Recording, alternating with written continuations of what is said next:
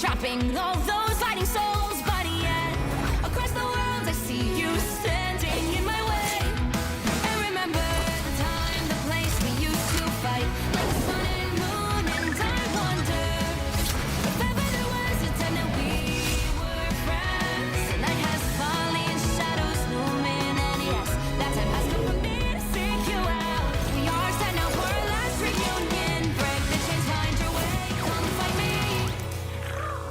Do you remember who you really are? Show me that you are still the only one for me. I'll be waiting for you.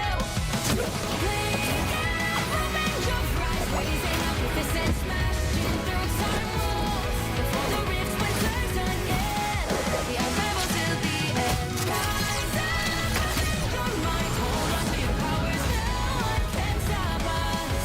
We are rivals till the end of time.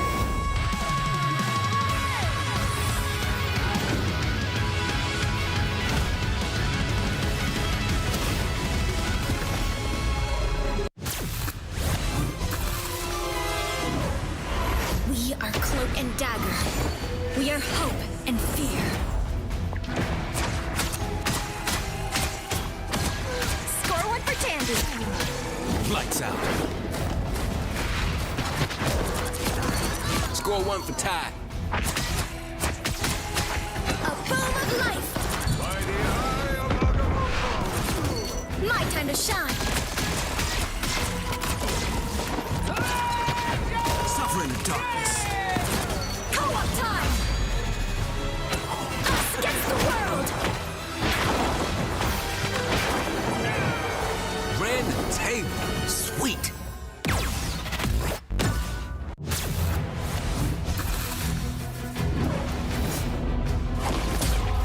Widow standing by.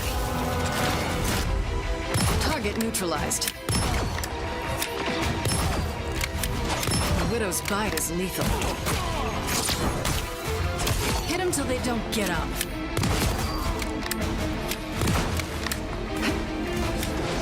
You can rest now, Bucky.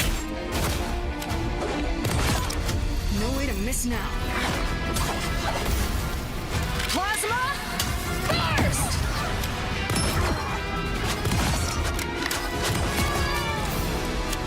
Widow style.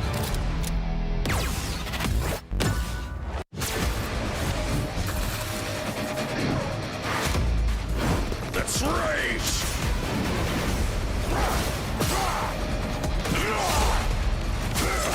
You had that coming. Don't get back up. Coming at you.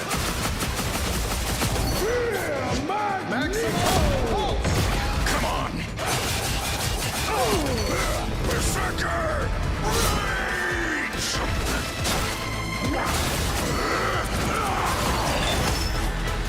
Told you I was the best.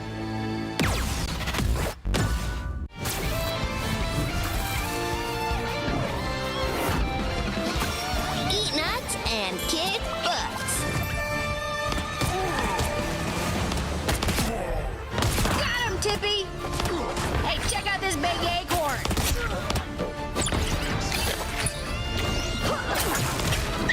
Score one for the squirrels! Ah, it's a squirrel nami! Huh, where do you think you're going?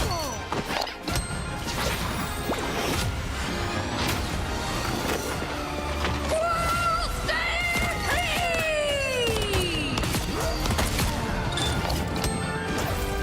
Anybody want some nuts?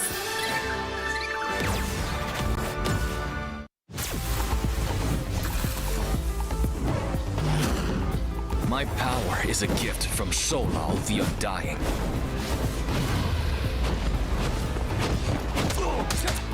Struck down by living chi.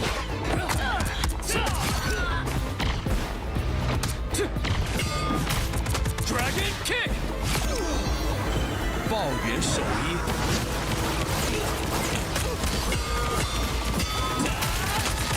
Perfect hit! The dragon unleashed! 气贯长龙! My fist is unrivaled! it.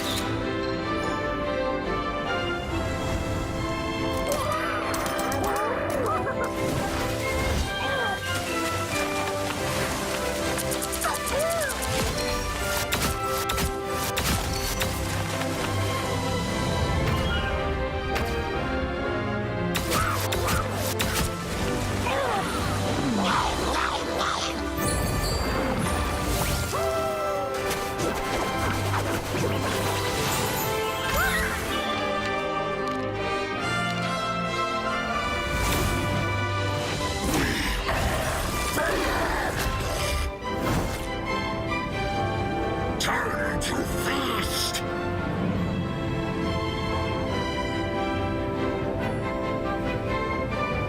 I am Groot.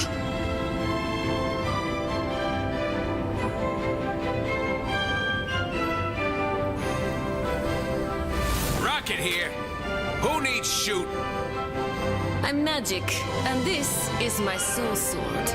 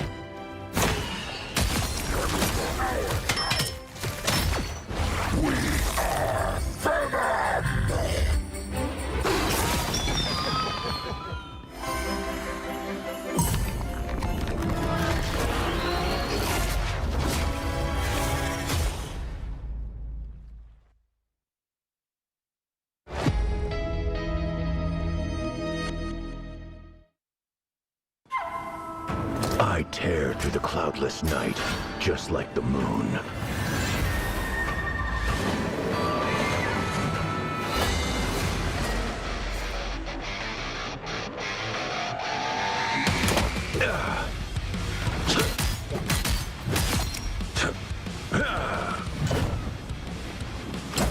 To drain.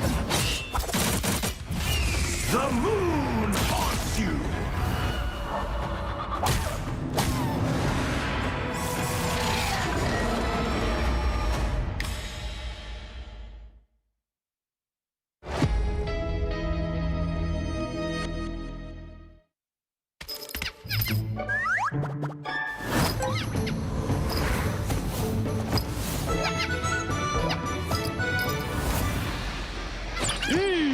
time to go nuts. Check out this big acorn.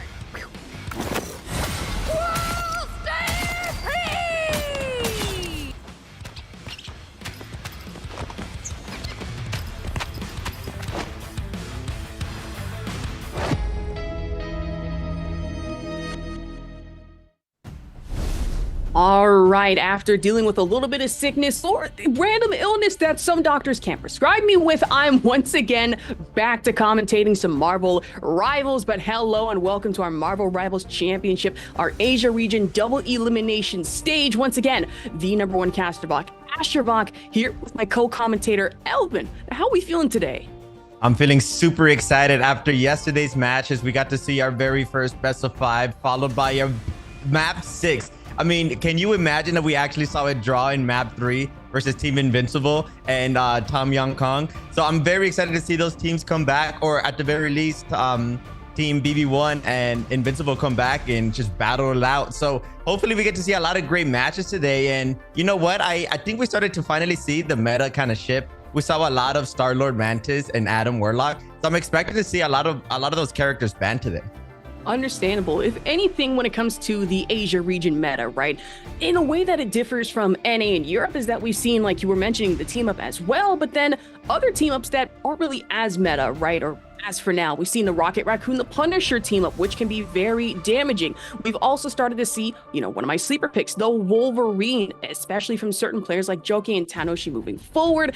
As much of a tank buster as he is, he can do some damaging plays and really pull back other opponents back into the claws, back into their own backline, and really just go on from there. And even Namor, right? Whenever the Hella ban pops up, we have been seeing Namor. Of course, he doesn't exactly have the hero lockdown or stun capabilities that most would assume, but then kind of finds it in the Monstro spawn and the fact they deal 150% enhanced damage, if I remember correctly, whenever he hits that secondary fire. So if anything, I'm intrigued, interested to see what happens tonight moving forward here, Elvin. 100%. We're probably going to see something similar. Neymar got a lot of play yesterday as well. So we're definitely going to be able to see that. But hopefully we also get to see some Squirrel Girl and Moon Knight action, because take a look at that Squirrel Girl Cheerful Dragoness and the Moon Knight Lunar General Dragon skins. The beautiful combination of colors is sure to bring your gameplay to life as you'll stride through your matches with style. You know, as soon as the championship is over and I finally get the time to play again, I'll be packing up both skins. I'll picking up both skins because personally, I want to look cool when I'm KOing the entire team. You know, hypothetically, you know, I'm definitely going to be carrying my team right with style. Yeah, I will say that Lunar General skin I might have to grab, right? I just got, I want to say, a bit of a refund from my scholarship money for college. And I'm like, okay, I could use that for books, or no, I'm joking. I would never spend such a needy thing on Marvel Rival skins. However, I might just have to. I'm not saying I would. It would be nice though. But I will say, been seeing a lot more of Moon Knight in my lobbies, but then again, more Wolverine, more Namor. And then, interestingly enough, I have started seeing Black Widow pop off here and there, even though she's a little bit D tier, C tier for me. It's starting to get further up there in picks. It's starting to concern me. Yeah, I think she's going to get a lot of play. Hopefully, more as the new season is going to start. You know, Mantis buff in conjunction with the Hawkeye team up. She really gets a lot of value. She can actually one-shot headshot if she gets that Mantis damage buff. So I would imagine she would be a really good character. I mean, because you kind of want to play her in the backline, right? You kind of want to be in those off angles, and it's going to be really hard for anyone to just push you. And even though if anyone does push you, you do have that kick where you can just kind of kick them away and then CC them away for that easy headshot as well. So hopefully we get to see some gameplay. Very unlikely, but we'll probably have a higher chance of seeing Jeff the Landshark than Black Widow today. But we'll see. Team Invincible did pull out a Black Widow a few days ago, and they're actually still in the tournament. So if anyone is going to do it, it's going to be them. I mean, true, when we talk about these off-meta picks, we have to talk about Invincible, and the fact that, you know, Tetcher and I had recapped this not too long ago, I'm pretty sure it was yesterday, is that Invincible in their game against KXJH had ran a pretty interesting comp first time around. It was the Hela and it was the Namor that got banned the second time around, and Happy and Kadia, of course, swapped over to all of a sudden Black Widow and Hawkeye. Really not just for the team up. I mean, Super Sensory Hunt can be a nasty thing to contend with. Actually, now that I think about it, I think it was for the team up in general because KXJH, watching that game back, they did kind of play a little staggered. So going with that team up, especially off the Hawkeye ulti, enables Black Widow not only to just get head picks and head shots, but then the snipes off the shadows in conjunction can be just as brutal as people think they are. And then seeing the stats, right? It's like, I'm sorry, did Katie and Happy line up here with about a 30-40 elimination average game? They did, back to back. Black Widow wasn't even banned the second time around. Kind of spelled doom leading further into it. Exactly. And we kind of expect Team Invincible to pull out those crazy comps because, I mean, it just works out for them. But let's take a look at the schedule. We're actually in the very last day. We should be, I think we're going to be watching one map of round 13 as we have round 14 getting ready. I believe that match, you know, is still barely going to start. But we're going to be watching round 14 and the finals today. And I can't believe we made it this far. Don't forget that these teams, they're fighting for a whooping $14,500 because there's only 4 teams left. You know, a lot of these teams, they're making a lot more money as the champion of today will be earning $6,000, $1,000 each. The runner-up second place will be getting $3,000. Third place, $1,500. And the team that unfortunately doesn't win a series today will be getting at the very least $800. Everyone that participated yesterday, the top 8 will be getting $400 and the top 16 $200, which at the very least you're getting some money in your pocket. Yeah, get at least a little bit here. I know, you know, for me personally, just, you know, $200 to be enough to enter maybe your local, get a chicken sandwich, maybe small PC upgrade. Other than that, money is still money. But we take a look at our bracket. It is BB Yak and Invincible, I believe, in our round 14 upper bracket, while Mud Dog actually has to go against MR Pro in our lower to try and scrounge it out into our lower bracket finals. Now, I will say, whoever falls in this battle between BB Yak and Invincible still has a chance for redemption going into our lower bracket and maybe get a chance at revenge to possibly become our first Marvel Rivals champion here in the Asia region. Yeah, 100%. They still will have a chance. And I mean, if you ask me, whoever loses in the winners bracket, I do think they're looking very strong in the lower bracket. They're more than likely, in my prediction, might make it through back and get that revenge like you were talking about. We are going to be watching BB1 go up against Invincible there. And I cannot wait for that match because Invincible was a team that made it to map number 6 yesterday. They were the team that consistently was just pulling out different characters and different heroes, and they were just all playing it very successfully. So I do expect them to make it very far. And if they were to fall to BB1, I do expect them to go back into the championship. And if not, then, oh man, maybe I put a little caster curse on them. I'll kind of feel bad about that. I was about to say, mentioning even the name caster curse. I feel you're going to curse someone in the long run. So just moving forward, if anything happens, I'm blaming that all on Elvin. That was not on me. That was on my co-commentator. I want to put that out there. But as I say that, looks like we focusing on our match here, Tom Young-kun and MR Pro. I understand it's Marvel Toll Rivals 1. I can't read that name out. It's convoluted. Yeah, quite interesting names. But Marvel Rivals is going to be starting off banning the Black Panther, which is interesting because yesterday when we saw Tom Young-kun going against Team Invincible, I believe Team Invincible also banned the Black Panther twice in a row. And then eventually they started adapting and they stopped banning the Black Panther, ultimately leading to Tom Young-kun not even running it. I think they tried to pull it out in one map, but it was only for like, I believe 2 KOs. And then they ended up switching back to a Psylocke. So the fact that Marvel Rivals is still deciding to ban that is quite interesting to me. But they are going to be saving the Hawkeye. So we are going to see some more Hawkeye gameplay. But the Wolverine save from Tom Young-kun, I'm a big fan of this. Every single time that Wolverine was in play in the hands of Tom Young-kun, in the hands of Patifon, actually, they quite literally swept Invincible. It wasn't even close. They only lost 1 fight in 2 maps. So quite literally, Patifon just was doing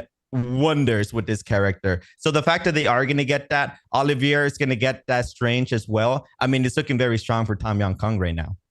And I will say that Iron Man ban has me a little intrigued, right? Because you can still run down with the Hulk and get the Gamma Gang team up, even without the Iron Man. That Gamma boost, I imagine a little later would really come in conjunction with the Gamma Maelstrom from Doctor Strange. So an understandable ban, but then we are still going to have the tank team up of Magneto as well as the Strange, so very shield heavy in the side of Tom Young Kung.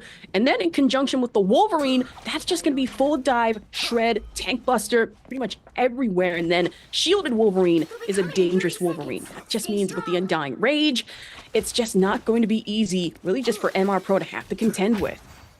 Yeah, and it looks like Marvel Rivals Pro, actually, they're going to go for a 3 strategist composition. I mean, Luna Mantis makes a lot of sense. If they're open, why not play it? It just provides so much value for your team, right? Especially with the damage growth on the Mantis. But it looks like ASDF, they actually are going to be going for the Star-Lord. They're not going to have an Atom in conjunction, so they will not get those revives. But that's going to be okay because Star-Lord doesn't need that team up to... They still have those 2 immunity frames that they can use to play very aggressively, which is what I imagine is going to happen, right? EO pulling out the Psylocke as well. So I do expect to see some nasty flanks with the Dance of the Butterflies. As Kitawa going to give up that top left positioning. Looks like they're actually going to be going back up. And this is something that we saw Tom Young Kong pull out yesterday. They did not give up this top left positioning, and it ended up leading to them just having a very successful hold here. And now, Titaway back in front with the Magneto, of course. At least able to prioritize a little bit of pressure, especially his frontline tank right now in Vanguard. But that's going to be AS, able to find Olivier, especially off the Blaster Barrage. So the more Doctor Strange you really have to contend with, at least for now, on the side of Tom Young Kung. Good shield play, however, coming in from Titaway. Does get frozen, however, by the Luna. So Felix really prioritizing a lot of these good picks. Make sure that MR Pro have at least a good chance of being able to get here on Yggdrasil path. But as we say that, right, the Hawkeye in with a clean pick against Wolverine, and now really just having to focus on the front line pressure. Italy Choppa goes down, insane name to really consider, really thinking about Butterfly Dash from EU now, and able to at least find one more on the KR. In EU with a perfect combination of combos here, potentially almost getting 2. Not going to be able to though, but both Luna ults are going to be popped. It's important to note that Oliver was kind of forced to use that portal there, so they're not going to have that right after. And look at that perfect Dance of the Butterfly. They waited at the very second that Luna ult was over. They were already using that ultimate, which is perfectly placed. And it's going to look like NLA Choppa is also going to be using their portal. So now both teams are not going to have their portals. But for this one, for NLA Choppa, they're not actually going to be able to take it. It was a little too up high. And they were also very staggered. So even if they would have taken it, they would have just lost the fight immediately. So now they're going to be forced to just walk back. One thing I love about these games is that FIFA can definitely give you a masterclass on ultimate timing, and as I say that, speaking of the timing, AS up in the sky can go twice as high here, but now I'm going to contend with the Magneto Meteor M. Doctor Strange shielding going up just in the nick of time, but AS still able to find another off the Galactic Legend at least. Actually looking clean and looking crisp, but if you will, but you still have a Psylocke to have contend with in your front line. Not able to shred through too much. But I cannot say the same for NLE Choppa. Just the strange on strange violence that I guess we've just gotten used to for so long. And now it just seems MR Pro having a grapple back on path again.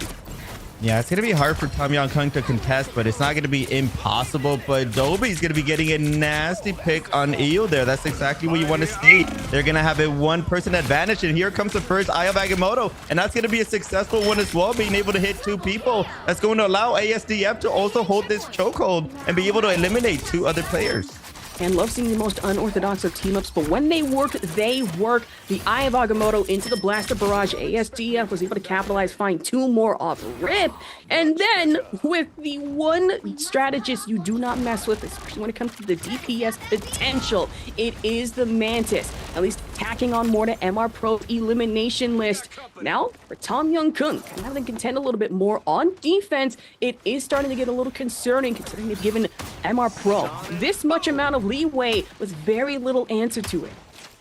Yeah, they're just getting so much value off these picks. I mean, I imagine No Limit is having a blast here with this Hawkeye hitting shots after shots. Here comes Fun's Meteor. Unfortunately, not having too much fun, not being very successful. But Eo might be the one that gets success, being able to pick off No Limit. And that's going to be a very strong DPS that gets taken down already. Also has to dance to the butterfly, but they have to wait out Felix's ultimate there.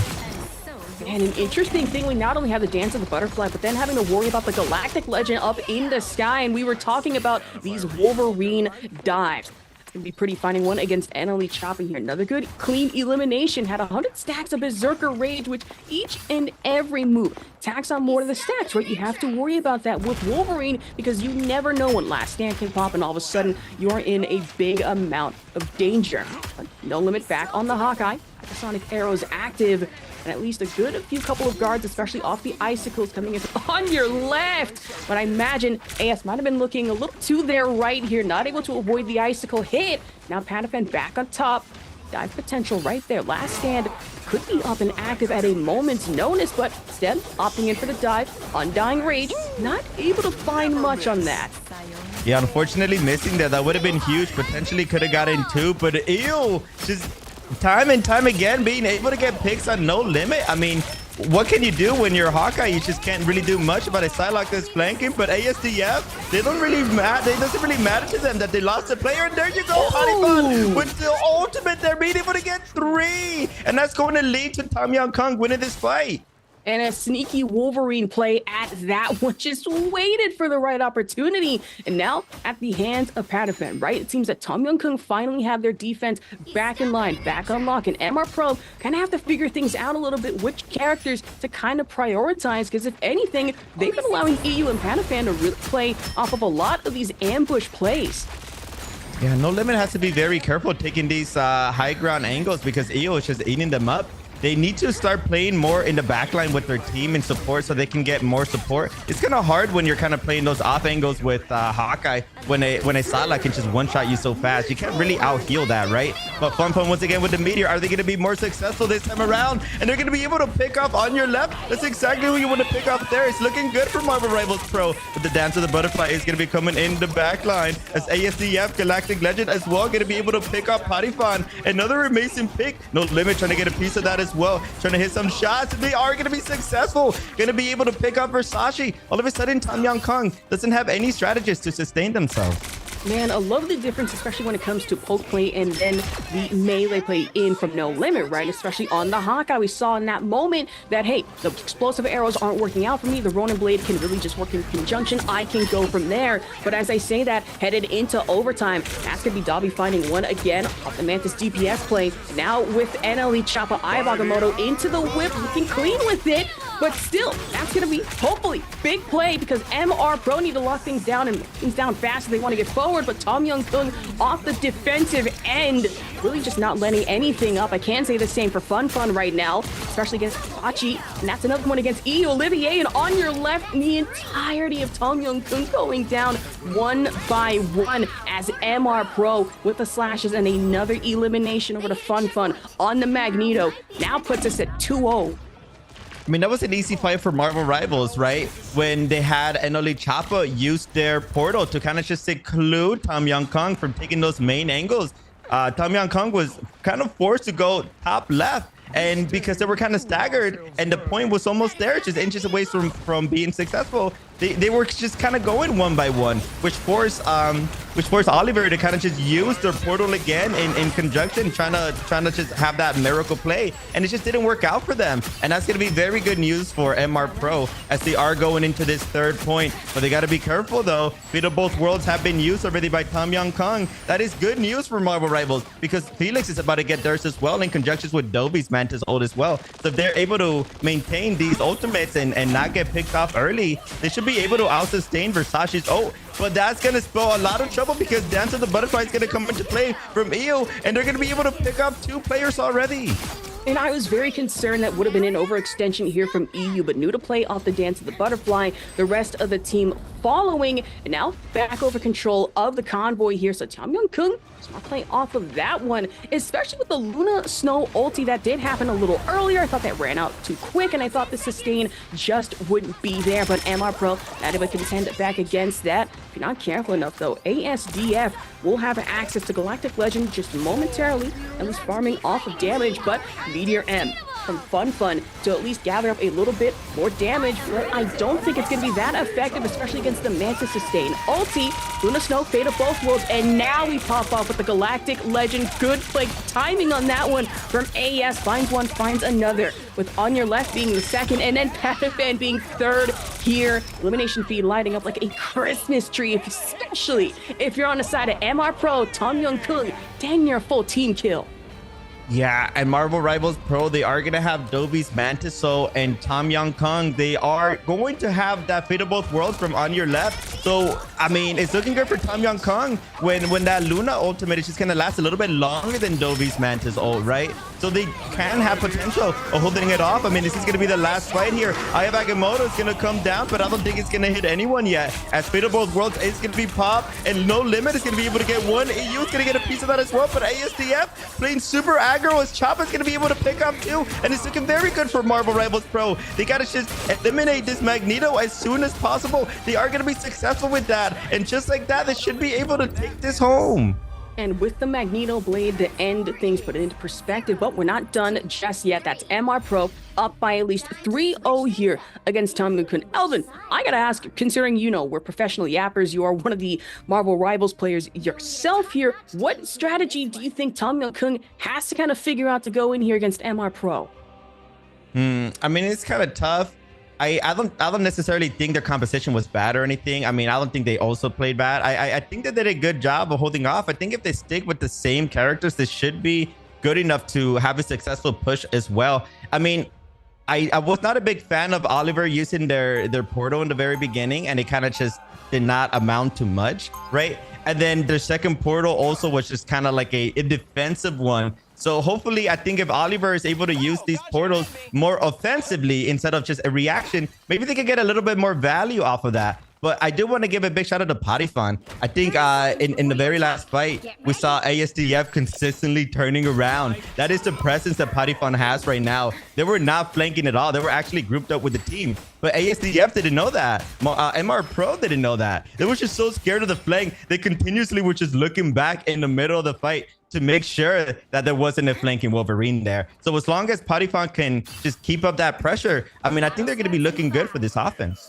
Yeah, the one thing I would like to see is that Tom Young Kun, what they have unlocked is the DPS potential, especially like you said, from Pataphan and EU on the Wolverine and the Psylocke. But then, in an interesting way, they've been leaving their backline a little more vulnerable, especially off to No Limit on the side of MR Pro, who has been able to get a good couple of strategist picks, and then that puts Tom Young Kun in further bad positioning. They kind of have to come back from that. But as I say that, No Limit getting in with a little bit of damage farming, I should say myself, but looks like we're going to be getting a bit of a switch. Now we have Teeth off the Hulk. So imagine the Gamma team up, especially with Olivia now having access going from the Dark Magic AoE cape into the Gamma Maelstrom. And speaking of a Maelstrom of issues, that's a full Berserker Rage 100 stack Pataphan that we now have to worry about and contend with MR Pro being a little helpless. And I can say the same right now for poor Bruce Banner off in the corner. And No Limit sniping one at least off the board. And that was a huge pick there. Now we're going to have a 5v5, No Limit. It's just able to just do whatever right now. And it's just no one being able to contest them. But they got to be careful because, I mean, Tom Young Kong is getting closer and closer to the point here. But No Limit with another really nasty headshot on Olivier. Exactly what you want to see. Are they going to be able to get some more? Tito is going to come back on the hook. And I think it's important that you mention that because Tom Young Kong they have a lot of dive heroes where you have the Psylocke that's going to be flanking. You have Patiphan that's going to be kidnapping people. Tito, and they're on the hook. They're going to be in the backline as well. They don't really have anyone to protect Versace and On Your Left. So that kind of just leaves ASDF and No Limit to just kind of just rain down and get as many headshots as possible on them, which might spell a lot of trouble for Tom Young Kong. That means Oliver is going to be the one that has to defend them. And Fate of Both Worlds is going to come in from Tom Young Kong down to the butterfly in conjunction as well. But it's going to get completely shut down with No Limit being able to hit so many shots after shots.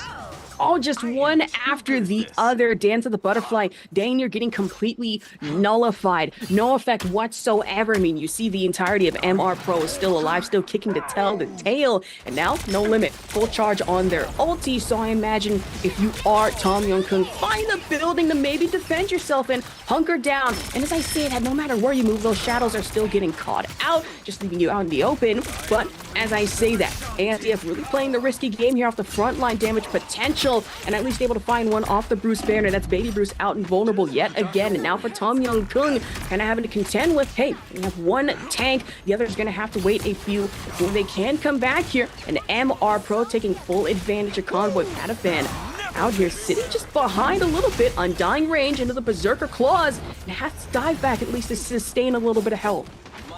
Yeah, I was looking a little scary for Patafan. They still have their passive though, so they could play very aggro and still survive. That's what one of the things that they do best. But on your left with an amazing pick on No Limit. No Limit has been one of the star players for MR Pro, just getting picks after picks. So the fact that they got shut down so early is amazing. And look how aggressive Titawat is playing. Literally in their spawn with the Monster Hulk being able to get a pick on the strategist. And EO's going to clean things up. It's going to look like a successful push from Tom Young-kun. About 3 minutes 15 left on the board. They have plenty of potential, plenty of time to play with, if anything. And now MR Pro kind of finding themselves in the same position that we saw Tom Young-kun in a little earlier. Now having to refigure out, re-strategize. Okay, what is our game plan having to move into this? And I imagine for No Limit, you're saying the same thing here. At least trying to opt in for the explosive arrows even. So momentarily, almost able to find at least one quick pick. But with Tita Way diving in off the Hulk, kind of make that backline a little vulnerable. But as I say that, shouldn't be no issue for Hawkeye to be able to properly defend themselves. And actually, Fate of Both Worlds would be the play. The power of prediction working once more. And now another full team fight between MR Pro and Tom Young-kun. That was a perfectly timed Fate of Both Worlds from Felix, being able to keep their team alive after the Wolverine ended up using their ultimate there. But that's not going to stop Tom Young-kun from playing very aggressive, being able to take down 3 players already. Important to mention that Fun actually ended up switching to the Hulk as well to kind of just match Titawat's Hulk. And ASDF being able to use the Galactic Legend, being able to get so many picks off of this. It looked like MR Pro was going to lose this fight, but on the back of ASDF, they were able to get so many picks. And just like that, it's going to be Titawat that gets picked out, and the very backline as well. He was kind of expecting his teammates to be there. I mean, they had won the fight. It was looking very strong, but they had no support ult on the side of Tom Young-kun to protect them from the Galactic Legend. ASDF doing an amazing job to hold on with their team. Man, it looks like a moment of miscommunication. Like you said, Tito was expecting the team to be there, but then found themselves alone in the overextension. But Patafan finds one, finds another. Eneli Choppa responding in turn off the Gamma Maelstrom. And now a very pissed off Hulk to have to contend with in your backline. Got potential off rocks right now, just getting nasty with it, but still goes down and out at least momentarily, able to find a Gamma shielding, however, to save themselves a little bit of time and trouble, and just everywhere all at once it is. BW off the Mantis again, full 100 stack of Berserker Rage, goes into the Undying range to at least sustain a little bit of health, especially with the Luna Fate of Both Worlds in your backline, just able to tank boost right through the Hulk, almost actually, but allowing the rest of the team to at least try to shred a little bit of damage here. Hunt fully active for the Hawkeye now, able to shoot off with the shadows. Finds one Fun, however, finds another. That's Dobby finding yet another elimination. The form of Tina Way and ASD down and out. Same can be said for Panafan against Eneli Choppa. I mean, these fights is Tom Young-kun literally getting 2-3 picks to start it off, and somehow, some way, MR Pro always clawed themselves back into it. I mean, again, I really thought Tom Young-kun was going to secure this. They literally got so many picks. I don't know how Marvel Rivals Pro is doing it. I mean, Felix is doing an amazing job using Fate of Both Worlds to keep their team alive as well. Still alive, at least for now. We look at the clock, that's about 17 seconds left, so I imagine we're definitely going to be seeing another team fight momentarily. At least something, anything for Tom Young-kun to scrounge up and try to claw back against with the Galactic Legend up in the sky. ASD, of course, can go twice as high. No reading Rainbow involved, but you read just a little in between the lines here. You realize that you have a Wolverine to now deal with. Stack Berserker Rage again. Eye of Agamotto back on the point, but Olivier, just as it pops off, goes down just as fast here. Now, that action again. Berserker Rage, excuse me, Blaster Barrage. And now where there's one Eye of Agamotto, there is going to be another. At least ending it with the Gamma Maelstrom AoE. And it looks to be finishing out here at only 3-1. Tom Young-kun unable to find purchase back onto the convoy. And I can't believe what I just saw. MR Pro was able to hold them off very, very strongly in dominant faction right there, which is exactly what you want to see if you're rooting for this team. I mean, to no surprise, ADF is going to get that MVP. They were getting getting so much value of that Galactic Legend, just waiting for those perfect moments, waiting for both the portals to be over. And as soon as they were over, you know they were up into the sky, getting so much value and so many picks. And great picks at that one. It was pretty interesting in realizing that Tom Young Kung, once they had the Gamma Gang team up, is that the other team, you know, MR Pro, realized, okay, we have to mirror match this, or else that Doctor Strange Gamma Maelstrom, it's going to be a problem for our backline. It's no joke off the AoE damage and potential. And then the fact that if they die with Hulk, we might have to do the same thing to not have ourselves, leave ourselves vulnerable pushing on the convoy here. Exactly. I think Tom Young Kung just had a lot of backline pressure. And MR Pro realized that they needed that backline pressure. They needed to provide and get those eliminations on the strategists if they wanted to successfully hold that, which is exactly what they did. And I love seeing these top teams being able to just say, you know what, we got to respect their character selection. And the only way we can beat them is if we mirror match it, but we just have to play it better, which is exactly what we saw. True mirror match, save for a few picks here. Of course, we saw, you know, dueling Star-Lords, but then what still intrigued me is that the Psylocke and the Wolverine were still making fairly big strides here, especially Pataphan, knowing when to get a lot of these picks, a lot of these eliminations, and play the patience game, especially off of the Last Stand ulti. But as we get into more action a little further down the road, we'll roll with our highlights. We'll be right back.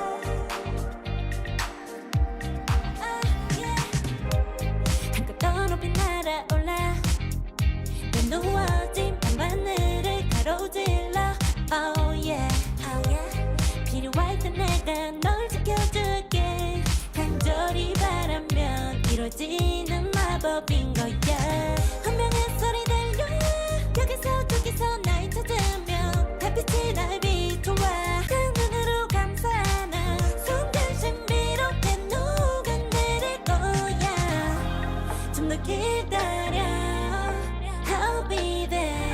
쓰러지지 마 끝까지 일어나야 해 어딜 가든지 극복해 힘은 너에게 있는 걸 소리 높여 노래를 불러 작은 걱정 따윈 던지고 최선을 다해 작품을 쳐봐 어둠이 떠날 때까지 아름다운 꿈을 밝혀봐 우리에게 달려서 그 세계 운명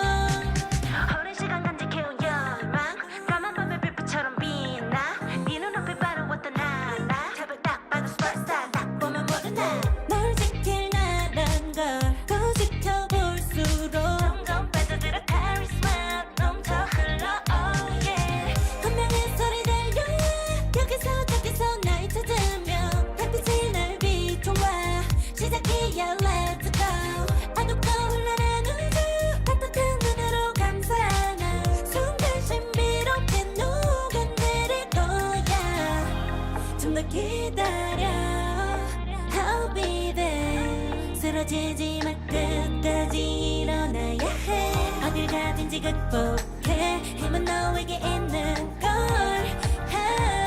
소리 높여 노래를 불러 작은 걱정 따윈 던지고 최선을 다해 작품을 쳐봐 어둠이 떠날 때까지 아름다운 꿈을 밝혀봐 우리에게 달려서 그 세계 운명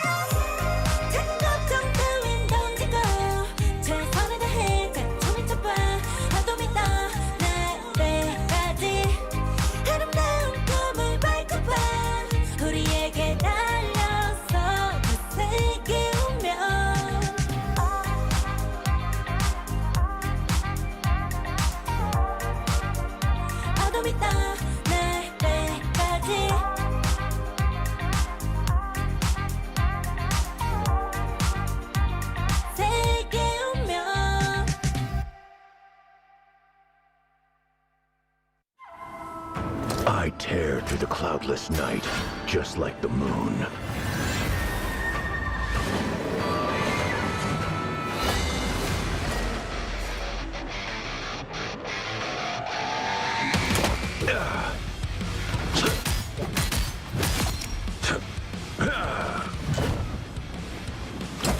To drain. The moon haunts you!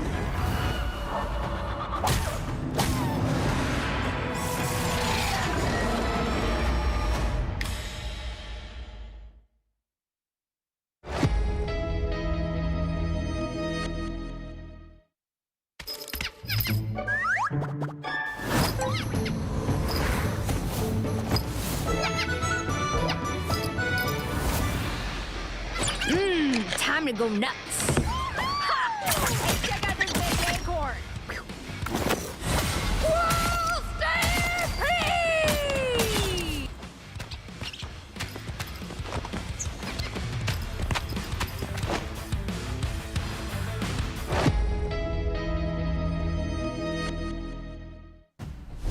Welcome back to day 5 of the Marvel Rivals Championship Asia Region Edition. This is going to be the last day. This is where we're going to see the very true first champion of this tournament. We just watched MR Pro go up against Tom Young Kong, where MR Pro managed to win the first map. But that was actually the lower bracket, round 13. And spoiler alert, MR Pro ends up winning that series. We're actually going to be heading into the winner side of things, round 14, as we will be spectating BB1 go up against Team Invincible. Astrovok, how are you feeling about this?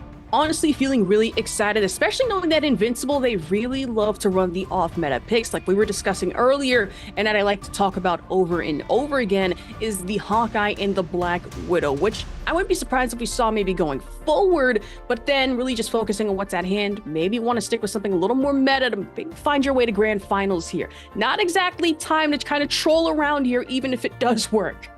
Yeah, I wouldn't imagine that they pull out a Black Widow. I think it's just too risky. There's just specific things that need to happen for them to run it, right? So we're most likely going to see something more comfortable out of them. We saw a lot of Neymar, so I would imagine that BB1 might be able to ban it from them, because Kairia yesterday, they were just pulling off so many amazing squid placements, so many amazing basic attacks, just getting so many picks, getting so much value off that Neymar. We're going to start off with Invincible banning Psylocke and saving the Neymar that we were talking about. I mean, again, Kairia just does an amazing job with that. BB1 on the other side of things, they don't want to deal with that hella, right? So it's no surprise that's going to be banned. I also wouldn't be surprised if Hawkeye actually does go through. I don't imagine any team will be banning it or saving it. I think both teams are just going to prioritize different characters, right?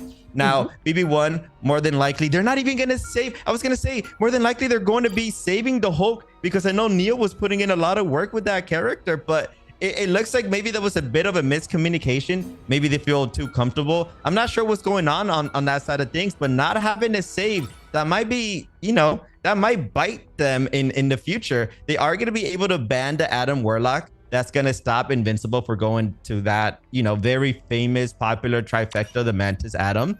And I mean, Invincible, again, I was talking about that Hulk. I really wanted BB1 to save the Hulk, but because they weren't able to do that, Invincible is actually going to be able to take that away from them. I mean, I'm not surprised, really, when we think about it, right? Hulk just really, completely dead in the water, nullifies the Gamma Gang team up between Iron Man and Doctor Strange. You can't really work anything off of that. So I imagine if you are on the side of Invincible, now you're kind of going to have to force yourselves into the Doctor Strange Magneto team up, right? Give yourselves the shielding, protect everyone in line, make sure your backline isn't as vulnerable. Have yet to see what Happy's going to come out with, but of course, Kadia back on the Namor that we have seen previously, and it was very effective against KXJH just way down the line, especially earlier in our bracket. And DPS Namor, no joke. The Monstro spawn, especially at 150% enhanced damage and even speed, secondary fire again can be much of a danger. So now just gonna have to wait and see where we go here. And I love how BB1 time and time again, they end up switching to the Rocket Raccoon just to get that bonus health and to also get that jump amplifier so they could jump into the sky to potentially get a sneaky pick. Right? And this is perfect for Hawkeye, right? Because he already has an ability where he can double jump and get those angles. So the fact that you can get like an extra one that can go even higher, it's going to provide a lot of value for them. I mean, true, he can get angles. I feel where Hawkeye lacks is kind of that evasion, right? Especially as vulnerable as he can be and as squishy, even at 275 health. There's not much you can do, especially if you get dived on, say, by a Hulk or maybe even a Wolverine. So you kind of have to protect yourself, focus more on the damage, and rely on your teammates to provide those escapes. But as you get started, Hawkeye shops coming in from up top, and that's going to be interesting place. Doctor Strange portal on the side of BB. As we move forward here, back on the point. Clintar convergence. And I love the way that Invincible actually used their portal. Actually, no, it was BB1. I love the way they used their portal. They actually used it to seclude anyone that was on the high ground. That's going to force this lower ground fight where all 6 players are going to be fighting at the point. And that's going to allow a lot of sneaky picks from the Hawkeye and BB1 side. In the other side of things, Invincible, they kind of used their portal at the very beginning. It was looking like they wanted to counter portal BB1, but unfortunately for them, I mean, BB1, they're in the winners finals for a reason, right? They're not using those portals at the very beginning. That's a very popular thing. It's very easy to predict. Instead, they kind of wait a couple of seconds, and that's going to be Invincible just kind of wasting their portals, and it's going to lead to them losing the first point very convincingly. And an interesting thing that I would like to point out, especially on the side of Invincible, is that Kadia has a Luna Snow in tow, meaning now Mord gets extra access over the Luna Snow team up, right? Those go from being projectiles to really just tridents with ice splash damage. But speaking of damage, that's Neko going down. No more Magneto to really have to contend with, especially if you are on the side of BB here, just really pushing Invincible back a little further than I would like to see. I don't think they have much of a choice here, considering the DPS potential that they have to kind of go up against. Kaden gets taken down off the melee pick, and Giganta would be an interesting play here off the horn of Proteus, just up close and personal, not able to find much, and now having to rely on the Mantis sustain. Even further here, actually get pushed back if you are November. Yeah, that's going to be BB1 in response, trying to use that Mantis so to maintain that value. But they are going to be losing a little bit of ground because Invincible is coming back, and they still have Fate of Both Worlds. Both teams do, actually. That's going to be Hawkeye on BB1's side, trying to use their ultimate. Not going to get enough value on that, though. And here comes the Eye of Agamotto being able to get one. Are they going to translate into any elimination? So, yes, it is. When you have a Luna that's playing very aggressive with that AoE heals and damage, and Invincible finally going to be able to win their very first fight. Good team fight at that one. Very good placement and strategizing, but now we have Invincible getting in with the shields as well as the Magneto damage. That's going to be Neko taking front line here and at least trying to poke out the Luna Snow. Can't really get much on that one, but now having a convoy back on tow, back in their point. BB1 having to come back on this. And when we talk about ulti differentials, right, we are going to at least have Neil and the Luna Snow with Fate of Both Worlds and Meteor M up and readily available. But then I'm almost certain that Meteor M would be another response here from Neko, and then the Galactic Legend from Happy. But as I say that, the Horn of Proteus, he got the going down and out here to provide for at least a little bit of splash damage. 500 to hit, but not that effective as I would like to see. But hopefully for BB getting real effective with it. Danger close at that one. Another whip in, but the Galactic Legend is going to be in. Meteor M as well to try and heavy counter back against it. Completely misses the slam dunk, and that still leaves Star-Lord alive, especially down below with the Luna Snow Fate of Both Worlds. Yeah, I mean, Neil did end up missing that meteor, but they still got the job done, right? The whole point of their meteor was just to counter the Galactic Legend from Happy, so they kind of just did their job anyways. They didn't necessarily have to get any picks. As long as they can just stop Happy from doing what he does, you kind of just did your job. And in response, Invincible is going to be using that Mantis. So, but the Eye of Agamotto is going to be perfect, and that's going to allow the Hawkeye to get a nasty headshot. BB1 is looking strong, being able to get 2 players off the map already. Say where there was one Eye of Agamotto, there is another, but November was still able to hit with the Ice Monster spawn against Happy. You could play at that one, but now that's going to be Dark Magic AoE against the Luna Snow coming in here from our Doctor Strange to at least keep BB1 alive for a little bit longer back on the convoy and still cap it out. 2-0 so far. Not a big fan of that portal from BB1. I mean, the point was literally just inches away. It was going to be almost more than impossible for Invincible to just make that breakthrough anyways. So now they're going to have that on cooldown. That's going to be around 300 seconds. That's going to be a very long time. Time at that one. Magneto shield, as well as the Magneto pick from Neko here. against Mantis. Now, BBI kind of find themselves a little vulnerable. Fate of both worlds could really be a good starter to kind of push here off the pressure potential as well, but then they'd have to contend with Cadia and the Giganto, the Horn of Proteus, to kind of play in conjunction with that. But right behind, it's the Doctor Strange getting in with that DPS action, especially off the AoE. Now finding themselves vulnerable. No, just to kind of pull themselves back here, still getting good healing off the Luna Snow Ice, but in the corner, poor Hawkeye slept, sedated, and allowing for Invincible to at least get even further on the eliminations. And on the board, where there's one ulti, there is another. Cadia finds one, at least off the Horn of Proteus, and still in with the Luna Snow. Fate of both worlds, Trident secondary fire playing heavily here.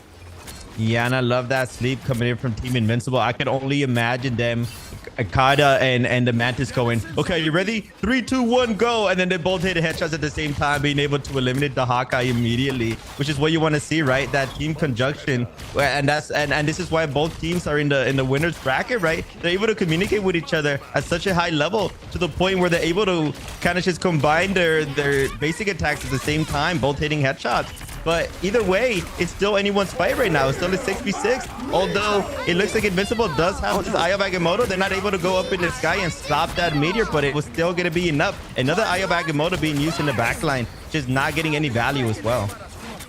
We'll say it's interesting to see the mirror match lineups here, because where there's one meteor and there's another, where there's one Eye of Agamotto, there's always another to follow up. And it is a full-on mirror, save for a few exceptions here. Happy, interestingly enough, has swapped over to the Black Widow that we have been talking about and has been very much feared throughout our Asia region. But Fear will be another name in itself, especially if you are Cadia. Find another off the Monstro spawn. Not more to have to contend with. And with the Giganto just playing into it, that's 500 damage. And the inner radius, 150 outside of it. Cadia knew that very well. Had to go for the frontline tank pressure. And with pressure, no big pressure swerve Strickland involved. Of course, this is Marvel Rivals we are talking about. Mantis leading the charge, especially with Neko in tow.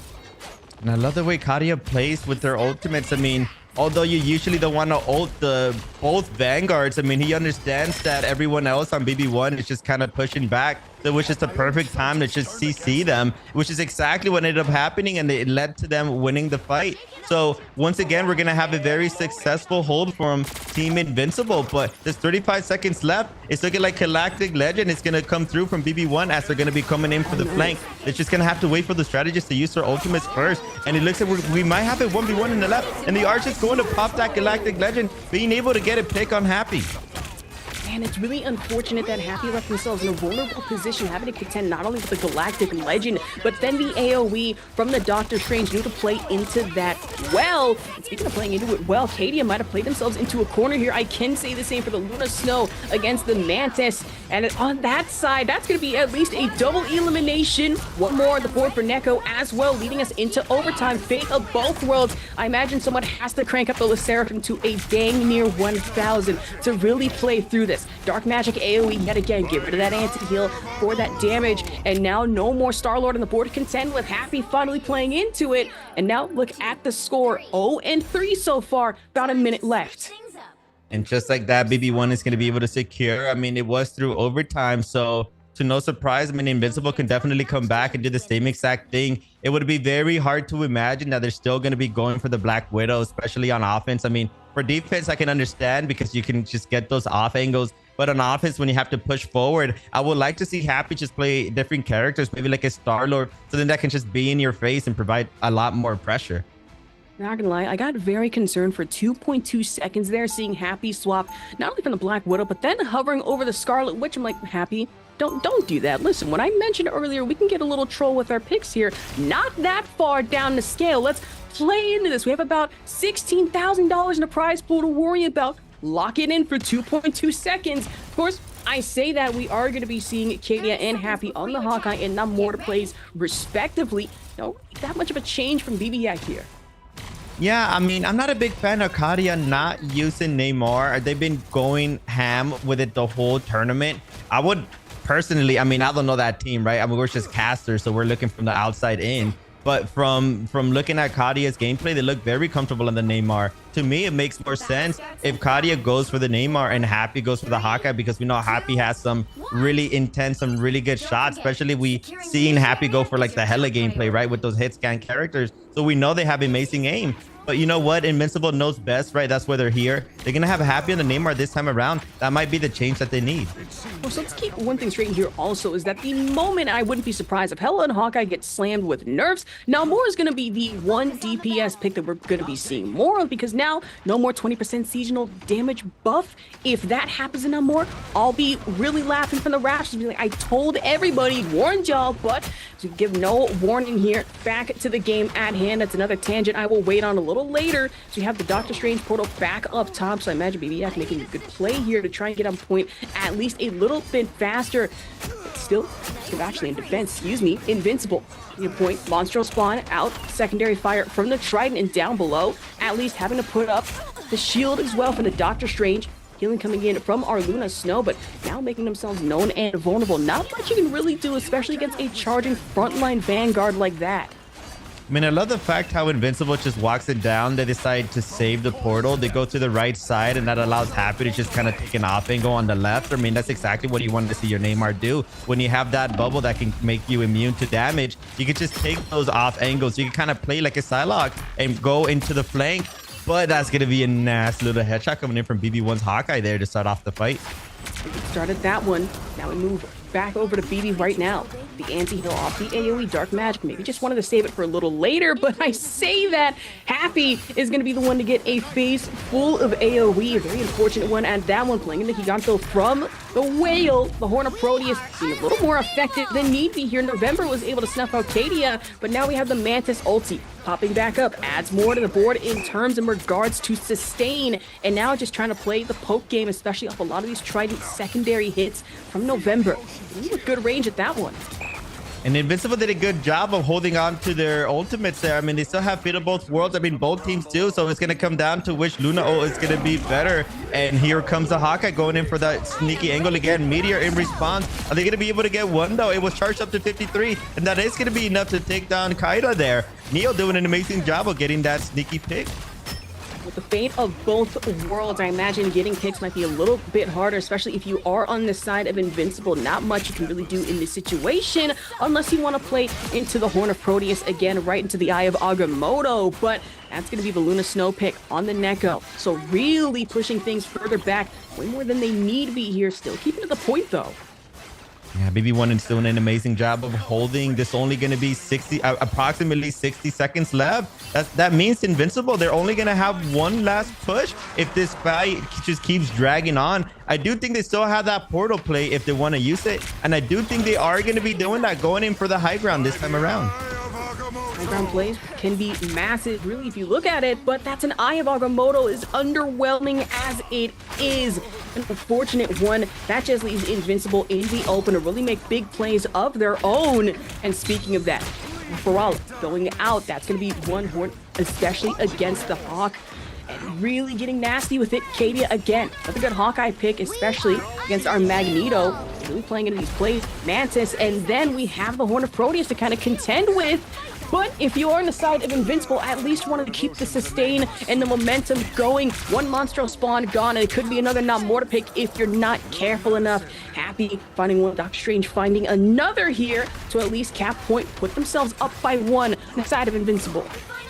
I mean, even though BB1 lost that fight and they did lose the point, I mean, I know they're smiling because they just wasted so much time, right? With BB1, when they were playing on offense, they were able to secure the first point almost immediately, winning the first fight. So the fact that they were able to hold off Invincible is looking very good for them if they're going to be able to hold this off.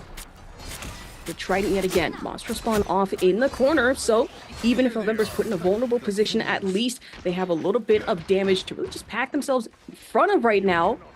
Instead of BB, yeah, trying to re-strategize and really playing into the Doctor Strange portal, but leaving themselves a little vulnerable, especially with a lot of this frontline DPS damage kind of happening to dance between back and forth. A good fate of both worlds could be massive, but that one, I say that. Power of Prediction plays into it again. Want to activate the shadows? Go right ahead. And they are indeed We'll be doing that instead of BB. The same can be said for Invincible right now. Kadia finding one, and Hawkeye on Hawkeye violence that we do love to see here. Marvel Rivals, especially in our championship. Neko finding another, and now it seems Invincible really ramping up on the eliminations, and the amount of octopi that I can spot out here, at least 1, 2, 3, especially if you include the ice damage. Yeah, I mean, that we don't talk about that a lot with the Neymar, Luna. They usually get picked right in almost every single series. So that's going to make Neymar have that third squid that's going to allow them to do even more damage. That ice damage is nothing to scoff at. And look at Happy taking it off angle. Just kind of, they're kind of hoping that BB1 is going to try to go for that high ground and he can get a sneaky pig. And look, he actually ended up predicting it, going up against a Black Panther. And I mean, Neymar's not going to be scared of a Black Panther when they have their octopi there to do that extra damage. And that's what I did mention a little earlier. Those Monstro Spawn can really deter against any backline dive plays that an enemy team might be planning. And against a Black Panther, as squishy as they are and as vulnerable, it's not going to be fun. But speaking of vulnerability, Mantis goes down. And now we have the Eye of Agamotto, Dark Magic AoE capes to hit again. But Vibranium Spear Toss right into the dash forward. Starting to ramp up a little bit here on the Black Panther plays. And BB1 ends up holding out, although Invincible was looking strong with Happy getting the first pick. It looked like BB1 was able to regroup and actually win that. All of a sudden, there's only 18 seconds left. This is going to be the last push from Team Invincible. I don't know if they have that portal play, so they're going to have to walk it down. It looks like they do. So we're going to see a portal. They're more than likely going to go for the high ground here, but they got to be very careful. Be careful at that one. I have the opportunity for shielding, especially from Neko, but the Doctor Strange portal. I'm playing it carefully, especially if you're only on 93% off the ulti and counting. Agamotto to hit, but then we also have the Luna, Snow, Fate of both worlds. AoE to hit against Kadia. Did not have any chance or way to even get out of there. Prioritizing off the Meteor M, and the Black Panther not able to escape out of that one either. Horn of Proteus hits for some amount of damage, but not that much, especially with the Luna Snow up and active. You are invincible. Big Eye of Agamotto, and that puts Invincible. Very good spot to at least get a good couple of eliminations against BB here, with their Doctor Strange being the last to go down and out, with Black Panther only able to escape by one hair. Invincible doing an amazing job. I mean, that has to be Strange name written all over it. I mean, they were definitely the MVP of that fight, being able to use their portal successfully to get their whole team back into the point, and then being able to get a massive Eye of Agamotto right after the Luna Fate of Both Worlds ultimate. It was timed perfectly. They were able to get so many picks off of that. And just like that, there's 160 seconds left where they're looking strong for this third push. Be careful about that. Only such little time left, and really just little room for opportunity or maneuver. Have to re-strategize and play into this very well, but getting poked down from the sky. That's going to be a Doctor Strange. You have no choice but to have to crash land a little bit here. Be careful with it, though, especially if you are the Black Panther. Neko finds one. Mantis finds another here. The DPS pick, and now playing into the front line. Kadia getting very close to danger. Does not matter, though. Finds one off the shadows, and Monstro Spawn with Happy playing into it as well. From the Namor, actually pushing BB all the way back to spawn. Yeah, they're not afraid of anything, especially when they have that ultimate literally single-handedly by themselves doing so much damage. And that is so much space being provided by your Hawkeye. Usually you see the Vanguards doing that, but a DPS being able to do it is even better. But Siona's going to start the fight, being able to pick up Kadia, unfortunately for them. It's looking very strong for Team Invincible. They want to hold this off, as Happy's going to be able to get a pick on November 24th. And Invincible's looking very strong. They're up 2 players for the Eye of Agamotto in response. That might spell a lot of trouble for Invincible. And look how back the strategists are playing. Look at the Strange being able to get 2. And the Dark Magic AoE to hit again right into the whip.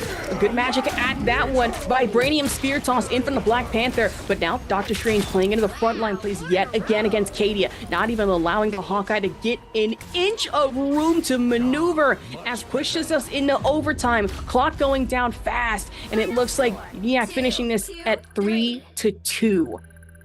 Wow, I can't believe what we just saw. BB1 actually was able to come back there. I mean, I think Kaida was playing a little too aggressive there. We saw him trying to hold them back in the spawn. I mean, to be fair, he did have that ultimate, but it kind of just led to his elimination at the very end there, and kind of just put his team in a 5v6. That kind of just allowed this Strange on BB1 to continue to push up. He secluded about 3 players all by himself, being able to get the final 2 picks there, which led to their victory.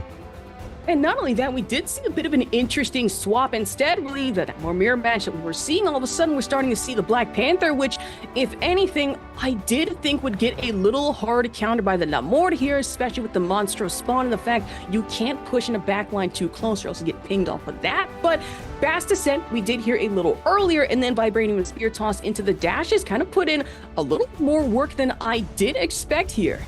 Wow, and look at the healing being done by BB1's Luna. 54,000 heals. I mean, that's way more than both sides of Invincible. I mean, it's something that we don't get to see a lot because, you know, it's always the DPS and the Vanguards that are getting most of the highlights because they're the ones that are getting the eliminations. But the strategists on both teams putting in a lot of work, specifically that Luna, which we're more than likely going to be able to see some of those highlights. And then we're going to go into a quick break. So we'll be right back.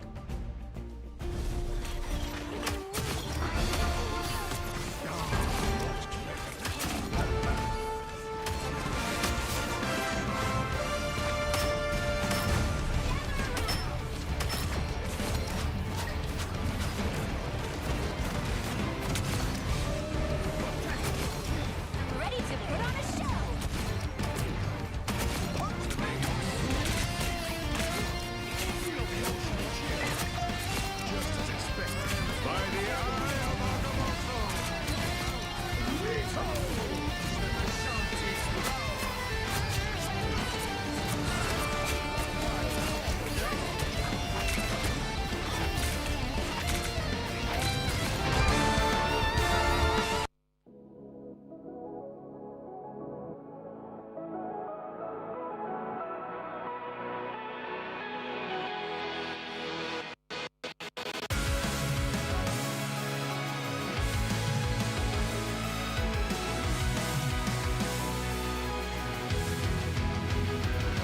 Remember the dusk, the lights gripping tightly, trapping all those fighting souls. But yet, across the world, I see you standing in my way. And remember the time, the place we used to fight, like the sun and moon. And I wonder if ever there was a time that we were friends. The night has fallen, shadows looming, and yes, that time has come for me to seek you out. We are set now for our last reunion. Break the chains, find your way, come find me. Do you remember who you really are? Show me that you are still the only one for me. I'll be waiting for you. Blinking, open your eyes, raising up your fists and smashing through time walls. Before the rift splinters again, we are rivals till the end. Rise up, open your minds, hold on to your powers. No one can stop us. We are rivals till the end of time. We will flash, no matter where. We will fight, reaching across time and space. 'Cause you are my destiny to the end.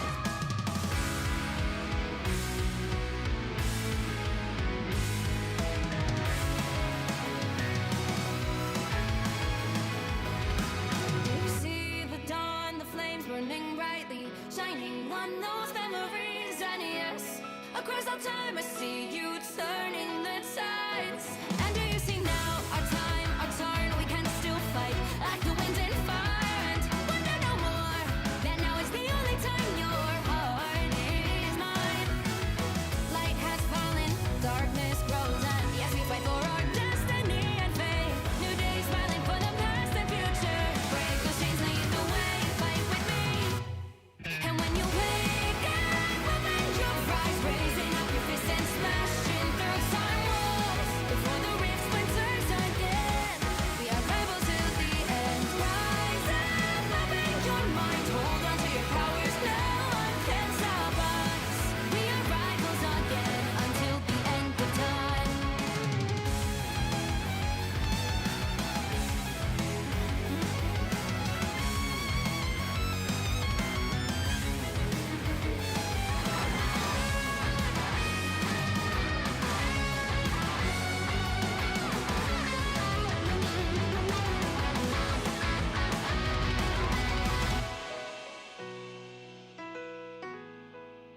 Show me that you are still the only one that matters for me. I'll be waiting for you. Way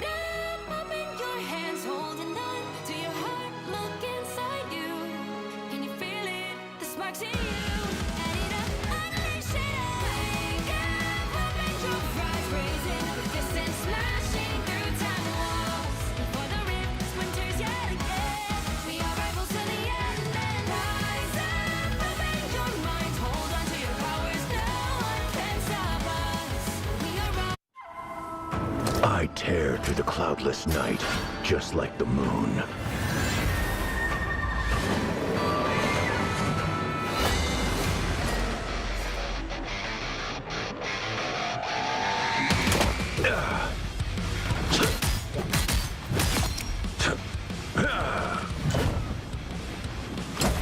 To drain. The moon haunts you!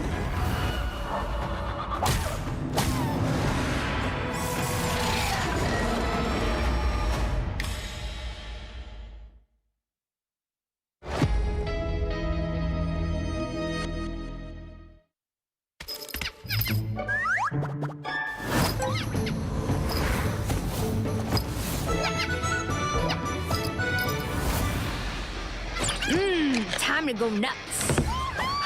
Hey, check out this big acorn. World Stampede!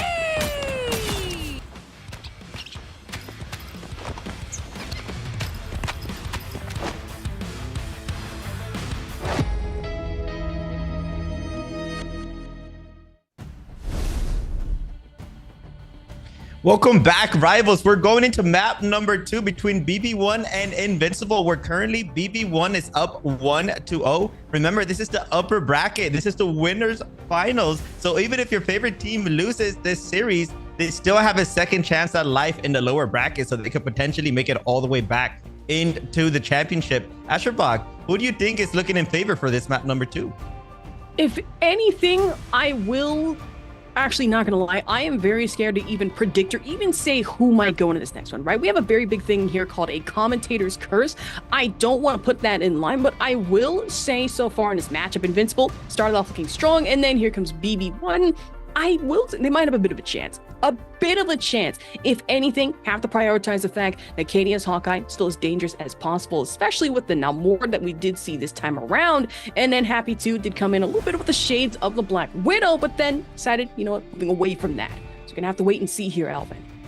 I mean, it's looking scary because BB1 with November 24th, they're able to play whatever they want. They're very strong with the Namor. They're very strong with the Psylocke. So you can't really prioritize the Namor ban, because more than likely the other team is going to come around and just save the other character. So they're in a midst of a kind of like an issue here where it's like, okay, who is the actual problem? What can we switch up? What can we ban to potentially switch up the composition to spell out this victory? It's going to be looking tough, especially when we saw with Black Panther come in at the very end there. And it's like, why would he ever go Black Panther into Namor? They pulled it off anyways, ended up getting 10 final hits. I think they only got eliminated 5 times as well. They got like 27 eliminations overall. So they were able to pull off a Black Panther into a Namor, which is usually something you don't see or want to play against. And they were still being able to find success. So no matter what, it looks like BB1 can just do it all.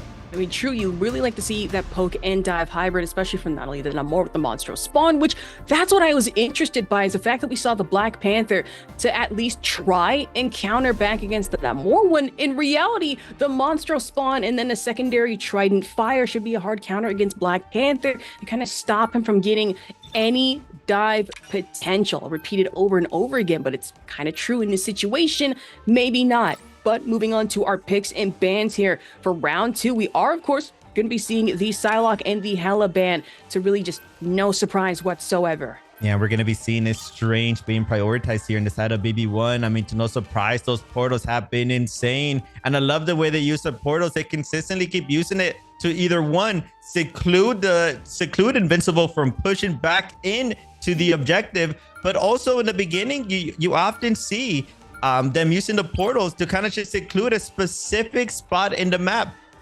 primarily used for the high ground, which kind of just forces Invincible to either one, walk all the way down to fight in the objective, which BB1, by the time Invincible has to drop down, I mean, BB1 is already set up, being all over the map, being able to get some picks. To no surprise, Invincible is going to be saving that Adam Warlock. So BB1 more than likely is going to be banning Star-Lord or Mantis here. And that's exactly what we're going to see. That Star-Lord ban. I mean, that is no surprise. We keep seeing this time and time again.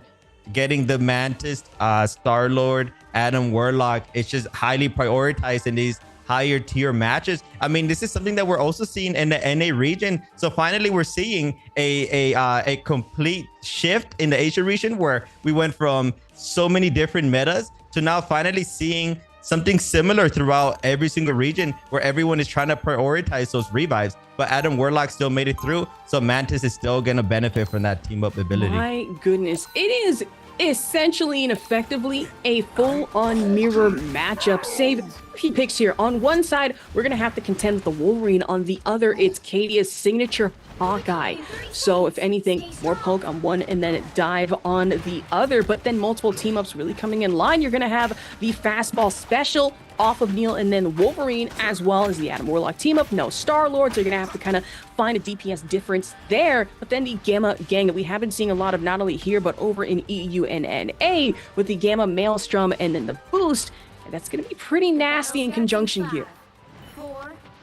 Definitely pretty nasty. I mean, you got the high ground covered with the Iron Man, but then you also got the low ground covered with the Wolverine on the side of BB1. And look at the way they're playing. They just kind of have to wait for Invincible to push up. They're probably going to be going in for a sneaky flank. So their job right now is to not make any noise. They're literally just going to sit there and they're just going to be playing the waiting game. And I love the way the Strange is contesting the high ground. I mean, it's going to be looking scary there. The shield is already dropped to 0. And then we're as for seeing Neo going at it with another hold. I mean, they know they're not going to be able to eliminate each other. They're just both just smacking each other, trying to get that ultimate ability back up. Not only that, if I were happy too here, which they are able to find an elimination against November, I would be a little more careful about having to contend with really just anyone that can dive at you, but specifically the side of BB Yak, we are going to be having Neil again off the Hulk and then the Wolverine. So I imagine if you are happy, the last thing you need to be seeing is Wolverine being chucked at you at about 90 to 80 miles per hour in any situation. Acadia finding themselves in a bit of a sticky situation. No Spider-Man involved, all Wolverine versus Hawkeye. At least trying to snipe down Happy 2 from the sky here. Full 100 stack of the Berserker Rage, able to get that little bit of life back off the bonus health with Undying Rage. And they were able to get that first pick. That is beautiful. Invincible, though, they're not too much happy with that. But talking about happy, look at that. They're at 99%. They should be able to use their ultimate here, being able to flank and maybe get 1 or 2 picks, which might spell a lot of trouble for BB1. So they definitely got to be aware of that. This time around, they're not going to have a Magneto to counter the Iron Man ult. So it's going to this actually just almost no counter. They're going to have to just use the Strange Shield to counter it. That's pretty much all they have. But it's not going to matter because November 24th, it's going to be using that AoE damage to be able to pick off another on Kaida there. And to no surprise, Kaida going back on that Hawkeye to kind of just counter the Iron Man. In just a moment, I imagine the maximum pulse bomb would not be a pretty thing to have to contend with, especially from Happy. Could get a good couple of eliminations. Maybe the Yak aren't careful enough, but that's going to be number 24 up in the sky. Same can be said for just our Doctor Strange, which these players have been playing, interestingly enough, more off the roof than anything. And Kadia finding one against Neil here. So no more Hulk to really deal with, but the Eye of Agamotto, not as effective as I really would have liked to see, but the maximum pulse goes out. Doesn't even find a single hit off of that one. Last stand, however, we'll find one, we'll find two, almost finds another, but Neko responds in turn off the Gamma Maelstrom AoE. Yeah, for those revives are going to come in from Team Invincible, although they were getting picked off by the enemy Wolverine, they could just revive each other. And that's where we start to see the value of the Adam Warlock and the Mantis combination. And Kaida being able to turn around and being able to pick up November 24 with a nice shot. Good shots at that one. You love to see it. Have to clip that in our highlight reel a little bit later. As I say that, and Warlock, the squishy strategist that really I have played, unfortunately, falling down and out. Same can be said for Mantis. That's Happy finding another, but back on the roof. Kadia hasn't even been hard countered just yet. One more elimination on the board. Yeah, they're just getting picks after picks, getting so many headshots. Like you mentioned, they're not really getting contested. I mean, it's going to be really hard. Who is really going to contest them? I mean, you have a Hulk that could potentially do something, but when they're playing these off angles, the Hulk needs to prioritize different characters, especially when there's an Iron Man in the sky as well. That's just kind of helping K to do whatever they want to do. And they're going to be able to get yet another pick. This time on November 24th, switch it off and look at that. Okay. Sacrificing their own life to be able to pick off Neko. I mean, I'm not 100% sure if it's worth it. It is frontline pressure, so that should provide a lot of value. But at the same time, I mean, you're on defense. You have to prioritize your life as well. And just like that, Invincible are still going to be pushing forward. Just have to ask yourself, what did it cost? And instead of saying everything, just answer, our Wolverine, but also a Doctor Strange. So if anything, 2-for-1 deal if you are on this side of BB, which that dive, I wasn't even expecting the hit just like that. But hey, if it works, it will work 100%. Gamma boost coming in from the Iron Man, but now that's going to be a full dive from a very angry Hulk here. So 2 on the board, especially if you are on the side of Invincible. Actually make that one more coming in from Neko, but the 1v1 Iron Man dogfight, a stark difference to see who is the better of the two. Now Happy still up in the sky, still flying about, able to find another for a double elimination. I love the way they're pushing up. They just win the fight, and they know they can find some stranglers here because they know they just spawned in from the last point, and that might allow the Hulk to be able to turn into a monster here, providing so much value, trying to get some picks, and Neko's going to be able to get one. They got to be careful though, because November 24 is in the sky. But Happy's going to be able to contest that as well. So they got so much space. They just got the point, and they're already at 35 meters in. Neko, they don't want to give up this space, but BB1, they demand this. They're playing really up right now, and we're gonna have a 1v1 in the sky. They're not gonna be able to get either trade though, because the whole team is gonna be backing them up. And now with the Unibeam out in focus, now they're going to find Neil, but now POV swap back over to Katie, hiding behind a rock. Good pick onto the enemy Hawkeye. A nasty one. That one is able to find another before Doctor Strange had to hit with the Gamma Maelstrom AoE. But now all eyes back on the Hulk here. Just sifting through dive potential. Gamma Clap, not able to find another, and now kind of forced to play a little safe here, at least trying to get more range on the side of Invincible. Happy to, I understand the lineup. I'm kind of scared about it. I don't want to say ball up top and end it here, but Happy, I imagine, wants to do just that and finds one more on the poor Adam Warlock. Another in for Katie, a hypersonic arrow against Neil. Another revive in the feed, but that's double stun on the side of Invincible. Massive AoE damage, the potential from BB here. I mean, that was kind of rough for Invincible, or specifically for Happy. They were trying to look for a massive flank with ultimate combination, but unfortunately for them, it was on the Atom that was able to just revive themselves. And then on top of that, they were able to revive their team. But talking about revives, it's going to be BB1 with a grace, or Invincible with a grace, and revive, being able to rest everybody. Then all of a sudden, Invincible is at the better foot of this. They're going to be able to come back, and the Ayabac motor from Neko is going to be able to fight too. Man, let's talk about that karmic resurgence that came in from our Adam Warlock. Great placement of the revive, and knew not to put it in the middle of a team fight, but instead have to play behind the wall, play it safe, and still Invincible, capping it out at 3-0 here, round 1. I mean, we're probably not going to see that as a highlight because, again, when you come to strategists, when you're making those plays with your ultimates, you're not really getting any damage in. You're not really getting any eliminations. So we're not going to see that in the highlight. But that right there is the reason why they were able to win that round. They literally revived the entire team, which led to BB1 just kind of, they didn't realize that it was happening. They didn't know what the revive was in time. By the time they realized everyone was up, they were all full health, and they were able to win that fight. Invincible with an amazing res. Man, good res, and that one, like I did point out a little earlier, but now we have to focus on the now here. We still have our team ups up and active with the Gamma Gang as well as the revive on the side, both BB-Yak and then Invincible. Still things to point out that we are contending, if anything, with Katie as Hawkeye, which with these picks has really gone unchecked in a lot of key situations, and I imagine Neil has been trying to make a difference in that in diving the Hawkeye in the first place, but not really that much effect just yet. Yeah, they do gonna have to shut down Kaida if BB1 wants to take this home. I mean, Invincible did have to use up all of their time, or actually no, they got 1 minute and 22 seconds left, so they do have a lot of time. So this is gonna be very hard for BB1 to push up. November 24 is gonna have to match Kaida. It's gonna have to get these sneaky picks if they want to be able to do the same thing that Invincible was. And here comes Happy playing these structures, using the structures into their advantage, and they actually might be able to win this 1v1, and that's going to be an easy one for Happy. Kind of just using the cover to just stay and just be secluded, and they use that to their advantage to be able to get a pick, and that translates into another one. And now all of a sudden, Invincible's looking very strong. They already won the first fight, and when you win the first fight, that usually means you're gonna get your ultimate abilities first, which is gonna lead to a massive advantage for the next fight as well. Exactly, but you never say never. The other enemy team really can just have anything up their sleeve. You have to be more careful, or really just quicker if you are November unable to escape the sights of Kadia here. And if you are, just said BB Yak, I'm gonna be more careful than this. Gamma shielding up though, so it saves them at least a little bit of time, gives them a bit of a reprieve to kind of re-strategize things. Gamma boost, Unibeam, not enough for Happy to pack in with the damage. November finding another elimination for BB to move forward.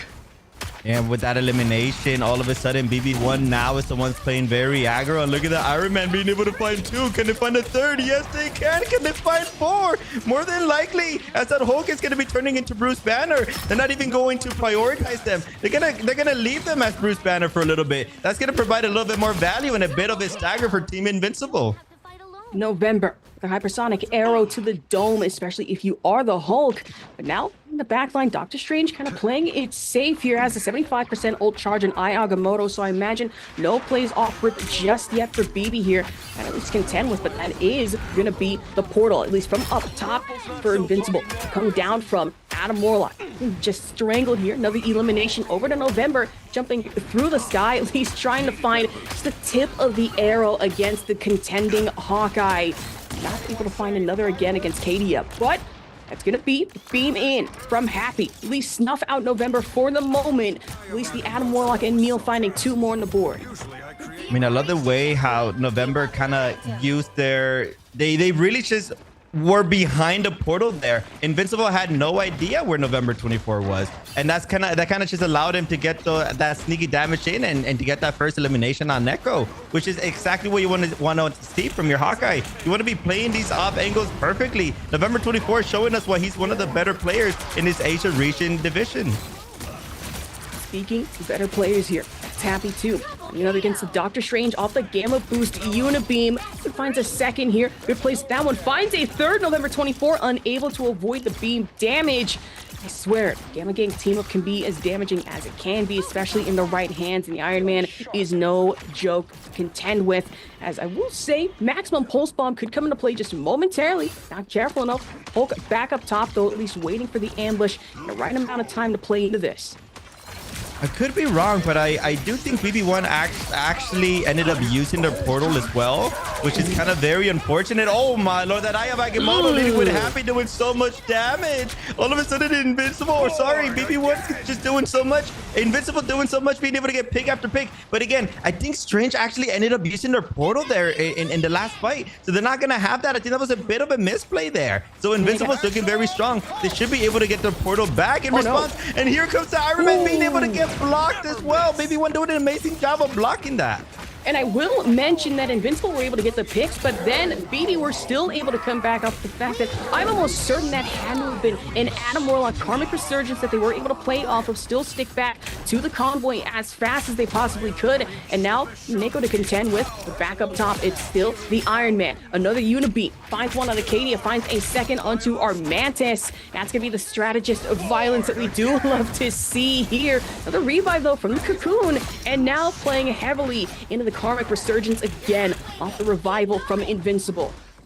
I mean, both teams using Adam Warlock to their full potential, being able to revive their teammates. I mean, right now, Invincible, they're just trying their best to just waste as much time as possible. They already know they kind of just lost the fight. So right now, they're just trying to hold on for as much so they can regroup. And they did a good job with that resurgence there, that costly resurgence. And look at Happy being able to get uncontested here. The other Iron Man, they kind of have to back up here, and that's going to allow Kaida to play in the front lines. They're no longer in the background. They're no longer playing for this high ground pressure. They're right next to the Vanguards. Do it as much as possible. They also have the ultimate ability as well, so you know they're not scared of anything.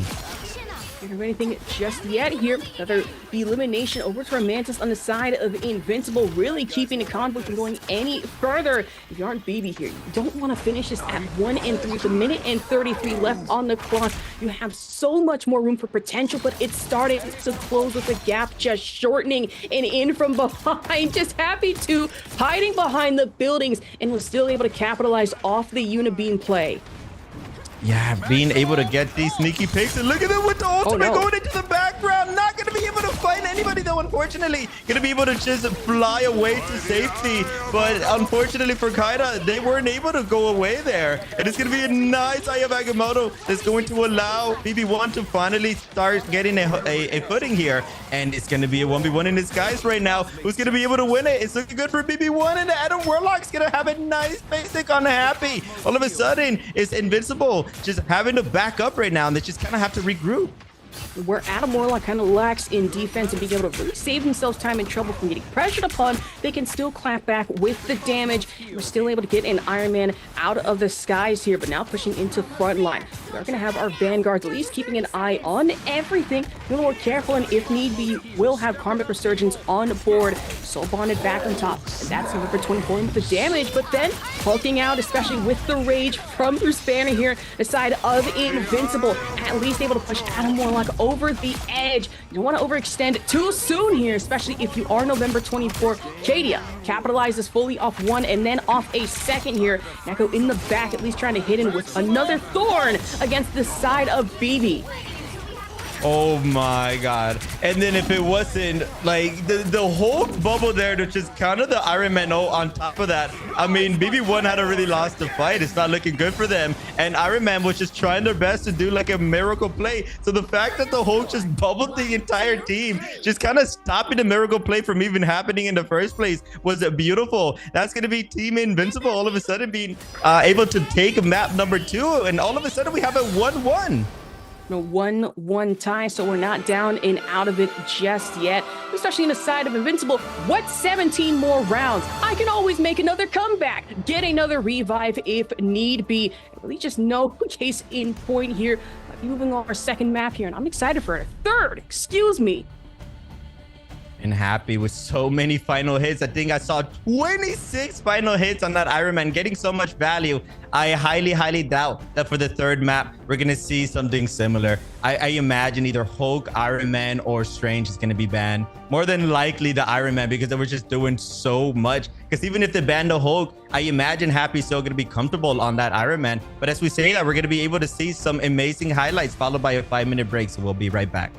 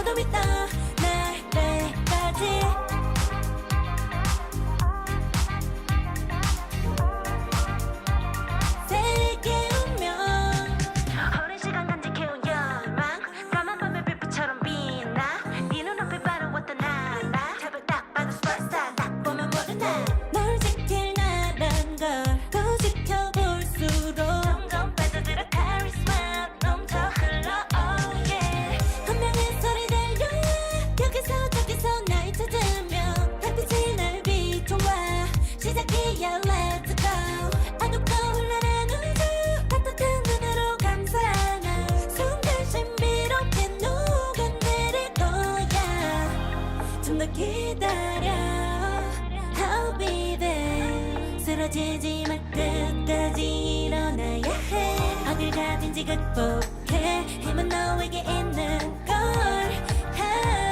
소리 높여 노래를 불러 작은 걱정 따윈 던지고 최선을 다해 자충을 쳐봐 한도 믿어 날 때까지 아름다운 꿈을 밝혀봐 우리에게 달려서 그 세계 운명 눈이 부신 모든 순간들 지켜내야 해 내게 주어지는 꿈꿨던 너와 나 그래 그래서 네 운명에 The weight of it both the world is in our hands 작은 걱정 따윈 던지고 최선을 다해 자충을 쳐봐 한도 믿어 날 때까지 아름다운 꿈을 밝혀봐 우리에게 달려서 그 세계 운명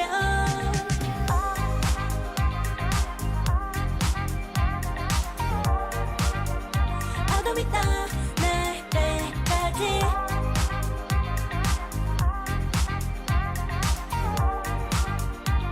세계 운명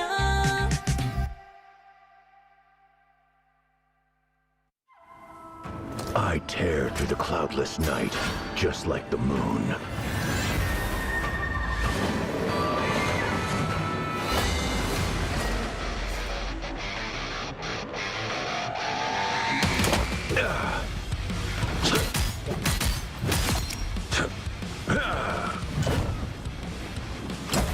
To drain. The moon haunts you!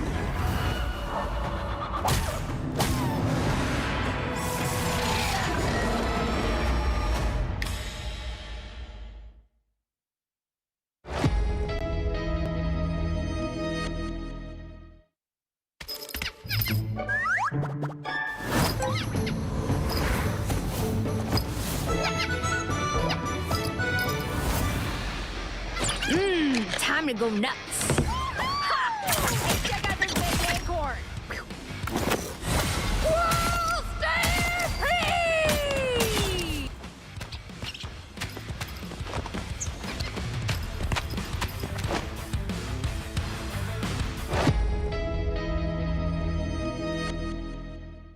Hello and welcome back to the Marvel Rivals Championship, our Asia region double elimination stage. Now we're headed into round 14. It's between BB and Invincible, and so far 1-1 time between these two teams. Elvin, how are we feeling about this here?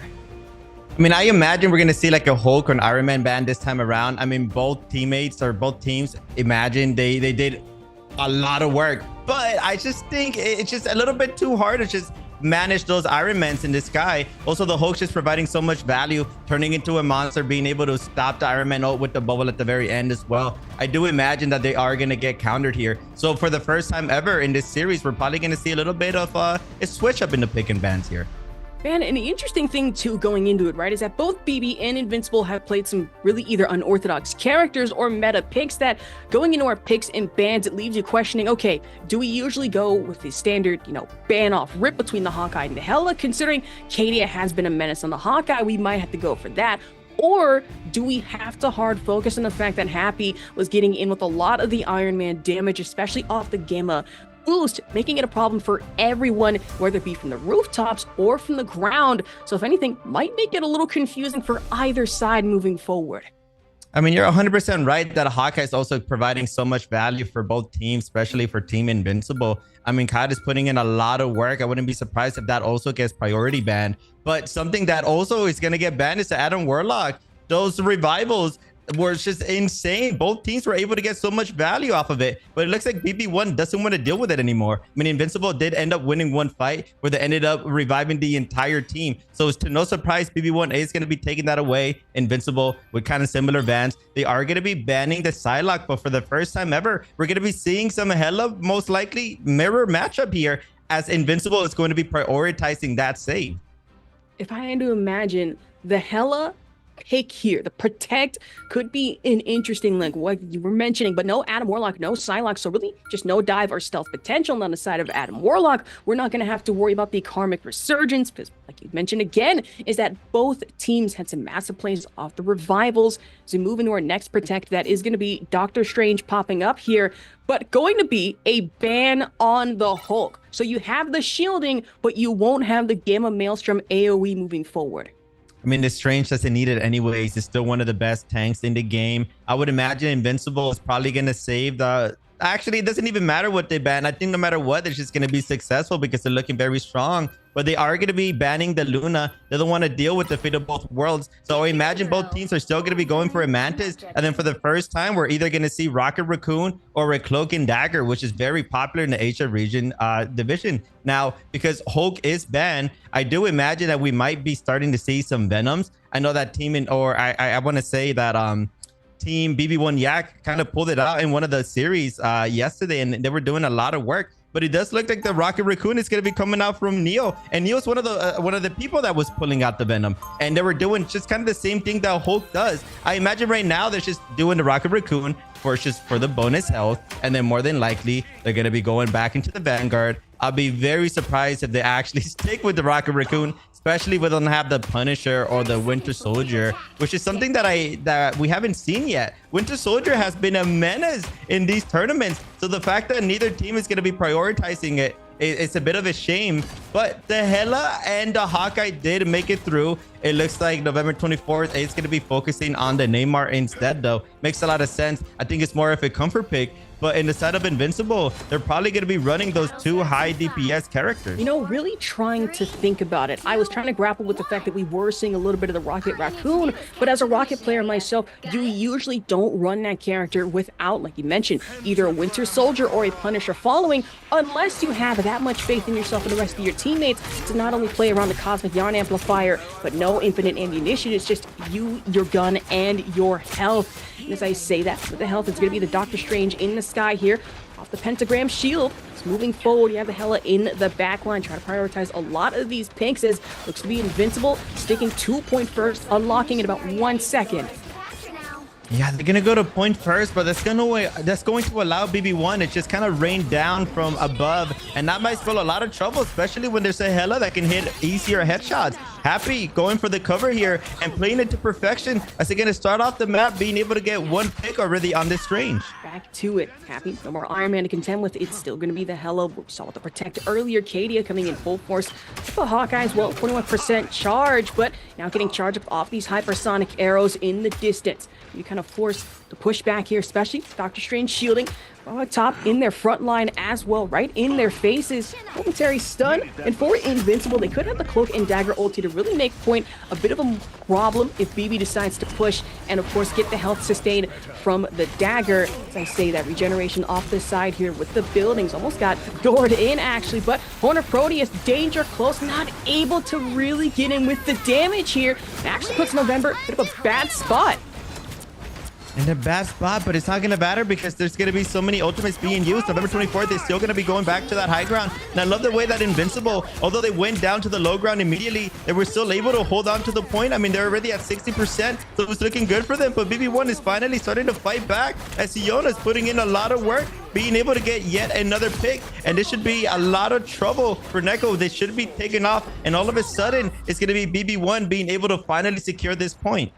Siona has really been making good plays, especially as the Mantis, the one strategist, right, who's sure, you have the health sustain, but then if you even try to remotely push them to a point of being in the corner, being anywhere vulnerable, all of a sudden you look at, oh, I'm dead? To what? The Mantis, of all things, especially off the Thorns, and then Nature's Wrath can really play a part in that as well. And you leaving front line off the Magneto shielding. Imagine Goddess of Death would be a perfect play if you are on the side of BB with the Hela, but the same can be said for Invincible here. That's another pick off the Magstrom Thorn against Cadia, and now having to contend with the Magneto out in front, losing just a good chunk of health here, getting too close too quickly. The same can be said for Siona.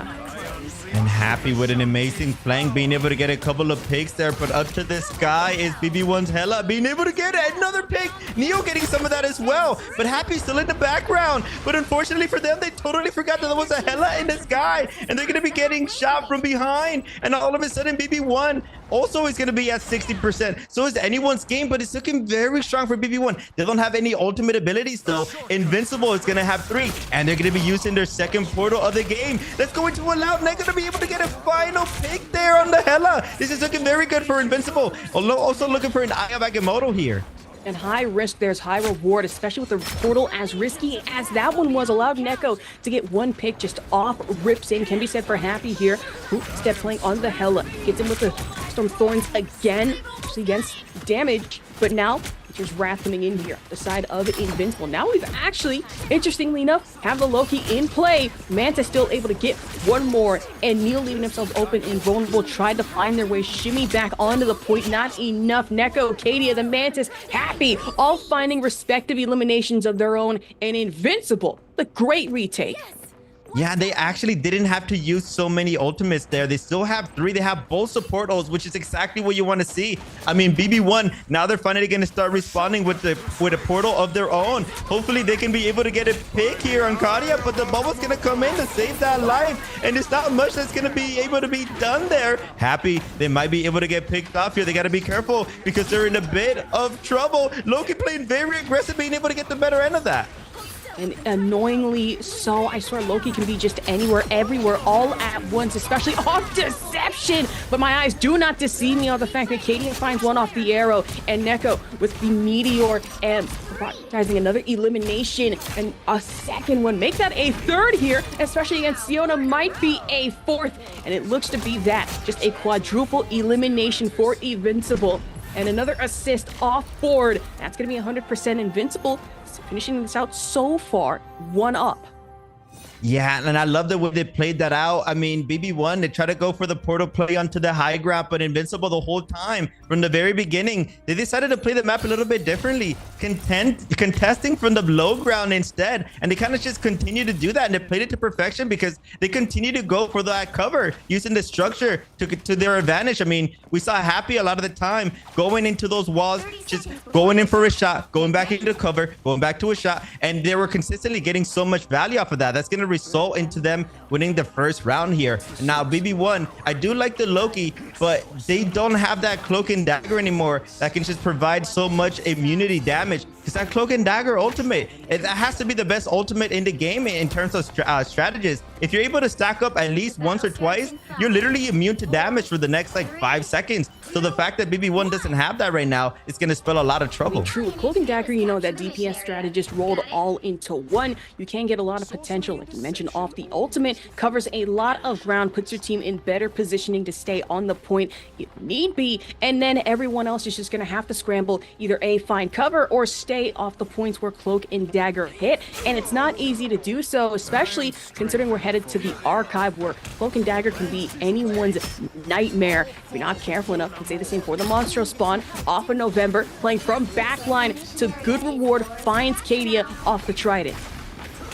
And that Trident was beautiful, being able to maintain on that high ground. And it looks like both teams are going to be able to contest, but it's going to be BB1 that's going to be able to get the better end of that. And again, look at that ultimate percentage from the Cloak and Dagger, already at 55%. And this is kind of what I want to point out, that I know that Loki can transform into the Cloak and Dagger, but the problem is that it takes Loki a considerable amount of more time to get that ultimate ability, whereas Cloak and Dagger, they're literally going to have it almost in every fight. But Cloak and Dagger is going to be the one that's going to be taken out first, as a beautiful Eye of Agamotto is going to be coming in for BB1, and they're looking very strong to be winning this second fight as well, as Neo is going to be going up to the sky with that jump, going to be able to get a pick as well. We got a 1v1 Hella versus Hella. It's not looking good for Happy, as they're going to be taken out as well.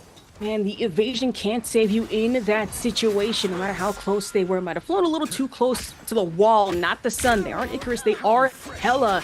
But moving on from that elimination, And then for November, still trying to shimmy through here, back on to the point, in with the Trident secondary fire, but back through Portal. It is going to be Cadia on top and in with the Monstro spawn, but out with Siona.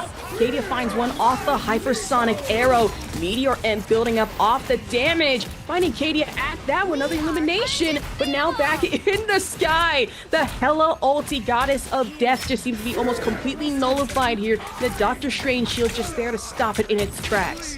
I mean, Strange doing exactly what they need to do, being able to stop that Hela ultimate to provide a lot of value for their team. And BB1 again, I mean, they're looking very strong. Nego's going to be taken now. They haven't even lost a fight yet. If they continue to win this fight, if they manage to stagger here, they're going to win this round, and we're going to have a tiebreaker. BB1, all they need to do now is win one more fight. And I don't think there's a portal coming into play as well. So it's not looking good for Invincible. If they're able to get that pick as well, it's going to be very good for November. So now all of a sudden, BB1 is in a situation where all they have to do is just win the final fight. Are they going to be able to do it? Are they even going to be able to touch Invincible's not even going to be able to touch that? They didn't have the portal to kind of just negate that. So all of a sudden, we have a tiebreaker.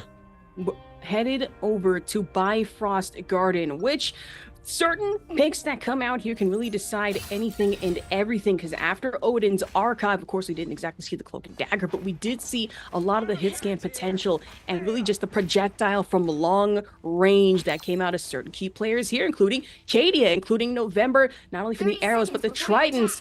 I did just see that swap in the corner of my eye. Cadia going from Hawkeye possibly into Moon Knight. We could either be getting trolled, or they might be setting up for the Lunar Force team up in conjunction with the Cloak and Dagger here.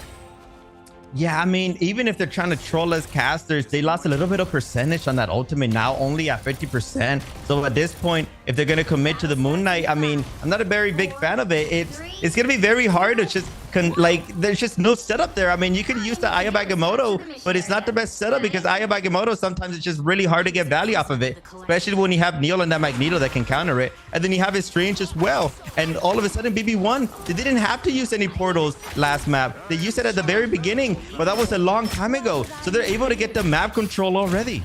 I mean, true, I kind of want to add on to that, though, because you said without the Eye of Agamotto, I mean, Cadia might not be able to find a thing or two here. If anything, I'm going to say the opposite. I feel there could be potential, especially off the bounce back damage with the Onks, the Crescent Blade, and then Wrath of Khonshu, especially on the Bifrost Garden. That point can be made just as dangerous with the splash damage and the wide range potential opening up from there. So if anything, Cadia might be making a smart play to get in more projectiles from long distance, especially. If you're on the side of BB, you are going to have Horn of Proteus that would be active from November moving forward, but now more of a charge, and POV swap back over to Invincible. Our Doctor Strange might even play into the Eye of Agamotto if need be, but now really shredding for our frontline vanguards.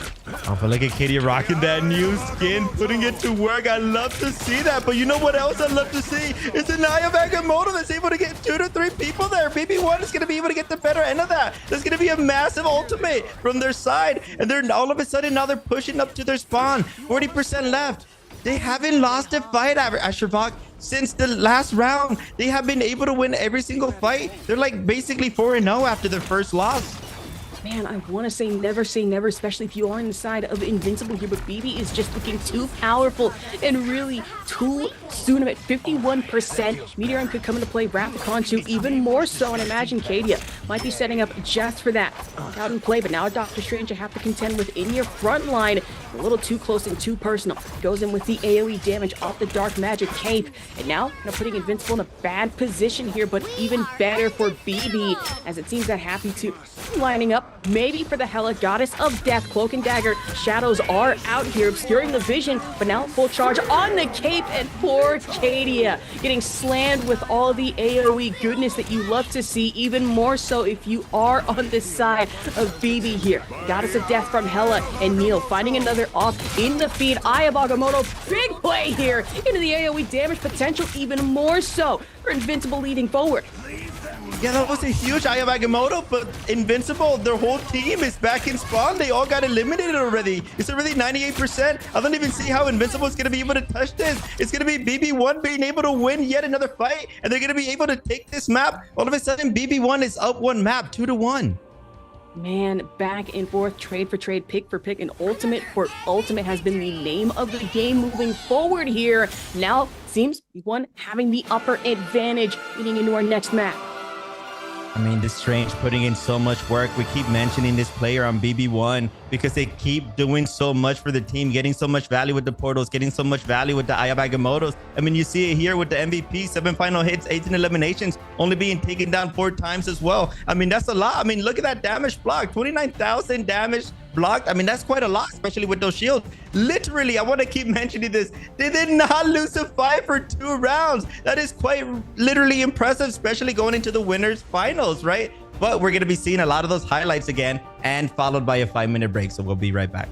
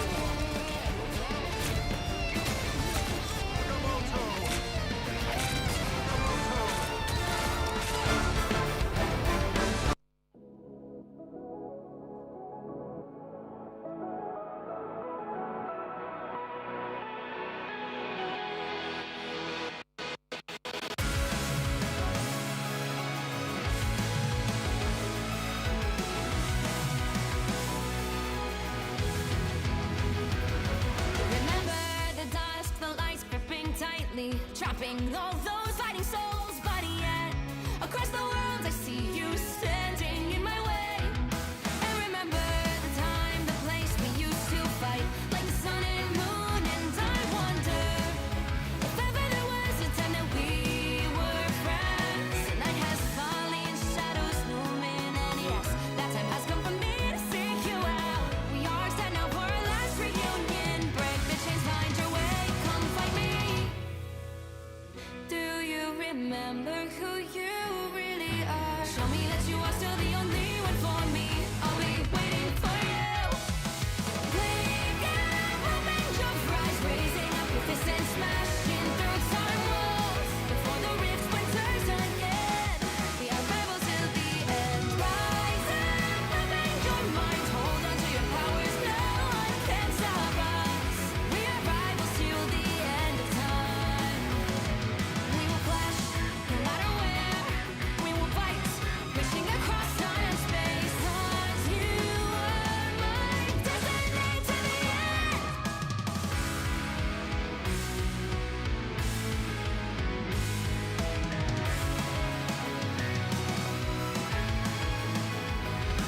You see the dawn, the flames burning brightly, shining on those memories. And yes, across all time I see you turning the tides. And do you see now our time, our turn? We can still fight like the wind and fire. And wonder no more that now is the only time your heart is mine. Light has fallen, darkness grows, and yes, we fight for our destiny and fate. New days smiling for the past and future. Break those chains, lead the way, fight with me. And when you wake up, open your eyes, raising up your fists and smashing through time walls. Before the rift splinters again, we are rebels till the end. Rise up, open your mind, hold on to your powers. No one can stop us. We are rivals again until the end of time.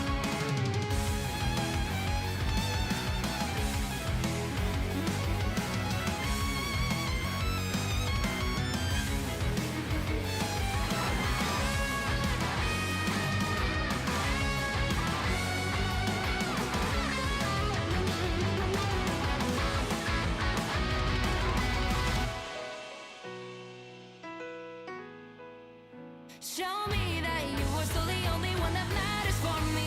I'll be waiting for you. Wait up, open your hands, holding on to your heart. Look inside you. Can you feel it? The sparks in you. Add it up, unleash it. Wake up, open your eyes, raising up your fists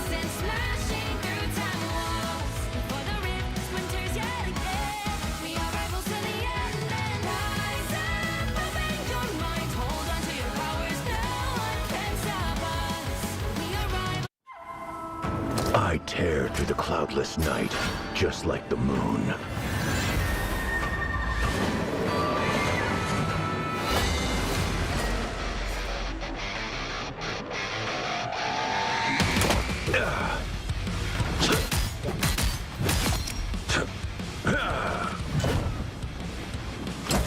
To drain.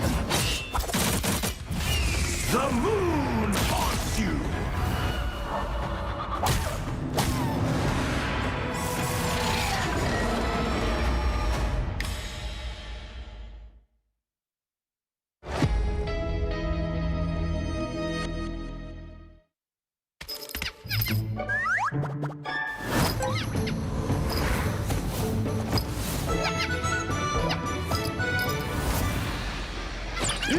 Time to go nuts. Hey, check out this big acorn. Whoa, stay free!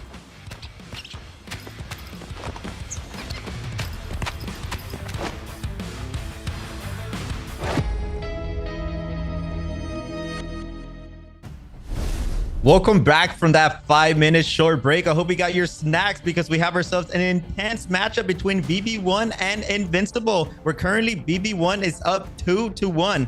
I have to say BB1 Strange is looking mighty strong. I wouldn't be surprised if Invincible decides to prioritize that ban coming into map 4, Asherbach. Okay, bit of a controversial thing here. I think either team might be going for the Doctor Strange Protect because from either side of Invincible and BB, they've been playing really well into it, but BB especially, I mean, right now they're up against 2-1 here at Invincible after Asgard, after Clintar, which was a nail biter, even more so leading into this one here. I mean, you bring up a very fair point. Both teams pull out a very strong Strange. And you know what? There's a lot of priority bans here. But I mean, it looks like I was right. Invincible did ban that Strange. They don't want to deal with it. But that's going to allow BB1 to prioritize the Adam Warlock ban. But it's going to look like maybe BB1 is going to prioritize to save the Hulk, but I was wrong. It looks like the Psylocke is going to be saved. And I mean, Psylocke, November 24. I mean, they go hand in hand. Last time we saw November 24 on the Psylocke, they were getting so many intense Dance of the Butterflies in the backline. So it's going to spell a lot of trouble for Invincible. They're going to have to figure out how they're going to be able to protect their backline from this Psylocke. And again, Invincible is going to be able to save that Hulk. So we might see a potential Iron Man ban here. We are, however, going to be banning the Black Panther on the side of Invincible. If I remember correctly, BB did come into play off of Clintar. That was our convergence map with the Black Panther, and it made it an absolute... Yeah, that Black Panther being banned, it's going to be very interesting because we did see BB1 pull it out at the very end, or in the very end of map number 2, and it was pretty successful. Now, here's where I want to see BB1 prioritize maybe an Iron Man ban, but unfortunately for them, it is going to be a Hela instead, as it looks like maybe there's been a little bit of a technical difficulties there, but it's okay. I can just lead the way right now, and to no surprise, it is going to be November 24 going in for that Psylocke. I mean, I want to see November just going absolutely crazy. I mean, the Hawkeye is still in play, but it's looking like both teams are going to prioritize that Neymar. And we're also going to be seeing the Hulk Iron Man combination. The Strange is not going to be there, unfortunately, but you don't need a Strange, especially when you have an Iron Man in disguise, right? They do got to be careful with those quits though, because it looks like we have a little bit of a mirror matchup here. It looks like Invincible is not going to be going for the Psylocke. Instead, they're going to be prioritizing a little bit of a mix-up here. They have the Neymar, they have the Iron Man. Where on the other side of BB1, instead of going for the Iron Man, they're going to go for the Psylocke. But that's going to spell a little bit of trouble. I think November's going to have, or at least the Psylocke has a little bit of trouble dealing with an Iron Man here. So because usually you want to see a Psylocke, they do a lot of their damage up close and personal. That combination that they can do with those shurikens can literally blow up a squishy instantly. You literally can't even out-heal that. So the fact that Happy's going to be running that Iron Man is going to be up in the sky. It's going to provide a lot of space. It's going to provide a lot of value for them. I'm good at that one. Also, I do apologize. I thought for a second I got thrown into the void. No, that was my Ethernet being a little wonky, but you know what? That's totally fine. Nothing is getting in between me and commentating some good Marvel Rivals It can be said for Happy, nothing getting in the way of them and really prioritizing a lot of this damage, especially off the rooftop play, which BB trying to play into. Siona getting stunned at least momentarily here, but now with the Gamma boost, at least trying to get in off these projectile picks. Same can be said for Kadia down below off the Tridents, making a mess of these buildings. Can be said for Kadia, finding one against Siona, and now just cornering Luna Snow. That's enough for Hulk to deal damage, to get another elimination.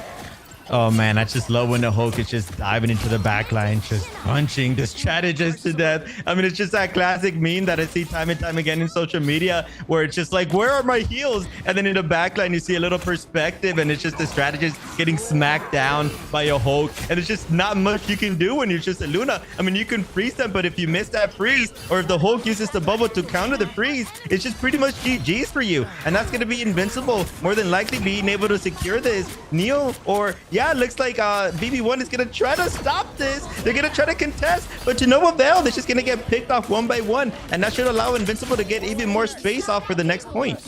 So you gotta defy gravity, just hold space as best as possible. Really, for Happy, that is no exception, playing off the Unibeam as well with the shielding. So damage just completely bounced back. But now Namor in the sky brought down just as quickly here, especially from our Mantis on the side of Invincible. Getting it good heals, Nature's Wrath as well, but pulling back if you are Invincible, you don't exactly want to overextend too soon. Really, just unless you are the Hulk, I feel there's plenty of potential off dive and then being able to retreat when needed. And Invincible is going to have every single ultimate for them. While in the other side of things, BB1, they're still waiting for Neo and the Meteor. So that's going to be a lot of trouble for them because Happy already has that pulse cannon. They should be able to use it now before it gets countered by the Magneto. So the earlier they use it, the better it's going to be for them. And we're going to have a monster Hulk going in, dive to the backline. There's going to be a Fate of Both Worlds in response, though. Not going to provide too much damage because the Hulk, although they do a lot, they can't do enough with that sustain. Man, I understand what Invincible was really trying to pull here, especially off the Hulk ulti, but then the Luna Snow Fate of Both Worlds hit just in the nick of time, providing BB plenty of room to maneuver. But now have another Hulk with the Gamma damage as well, able to get in with the double fists against Neko. That's Neil, at least capitalizing off of one more elimination. Same can be said for our Luna Snow, but now Happy playing into the evasiveness that Iron Man can be really infamous for in November, finding out very quickly just what that damage can do. Invincible needs to prioritize this right now. They were able to get it picked, so they need to get this map control as soon as possible. Happy doing a good job of doing a lot of damage, but the sustain from BB1 is going to be there, and it's actually going to be the Namor that gets the better end of Happy. That's exactly what you want to see. All of a sudden, it's BB1 that has the advantage here. Advantage to that one, but from up top, now more getting into the damage, but down below, it is going to be the Magneto versus Magneto, and it looks to be BB's Magneto sticking out on top. That's really unfortunate if you are Neko, just having to come back from spawn. Damage as well, back from below. Hulk no longer in the rage and now having to retreat, get him with the Gamma bubble, play it a little more safe than need be. I mean, really, they don't have a choice but to do just that. Dance of the Butterfly from up top gets ported down below, not really finding any eliminations, but has to stick it out with the damage. Now November having to contend with not only the Hulk, but Giganto coming in from the Horn of Proteus, Luna Snow, Fate of Both Worlds, and another Horn to respond with their own Mantis sustain, and the Unibeam from up top, putting November in a bad placement, bad position. Same cannot be said for Neko here. Even without the shielding, still finding one off the scrap metal against Namor, and another one off the Meteor M against Happy, who just couldn't fly out of the sky quick enough.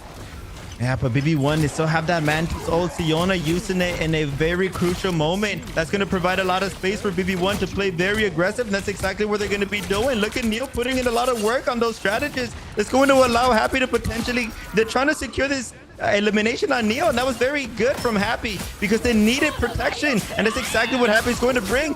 But Dance of the Butterfly again. I swear I just saw November use it 3 seconds ago. All of a sudden they get it back, but this time around they're able to get both strategies. It's going to be BB1 winning this fight.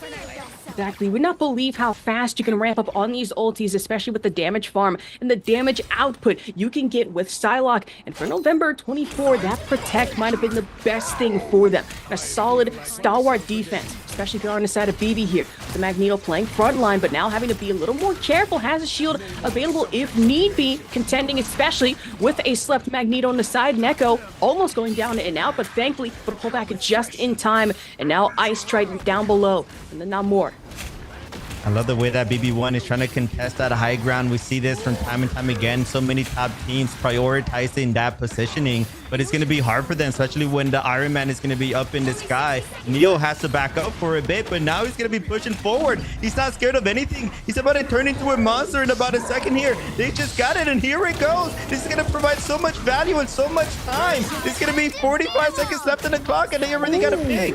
Exactly, you just had no choice but to pop the rage to be able to get that health back and sustain yourself even more so. But up top, that's November, able to find one more elimination from the Psylocke. Manta sustain playing out in full force. Gamma shielding 1-2 on top of that one with the fate of both worlds. So now both teams with own sustain of their own respectively. Meteor M could be a nasty play here, but you just have to wait for the Luna Snow to go down and out for that to even be a thought really forefront in your mind right now. BB-Yak having to play often now more. Finds one off the Trident projectile. There's no more Luna to contend with, but that is a very angry, pissed off Hulk raging out on the convoy here. Really on the point. Really, one more clap and another from Happy with the Shuriken dash against November 24. And Cadia, hard stop push against the Luna Snow. Happy making another elimination play to really set a statement here in overtime.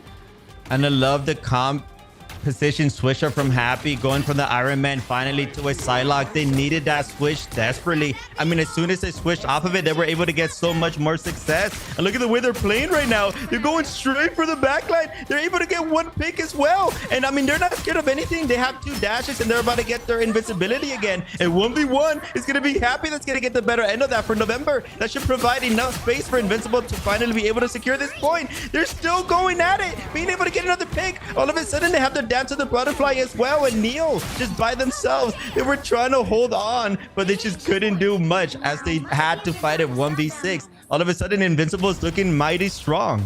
Throughout the Psylocke mirror match, I imagine in those few brief moment comms had to have been going, okay, where in the fresh heck is this Psylocke coming from? How do we stop that? We can't do much against it. If it wasn't Siona getting caught out, it was everyone and everything else in between having to contend with Happy, and it was the Shurikens, the Blade Dash, and not Dance of the Butterfly just yet, but still impacting off the damage. And now just waiting, sitting patiently, might be preparing for ambush potential, but Neko leading the front line yet again. Trident splash hitting against Happy here. Being able to get a nasty pick, and look at the composition fresh up again from BB1. Instead of going for the Hulk, they're going to decide to go for the group, which makes a lot of sense. I mean, they have to go inside the building, so those walls are going to play in a very, very big fashion. And you can see it here as BB1 is doing an amazing hold right now. Another amazing pick, this time on the Hulk. And Invincible trying to play into the Luna Snow toggle tech that I have been seeing previously, where we go for the health boost, but then we go back over to the damage boost. But then you find that it's just back and forth, and all of a sudden, okay, my eyes aren't doing too hot, but it is effective in a lot of key situations. And for Invincible, I bought them just at least a little bit more of time here, pushing on the payload. But now through the back, it is going to be Cadia. Has the Horn of Proteus if need be, but that's one splash. There might be another. That's Meteor M playing on top of that, and Cadia able to try and almost able to find November 24, but not going to be enough here, and has to opt in for the Giganto instead. Oh my god, November 24th was gonna go for a nasty dance to the butterfly, but it ended up getting stopped. That was absolutely huge for the side of Team Invincible. That's exactly what they need, especially when you have a Hulk turning into a monster, dive in your backline. That's 2 picks already, but they gotta be careful because BB1 spawn is right here. They're gonna be able to contest this again, but it's gonna be looking very scary. There's no portal that's gonna come into play. That got banned in the very beginning, so everyone has to walk back into the point. But look at Invincible. They're doing a good job. Neko doing a good job of maintaining this high ground, trying to make sure that BB1 doesn't walk back. And here they come, though. This is going to be the final fight. November 24 is trying to use Dance to the Butterfly, but unfortunately, when you use that dance, you're not actually contesting. You're kind of immune to contesting that point, and that's going to result in Team Invincible very convincingly being able to win that last fight. Man, looking invincible at that one, full pun intended. But BB, I did see for a few brief seconds that we did see the swap over to Groot on the Vanguard. And I was thinking, well, if they got to the point in time, Spore Bomb might have been a good play here, maybe a good couple of eliminations on top of that, but then the walls for that rejection, for that redirect to maybe save yourself the time and trouble at frontline. Not exactly the time to do so, as now we head to our next one here. The side swap should be interesting, Elvin. Very interesting. I mean, we're probably going to see a complete mirror matchup. Both teams are going to use the same exact characters, and I love to see that. Again, Neil, of course, you see them in the Rocket Raccoon, but we see this time and time again. Again, don't get baited by that. They're just getting the bonus health, making sure that they can potentially get some sneaky picks or have more survivability. Also with that jump, right? So that's going to come into play more than often. Invincible using a good strategy here. I think what I see Invincible do quite often, which is something that BB1 didn't end up doing, is that they end up destroying this structure here in front of us, right under Happy. If they manage to destroy this structure in the very beginning, they could potentially provide a lot of value for this first hold. I'm hoping so. We have seen, especially on a lot of maps that I've seen play out and that I've played myself, is where structures can really come in clutch for a lot of the plays you're trying to make going forward. They can really redirect, they can block, and then make it available for you and your team to get those much needed picks and eliminations, at least going forward. But back up top, Eggs out at least momentarily. Kadia is back in it, however, especially with the Ice Monstro spawn, providing a little bit more damage. Secondary fire to hit should be a good focus from the Octopi. Not able to find the elimination, but that is still going to be top pressure raining down from Invincible. Yeah, BB1 is having a hard time contesting that. There's just no way for them to get up there. There's only a very few characters that can, and one of them is going to be Neil. As they're going to be contesting, and they're going to be able to get a pick on the Luna in front of two other characters. That's going to be an insane gameplay from Neil, and the fight has not ended yet. It just has started, as Neil is still looking for another pick. Going for the high ground, trying to protect their teammate. Going to go inside the Arcadis and trying to protect their Psylocke. That's going to allow Kaida, though, to kind of just include the Magneto. And all of a sudden, we have ourselves a fight 5v5, but it's in Invincible's favor because they're all grouped back up, and Happy's gonna get one pick. He's gonna get two with the help of the Mantis. Happy's looking mighty strong right now. Could be impactful plays if you're not careful enough for Happy. That is no exception. Gets it with the spray back on top. Kind of reorient things a little bit here, especially for Invincible. Kadia, no exception. The Trident Plains, which I will say they've been getting a lot of good picks, especially from up top of the roof, but it looks to be BB shooting that down just immediately, realizing it's not the best moving forward. We're getting sniped from long distance. We have to figure things out for ourselves. Not careful enough. Monster spawn back up top. Corner Proteus can even be a major thing. Luna Snow with the Ice Clap against Kadia just snipes them from the sky. Dance of the Butterfly just having no choice but to have to utilize it here, and finds one with an assist from Neil. Another elimination, however, over to November and our Magneto. That was huge. They were actually able to bait out that Mantis ult from Invincible's side, and they were still able to get eliminations through it. So now they're looking super strong because they're going to have both support ults for this next fight, as November is trying to get as much value as possible, trying to do damage, because they, again, Psylocke, they get their ultimate extremely fast. So the more damage that you do, the faster you're going to get it. And that's exactly what November is going to do. That's not going to stop Invincible, though, Hulk from pushing up forward. They got to be careful. Kaida with the sneaky left angle here. That's going to provide a lot of value with those Octopi as well. And we have a showdown here. Inside is going to be a monster Hulk from the side of Invincible, though, trying to get enough space for their team. And that's going to provide a Meteor coming in. Is that going to be a nasty punch? Yes, it is. They're going to be able to get the Luna with that. Man, Meteor with the good targeting catches out Siona, but now Horn of Proteus back on the point. Not that effective as I would have liked, but Neko, another one against the Magneto, make that a triple elimination. No more Luna Snow to have to contend with off in the distance. And for Invincible, really getting in with a lot of these good ulti charges. I mean, they would have the Mantis ulti as well as the Luna Snow Fate of both worlds active, but I can say the same for BB here with one more exception. Make that two would be Horn of Proteus as well as Dance of the Butterfly to maybe make a lot of these good picks onto Invincible. So if I were them, be a little more careful in where I'd set foot. You never know, but good ultimate timing. Dance of the Butterfly just gets completely nullified here by Fate of both worlds. Actually, two of them on either side. So just this dueling playlist moving on to our convoy.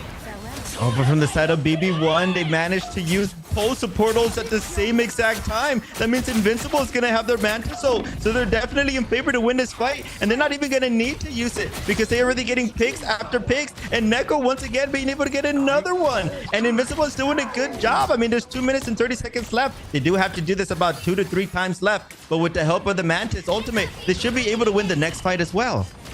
So you just have to wait and see. You never know, and you never want to curse anything too soon here. You get very scary for Neko just at the front line. Meteor M for good play, especially down below. Just have to wait.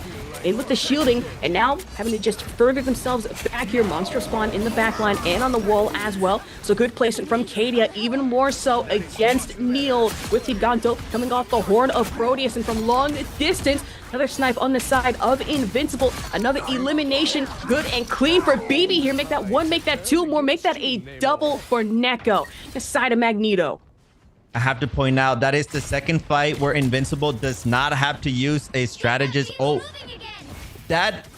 Those ults are the fact, like those ults literally win you fights, and the fact that they don't have to use it is quite literally impressive. Now they have both ults coming into this fight, where in the other side, BB1, they're not gonna have the fate of both worlds. Fiona is gonna have the ult, but that's not gonna last for very long. Dance of the Butterfly is gonna be coming in from the background though. November is gonna be able to pick one, and that's gonna be the Neymar as well, being able to pick out Kata. It's looking really good for BB1, but they gotta be careful because Neko is still in the front line here, being able to pick off Siona. Happy looking for some plays here, going Invincible, trying to dash in. Not enough damage though, as here comes the whale, and that's gonna be 1 on the Luna. That's gonna provide a lot of space for BB1, and with that they're gonna be able to push forward. And BB able to turn things around here, just the tail end of the Horn of Proteus to hit, and even more so, damage from the Hulk now against November. So no more Psylocke to have to contend with these for a few brief moments, but back up top, dive potential still very much alive and active for Invincible. And with 45 seconds left on the clock, BB, it's starting to get a little close here, unless they want to have to take this to a 2-2 tie moving forward onto another map after this one. Oh my lord, Bacadia going in for the flank, and that's going to provide so much value for them. That's going to provide so much value. Look at him, Neko's going to be able to push up as well. That has Kaida's name all over it. He literally just walked through the building and was able to get a pick. All of a sudden, there's 18 seconds left. This is going to be the final fight here, and Invincible's looking really strong. They even managed to just stagger Neil as well at the very end there. BB1 is going to have to fight this 5v6 right about now because they need to touch it. 5 seconds left. If they don't touch it here, Invincible is going to be able to win this. Fate of both worlds pop from both sides. This is going to be looking very scary. It's overtime right now. Oh no, and Invincible might have overextended just a little bit here. Got off the convoy just for a few seconds. It looks to be BB trying to take control, wrestle it back. Now Moore gets one pick. Magneto gets another against Kadia, but Neko in with the trade for trade, pick for pick from either side, with Invincible and BB just going toe to toe. And that's Magneto gone, down and out, dusted from the Luna snow. And despite the Horn of Proteus called out here, finishing things at 1-3.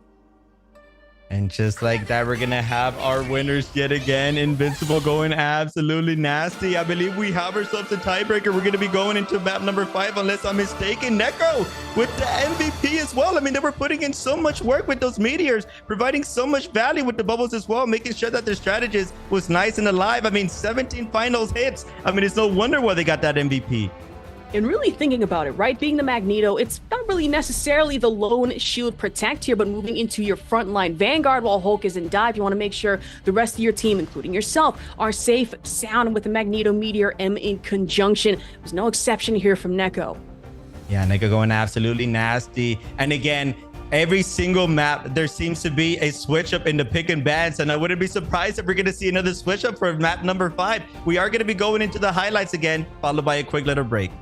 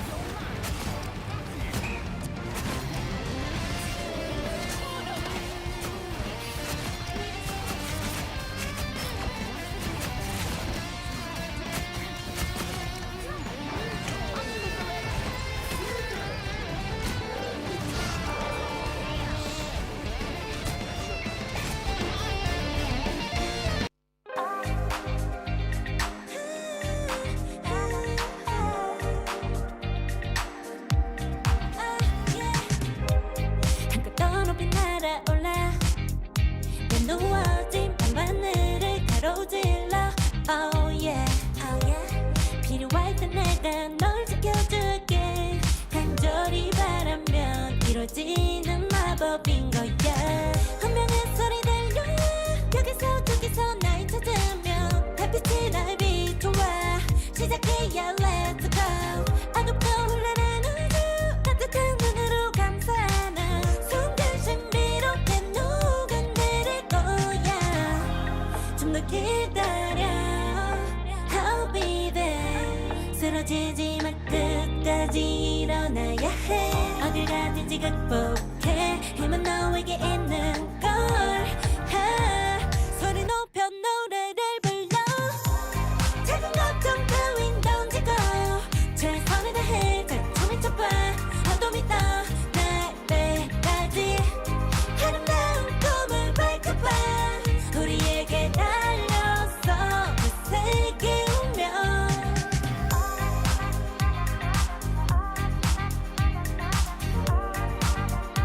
어둠이 떠날 때까지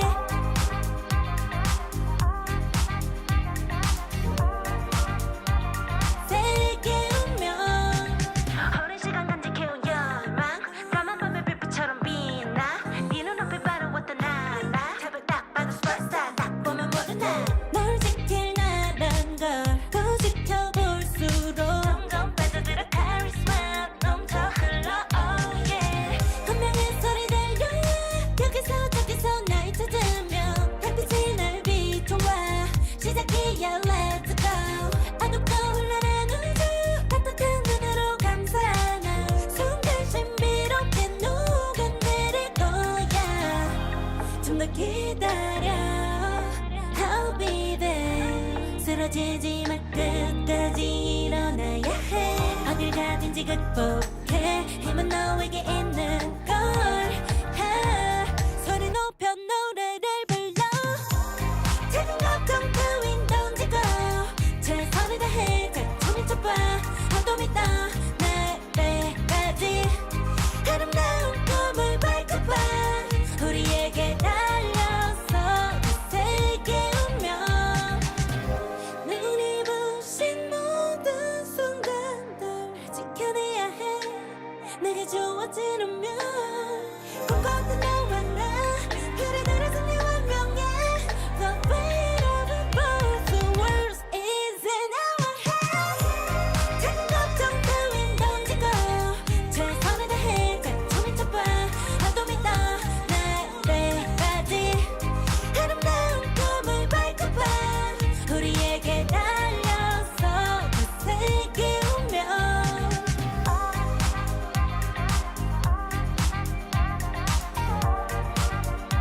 어둠이 떠날 때까지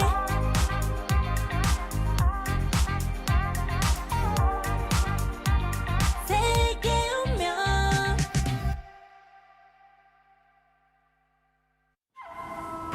I tear through the cloudless night, just like the moon.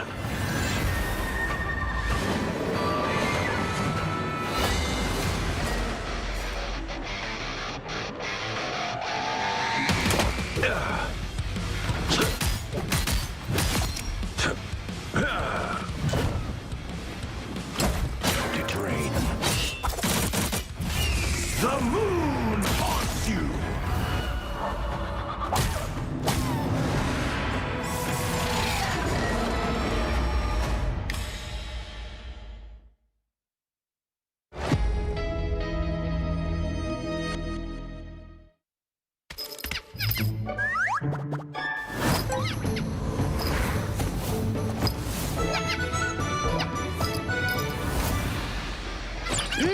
Time to go nuts. Check out this big acorn.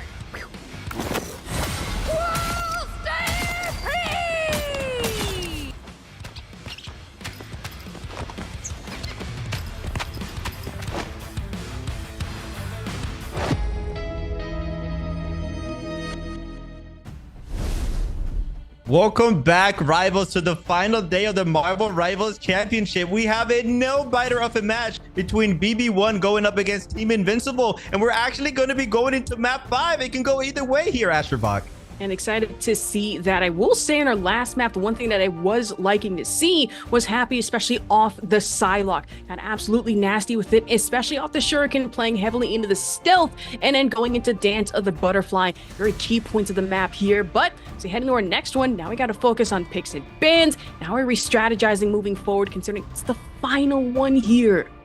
I'm really happy that you brought up the Psylocke because Happy actually started off that map with the Iron Man pick and it just wasn't working out. As soon as they switched to the Psylocke, they started getting more value off of it. Now, I wouldn't be surprised if it does get banned. I do think it was Invincible that keeps banning the Psylocke first. But because now they know that Happy has potentially a better Psylocke than November 24th, maybe they don't need to ban it. Maybe this time around it's going to be BB1 that bans it, which is usually a character that they want to save instead. So that's going to be interesting how that plays out. And also something interesting is that the Strange was banned from the last map. So I wouldn't be surprised if that also gets prioritized. And it does, as Invincible doesn't want to deal with that. In the other side of things, BB1 is going to continue to ban that Adam Warlock to stop that trifecta. Hulk being saved as well from the side of Invincible. That's going to be looking very strong for them. We did see what happened a little bit earlier, especially off of both teams playing into the Adam Warlock and getting off of massive revives with the Karmic Resurgence. It just wasn't the thing that just anyone needed going forward. Provided a lot of optimal play, especially if you were on the side of Invincible. That was our Spider Islands, but we focused on the now Doctor Strange ban. That's gone out the window. Neko's still going to have at least access to the Magneto, but no more Iron Man. We saw how this happened played out the last time on Yggdrasil Path, so we just know Gamma Gang that we have to contend with, and no Psylocke either. Yeah, I don't know if I'm a big fan of that. As we mentioned, Happy is a very good Psylocke player as well. But the fact that BB1 saved the Black Panther, that means they're going to be playing that character. That means Psylocke can definitely deal with that Black Panther, right? Not only that, but if BB1 is going to prioritize that Black Panther pick, that means they're probably still going to be going for the Neymar. I mean, the Hela is still open and the Hawkeye is open as well. So the chances of BB1 running the Black Panther and the Psylocke at the same time are very low. We really just know Black Panther dive potential, but we are going to be getting our respective team ups here, especially regards to the Namor and the Luna Snow on the side of BB. So we're going to be seeing a lot of the ice projectile play on top of the Octopi. The Monstro Spawn that can get in with the ice splash damage. If you are Invincible, however, you not only have the same exact team up, no Gamma Maelstrom or Gamma Boost, but it's still going to have to contend with a Hulk and BB Yak. Possible. Okay. I thought I was going to see the Hulk for 2.2 seconds there. I saw the Venom and I was like, okay, exciting. We might have the Diving Strike, maybe even play in a Feast of the Abyss a little bit, but trolled once again. We're consistently getting trolled as casters. Something else that's a little bit of a troll is the fact that they're not even running the Black Panther. I mean, maybe they'll pull it out for the second half or maybe for the second point. But first, they have to win the first one. And it's looking like another one of a mirror matchup. And these two teams, they're consistently just playing the same characters. And I love to see that because it just comes down to who plays it better, who's able to strategize better, as both teams are going to be contesting this top left high ground. But it's going to be on the side of Invincible. I mean, they're not going to have too much to worry about because they're going to have the whole team in the backline there. And it looks like a little bit of a fight in the right side of things. And it's going to be the Mantis that's going to get the first pick there to start off the map. Great pick at that one. Just found out and caught out the Bruce Banner looking very vulnerable. First elimination so far. And now still have the Hulk to contend with, back on that high ground play, but diving back at least for an extra little bit of health. And the fact that BB are really playing around a lot of these flank points. I love to see more of that, considering everyone that I've seen and have played with myself, bit of a personal opinion, really just runs it down mid. And all of a sudden it's an issue because then nobody really focuses the backline strategists on the side with as much potential as there is. Group walls do go up, however. More able to find one sneak pick again, especially with the Thorn Whip wall in the front. Want to be a little more careful of that, considering Groot's in the vicinity. You can take damage off of that. I say that Happy is going to be going down to the enemy Hela, and now having to contend with the Magneto up in front. Meteor M just slamming down upon you. The same can be said, however, for not only the Ice Octopi, the Monstro Spawn, but then the Giganto off the Horn of Proteus from November. November doing a good job of getting so many picks. I mean, Fate of Both Worlds also coming into play. It looks like Invincible also used Fate of Both Worlds, but they're not going to get any value off of that. That's going to spell a lot of trouble for them. And I don't see how they're going to be able to contest this. That's going to be BB1 being able to secure this first point. They got 4 minutes and 40 seconds left as well. So they're looking very strong. If they're able to win this next fight, which is looking very likely because they have more ultimates lined up, they should be able to get at least halfway through to the point. They need to do a good job of pushing up here and contesting this choke point. And with the Pro just flying upward, able to get it that high ground advantage, especially if you're on the side of BB right now. Put themselves up by 1, and it's going to be a full stack on the convoy, make it a little more dangerous for Invincible to try and contend with. But if you are Neko, who's been making some very big plays, big strides off the Magneto, might not have that much to worry about. Say for a couple of group walls, shouldn't be that impactful. Put a hamper on your day in general. But now, shield for shield, at least magnetic shred for shrapnel here.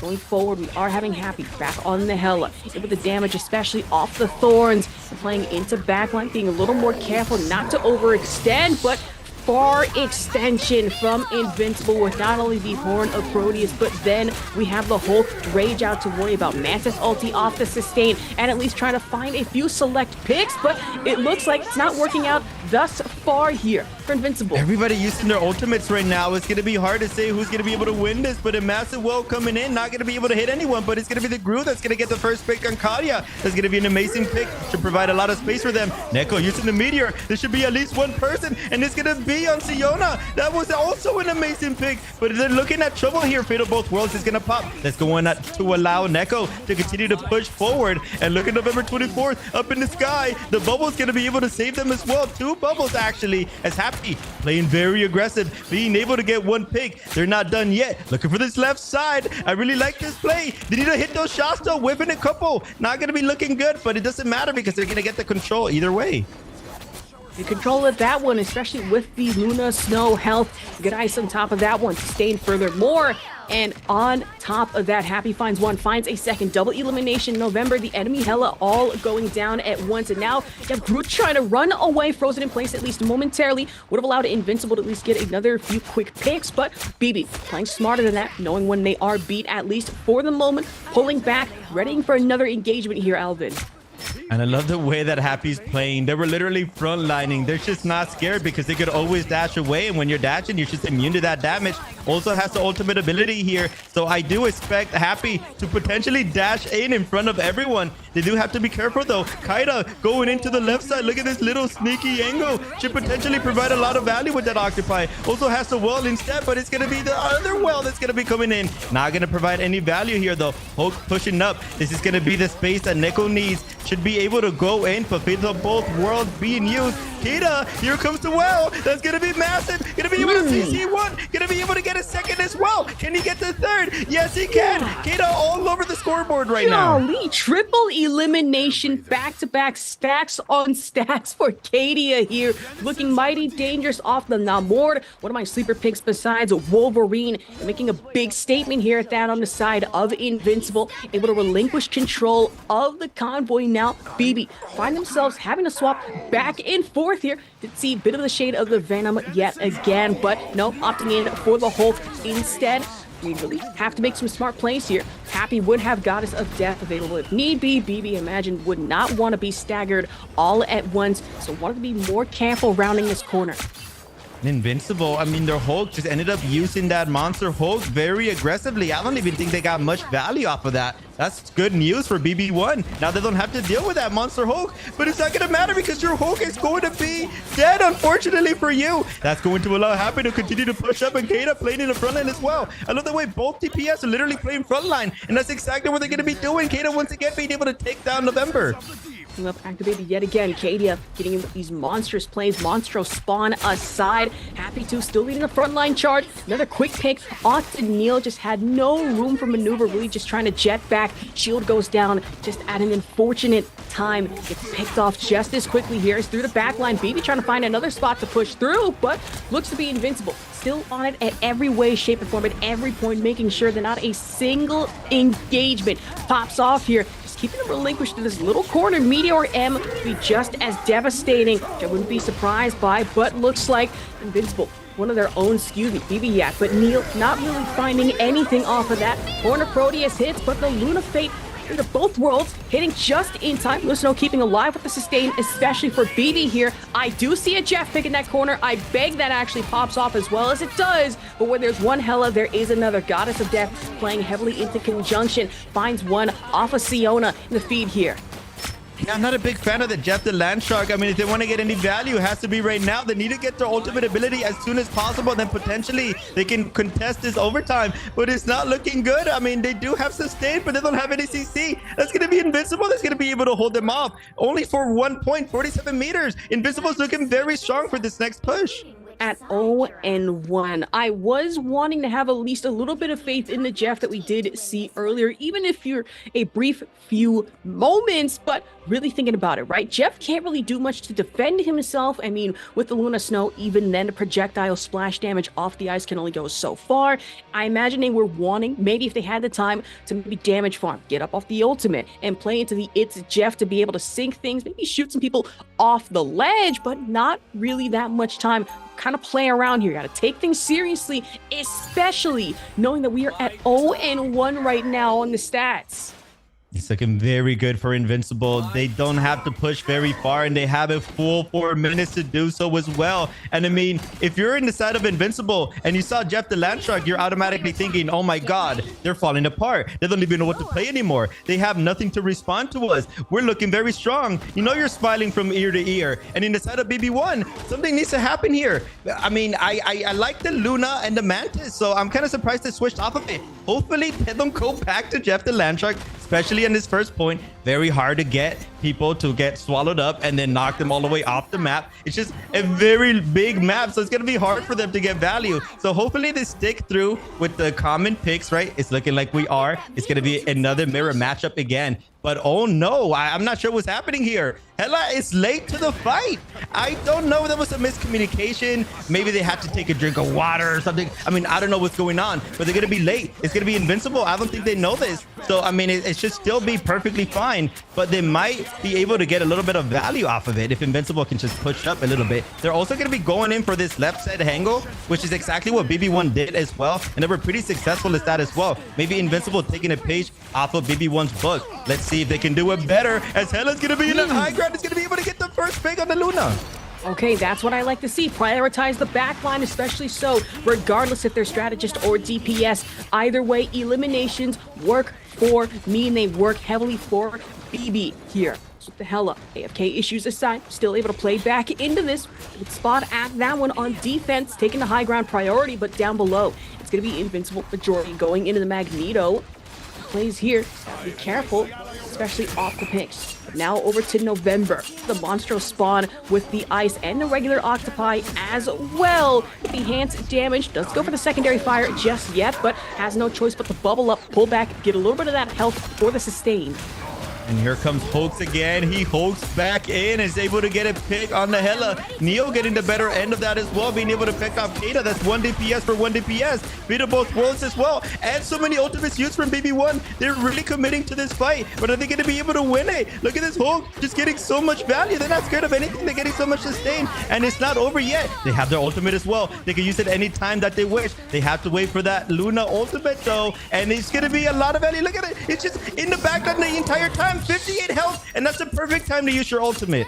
Just trying to sustain, really just against the Hulk here with the Sedate as well. Plays very into it from the Mantis, but now another Hulk clap coming into it from the side of Invincible. Finds one, finds another. Kadia topping it off with the Magneto elimination.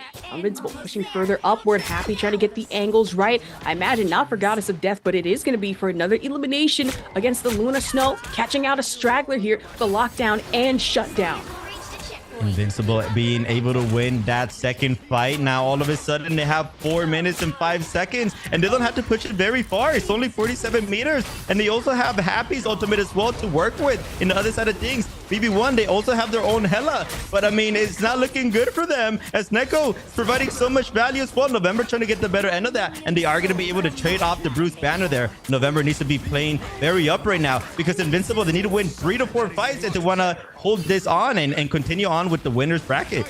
Number 24, just trying to circumvent really with the sidelines here. Monster Spawn gets taken out just as quickly as it's put back up. This would be a pretty interesting spot, maybe for Horn of Proteus. They're really feeling like it. Not surprised by that one. Power of prediction, but splashdown, nothing to hit. Save for Cadia's own Monstro Spawn. Now Happy back off in the corner. Buildings going down momentarily. The same can be said for both the Hela and the Namor. That's November. Gone to both Happy and Neko here. Push the front line with the Magneto, Goddess of Death from up top, as well as the Giganto into the Luna Snow. Fate of both worlds dueling K-pop playlist. You love to see it, especially Happy back up top, making quick work with Magneto.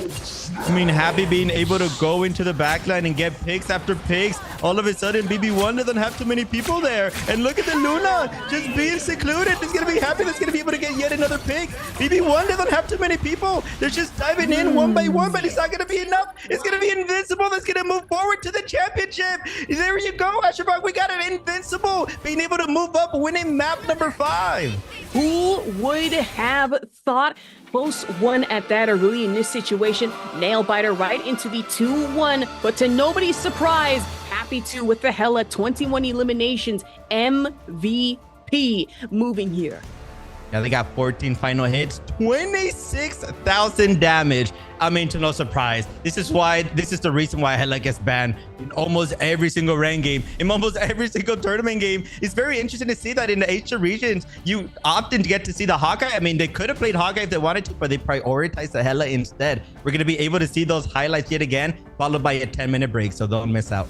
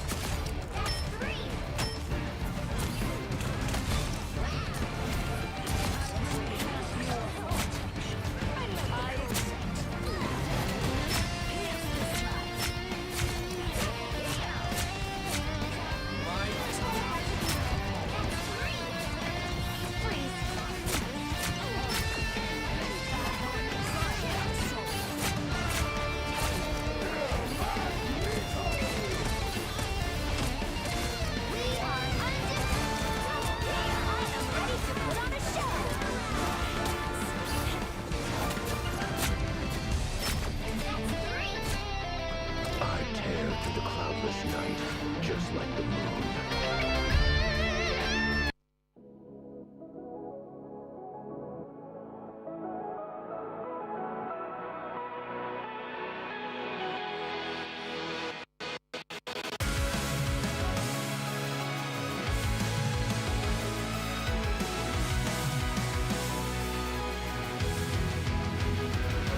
Remember the dusk, the lights gripping tightly, trapping all those fighting souls.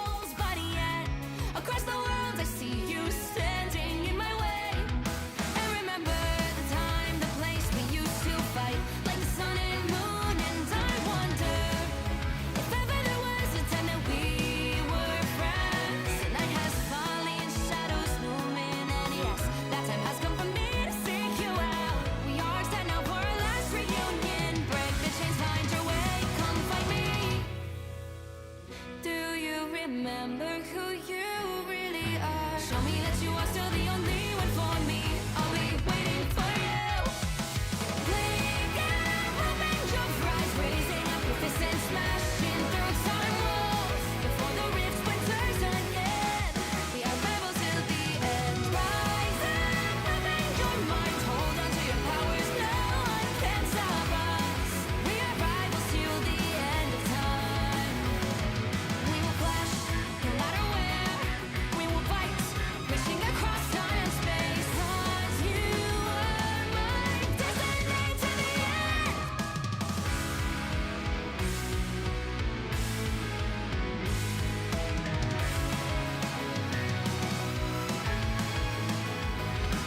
You see the dawn, the flames burning brightly, shining on those memories and yes, across all time I see you turning the tides. And do you see now our time, our turn, we can still fight like the wind and fire, and wonder no more that now is the only time your heart is mine. Light has fallen, darkness grows, and yes, we fight for our destiny and fate. New days smiling for the past and future. Break those chains, lead the way, fight with me. And when you wake up, open your eyes, raising up your fists and smashing through time walls. Before the rift splinters again, we are rebels till the end. Rise up, open your mind, hold on to your powers, no one can stop us. We are rivals again until the end of time.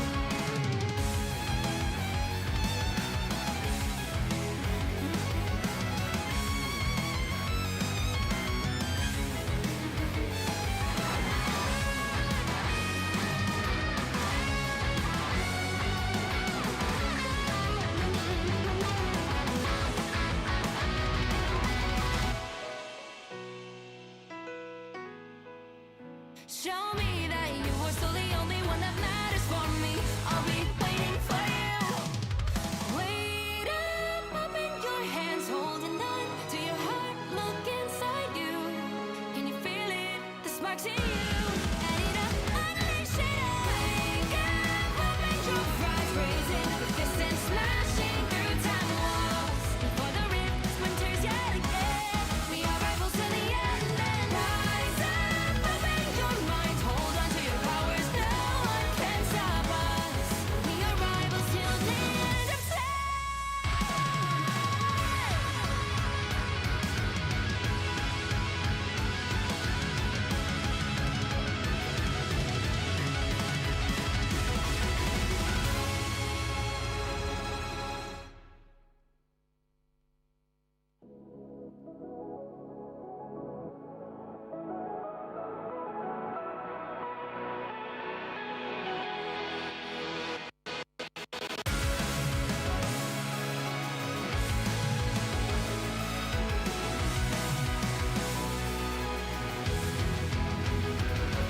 Remember the dusk, the lights gripping tightly, trapping all those fighting souls. But yet, across the world, I see you standing in my way.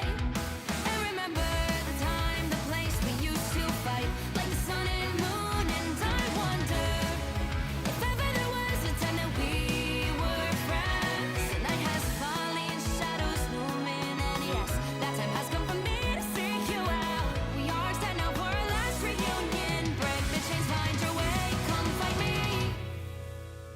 Do you remember who you really are? Show me that you are still the only one for me. I'll be waiting for you. Wake up, open your eyes, raising up your fists and smashing through time walls. Before the rift splinters again, we are rebels till the end. Rise up, open your minds, hold on to your powers. No one can stop us. We are rivals till the end of time. We will clash, no matter where. We will fight, reaching across time and space. 'Cause you are my destiny to the end.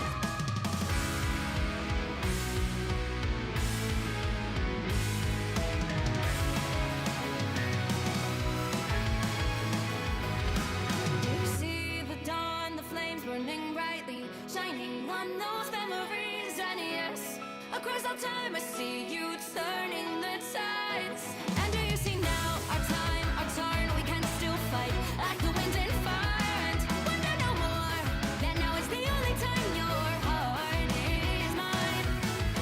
Light has fallen, darkness grows, and yes, we fight for our destiny and fate. New days smiling for the past and future. Break those chains, lead the way, fight with me. And when you wake up, open your eyes, raising up your fists and smashing through time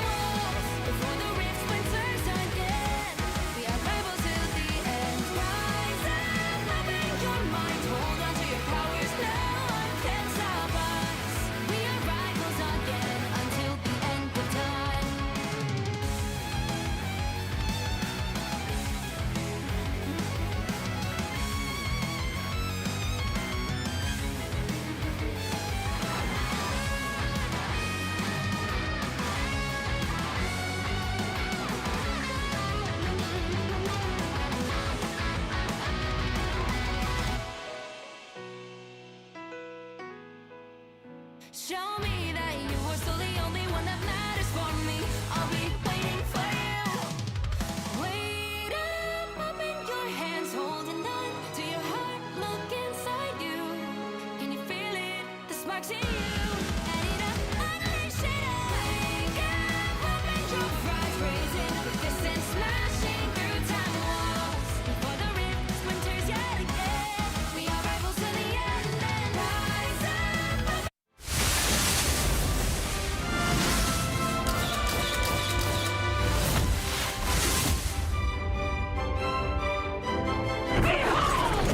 Child!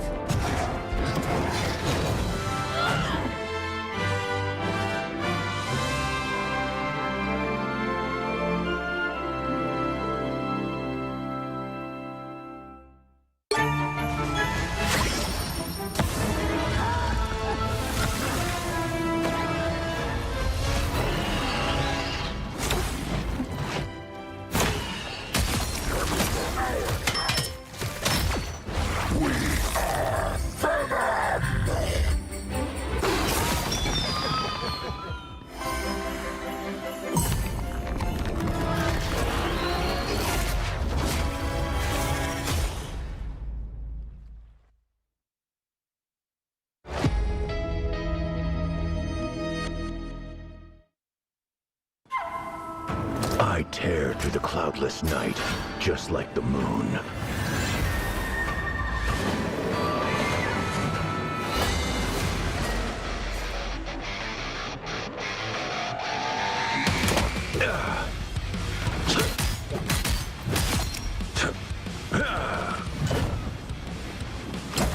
To drain.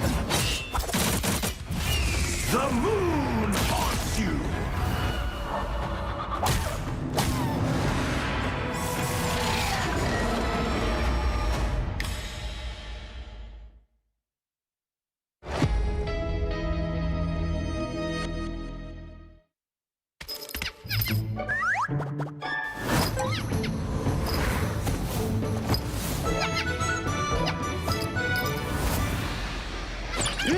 Time to go nuts. Hey, check out this big acorn. World Stampede!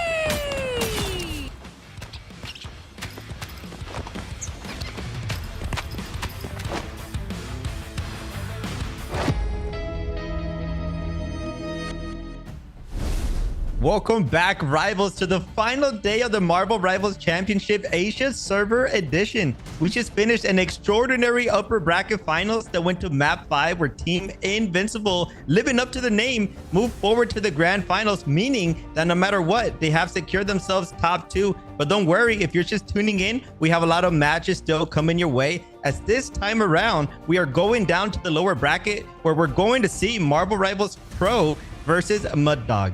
That should be an exciting one. It's lower bracket, like I mentioned way back when we first started day one. It's going to be a gauntlet run, especially now that we're leading into our lower finals and then grand finals. It's no joke. So if anything, one team could have a shot at redemption. Another could just go down, home, and out. Just going to have to wait and see how this plays out today, Elvin. Because if that last match is anything, this one should even be more of a barn burner. Exactly, and don't forget, this is the lower side, so whoever does get eliminated here, they are going to be getting sent back home. So every single team is going to be fighting tooth and nail. This is going to be exciting. Marvel Rivals Pro is a team that we consistently keep broadcasting, and to no surprise, they've been going absolutely crazy, actually taking off Tom Young Kung, which yesterday me and Ruben kept mentioning that Tom Young Kung was one of the stronger teams, potentially a team that was going to make it to the championship. So the fact that Marvel Rivals Pro were able to take them off means that they might potentially have the advantage here versus Mud Dog. An interesting thing that you say that Tom Young Kung, that's one team that I followed off in another game way long ago. And I mentioned here, that's another for story time, is that here in the bracket, at least they skated by, they're a strong team. But then a friend of mine, another commentator, Thatcher, and I were discussing that if they had just ran into Crispy Fries or maybe someone else off on our lower and upper bracket, it might have been wraps for them. For Tom Young Kung to get this far might not have just been skill, but also luck if we're really thinking about it. Yeah, I mean, I think definitely having luck in the bracket does play a big part. I mean, you could argue that with everyone. I mean, even with Invincible, you can argue that they made it this far with a little bit of luck. I mean, it comes down to compositions, picking bands, right? Your IGL. So when you start mentioning those things, luck just starts disappearing little by little by little. I do think Tom Young Kong definitely deserved to be up there. And you know what? They secured top 8. So to no surprise, I mean, they're definitely one of the better teams that we got to mention and that we got to see in this broadcast. But I am super excited to come in for this next matchup. I do think Marvel Rivals Pro is going to come in hot. They brought in a lot of interesting picks. I think they did do a lot of the Adam Warlock Starlord trifecta with the Mantis, right? So I would imagine Mud Dog should be banning that in this pick and ban space here. I mean, I wouldn't be surprised by it. We have seen that played time and time again. The Adam Warlock, the Mantis, and then the Star-Lord. Most of the time, the Adam Warlock gets banned. It just leaves the Mantis and the Star-Lord. Or other times, we have seen people kind of start to ban the Star-Lord, but never really the Mantis, because it's under the assumption that you can deal with the backline strategist a little bit later, as long as you don't have to contend with the revives or the DPS, especially off the Star-Lord ambushes. I have seen those go awry before. You can't do much to fight back against them. So we head into our picks and bans here. Already off rip. No Doctor Strange. No Hela. There is a Mantis Protect, but no Iron Man either. Yeah, I mean, the Iron Man ban has to be a response to the Hulk being saved. Now, the Groot, that has to be a priority ban for... I mean, they're probably scared of somebody on Mud Dog that can play it. I mean, Groot usually doesn't get too much play, especially when Magneto's up, right? Especially when the Hulk is saved as well. So the fact that they're banning the Groot is quite interesting here. They have to be target banning somebody. This is going to allow Hawkeye to come in, though. And we saw very briefly in the beginning of the broadcast where No Limit pulled out the Hawkeye and they were going absolutely nuts. And to no surprise, ASD, if they do pull out that Wolverine, they are going to get a lot of value. Again, we saw them pull it out in the very beginning and they were going absolutely nuts. But Felix with the Jeff the Land Shark, please don't evade us casters. We want to see Jeff the Land Shark, but it might be a little bit of a troll here, Astrovog. You know, as much as I love Jeff, and as I know as much as chat loves Jeff, shout out to Jeff fan as well. Is this really the best pick we can go with? Because really trying to think about it, Luna Snow and Mantis are two of the strategists that really everybody runs with. The Sustain is there, the Fate of Both Worlds is there, the Nature's Wrath is there from the Mantis as well. But then Felix, one little shark up against everyone else with no Luna Snow team up in sight. I am starting to question things here, Elvin. I mean, they're probably just going to use the bubbles to get that extra movement speed and then quickly switch off. But yep, there it is. I was looking a little scared. I was like, Felix, are you really going to pull this out? I mean, it is domination. You could get some value, but the Luna value is just much greater. And here we go. We're going to be going into the first fight. ASDF already looking for a sneaky flank, looking for a sneaky position. But unfortunately for them, Mud Dog is already in the back pedal as Marvel Rivals Pro already has map control. And fun, Fieldy swapped over to them. Gamma shielding up just in time, but now really diving in off the plays, trying to get rid of the Magneto, but at least for Revzy, snuffs out Dobby, off one more, and that's No Limit going down. Hawkeye versus Hawkeye, but now the Hawkeye against ASD on the Wolverine. Hypersonic arrows proving to be more of a burden than need be. Poor Felix couldn't get out of the way. And that's a really unfortunate downing, but for Revzy, a very fortunate pick. Elimination on top. Revzy, final hit, 4 people there. I mean, they're 100% the reason why Mud Dog won this fight. In the very beginning, we saw ASDF kidnap the Magneto. They went super high in the air as well. It was looking very bad for Lumi. But Revzy coming in with the conjunction, and then Choppa, though, in response, being able to take down Revzy. That's someone that you need to pick off, especially after them getting 4 eliminations straight off the bat. But the Fate of Both Worlds is going to come in from both sides. The Massive Wall as well is going to take down Choppa for a brief amount of seconds. It's not going to be enough, though. Fun. Trying to look for some fun. Not getting too much value right now. That's a huge bubble to save their team, though. Fun for the dive as well, but we are going to have to worry about the dance of the butterfly. No matter how much you try to put up with the Magneto shield, it actually does save you a little bit of time. I can't say the same with Jalen here. It's taken down and out. The same can't be said for pretty much everyone on the side of Mud Dog, as MR Pro really capitalizing off a lot of these plays, especially from No Limit, can activate the Hunter's Sense and really get in with these shadow plays as well.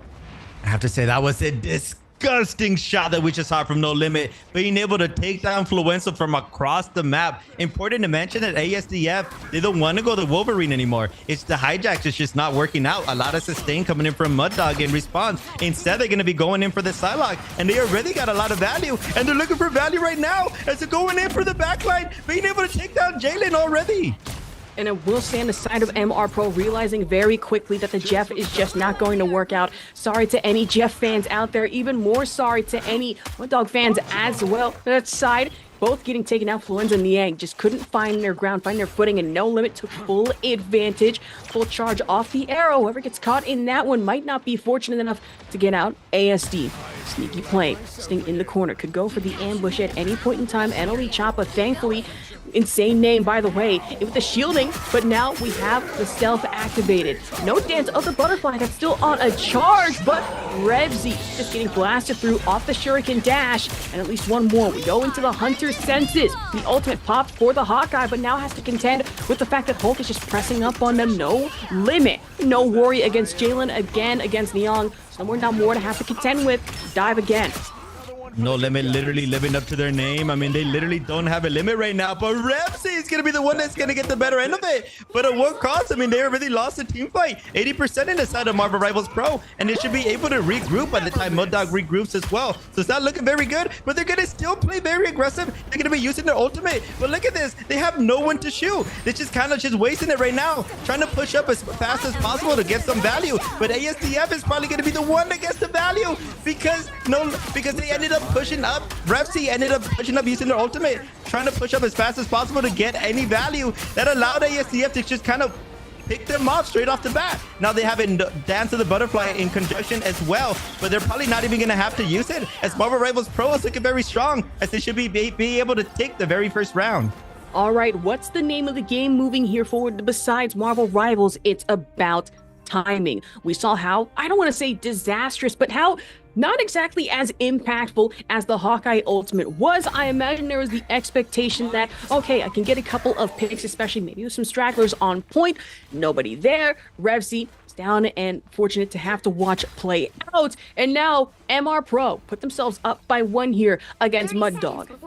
And it looks like in response, Mud Dog wants to switch up their composition in order to fight back against ASDF. So this time around, we're going to have Yang on the Hawkeye and Revzy trying to contest that Psylocke, and Revzy's gonna have so much work to do. I mean, they only have 9% to their ult, and ASDF already has their Dance of the Butterfly. So Marvel Rivals Pro are really coming into this fight with an ult economy in their advantage. Good advantage to that one. About 4 seconds left here until we finally get things started heading into the archive room. Right. It's gonna be a tough one. Excuse me, throne room. Okay, got a little twisted around here. Hey, that is totally fine moving forward. Still, dive potential coming in here from Fun. Now back into the front line with the Gamma Clap. Now dive back a little backward here. Gamma shielding. Maybe trying to push back. And we are going to have ASFD. Possibly Dance of the Butterfly. Wouldn't be surprised here, making mincemeat of the backline. No matter how much shielding there is, rest of the team still able to play into the advantage off the assists as well. It's the, as well as No Limit, NLE, and No Limit yet again. Back-to-back eliminations against Mud Dog.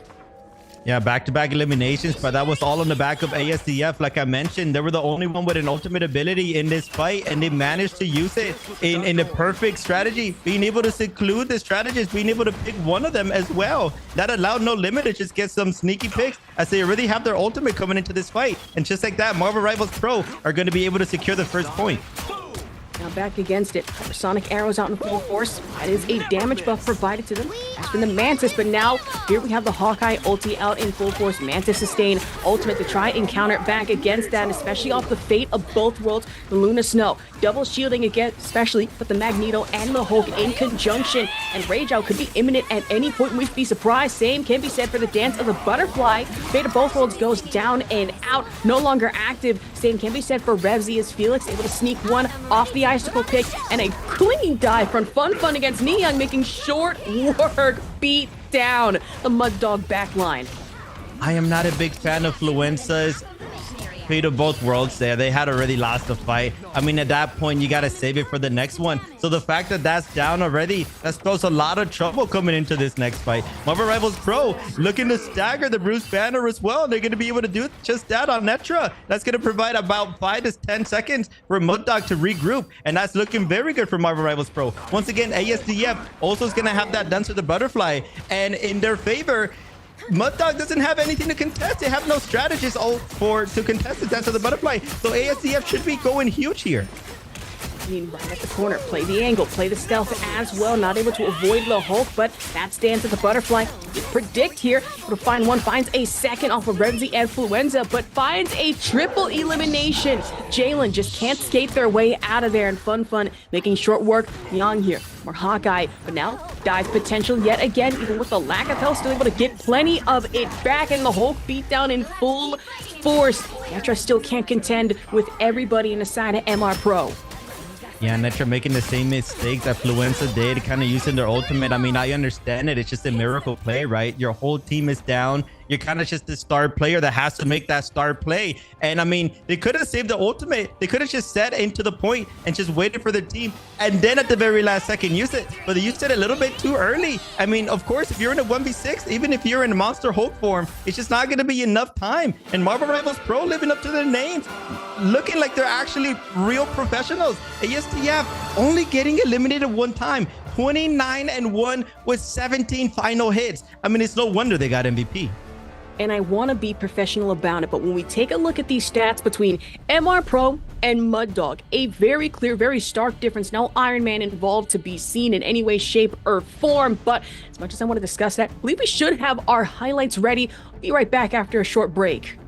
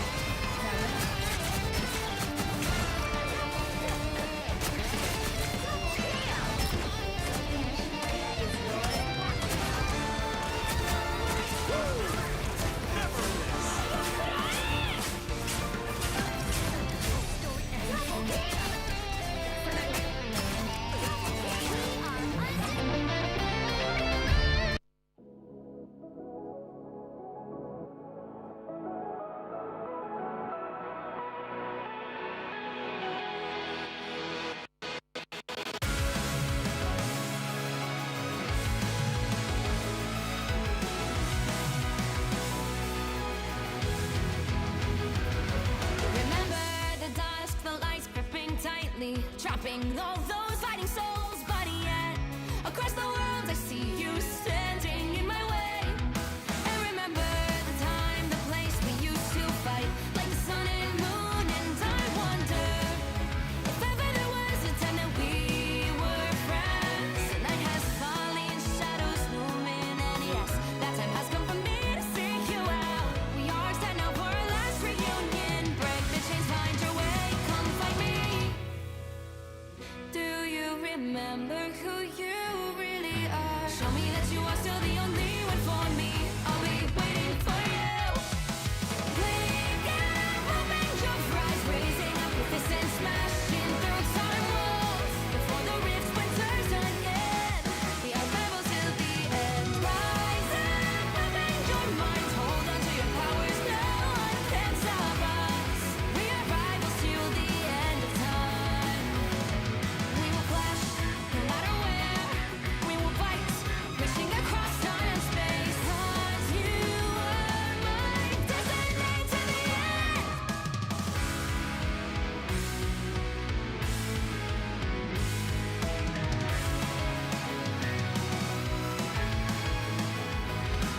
You see the dawn, the flames burning brightly, shining on those memories. And yes, across all time I see you turning the tides. And do you see now our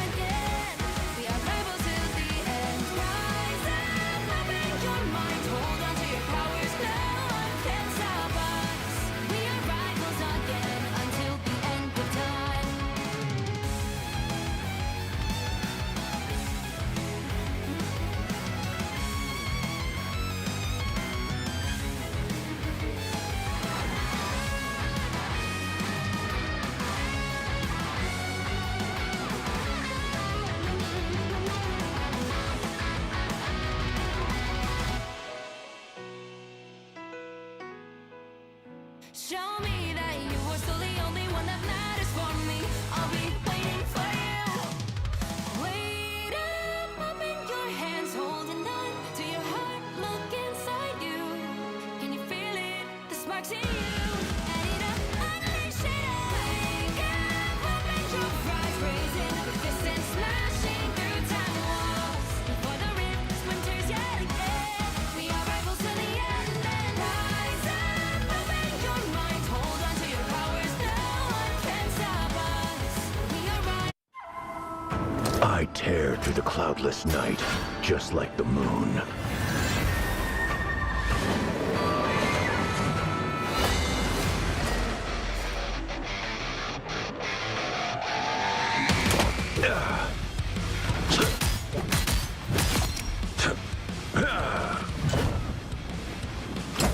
To drain. The moon haunts you!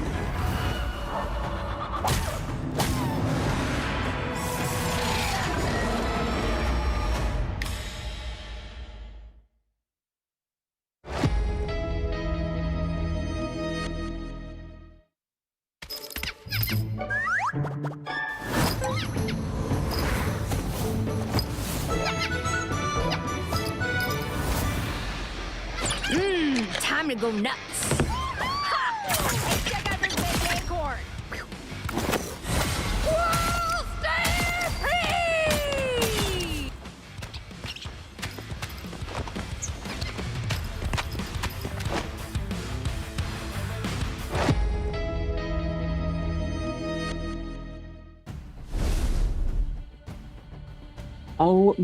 Oh man, finally we're back to some more Marvel Rivals action. But once again, welcome back to the Marvel Rivals Championship, our Asia region double elimination stage. Once again, the number one caster Vok, Asher Vok here, co-commentator Elvin as well. Just wrapped up with our first round of MR Pro versus Mud Dog. 1-0 so far. How are we feeling after that one?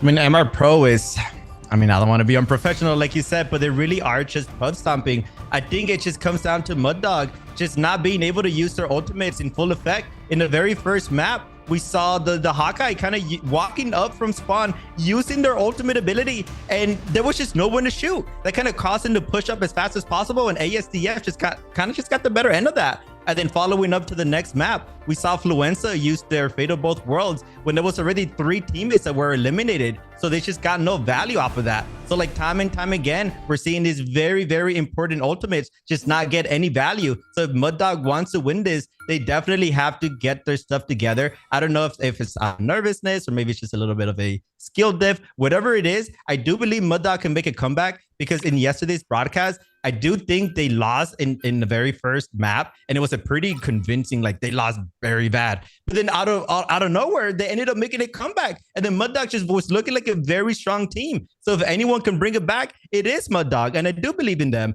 And I am very happy that they're gonna respect the Psylocke from ASD. They do need to take that off their hands.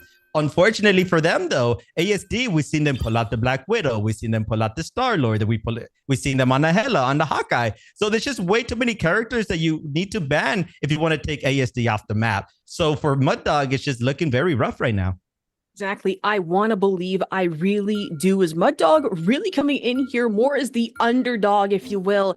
And I know if they go down, I'm going to have to explain to Dogman Dustin as why one of his favorite dog-coded teams lost in the Asia region. That's not going to be a fun thing in its entirety. A lot of tears involved. But as we focus on now, round 2, Hala de Jalia convergence this time around, Psylocke and Hela gone down and out. We saw what happened when ASD had the Psylocke in their hands, but I'm not sure that's going to mean much to them. They can just as easily swap over, I was about to say the Hawkeye, but as easily swap over to the Star-Lord. We have seen that played before, and MR Pro can be nasty with it. I would imagine, yeah, MR Pro is probably going to be banning either an Adam Warlock here. They probably don't want to deal with it unless if they're going to be using it themselves, which is it's looking like we're probably going to have a mirror matchup where we're going to have the trifecta. I'll be surprised if we don't, as we're going to prioritize the Magneto ban. Now, that's quite interesting. I don't even think Mud Dog pull out a Magneto, and even if the data didn't really get much value, because I barely even remember it, I think MR Pro just they don't really care who they ban. They're just banning whoever, right? They're probably just feeling very comfortable right now. ASD is going to be going into that Iron Man because that Hulk is going to be available. So we're probably going to see a mirror matchup with that as well. Of course, Doctor Strange for Doctor Strange, we are going to be seeing a little bit of the Gamma Gang team up on the side of MR Pro. So the Gamma Maelstrom as well as the Gamma Boost, the side of Iron Man. ASD playing into that, especially No Limit instead. Hawkeye, considering they have been banned. Now we are seeing the Namor playing a little bit, especially in the side of Neong. So imagine Horn of Proteus could come out in full force. And then the Monstro spawn, especially now that they are ice boosted. The Luna Snow can be messier from Mud Dog too. I find it interesting how you could go Star-Lord, Mantis, Adam Warlock, which what we see a lot of that come into play in these higher skilled teams. Although that's available, it's looking like neither team wants to go for that. And it's kind of like I'm scratching my head here because it's just those revives, it's just so strong. Instead, both teams are going to decide to go for an even arguably an even stronger team up, right? With the Hulk and the Strange. But it's going to be Marvel Rivals pulling out the Iron Man and Mud Dog. It doesn't look like they have an Iron Man player. Instead, Refs is going to go for the Punisher. And we're going to start off the map with a portal coming in from Luby, going in for the high ground. I mean, almost every team is doing this. So I expect Marvel Rivals Pro to be ready for this.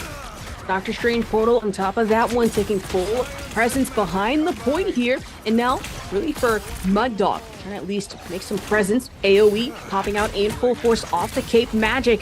Now Lumi leading the front line, especially in conjunction with Netra back on the Hulk again. 216 health in the shield. Got to be careful than that, especially with the Wrath in play. And now, good Hulk against the plays. Revsy in the backline, though, which is pretty interesting because where there's a Punisher, you'd usually expect a Rocket Raccoon to follow up with you, but nothing of the sort in the side of Mud Dog. Yeah, I think Revsy just playing more of a comfort pick. I mean, they got like lucky that there is an Iron Man, but oh my lord, already a both coming in this early into the fight. Unfortunately for ASD, they're not going to get any value off of it. But to pick up where I left off, I mean, Revsy got kind of lucky. Maybe they just predicted that there was going to be an Iron Man, which is why they pulled out the Punisher. But it's going to be so hard to get so much value without the Rocket Raccoon, like you mentioned here, Asherbox. But you know who is going to get value? It's Yang, as they're going to be able to pull out a nasty elimination in ASD. But Fate of Both Worlds is going to be popped from both sides, so there's going to be a lot of sustain coming in. Exactly. Quick crank up the Seraphim, but also crank up the Eye of Agamotto and Elite Choppa. Letting the Choppa Singer in this situation let the AoE sing for itself. It's to everybody in sight. A Gamma Maelstrom is no joke, can be nasty when placed at the right time, right opportunity. Exception for Choppa here. Now MR Pro taking full presence back on the point. Mud Dogs still have yet a ways to go, even at 1 minute 50 seconds left on the clock. Yeah, they no longer have that portal as well. So that means they're going to have to do the walk of shame as they're all going to be walking up to the left building again. This is something that's very common throughout these high tier teams. But look at Choppa. They're actually using the portal. They might be able to seclude a couple of people in this building. And they are. But unfortunately, he wasn't able to seclude anybody. But it is going to provide at least 20 seconds where Mud Dog is just going to be stuck in that building. Stuck in the building, but back, stuck up top. It's going to be ASD on the Iron Man, just waiting for the opportunity as the missile launch ready up and available, but Monstro spawn down below. It is going to be fun. Trying to bash the building, or at least trying to go for the optimal dive right through the shields as well. Hulk versus Hulk, but off the Gamma shielding, it looks to be Mud Dog staying alive for at least a little bit longer.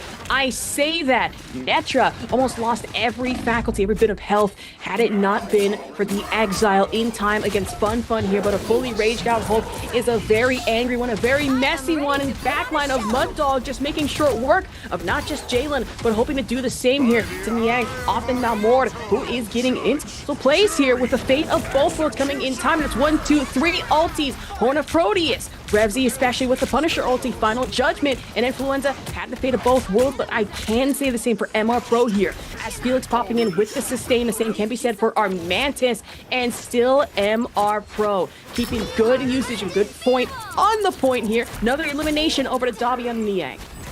And we are going to have a Mantis though coming in from Jalen. Are they going to be able to get any value though? Your Neymar is already taken down, so that's going to be looking rough for you. Fun still getting the better end of it. Still in the front line, trying to punch out the Strange and Lumi. It's just not much that you can do. Going up to the air to kind of just stay alive. That's going to allow the back line to just kind of get secluded there by Eneli Choppa. And Fun finally going to get the better end of that against Lumi. And here comes a really good Ayo Bakemono to end the round. It's going to be MR Pro once again being able to hold on. I mean, Mud Dog didn't even get 1%. It's not looking good for them right now, Asherbach. Not even 0.1%, 0.01%. That is straight zeros across the board. Not even a single tick, just anything in between. And now Mud Dog are going to have the time of their lives having to contend against MR Pro yet again on Hala Dajalia, and a mirror team up, mirror composition, save for a few exceptions. That's actually, hold on. Nope, that looks to be full mirror here, Elvin.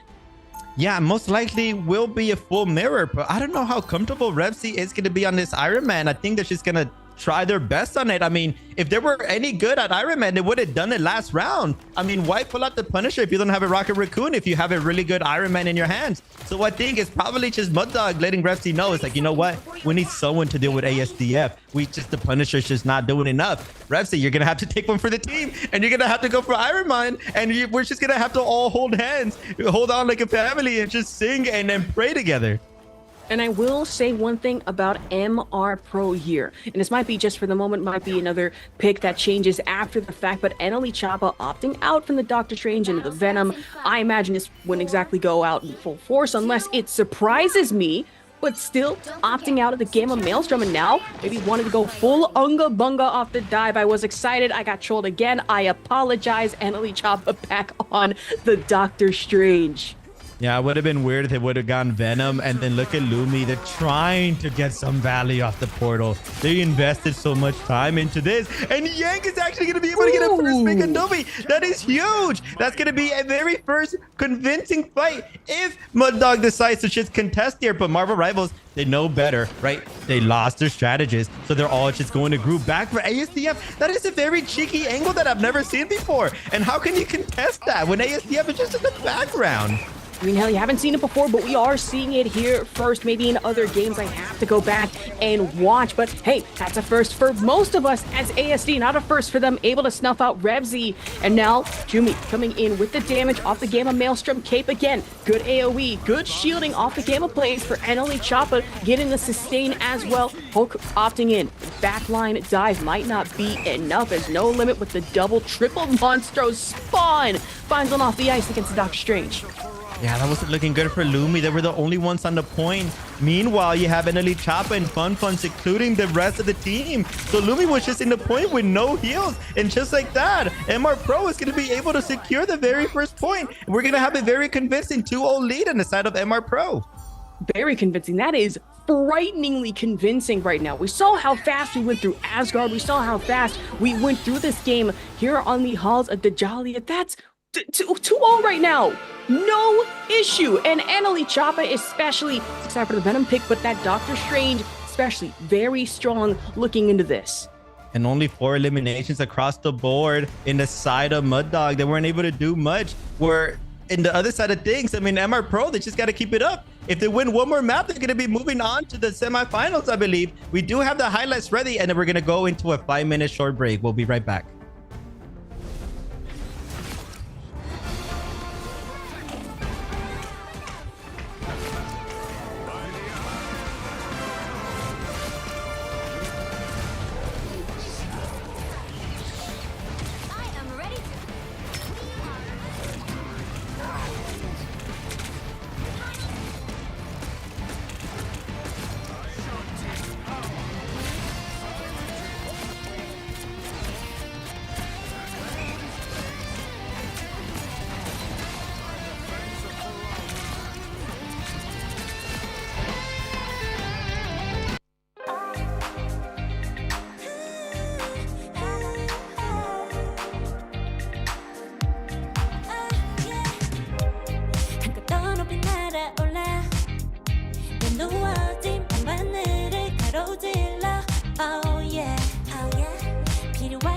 내가 널 지켜줄게 간절히 바라면 이루어지는 마법인 거야 운명의 소리 들려 여기서 저기서 날 찾으며 달빛이 날 비춰와 시작해야 let's go 어둡고 혼란한 우주 따뜻한 눈으로 감싸는 순간 신비롭게 녹아내릴 거야 좀 더 기다려 I'll be there 쓰러지지 마 끝까지 일어나야 해 어딜 가든지 극복해 힘은 너에게 있는 걸 소리 높여 노래를 불러 작은 걱정 따윈 던지고 최선을 다해 작품을 쳐봐 어둠이 떠날 때까지 아름다운 꿈을 밝혀봐 우리에게 달려서 그 세계 운명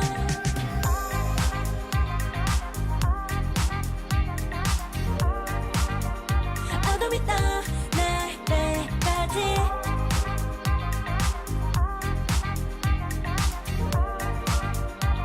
세계 운명 오랜 시간 간직해온 열망 까만 밤의 빛처럼 빛나 네 눈앞에 바로 어떤 하나 제발 딱 봐도 superstar 딱 보면 모르나 널 지킬 나란 걸 더 지켜볼수록 점점 빠져들어 카리스마 넘쳐 흘러 oh yeah 운명의 소리 들려 여기서 저기서 날 찾으며 달빛이 날 비춰와 시작이야 let's go 어둡고 혼란한 우주 따뜻한 눈으로 감싸는 순간 신비롭게 녹아내릴 거야 좀 더 기다려 I'll be there 쓰러지지 마 끝까지 일어나야 해 어딜 가든지 극복해 힘은 너에게 있는 걸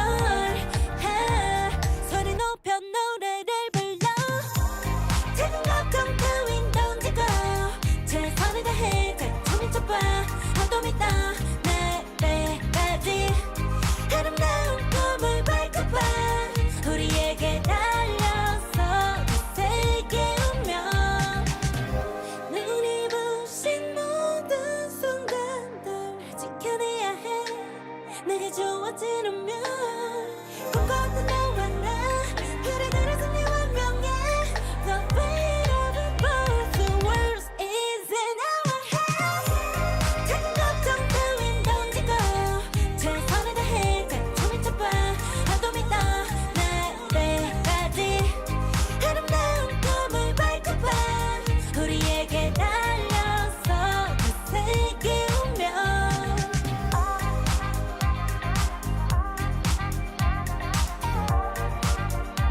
어둠이 떠날 때까지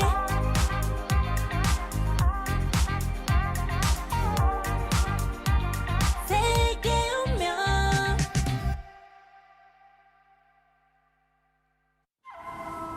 I tear through the cloudless night, just like the moon.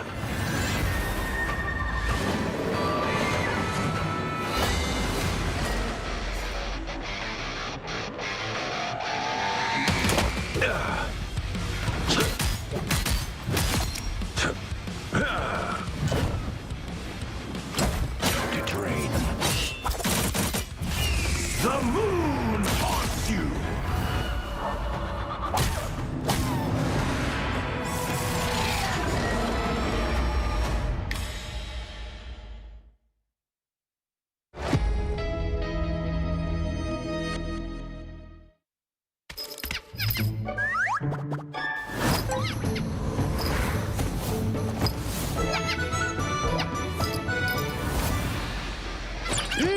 Time to go nuts. Hey, check out this big acorn.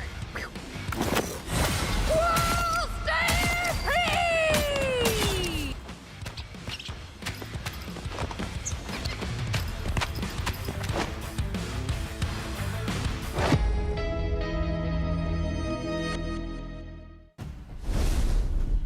we might just have the quickest series on our hands here. MR Pro making quick work against Mud Dog, winning yet another map up 2-0, which means Mud Dog needs an underdog story here to bring it back, or they will be eliminated. But I know they're so happy with the results. I mean, making it to top 4 is still something to be proud of, Asherbach. Exactly, making it in top 4 here, it's no joke. But for Mud Dog, I imagine if you want to make it even further than that, you need to find something, anything to make it past MR Pro. So let's talk about it. Last one, Asgard. Didn't exactly go too hot for Mud Dog. They did get a little bit hit, especially by backline from ASD that came in off the Psylocke. Next game, Psylocke got banned. Even then, MR Pro were still able to circumvent, playing not only a good attack, but then on defense, still able to keep a stalwart line. And now, headed into round 3, we head over to Symbiotic Surface Clintar for Convergence into our picks and bans. Hawkeye, very obvious ban, the same can be said for the Hela, but then the Protect coming in onto the Hulk.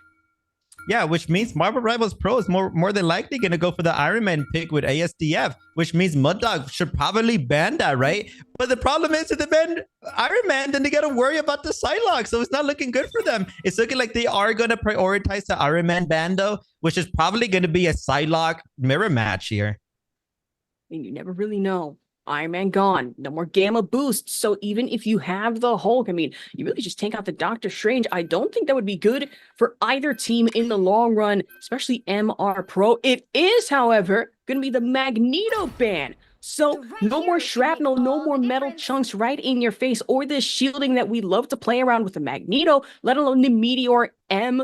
So I imagine if you are on the side of MR Pro, you don't exactly have to worry about that in conjunction, but instead focusing on our team ups. The side of Mud Dog, we're going for some quick revives with Nyong, Revsy, and Jalen off the team up between the Adam Warlock, Star-Lord, and the Mantis. And if you are MR Pro, ASD possibly teasing the Wolverine, but we do have to confirm from No Limit on the Namor. So that's going to be a lot of projectile play, especially in conjunction with the Luna Snow.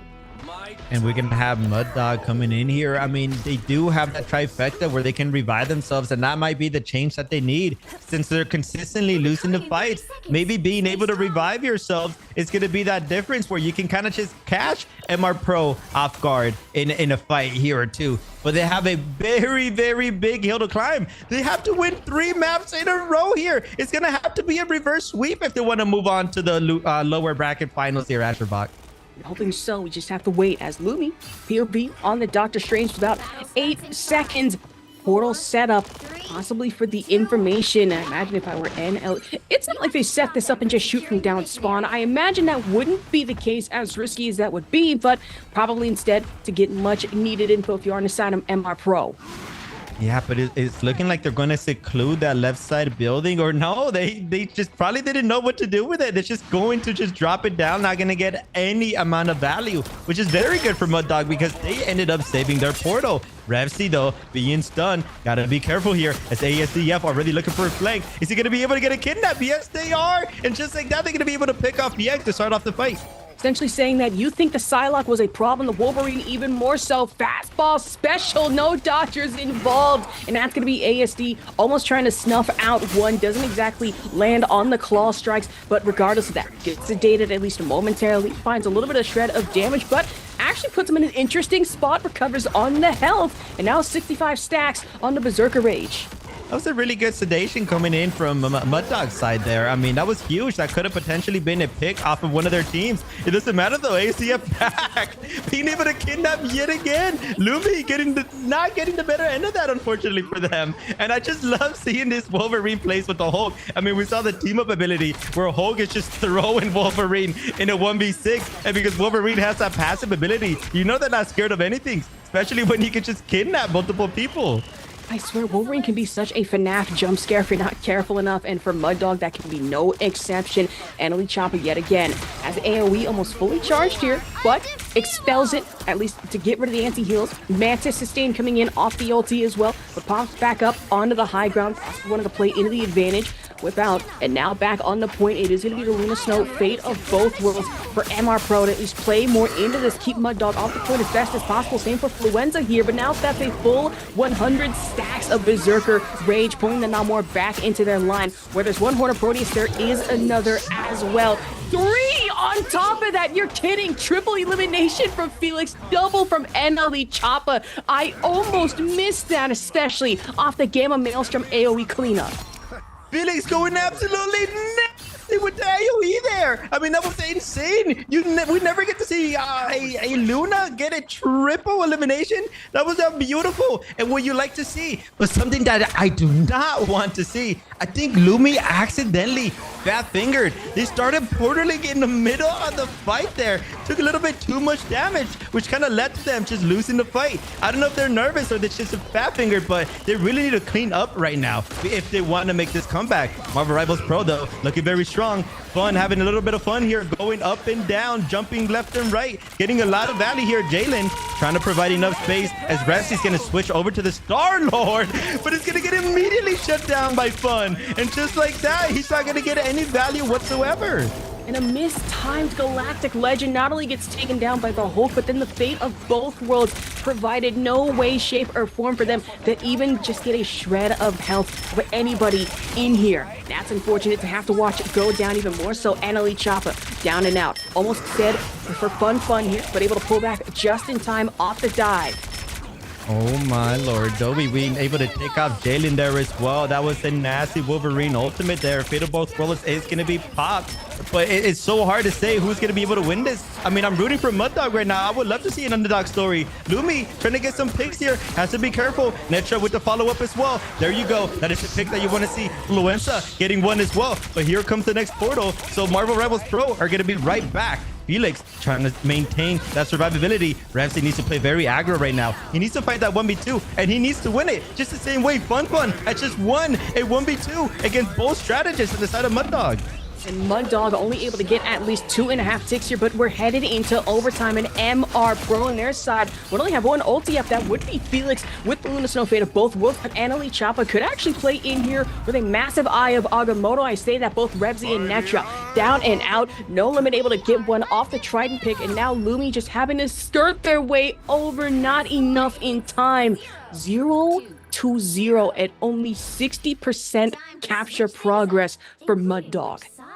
It's progress. 60% is progress. It's better than 0 from last map. So at the very least, Mud Dog is fighting back, but it might not be enough. If we do see Mud Dog actually, okay, I have to say this. If Mud Dog somehow holds down the fort and wins this map, they're going to win the series. They're going to get so much motivation off of it. I know there's like a 0% chance that's going to happen. 10% chance, 30% chance. I just want it to be okay, an 80% chance at least. Further. Elvin, dial it in it's here. It's not looking good. I get it. It's not looking good, but I just love a good underdog story. I want Mud Dog to bring it back. I mean, Refsy, I need him to go crazy on this Star-Lord. They're trying to get these revives, but like the whole time, I don't think they even got any value off of it. Listen, we're professional casters, we're professional yappers, if you will. At least according to some people in chat. We have to keep it professional, at least hope. Hooray for a semblance of an underdog story like you were mentioning for Mud Dog. I would love to see that, and nothing more to go forward onto that. But for MR Pro, it's a gauntlet run. It's a climb uphill, a 90-degree angle. So getting more information, especially coming in. Netra off the portal, but seeing that much into it should be an interesting play at that one. Here we go, Albin.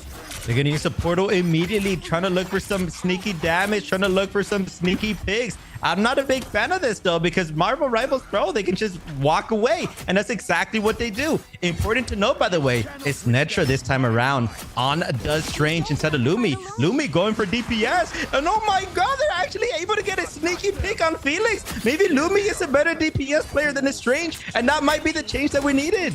Just right from corner pocket. Just playing a little bit of pool with the Trident, was still able to find one, and now we have the monster spawn back up top. They go down just as quickly here. No Limit, hard targeting Fluenza, Luna Snow gone, and now the Now More Bubble porting down with the Strange portal. That's one Thorn. ASD off the Black Panther play. In with the Claw Strikes, Felix in with the Icicles as well. Dobby in with the Anger, and that's Yang and Jalen responding in turn, but ASD finding a sneak pick, double elimination, and 1-0. Easy win here for MR Pro. I am at a loss for words. I was rooting for Mud Dog. I really thought they were going to make a comeback here, but unfortunately, it didn't look that way. Once again, MR Pro showing us why they have Pro in their name. Felix getting that MVP. I mean, when they got that triple with the AoE damage, it's no wonder why they got that. I mean, 19,000 heals on top of that as well. They were going absolutely nuts for their team. Insane play. I saw the triple elimination out of the corner of my eye, and I'm like, okay, that has to be an MVP moving forward. But as we speak more on that, heading into our highlight reel, we'll be right back after a quick break.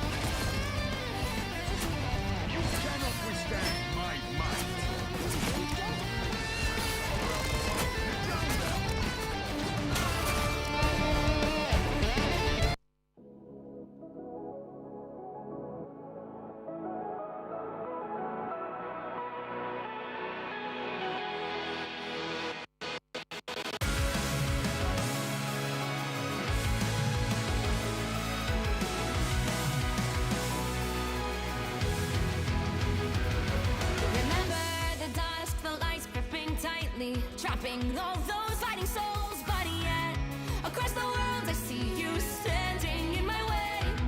And remember the time, the place we used to fight, like the sun and moon. And I wonder if ever there was a time that we were friends. The night has fallen, shadows looming, and yes, that time has come for me to seek you out. We are set now for our last reunion. Break the chains, find your way, come find me.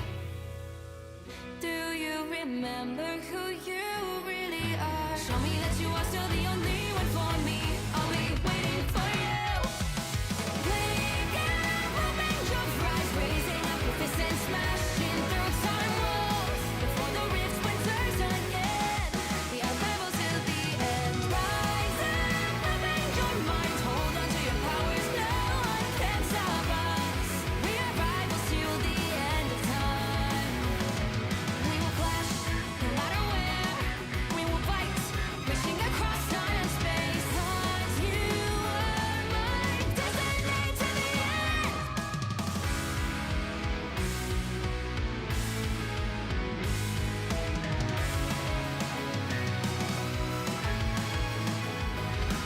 You see the dawn, the flames burning brightly, shining on those memories. And yes, across all time I see you turning the tides.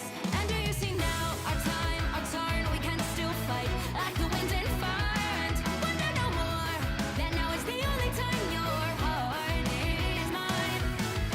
Light has fallen, darkness grows, and yes, we fight for our destiny and fate. New days smiling for the past and future. Break those chains, lead the way, fight with me. And when you wake up, open your eyes, raising up your fists and smashing through time walls. Before the rift splinters again, we are rebels till the end. Rise up, open your mind, hold on to your powers. No one can stop us.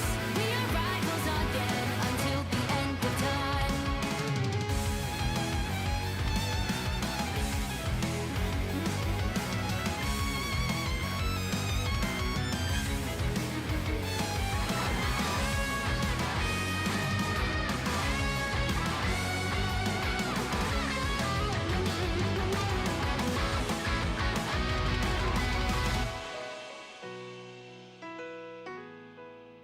Show me that you are still the only one that matters for me. I'll be waiting for you. Wait up, open your hands, holding on to your heart. Look inside you. Can you feel it? The sparks in you. Add it up, unleash it all. Wake up, open your eyes, raising up your fists and smashing through time walls. Before the rift splinters yet again, we are rivals till the end. And rise up, open your minds, hold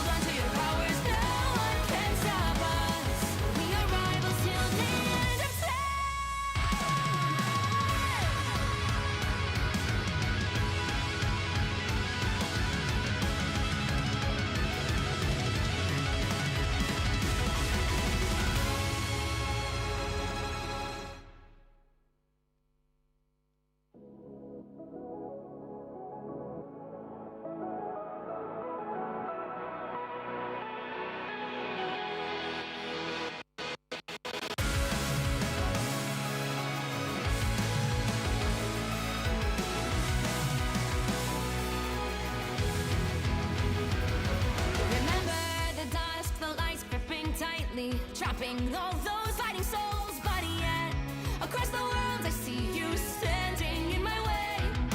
And remember the time, the place we used to fight, like the sun and moon. And I wonder if ever there was a time that we were friends. The night has fallen, shadows looming, and yes, that time has come for me to seek you out. We are set now for our last reunion. Break the chains, find your way, come find me. Do you remember who you really are? Show me that you are still the only one for me. I'll be waiting for you. Wake up, open your eyes, raising up your fists and smashing through time walls. Before the rifts splinters again, we are rebels till the end. Rise up, open your mind, hold on to your powers. No one can stop us. We are rivals till the end of time. We will clash, no matter where. We will fight, reaching across time and space. 'Cause you are my destiny to the end.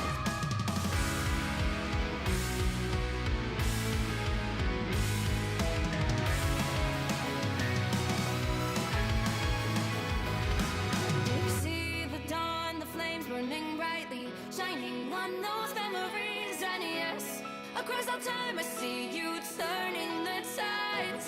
And do you see now our time, our turn? We can still fight like the wind and fire. And wonder no more that now is the only time your heart is mine.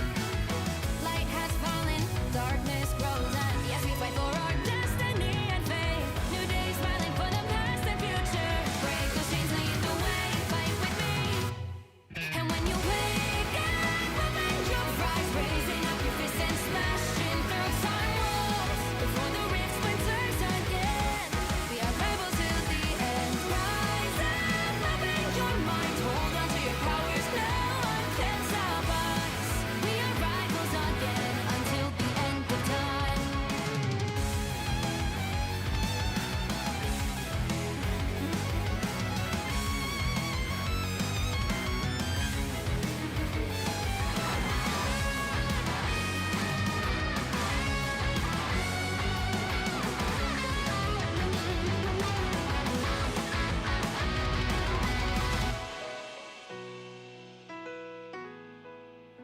Show me that you are still the only one that matters for me. I'll be waiting for you. Wait up, open your hands, holding on to your heart. Look inside you. Can you feel it? The sparks in you. Ready to unleash it. Wake up, open your eyes, raising up your fists and smashing through time walls. Before the rift splinters yet again, we are rivals till the end. And rise up.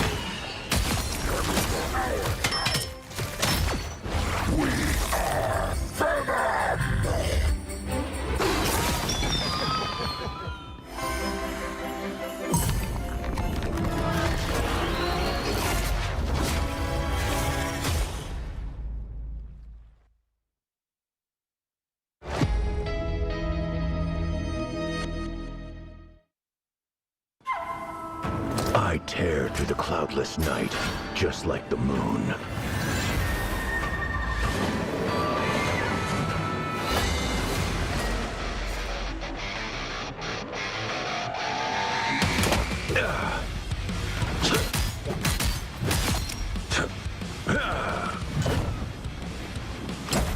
To drain. The moon haunts you!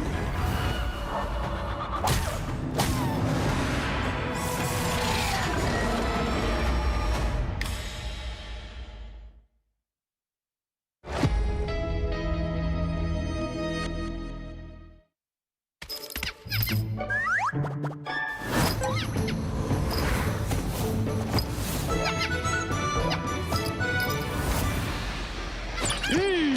to go nuts. Check out this big acorn. Whoa, stay free!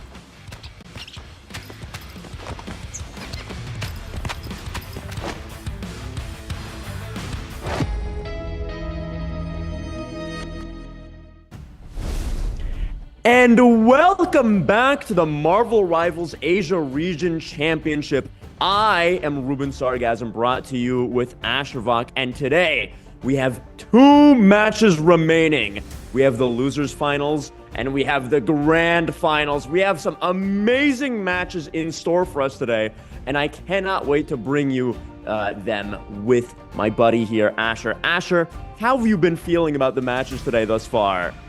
Honestly, other than dealing with a mystery illness myself, feeling very good about these matches. We've had some really good wins. We had some upsets, and I don't want to say it, we did have some run-throughs just a little bit here. That 3-0 that we did have our last game, it was fun to watch, fun to commentate. A little brutal if we're talking about that, though. But as I say that, headed into round 1. First match between BD and MR Pro. Symbiotic surface with our picks and bans. Now more to nobody's surprise. Thrown out the window, we saw how much of a menace he can be leading into this map, especially off the Monstro spawn, and then the Tridents, and then Hulk. Gone, down and out. No more Gamma Gang. I mean, BB1 has been an absolute menace throughout this entire tournament. They've been doing an excellent job. And Marvel Rivals Pros, to my surprise, 3-0 to Tom Young-kung, which had a really incredible match versus Invincible yesterday, which went down to the wire. In a best of 5, they went to map 6 because they drew one of the maps, and Invincible is currently sweeping through the winner's bracket. So for Marvel Rivals Pros to just 3-0 Tom Young-kung after they had such an amazing performance versus Invincible yesterday is something that really caught me off guard, because I was looking at that team and I was really thinking, these guys are absolutely grand finals potential. But I mean, there's just a lot of really stiff competition this late into the tournament, because obviously we're whittled down to the last 4 teams here. So I mean, last 3 teams actually. So looking at the bans here, we have the Hella Protect from Marvel Rivals Pros, which I always personally love to see, because that requires a lot of confidence to pull off, because you are protecting the Hella knowing that there is going to be a Hella mirror, because she's just such a powerful character. There's no way there's not going to be a Hella mirror. There's no way one of the teams isn't going to run Hella. So you are running the Hella Protect knowing that your Hella is going to diff the other one, or at least that's what Marvel Rivals Pros is hoping for. And with a Hella Protect really leading into MR Pro on that side, No Limit, we have seen them previously run the Hawkeye really with the Hella Protect. Now it provides them the optimal, really just way of running the Hella, and then Goddess of Death can really come in conjunction a little later on. But then certain people that we do have to talk about. November 24 was an absolute menace. A little earlier, I believe that was the Psylocke play, but now we have the Star-Lord. Adam Warlock team up on the side of B, so really just relying off the frontline DPS strats into ambush, and then the Magneto shielding from either side. MR Pro, however, I see them swapping over to different strategists, different supports. Solid Rocket might be the Jeff play, but get trolled again. We are still seeing the Luna Snow. Yeah, I feel like anytime we see the Jeff pick off the rip, it's pretty safe to assume that they're just going to be using Jeff for the speed boost out of spawn, and then swapping promptly over to either Luna or Mantis if neither of them are banned, like they are in this current map that we're playing. So obviously we're going to be seeing a Luna and Mantis mirror. Nothing surprising here. Now Neil, frontline pick off the Magneto, playing more into the Shrapnel, but now November being cocky with it, especially off the Luna Snow sustain. I say that despite the health might have flew a little too close to the sun in this situation.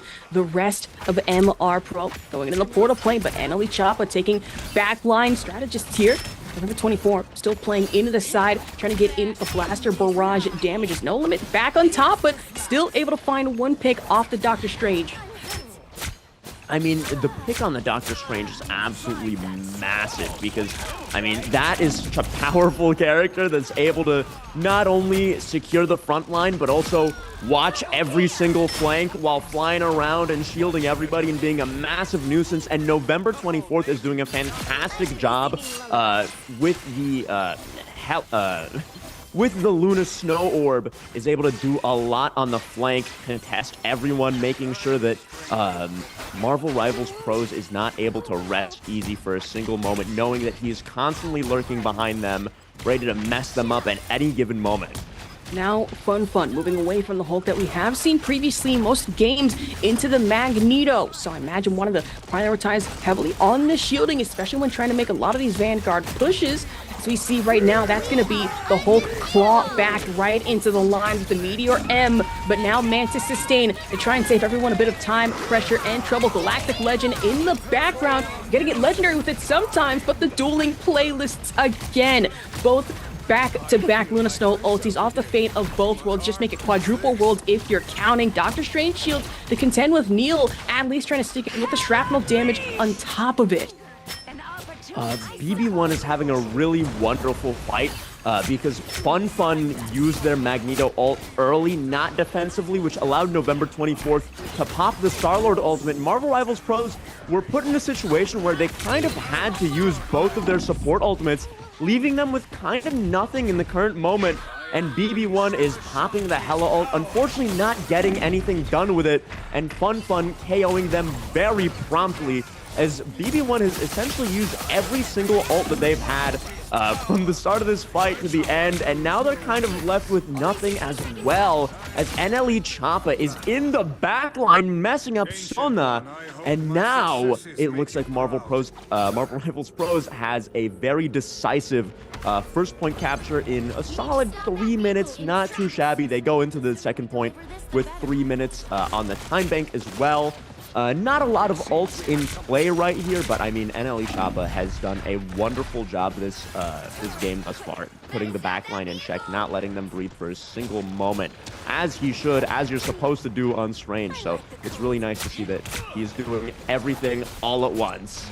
And got a little close with it. We saw in the timer it was about 48 seconds left for MR Pro to have the cap out on the point, but now payload into about 2 minutes 45 seconds, so not that much depending on who you ask, but still plenty of time for opportunity. Fun had to hit it with the Meteor M. I imagine for ASD, that Wolverine last stand, especially at full stacks of the Berserker Rage, would not be pretty going into it against BB here, as now ultimate for ultimate, word for word, bar for bar, band for band, especially for NLE Choppa here. The AoE against the Hela, and now flying up in the sky. Doctor Strange, of course, can go twice as high contention and twice as hard falling down. It is going to be November going against No Limit, not able to avoid the Thorns and not able to avoid the Mantis from Choppa either. That's very unfortunate for Neil here.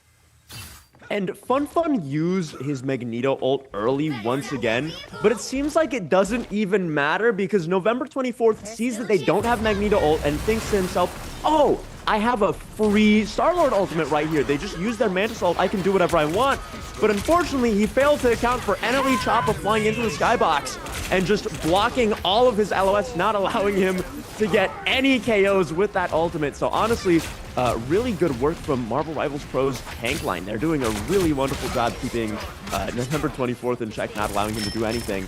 As Marvel Rivals Pros is unfortunately falling in this fight, they're going to have to get a regroup in here soon because there is only a minute left on the clock. They probably only have a single good, solid fight here. And if Fun gets staggered, that's not going to be the best. But at the same time, they do have the time to regroup and recontest without much concern.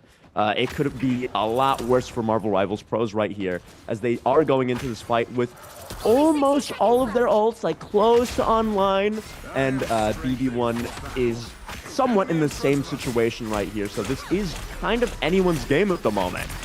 exactly the words of Captain America. Hey, you get shot at, walk it off. You get sent back to respawn, walk it off. And if you are in the seat of MR Pro right now, might not be an exception, but back up top, that Eye of Agamotto could be a nasty one. The same can be said for NLE Choppa, but not gonna have to worry about that, at least for now. Doctor Strange gone, ASD gone, but now back in the sky, it is the Goddess of Death fully up and active on the side of BB here, but with two Fate of both worlds to have to contend with, there's little you can do in regards to seeking out damage.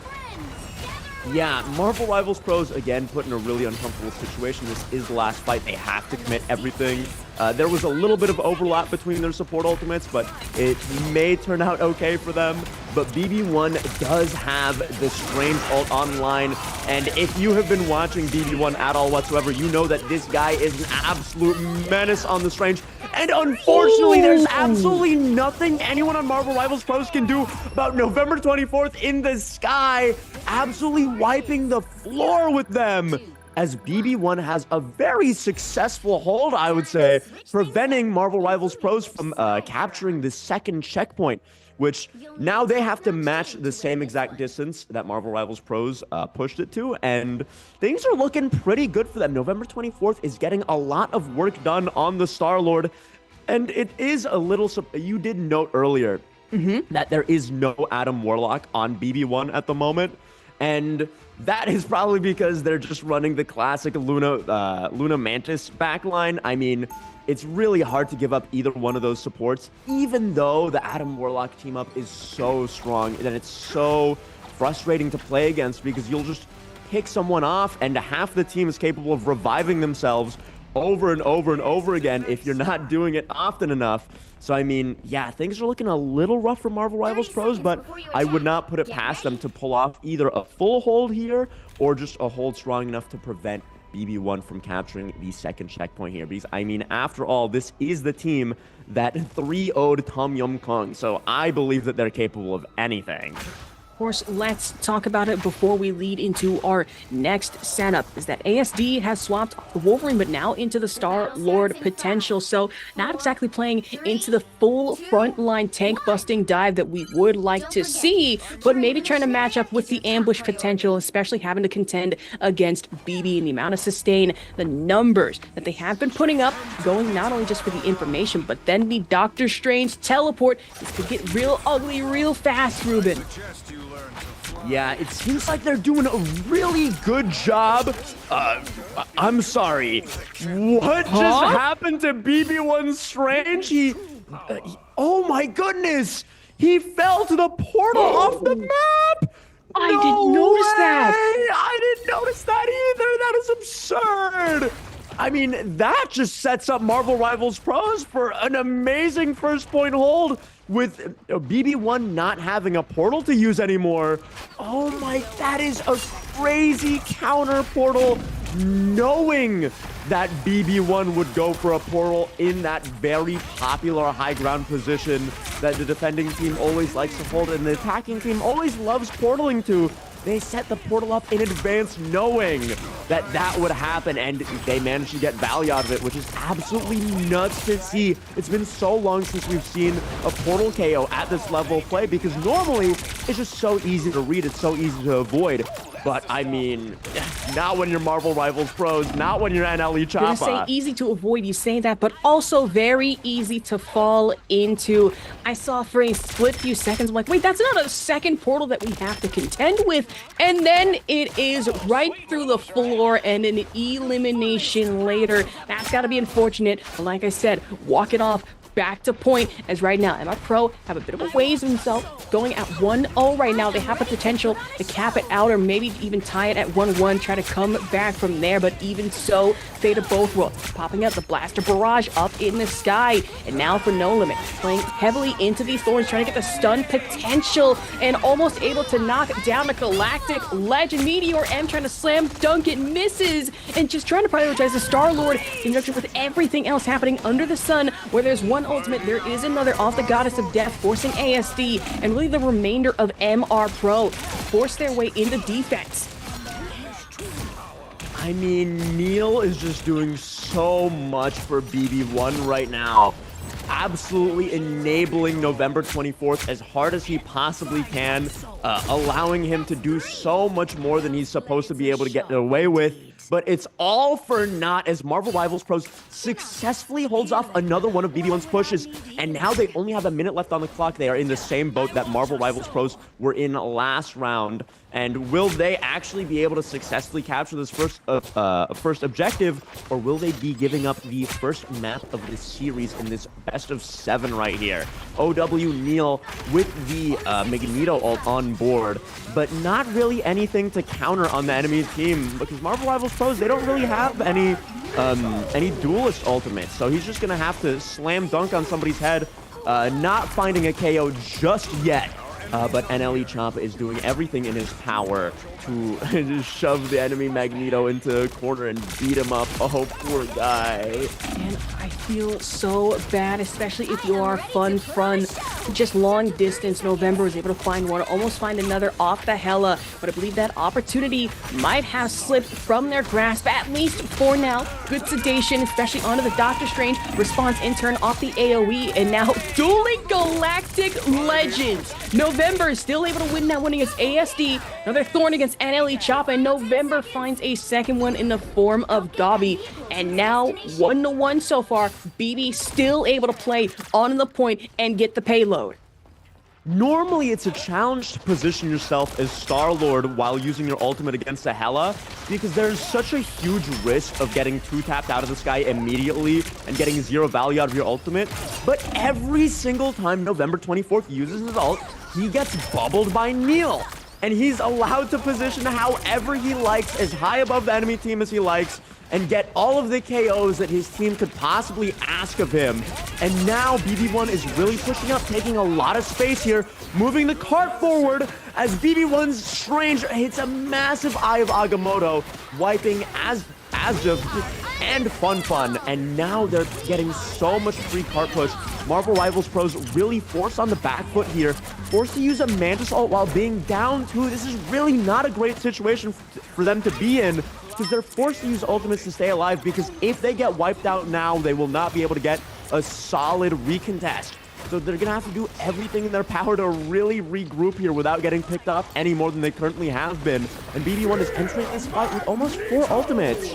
Uh-oh. Chances are looking slim. We have the Meteor M to try and contend with Fate of both worlds as well, but Siona with the damage boost, getting in with the heals as well, just trying to make sure the rest of the team stays alive through the sustain. I can't say the same for Dobby. Gets slammed with one massive Meteor M to the face. Doctor Strange portal up top, and then the Hela to try and fight back against, but it's very hard to do so with that amount of range, that amount of damage. The same can be said for our Doctor Strange. Trade for trade here from No Limit as well. ASD with a blaster for Raj, and now Choppa trying to find one more. That's Siona taken out. POV swap over to No Limit. And another ASD good elimination. Really shredding through these frontline vanguards. Marvel Rivals Pros doing a spectacular hold right here. They're going into this next fight with a lot in their pocket. Things are looking really rough for BB1 because they committed a lot thinking that they were going to win that fight right then and there, but they weren't able to clean up Marvel Rivals Pros as they were on the back foot, as they were backing up. Whereas if they were able to get a few staggers right there, they would have easily won that second checkpoint right there and captured it right there. But Marvel Rivals Pros, I mean, NLE Choppa is just flying above them, ready to set up a huge Eye of Agamotto. And we've seen this guy before. We know what he's capable of. And we have Asmodee in the sky after to follow up with the Eye of Agamotto right there. Beautiful work from Marvel Rivals Pros as they very decisively take the first map. That was a pretty close fight right there. I mean, it could have gone either way with the fight right before the very last one, but Marvel Rivals Pros did a really good job backing up and regrouping and making sure not to get staggered. So that is the first map going to Marvel Rivals Pros over BB1. That was really wonderful. Of course, to nobody's surprise, NLE Choppa taking the MVP, 23 eliminations, but we have to talk about some of these team-ups. Some of these plays a little unorthodox, but they worked, especially the Eye of Agamotto, typically into the AS Blaster Barrage or the Galactic Legend, which we saw dueling of, but seems that MR Pro right now really setting this home. Yeah, I mean, That was a really spectacular first map, and I'm looking forward to a really nice best of 7 right here, because now that we're in the finals, it's going to be best of 7 each game for the remaining 2 games, and we're in for a spectacular show after we watch some highlights and return from a 5-minute break. So just hold your horses for a little bit.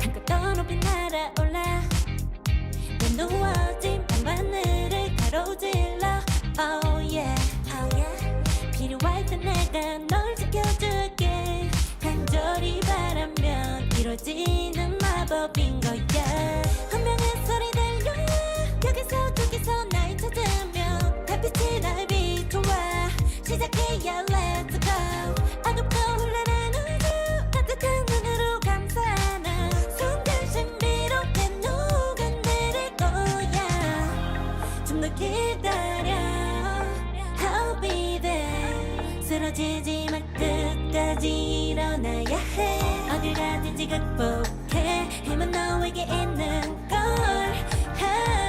소리 높여 노래를 불러 작은 걱정 따윈 던지고 최선을 다해 자충을 쳐봐 어둠이 떠 날 때까지 아름다운 꿈을 밝혀봐 우리에게 달려서 그 세계 운명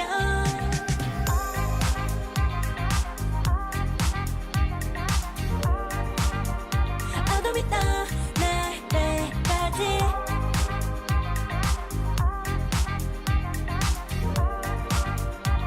세계 운명 오랜 시간 간직해온 열망 까만 밤의 빛처럼 빛나 네 눈앞에 바로 어떤 나라 탑을 딱 봐도 superstar 딱 보면 모르나 널 지킬 나란 걸더 지켜볼수록 점점 빠져들어 카리스마 넘쳐 흘러 oh yeah 운명의 소리 들려 여기서 저기서 날 찾으면 달빛이 날 비춰와 시작이야 let's go 어둡고 혼란한 우주 따뜻한 눈으로 감싸나 순간 신비롭게 녹아내릴 거야 좀 더 기다려 I'll be there 쓰러지지 말 끝까지 일어나야 해 어딜 가든지 극복해 힘은 너에게 있는 걸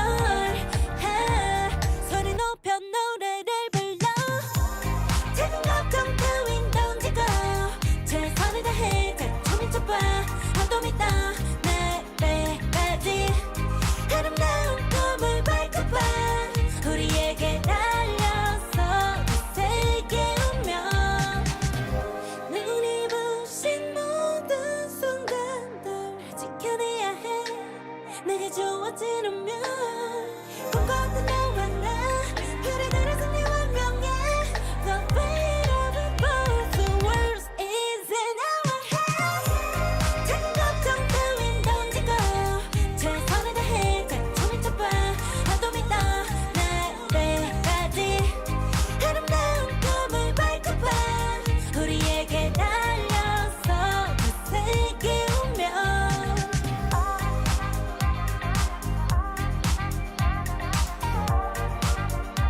어둠이 떠 날 때까지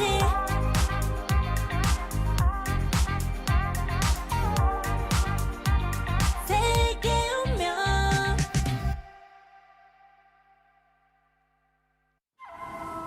I tear through the cloudless night, just like the moon.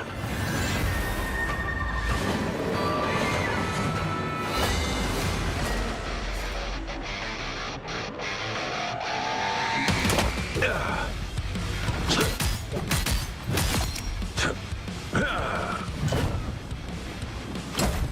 drain.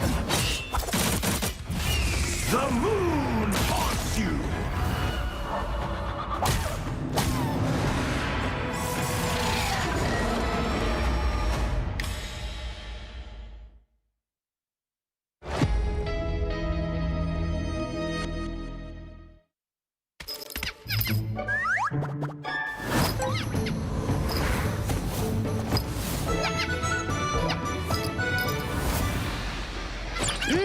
Time to go nuts.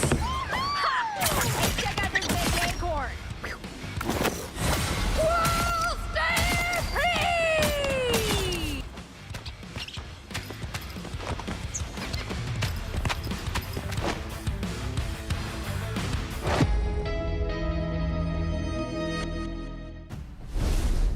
Of course, we are back for some more Marvel Rivals action. Once again, it is the Marvel Rivals Championship, our Asia double elimination bracket, but this time our lower finals. Once more, number one Castrovok Astrovok here, co-commentator Ruben. How are we feeling after our first game so far?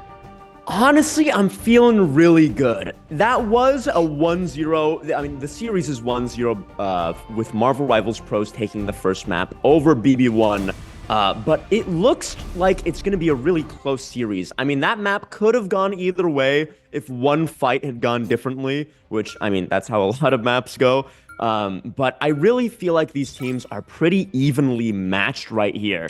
And we're in for a good best of 7. I'm hoping we go down to the wire because, I mean, it's the losers bracket finals. Both of these teams have been clawing through here, trying to not lose another game, trying to avoid elimination. And it all comes down to this. Whichever team wins this match makes it to the grand finals against Invincible, leading us to another best of 7. And I mean, both of these teams have proven to be spectacular throughout the course of the entire tournament, both taking down very formidable foes that honestly, they are more deserving than anybody else to be in this position right here. And I'm really excited to see them flourish in this match as we see a Namor Hulk ban off the rip. So Hulk ban probably going to be dissuading anybody from running an Iron Man team comp. Namor, the Namor ban is actually really big for BB1 because since Marvel Rivals Pros banned Namor and BB1 protected Psylocke, Namor is one of the best anti-flanker characters in the game because those turrets of his are just such a nuisance to take care of. So now Psylocke is going to have a lot more room to breathe freely, walk around, do whatever she likes with Hawkeye ban, a Star-Lord ban, which is interesting because we just saw a Star-Lord mirror last match, and a Hela Protect from Marvel Rivals Pros. Once again, very confident in no limits potential on the Hela, which, I mean, is very understandable considering that they won the last map.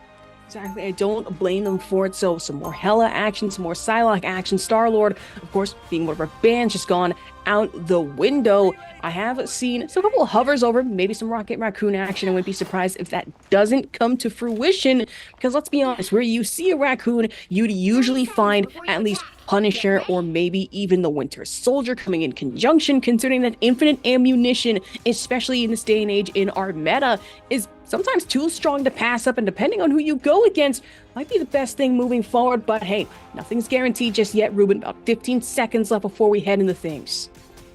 Yeah, I'm assuming that both teams are just running the Rocket Raccoon in the spawn, like many teams run the Jeff in spawn, just so that they can get the armor packs and then swap back over to a more normal support. Like Felix just going Jeff right there to get the speed boost for his team as BB1 sets up the portal, and so does Marvel Rivals Pros taking opposing high grounds. Marvel Rivals Pros relying on NLE Choppa for cover, while BB1 decides to take the statue instead as they keep holding W into the enemy team. I mean, it seems like BB1, despite getting just a pick right here, Marvel Rivals Pros is really giving up a ton of space. I mean, losing your Psylocke off the rip is always pretty rough, so they don't really want to take this first fight fully until they get their full team back, which is very reasonable, very responsible of them. Now trying to play into the sidelines here. Neil leading the charge, but has to focus on the AoE caping from NLE Choppa. Finishes up with the melee though. Now double fate of both worlds. Add the sustain of both teams. Playing into it as well. Try to get in with the Shuriken Dash, but that's going to be Doctor Strange finding Dovey, so no more Mantis to try and have to contend with, and shielding back up, playing on point. Magneto versus Magneto, but now off in the corner. Psylocke unable to get out of there in the nick of time with the Meteor MI of Agamotto in conjunction. I imagine there should be a couple interesting trades here. Dance of the Butterfly active from ASD finds one. NLE Choppa finds another onto Neil with Fun and ASD both going down here on point. I mean, BB1 is doing a great job holding this point. They're doing everything that they can, but they do manage to actually give it up to Marvel Rivals Pros as they are forced to back up here and regroup. I mean, BB1 is coming back into this fight with a Strange ult, which is inevitably going to be huge because, I mean, BB1 Strange is just such a talented, just goated Strange player, really. Always pulling off magnificent plays for his team 24/7, and the guy just never stops. He's always doing everything he's supposed to be doing on Strange, just like the absolute GOAT, without a doubt. And No Limit here is taking a really big off angle, almost picking off the enemy Luna, but not securing the KO. But they do have their Hela ult that they're going to be ready to pop as soon as they get low, but they don't click Q in time as they get picked off by Sona. And now BB1's Hela is free to roam the skies without having to worry about an enemy Hela to contest them. And I mean, Neil just slam dunks on Dobby right there. Just beautiful stuff as BB1 seems to be taking this fight handedly. And Dark Magic AoE to hit from our Doctor Strange against Fun in November, snuffing out No Limit off in the corner. Actually make that a double elimination against ASD here. So another Psylocke down and out. And now MR Pro kind of finding themselves on the back foot of things for the first time, at least in a hot minute against BB. At least put 58% up and counting on our point here moving forward, Ruben. Yeah, I mean, Marvel Rivals Pros are going into this fight with a Hela ult that they weren't able to use last fight, but I'm not sure how much they're going to be able to get done with it considering that BB1 has both support ults, but they're going to pop it anyways, hope to force something out. NLE Choppa pops the Eye of Agamotto, and it's actually massive. Despite BB1 having both their support ultimates, it doesn't seem to matter as Marvel Rivals Pros is seemingly able to just KO through it, doing an amazing job just wiping the floor with BB1 right here as they stop them from getting any more capture percentage as we approach what is likely to be the last fight here. And BB1 is setting up a portal play on the point, perhaps looking to pick off the Hela on the flank by themselves, or just hopping all through the portal, looking to, yes, exactly, contest the Hela, force her off for high ground. Psylocke ult being traded for the Luna ult. Honestly, pretty good stuff from Marvel Rivals Pros as every single ult comes out into play right here in this moment. And it seems like Marvel Rivals Pros is rather decisively winning this fight. BB1 not being able to secure any picks, really. And that is going to be the first point of the second map for MR Pro. And MR Pro really running away a little bit with this momentum. I don't want to say it too soon because we have seen these situations, especially on Asgard, where Bifrost Garden goes over maybe to MR Pro, and then BB could be taking Odin's Archive, and then it would lead us into a third and final point in this round onto Throne Room. So now having to re-strategize. Ruben, what are we thinking, especially in regards to BB having to go into the second point? I mean, BB1 started off that point looking really strong, holding the objective for the majority of the time and winning the first fight. So they're looking pretty good, but they just weren't. Their ult economy was just in shambles after committing everything to a fight and then just proceeding to lose. So, I mean, and going into this round, both teams are looking a little worse for wear in terms of resources they have going into this fight. I mean, correct me if I'm wrong, BB1 just used their portal to recontest. Yeah, BB1 just used their portal to recontest the point, so they're not going to have that going into this fight. But seemingly, Marvel Rivals Pros don't have that tool either, but it will be coming out of their pocket somewhat soon if they were to lose a fight, which could also just not happen. As we watch Asvd take a little off angle right here, hopefully maybe securing a few picks on the strategist, on the backline, on the duelist, honestly, whatever he can get. As him and November 24th duke it out on point with both their teams trying their best to help each other out. And as with it, he has to pick off on November 24th to open up the round. Looking really good so far as he shifts his attention over to the Vanguards, looking to put a lot of pressure on them, looking to force them out of the fight or pick them off entirely. And now Marvel Rivals Pros, once again, capturing the objective right here. This is looking a little tough for BB1, but they do have 5 ults coming into this fight right here. I mean, true, looking at the ulti differentials in the side of BB, we would have Meteor and Fate of both worlds, as well as the Eye of Agamotto and then Goddess of Death to have to worry about. But then MR Pro could respond in turn with the Goddess of Death themselves, and then the Luna Snow ulti to sustain. But it would be Dance of the Butterfly that ASD would have up and active first if they need to use it. I feel in a key situation where Fate of both worlds is up. I want to save a little bit more, but here we go. Eye of Agamotto finds Siona, and NLE Choppa got him with a Dark Magic AoE, Fate of both worlds to play. And now Fun having to contend with the Dance of the Butterfly. In the back right here, Meteor M should be up and actively trying to find one that is going to be the Luna Snow. Ulti goes down at the wrong time, finds even more. And MR Pro taking full advantage of the eliminations on point here against BB. I mean, that fight is so rough if you're BB1, because you use the Luna ult. And whenever you use the Luna ult, you're expected to have your entire team essentially be invincible for quite a while. But unfortunately, Sona got separated on the high ground by NLE Choppa, who solo Eye of Agamotto them and picked them off while they had Mantis ult and while the Luna Snow ult was up. So using that support ultimate and still losing a player is just really rough. And BB1 is going to have to go into this fight with the Mantis and the Hela ult. And they're really going to have to make some serious work out of this. Genuinely so, is back on below. It is going to be ASD trying to play in a lot of these backline dive potentials, but has no choice but to use the butterfly to dart away and then into the stealth. Almost lost their life a little too close for comfort. Now Hela unleashed off the Goddess of Death. It's going to be Sona finding one, and then No Limit finding another against a Hela. Doctor Strange, however, has to pop the AoE to find Felix. A few more to ASD and November as well, with the Shuriken dart through. ASD finding at least one more elimination onto Neil, so it's back and forth, trade for trade, but Dance of the Butterfly should be up and active. Finds one, finds two for Siona and the Doctor Strange for MR Pro to be able to retake, sending us into overtime, 99% and counting. And now Hela trying to dart it back on here, take it as best as possible, but Goddess of Death, no! Pops the ulti in hopes that everyone else would at least pop on here, and Things were looking so good for BB1 right there, but what they failed to account for is that Azvd, the flexible king, able to perform at a top level on absolutely any hero in the game, was going to come back as Psylocke and just sweep everyone. I mean, that was such a huge clutch on his part. He was able to get like 4 KOs by himself on the objective, which is just really, really rough for BB1. That is not a good situation you want to be put in, as they are down 0-2 in the series to Marvel Rivals Pros.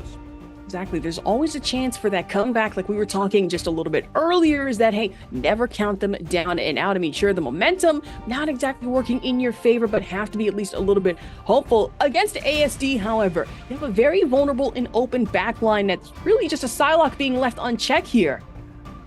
Yeah, especially not just the Psylocke keeping the backline in check, just absolutely KOing them every single fight, doing everything, Azvd doing everything he possibly can. But also just NLE Choppa is doing such a good job isolating them from the rest of the team, making sure that they can't get any form of peel. And so with that 0-2 in Marvel Rivals Pros' favor, we will be showing you the highlights of this match and going into a little 5-minute break. So just, get some snacks, get ready for a series on our hands.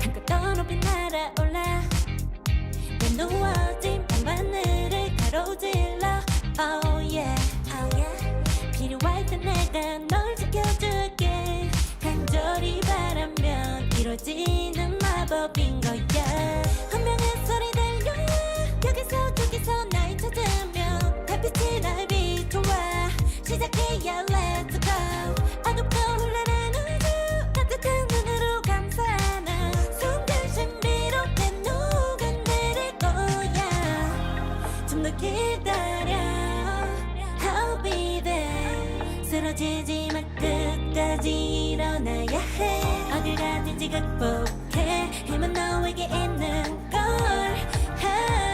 소리 높여 노래를 불러 작은 걱정 따윈 던지고 최선을 다해 자충을 쳐봐 어둠이 떠날 때까지 아름다운 꿈을 밝혀봐 우리에게 달려서 그 세계 운명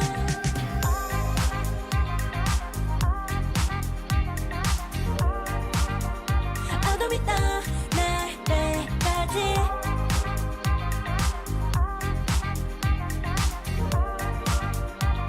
세계 운명 오랜 시간 간직해온 열망 까만 밤의 빛처럼 빛나 네 눈앞에 바로 어떤 나라 제발 딱 봐도 superstar 딱 보면 모르나 널 지킬 나란 걸또 지켜볼수록 점점 빠져들어 카리스마 넘쳐 흘러 oh yeah 운명의 소리 들려 여기서 저기서 날 찾으면 달빛이 날 비춰와 시작이야 Let's go 어둡고 흘러는 우주 따뜻한 눈으로 감싸나 순간 신비롭게 녹아내릴 거야 좀 더 기다려 I'll be there 쓰러지지 마 끝까지 일어나야 해 어딜 가든지 극복해 힘은 너에게 있는 걸 소리 높여 노래를 불러 작은 걱정 따윈 던지고 최선을 다해 자충을 쳐봐 어둠이 떠날 때까지 아름다운 꿈을 밝혀봐 우리에게 달려서 그 세계 운명 눈이 부신 모든 순간들 지켜내야 해 내게 주어진 운명 꿈꿨던 너와 나 그래들의 승리와 명예 The fate of the both the world is in our hands 작은 걱정 따윈 던지고 최선을 다해 자충을 쳐봐 어둠이 떠날 때까지 아름다운 꿈을 밝혀봐 우리에게 달려서 그 세계 운명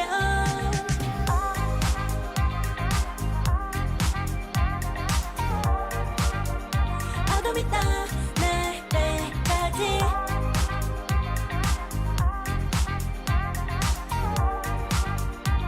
세계 운명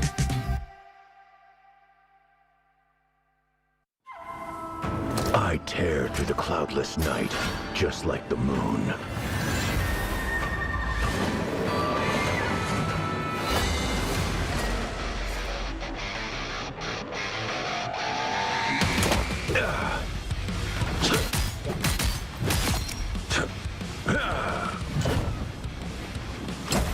To drain.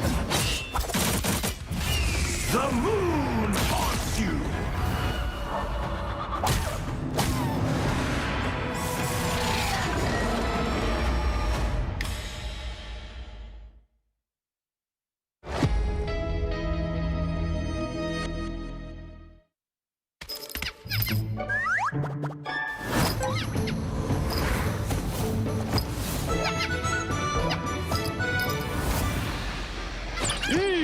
time to go nuts. Hey, check out this big acorn. World Stampede!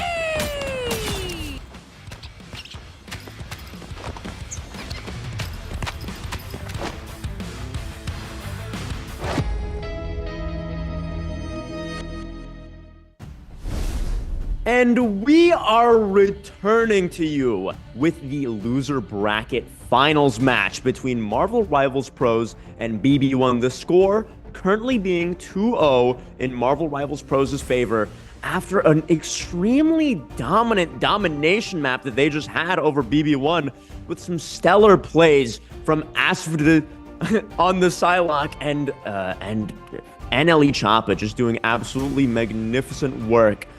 Keeping the backline in check, separating them from their team, making sure they're isolated so that he can do whatever he wants, and just making sure that their support ults just can't get any value, making sure that doing everything in his power to make sure that there's nothing that BB1 can do in order to peel for him. And honestly, it's looking a little rough for BB1 right now. This is a best of 7, so I kind of doubt that Marvel Rivals Pros is going to just win the next 2 maps outright, but we will have to see here as we go into the 3rd map.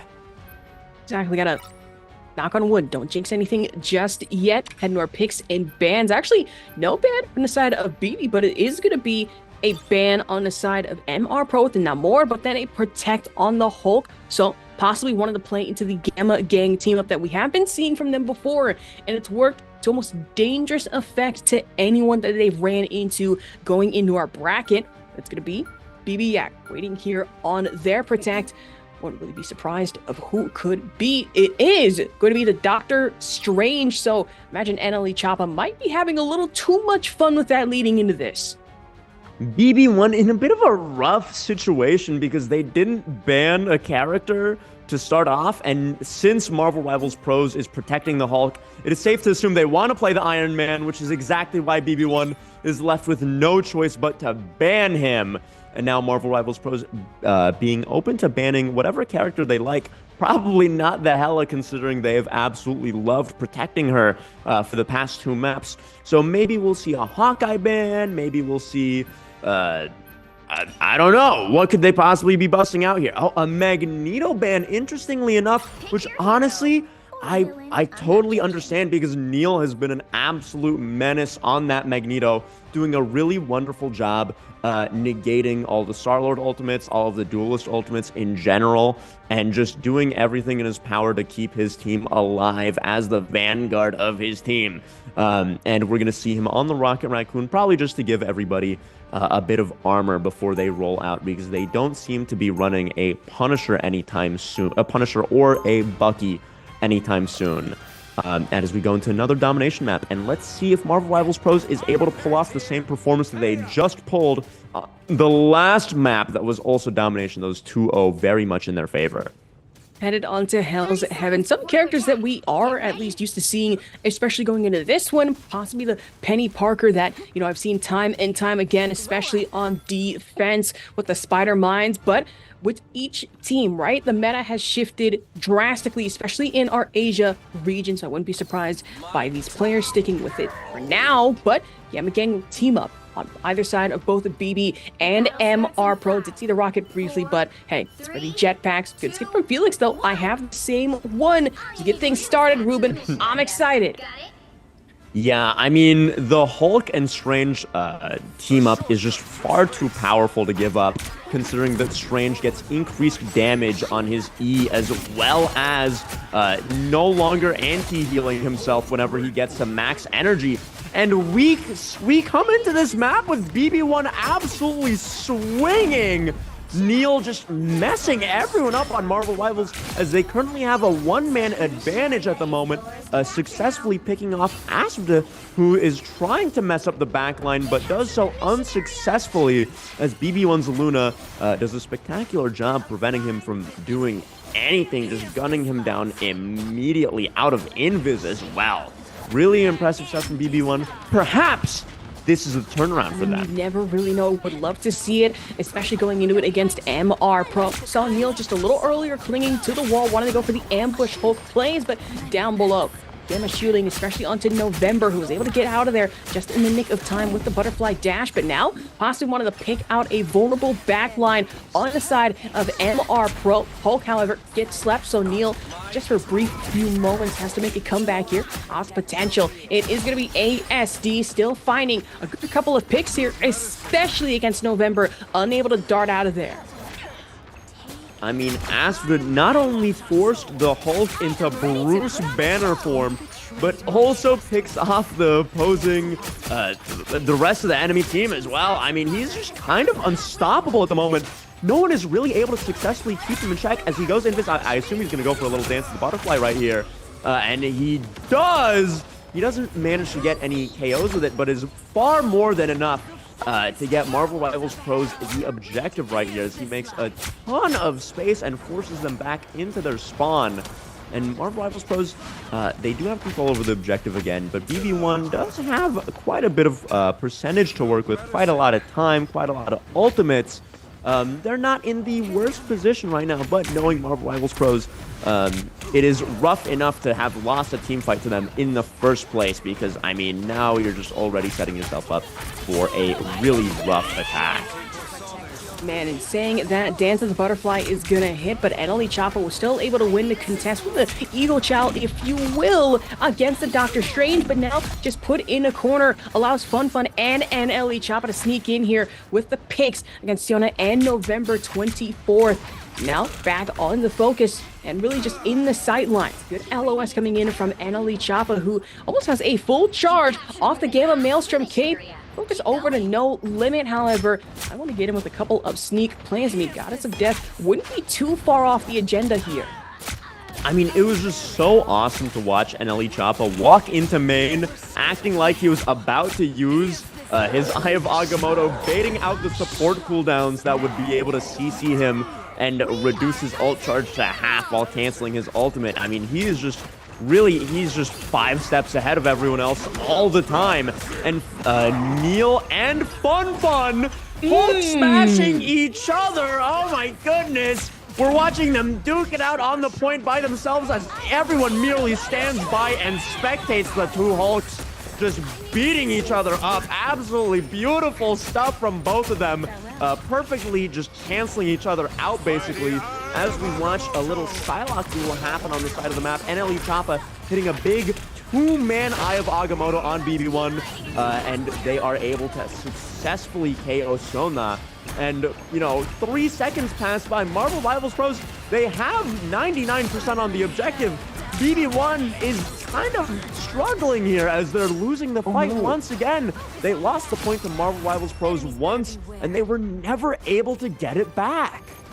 Oh, this is starting not to look too hot if you are BB1, losing out on the Super Soldier Factory. And now that we head over to Frozen Airfield, if I remember correctly, this should be far more open with at least a few sides to have to worry about, maybe a cliff edge or two. And if we head to a third map, that would be Eldritch Monument. Very shifty map. It does change it here and there. Would provide some interesting plays from either side, but BB need an interesting play to stay alive. And being so serious here when I say that because MR Pro has been keeping the momentum up dang near since game 1. We don't need a 3-0 possibility, let alone a 4-0. It doesn't look good for anybody. Let's get things settled and started here just momentarily, Ruben.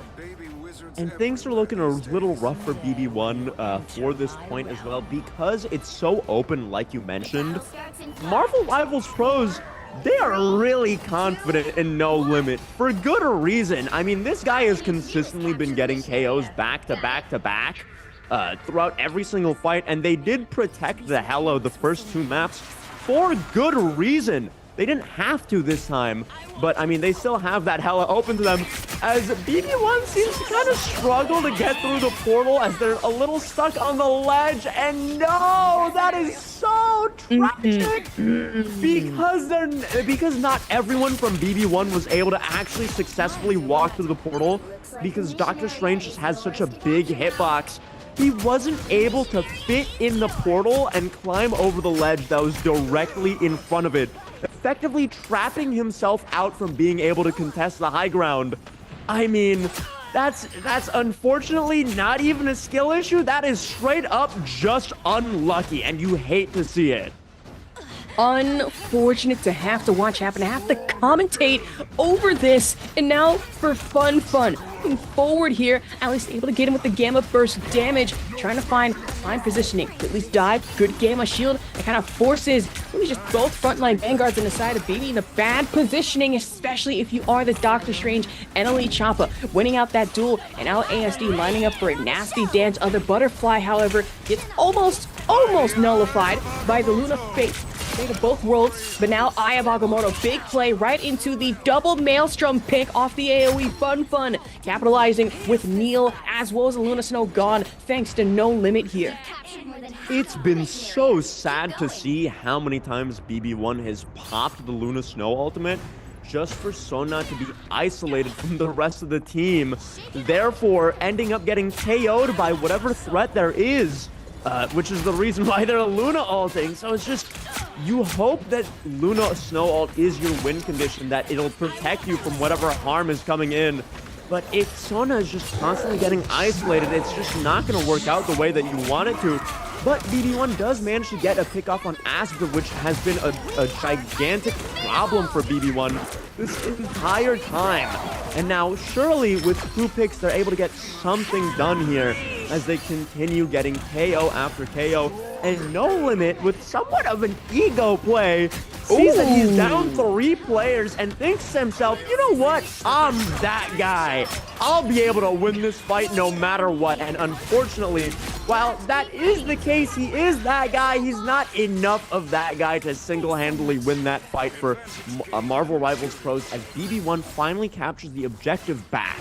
Just a situation of, you know what, I'm gonna do my own thing. And that thing didn't exactly work out for too long, but you know what? I applaud the effort moving forward. And now, BB taking the point back, put themselves at 17%, but all it takes is one good team fight for MR Pro to retake, capitalize on it, and one bad team fight for BB to kind of fall a little too early here. I'm hoping that's not the situation, as, to me, looking off in the corner, MR Pro is a little staggered here. Might be a good play, especially if you are the Hela or the Luna Snow for the sustain, as well as the Goddess of Death, in case that MR Pro try to push onto the point a little further than need be, but focusing on the backline supports. Dobby, however, is still able to snuff out the Doctor Strange, and now No Limit with the Hela pick. The same can be said with No Limit going down, and now not much you can do with 2 dueling Luna Snows on point. ASD in with a quick snipe from long corner. I mean, BB1's backline is doing the best that they can, but they just keep getting isolated by Aspida and No Limit just shooting daggers from the high ground, and they're not really able to do anything about it because this is the 3rd time that we've seen Sona get isolated from the Luna Snow ultimate, and it's just so tragic to watch every single time as BB1 does their very best to hold Marvel Rivals Pros off with several KOs. Fun, unfortunately for them, is going Hulk mode and hulking all over the place as he jumps on the high ground, successfully exiles the Psylocke, and he is doing whatever he wants. He's going completely unchecked right now, and Neil is just running down Marvel Rivals Pros at the moment as well, forcing them back main as they have to take a back foot. You have to respect Neil, and Aspida is just sitting on the high ground, chilling, free to just rain hell down from above. And again, no one is there to put him in check, as this is going to be the last fight of this point. Both teams at 99%. Aspida successfully getting Sona despite the Luna Snow ult, and NLE Choppa with a huge Eye of Agamotto as he sets up a portal to try to prevent BB1 from being able to recontest. And that is map 3 for Marvel Rivals Pros. Oh my goodness, 3-0. Will BB1 be able to pull themselves together and pull off a reverse sweep? Or are we going to be seeing a loser's final bracket game that goes 4-0 in a best of 7? Man, first of all, a reverse sweep would be one for the ages. It would be a match that we would talk about for ages moving forward here, but Annalie Chapa with the MVP. Forget Shada flow. That was pretty much the Eye of Agamotto flow, if you will, moving into this match. No exception, especially from ASD, making short use of, again, a vulnerable backline of the side of BB, who at 99% still not able to take this, but more on that a little later as we move on to our highlights. We'll be right back.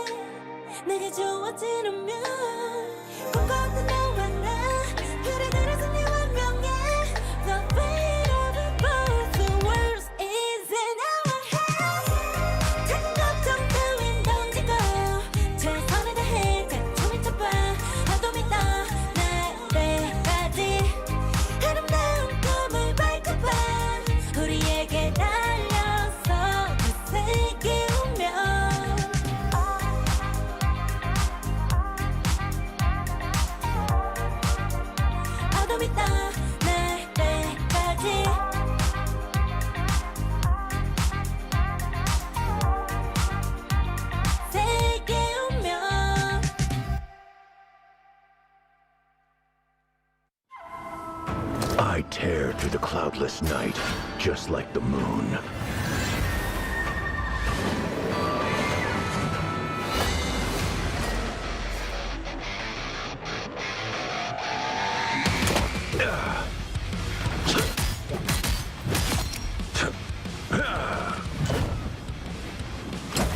To drain.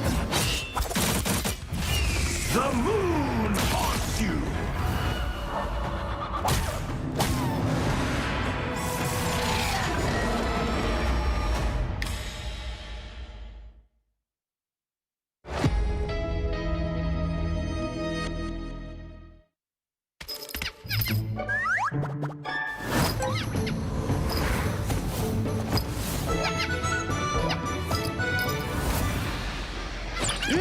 Time to go nuts. Hey, check out this big acorn. Whoa, stay free!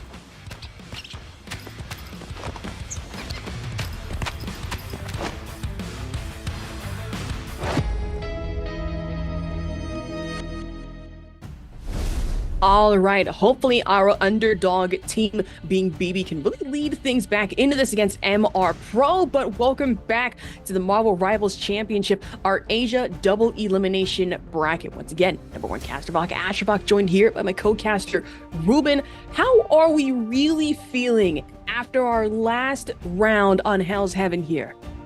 BB1 has been doing so spectacularly throughout this tournament, beating some other really strong teams, but it really kind of seems like they're dropping the ball right here because, I mean, Marvel Rivals Pros are an incredible team. I mean, you have to be an incredible team to 3-0 Tom Yong Kong and Mud Dog. I mean, they have been rolling through this lower bracket right here. They've been here for a really long time, and they haven't been struggling at all. The lower bracket is supposed to be super stressful, and you're supposed to constantly be at risk of elimination from the tournament. But they seem to be living carefree, essentially. They're doing whatever they want. And against BB1, I mean, being up 3-0 in the series in the losers bracket finals is absolutely insane. I mean, this is looking rough for BB1. It would be cool to see BB1 take a map or two off, maybe even a reverse sweep by some God-given miracle. But unfortunately, with the way BB1 has been playing, I'm not sure if that's going to be happening. And I really, really want it to happen, but I'm not sure if it will with how Marvel Rivals Pros is playing. I mean, NLE Choppa and Asvd are just doing whatever they want to the backline, and the backline is constantly getting isolated from the rest of the team, and they're not able to get any sort of peel, which results in them just getting KO'd first every fight, and that's just a terrible position to be put in so frequently as well. Yeah, and of course, our picks and bans, Star-Lord ban, no surprise whatsoever. It's really been one of ASD's nightmarish picks here, as well as the Psylocke. The Hulk ban, that too, won't be seeing it from Fun moving forward, let alone the side of MR Pro. So get our picks going forward. At least for now, ASD on the Hela. Nobody surprised on the Mantis as well, but no limit back on the Hawkeye. I am expecting a couple of good picks off the hypersonic arrows. Yeah, and I mean, this is the second map in a row where BB1 has not banned two heroes like they're allowed to do. And I don't think it's a strategy, but it could be if they did it 2 times in a row. I mean, surely it wasn't an accident both times. I mean, I just feel like if you're in BB1's position, you have to be using every single advantage that you get, and the pick and ban phase is one of those opportunities, and to give up one of your bans for nothing is just seems very questionable. Maybe they're having some communication issues. Maybe they're getting a little bit boomed by the fact that they're getting seemingly dominated by Marvel Rivals Pros, but I really, really hope they're able to bring this back because I want an interesting close series here. You know, I'm hoping so too. We love to see reverse sweeps, especially, me and my fighting games. Reverse sweeps in brackets can be the talk of the local after so long to be exciting to watch. For the TOs, maybe not so much. You have to stay a little bit later, but for me, I could care less. It's those stories I want to see written. And now we have the Hela actually playing into the back line, but that is going to be Doctor Strange off of high ground. Eneli Choppa dropping down, still playing heavily into the shields. Interesting portal off the side, but now forces BBX Hela to kind of port down here a little bit. Almost got caught out of the sky. Would have been another quick elimination. I am really loving this portal because it just makes it so that Team Marvel Rivals Pros cannot be standing main at all. Their entire LOS is blocked. They can't do anything with the lane they would prefer to be holding. So they have to rotate to the left side of the statue, which doesn't put them in the best position right here. But Dobie does manage to get a really crucial pick off on November 24th, and they seem to be having a really good hold so far, really strong, with a minute taken off the clock, and Marvel Rivals Pros looking really strong right here. A good stalwart defense right now, making sure that every way, path, and point is kept covered. Same can be said for ASD. Finding out the Doctor Strange off the Night Sword Thorns here, as off in the corner, still having to contend with the DPS from November, but Siona, backline now, no limit, finding off Neil. Magneto back to spawn, at least momentarily. Hypersonic arrow flying out in full force, trying to find another, playing it safe off the Magneto shield charge. I mean, especially considering that we're on this map, it is so hard for any team, not just BB1, to push into a defending team that has both Hela and a Hawkeye unbanned.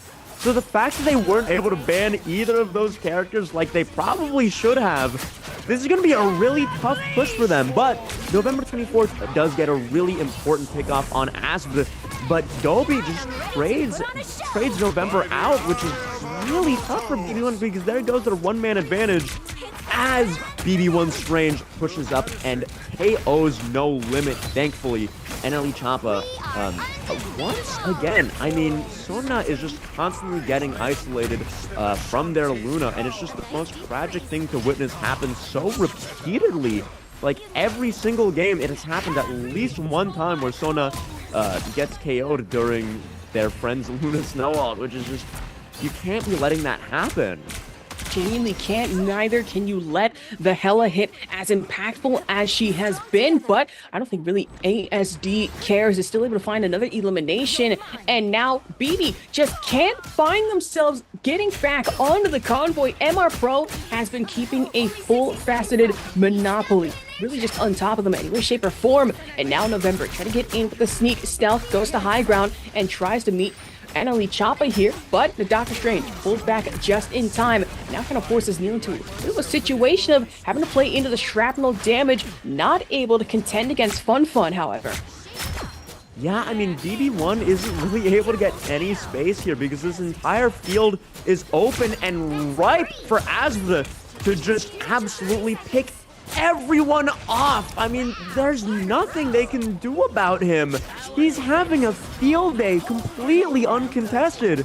The one time he did get contested, November 24th, I had to jump on him and use Dance of the Butterfly, and Eneli Choppa, so BM. Oh my god. He stands in front of BB1's spawn and tries building a portal in front of them. You can't be. This is the bracket finals. You cannot be BMing like that. That is so mean. And he's probably doing this with the confidence of, hey, I don't need my portal. My team probably doesn't even need me for this fight. I can just come back with my Eye of Agamotto and hold first point anyways. And if they are to hold this first point, that is going to be the biggest mental blow to BB1 humanly possible, knowing that they're borderline trolling and still getting away with it. Just allowing BB to at least get one or two picks here, but MR Pro at least have the differentials in regards to ultis. Where there's the fate of both worlds, there is the eye of Agamotto to at least put BB1 back in their place. You notice off in the corner, it looks to be Neil having swapped out of Magneto into Captain America, which we usually don't see whatsoever. And if it does get played, not really to that much effect depending on which region you are in, as MR Pro still sticking onto the convoy. Eneli Choppa goes down and out, and Domi actually in a pretty interesting turn. Neil might have a capitalization off the eliminations here, finding 2 off rip. Marvel Rivals Pros getting just a little bit too silly, seemingly, as they allow BB1 to capture the first point. I mean, this is a really important fight win and point capture for BB1, because if they didn't, they would be sitting there with the knowledge that, oh my god, NLE Choppa trolled, and they got away with it and continued to full hold us. But thankfully, for their egos and for the sake of the rest of this match, that did not happen. And now, with all this space that BB1 has taken after capturing the first point, they're actually able to push up and make a lot of headway into the second point here as they stagger Marvel Rivals Pros.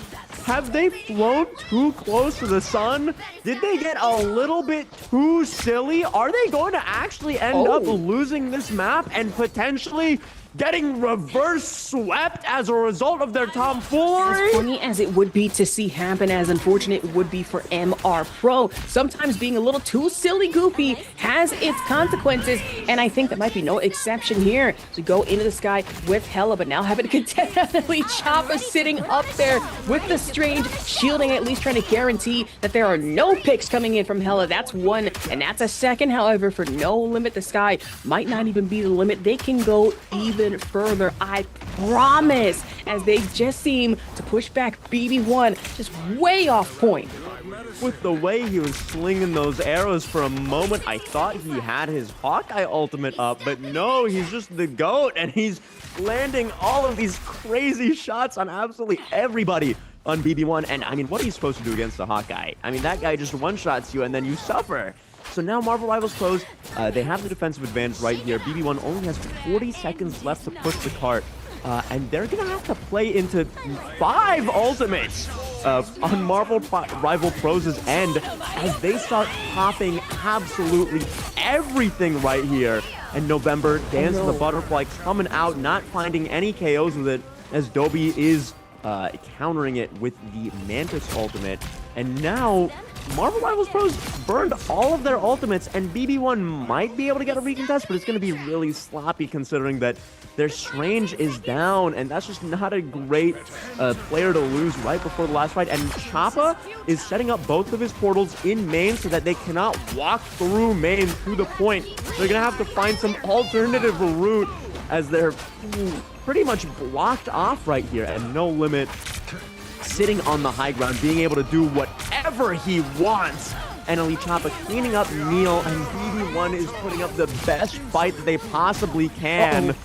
But the Eye of Agamotto comes out from BB1, and this could actually be a game-changing moment unless Fun has anything to say about it and smacks them down back into the ground as Marvel Rivals Pros 4-0s BB1 in a best of 7 as they move on to the grand finals with an extremely decisive victory. Who would have thought, getting real wild with it, but not just yet.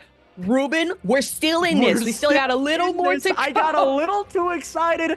I forgot there was another round because One more. Marvel Rivals Pros was just putting up such a performance right there. They were playing like it was over. I mean, did you see NLE Choppa building a portal in their spawn on that first point there? They misled me with their confidence. Oh my goodness, oopsie daisies. I am so sorry. Now we are going to have to see BB1 pull out all of the stops right here to pull off a successful hold to get themselves a map victory in the series to hopefully bring this back. There is still hope for them. It is not over. There's still hope. It's not over just yet for BB1, But if they're not careful enough, we have seen how this goes before, where they stalwart, set themselves up on defense, and then MR Pro comes through and shreds them. I don't want that to be the case, at least this time around. Have a little bit of gas left in the tank, other than fumes for BB1, I beg. But now, 2 seconds left on the clock. Getting started here now, actually going for the side track option instead of the mid. Now Fun. We're setting up for a Magneto flank, which would be quite wild to see. Now we're leaving a strategist open and vulnerable, save for Annalie Choppa to try and defend here. And Fun is actually doing a ton on this flank. As you see, BB1 is forced to back up from their main position. They have to address Fun. They cannot let him do whatever he wants right there. And November 24th is just slinging arrows, picking off Fun, and getting all the picks that his team could ever dream of. Maybe, just maybe, this is the hold. This is the time for BB1 to come back and bring this entire series back into their control. We have one on convoy on the side of BD1 right here, but November trying to make quick work of our frontline vanguards, at least with a little bit of damage, maybe a DPS pick here or there, but backline now looks a little bit vulnerable, especially if you are Felix, but now Ronin Blade to try and slash back against November had no choice but to pop off and pop away. Going down on the high ground, still stuck, but still in a comfortable position. I don't know if I can say the same for BB1's Doctor Strange, now forced into a corner. Siona could have the man to sustain, and that's going to pop up as well as the Luna Snow Fate of both worlds, putting MR Pro interesting position, trying to contend with, but still able to eliminate November 24. So no more Hawkeye to have to contend with, at least on the convoy, for a little bit longer, as now the dance of the Magnetos, Neil versus Fun, as that's going to be no limit, meeting their limit for a brief moment of time. Aya Agamotto pops, and now with the heavy shielding as well as the Goddess of Death from ASD off the Hela finds one in the form of the Luna Snow. Yeah, that was a really big fight victory for Marvel Rivals Pros, but BB1 could be coming back to the portal, but it may just be too late, as very unfortunately for BB1, their Strange was the last person to get KO'd in that fight, as they try to do whatever they can to win this point and continue holding this defense right here, as they pop every single ult in their grasp. And unfortunately, Fun is right there with a gigantic meteor, just absolutely smacking down BB1 Strange, as Marvel Rivals Pros successfully captured the first point with 4 minutes left in the time bank to just push it to the end of second right here, as BB1 swaps over to the Psylocke here. That BB1 wanting to opt in for Dance of the Butterfly to maybe catch a couple of stragglers off guard. If you are on the side of MR Pro, November still sticking to their guns, or I should say sticking to their arrows, considering we have the Hawkeye in play. Maybe not for long, taking a good chunk of damage here with low evasion capability. Might not be the best place you want to find yourself in if you are November. But playing into a high-risk, high-reward system. Now we have Felix and MR Pro backline getting in with a couple of good clap hits, especially with the ice, get in with that sustain. Annalie Choppa still off to the side, almost full charge off the Dark Magic AoE cape. Yeah, he is looking to secure some flank picks right here. Cancels the Psylocke ult for BB1.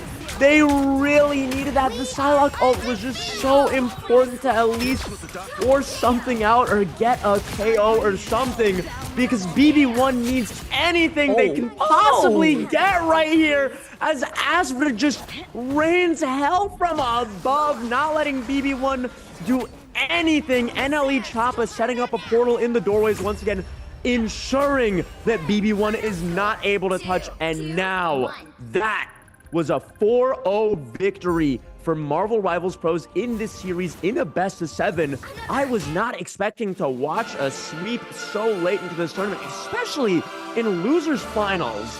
I mean, that is just miraculous from Marvel Rivals Pros. They are just such a dominant force. I cannot wait to see what they're able to do in the grand finals versus Invincible. And that should be a barn burner if anything. But MR Pro, I gotta apologize, I was not familiar with your game leading into this bracket, but we still have to give it up to BB1. They put up a good effort no matter where they were, had some good plays here and there. Interesting at that one, but I say that we're gonna be moving on to our highlights. We'll be right back after a short break.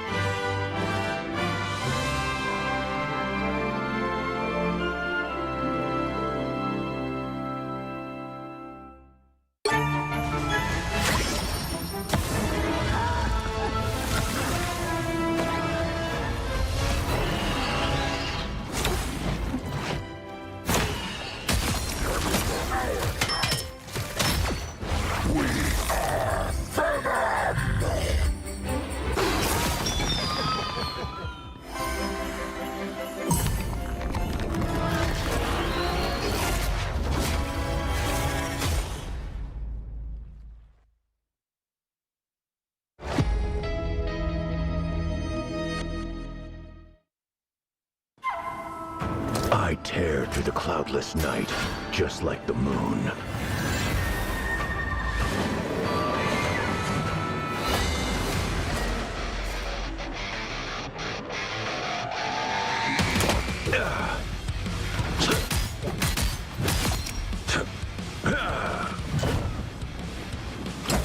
To drain. The moon haunts you!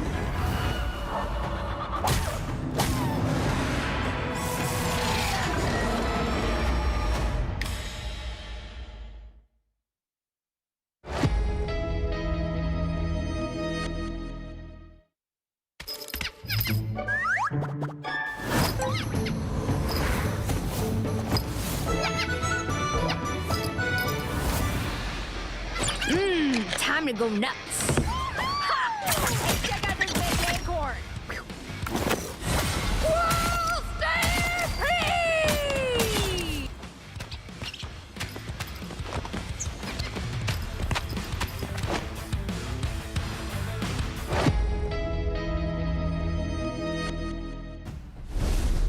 And welcome back from that little 10-minute break. We just came hot off of the loser bracket final between Marvel Rival Pros and BB1, and that was a hot 4-0 from Marvel Rivals Pros as they secure their spot in the grand finals versus Invincible. Now, we said we were going to come back to you with the grand finals, but in the meantime, we're actually going to be watching the loser bracket finals for console for the Asia region right about now, which is going to be really interesting to watch because we haven't gotten to see much of these guys, and I'm really excited to see what the console meta could be like, how the scene is a little different over there, and seeing what kind of little tricks they have up their sleeve as we build some new storylines right here. And true, it is vastly different from Asia PC that we have been covering moving forward. I know that for a fact, but like you said, might be a differing meta going into console. Just gonna have to wait and see.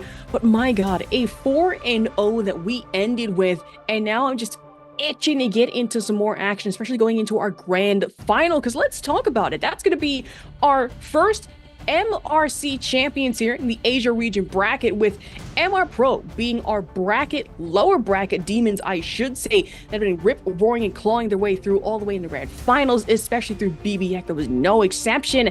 And then here comes Invincible sitting in grand finals with two players in particular, being Happy and Neko, that are both seasoned veterans in their respective rights here. It's no joke. I imagine that should be back and forth.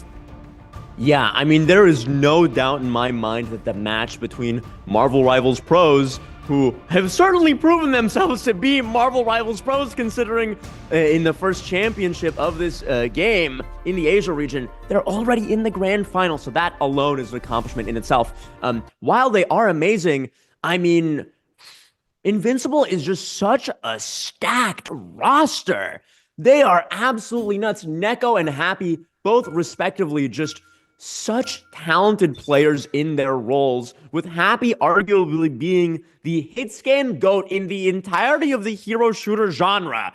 So, I mean, Marvel Rivals Pros, they had a really easy time in the lower bracket, but I mean, they're finally going to be having a significant challenge right in front of them. And as we open up with the pick and ban phase, of the lower bracket final match between Slither Edge and PS4 Group. This, again, is the lower bracket for the console tournament.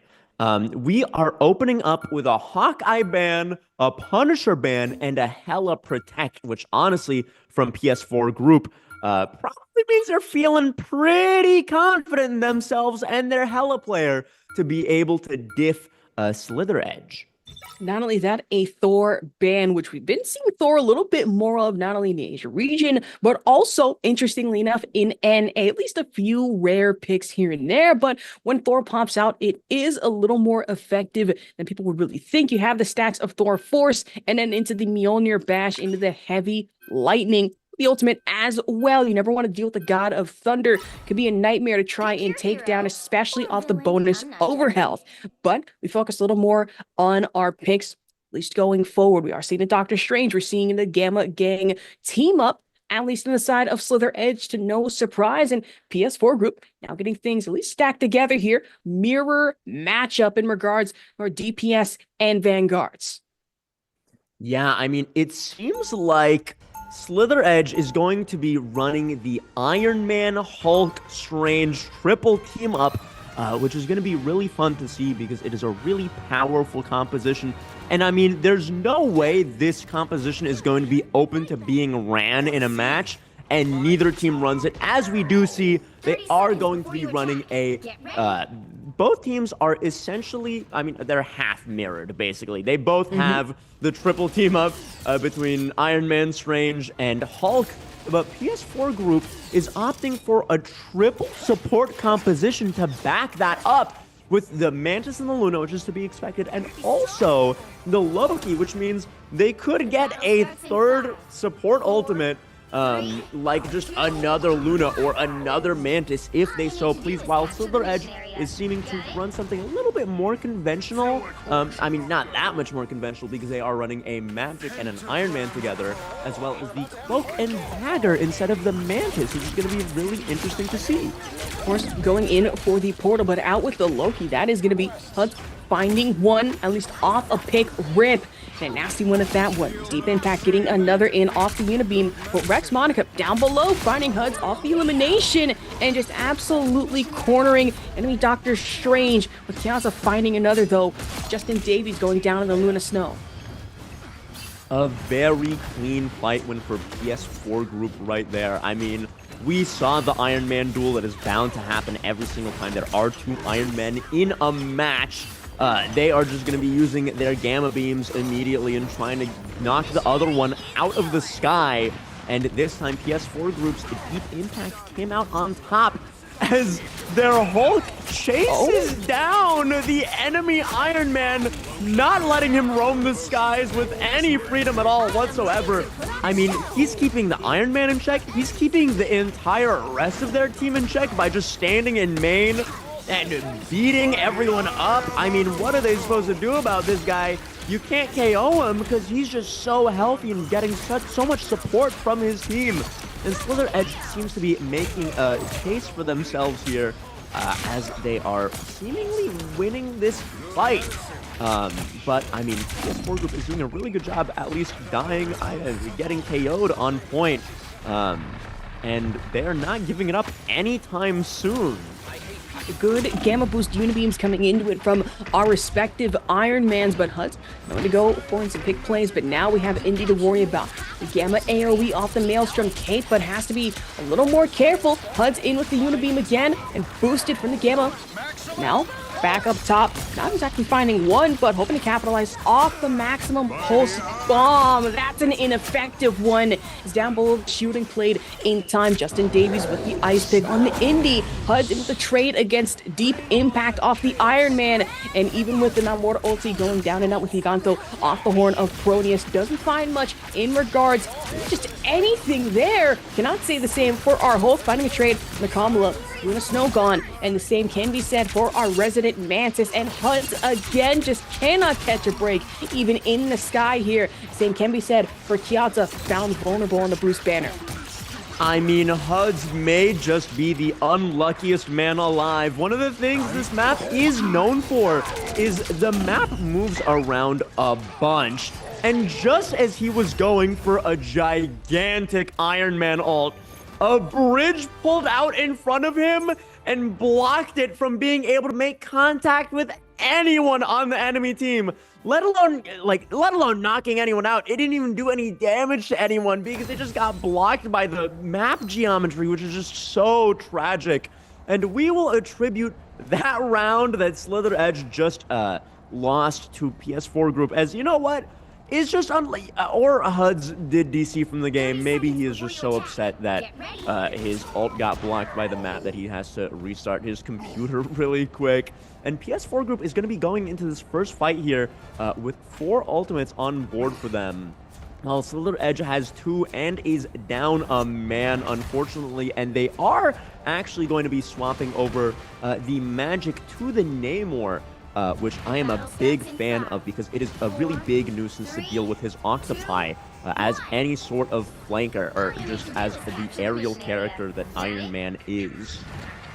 Well, because genuinely, I mean, really, let's think about it, especially in conjunction with the Luna Snow. Those Monstro spawn, you get a third added extra one that shoots out ice projectiles. You hit him with the secondary fire from the Trident, and then anyone that gets focused, they too get focused down by the Octopi. So, like you said, would make it harder for any Iron Man to have to fly through and contend with it. Now that Slither Edge have one disconnect, who knows, maybe for PS4 group, it might be just the one-up that they need to at least take this fully. You know, I did say maybe Huds had to restart his PC, but I forgot for a moment that this is a console championship, so there is no PC to reset. So Huds really has got to get back soon, because how is Slither Edge supposed to win a fight whenever they're down a man? I mean, especially their Iron Man is so huge and so impactful, so able to get so much value out of the Gamma team up. He finally reconnects the match, and Slither Edge is trying to take this fight to the best of their ability as Huds comes back from unfortunately disconnecting. And yeah, they're not going to be able to win a team fight quite yet. They're just going to have to regroup, wait for everyone to get back, including Huds. They're getting a few picked up, but it's fine. He just reconnected. They have time to recuperate themselves. And PS4 group only has about 50%, so they will be able to recontest this point with all of the ultimates that they have. Exactly. Momentary disconnect shouldn't be that much of an issue, but it is going to be a bit of an issue. Yarshawn, that's not more. Gone. Justin Davies was able to find one off the icicle, and now slinking in a little further here. Huds was able to recover, however, with the unit being back against the Loki, and now Deep Impact off in backline, at least trying to keep everybody at bay. Same to be said for Kamala. Just down and out. Deep Impact playing into the Loftus and Reborn, so the Loki is able to come back, but Buki Pants gets eliminated off in the feed. Really pressured upon. It's that poor not more left out in the open. 1, 2, 3, triple stack. If you are the Hulk, dives back, but PS4 bad, looking good here. Oh man, I mean, that is really rough for Slither Edge. I do not think the DC was the only reason why they lost this round. And I mean, they have 5 ultimates and they're not going to be able to recontest the point with them, which is honestly the most tragic thing. You hope that after you lose a fight, you're going to be able to recontest and use your ultimates then. And you save your ultimates for that moment. But unfortunately for Slither Edge, they never had that opportunity. They never got to use those ultimates. So they ended up losing the match 2-0. I mean, not the match, the map 2-0. And they had all of their ultimates on board, which is just really, really tragic for them, as PS4 group takes the first map of the series, a best of 7, 1-0 over Slither Edge thus far. Man, of course, they say that we should have our highlights ready here, Ruben. So stick with us. We'll show those. We'll be right back.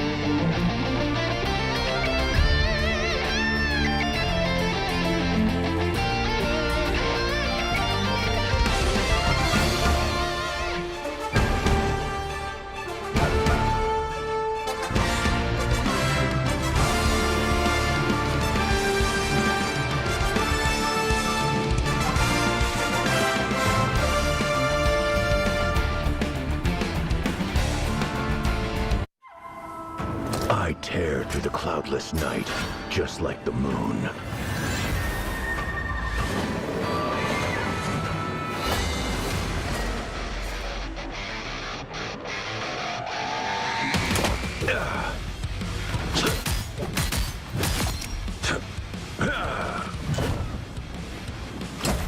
To drain. The moon haunts you!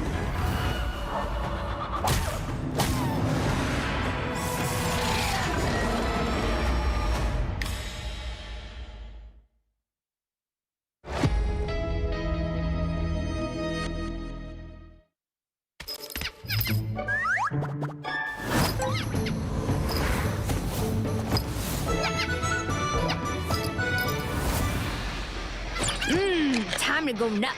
Hey, check out this big acorn. Whoa, stay free!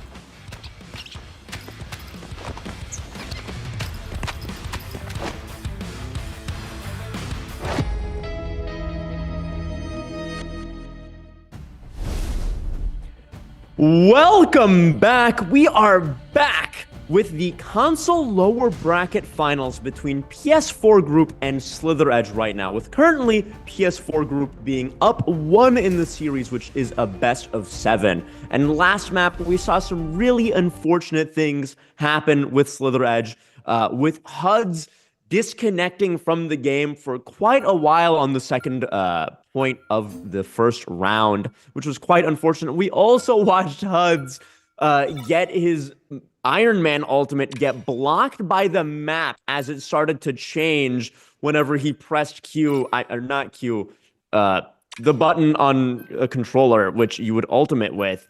And now we're going into the next map. We're seeing some really interesting 3-round picks from both of the teams.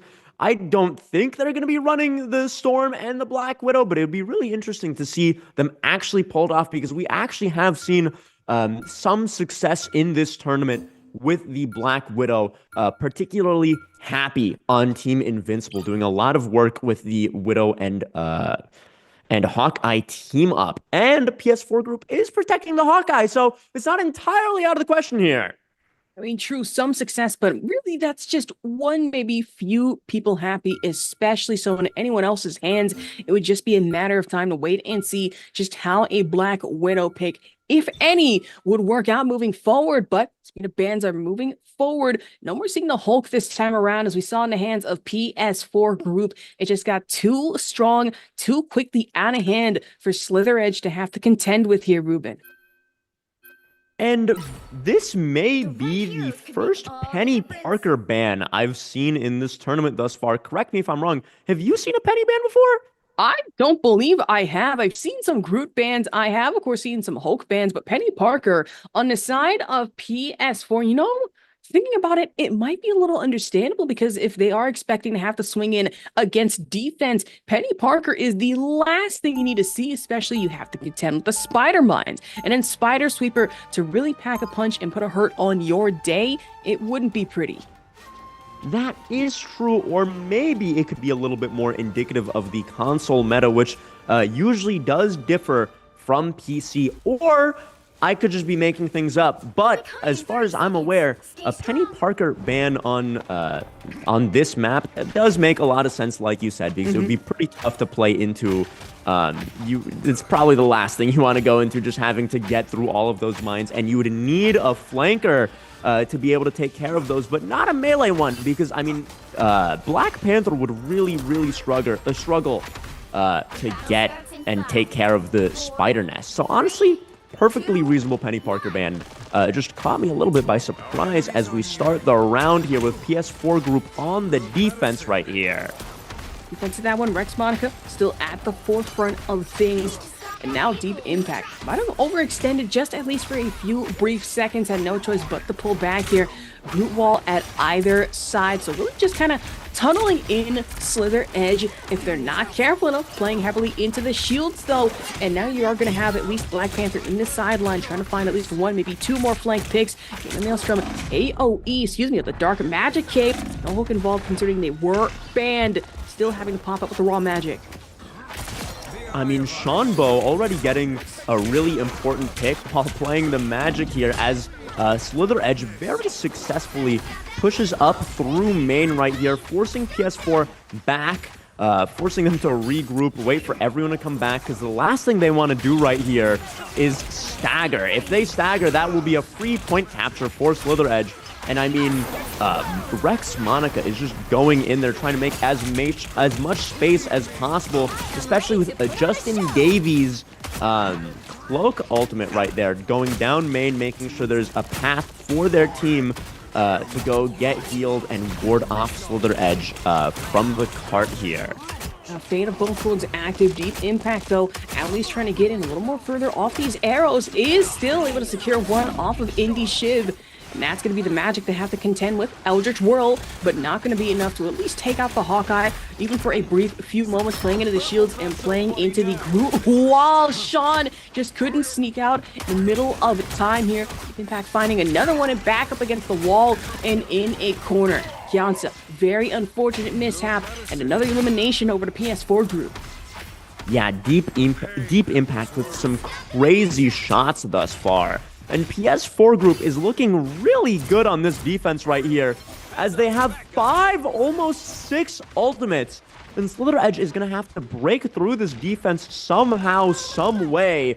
I'd love to see how they go about it, but currently, Rutoko is sitting on the top ropes, waiting to dive onto Slither Edge's backline and get some work done as he goes in, pops all his cooldowns, and Shanbo going in with the Dark Child, unfortunately not getting anything done, getting kicked off basically immediately, and PS4 group popping the really huge Groot ultimate that helps clean this fight up, as Slither Edge has 1 minute and 20 seconds left on the clock after using some unsuccessful ultimates on that attack right there.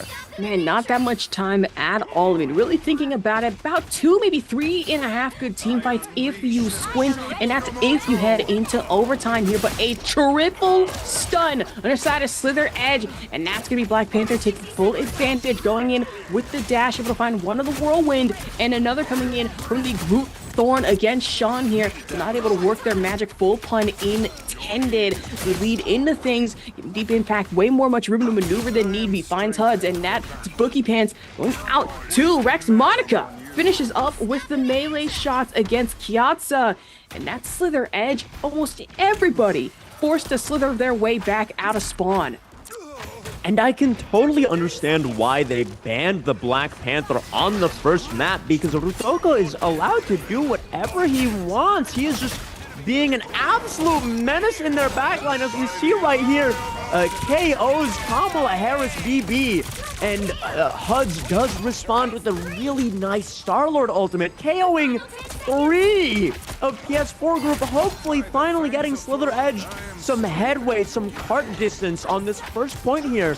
And PS4 group is going to have time to be able to regroup and recontest, and the pressure is on as Slither Edge is pushing in overtime right here. Puts us into overtime, and now they just have to keep on the convoy. HUD's forced to come back up from spawn. Blaster barrage, still able to find Black Panther, so no more flank points, especially off the Vibranium Spear Toss, but Spore Bomb right into the Groot ulti. That's a huge play coming into it from PS4 group, but now trying to capitalize, needing to take down Sean. It might not be the case for them, as PS4, every single one almost going down. One more against Rex Monica from Indy. Slither Edge not out of this just yet.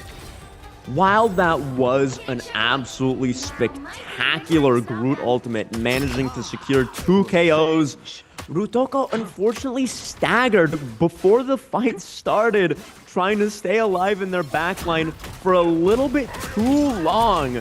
And that certainly helped Slither Edge manage to capture the first point, because, I mean, that is just rough. You cannot be staggering at this phase of the map, especially in overtime. That is just really, really tough.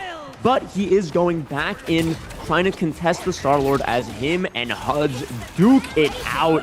And Luna Snow ult gets popped in response to Dark Child. But that's not enough to stop Sean from successfully picking off Deep Impact, and Indy looking for a big Magneto ult, but PS4 group's Groot has a massive wall to block it from doing absolutely anything. Exactly. With the walls, you love to see it. The name of the game for Groot is Reject, Redirect, and I am Groot. Quite literally in every way, shape, and form, but that's a Black Panther you have to worry about. Fast Descent, just descending upon you. And now for Slither Edge, Vibranium Marks are not as active, and now the PS4 group don't really capitalize on it as much as I would thought, especially from Mutoko. But Shanbo, finding another off-the-stepping disc, doesn't even need the Eldritch Roll to capitalize with. I mean, Sean is doing so much in the back line, forcing them to change their focus from keeping their team up to just keeping Sean away unsuccessfully, because Sean is just doing so much work on this no. magic, and Rutoko almost goes off the map, but not quite, just barely grapples back onto the map at the very last second. And Huds is trying his best to contest him, but I mean, Rutoko is just so slippery. But that doesn't really matter, as Deep Impact is just going to pick them off and do whatever he likes. And Rutoko's just doing so much work on the Black Panther. I totally understand why Slither Edge did the target ban on the very first match. Man, it did scare me for 2.2 seconds. I genuinely thought that Rutoko was going to go off the edge there and make a misfortunate mishap, if you will.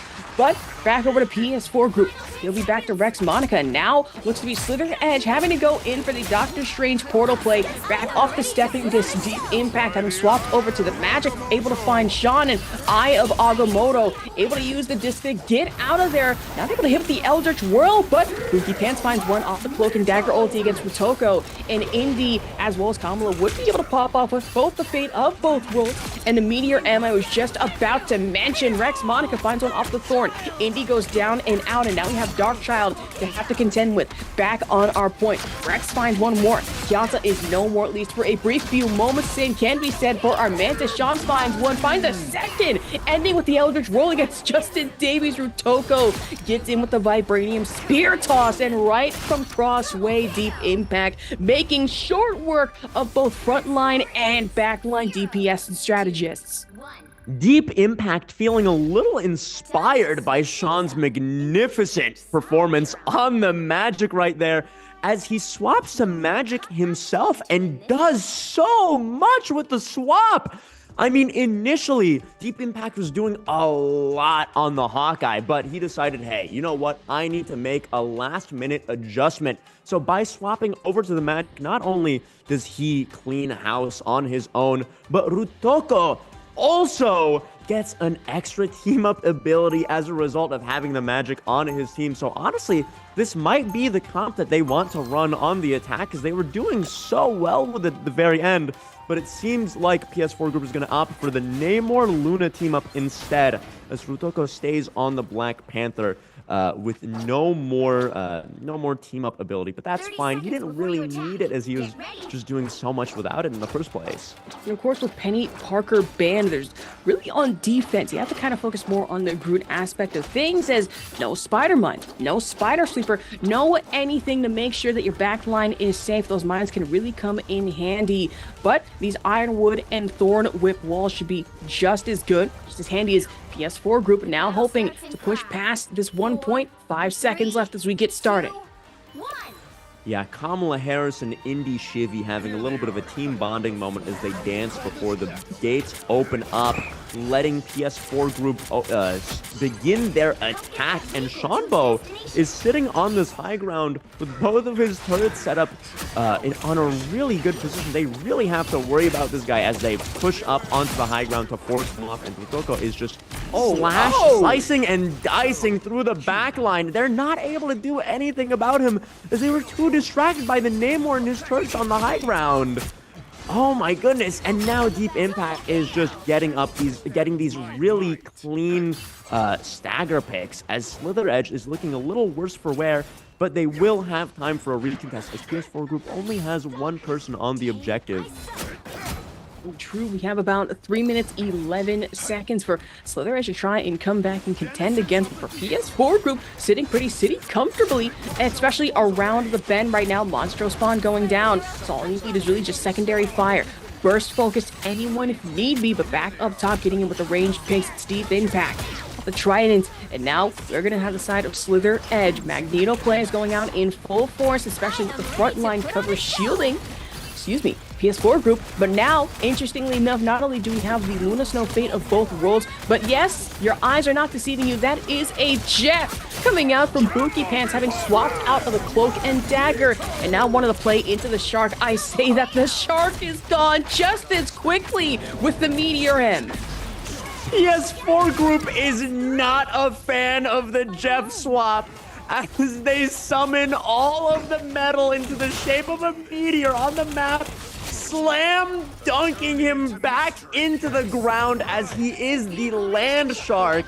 And now buried 6 feet under, Bookie Pants is forced to come back to the fight, feeling a little demoralized after just eating a Magneto meteor to the face. Ouch, that's gotta hurt.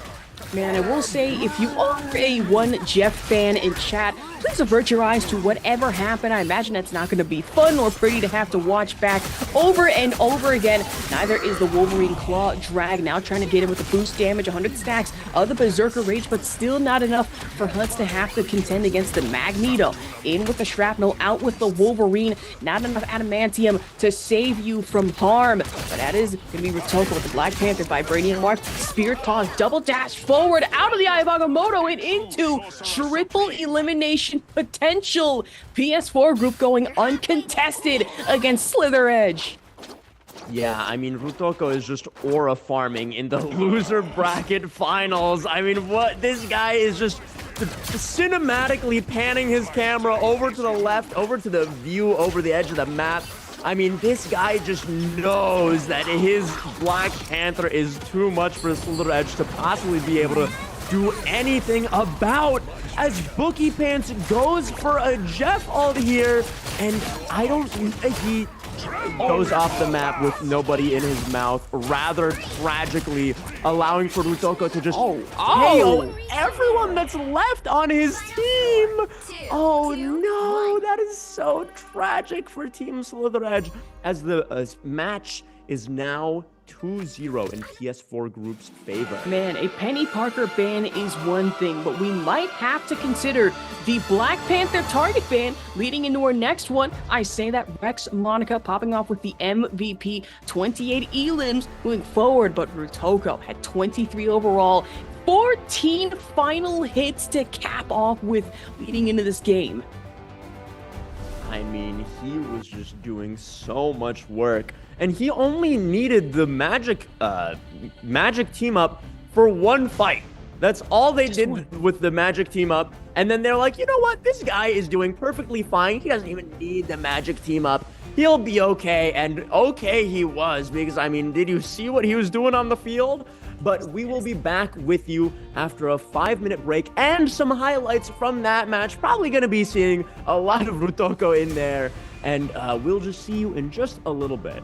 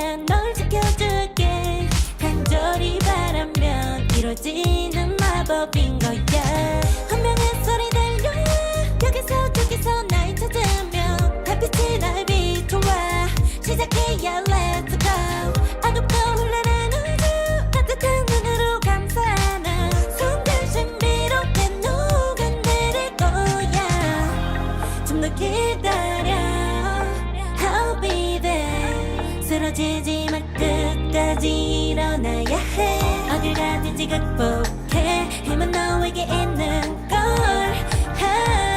소리 높여 노래를 불러 작은 걱정 따윈 던지고 최선을 다해 작품을 쳐봐 어둠이 떠 날때까지 아름다운 꿈을 밝혀봐 우리에게 달려서 그 세계 운명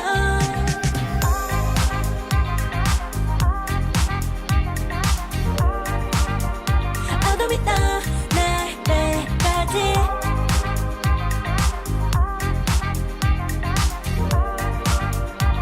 세계 운명 오랜 시간 간직해온 열망 까만 밤의 빛처럼 빛나 네 눈앞에 바로 왔던 나라 잡을 딱 봐도 superstar 딱 보면 모른다 널 지킬 나란 걸 더 지켜볼수록 점점 빠져들어 카리스마 넘쳐 흘러 oh yeah 분명히 소리 들려 여기서 저기서 날 찾으면 햇빛이 날 비춰와 시작이야 let's go 어둡고 흘러난 우주 따뜻한 눈으로 감싸나 순간 신비롭게 녹아내릴 거야 좀 더 기다려 I'll be there 쓰러지지 마 끝까지 일어나야 해 어딜 가든지 극복해 힘은 너에게 있는 걸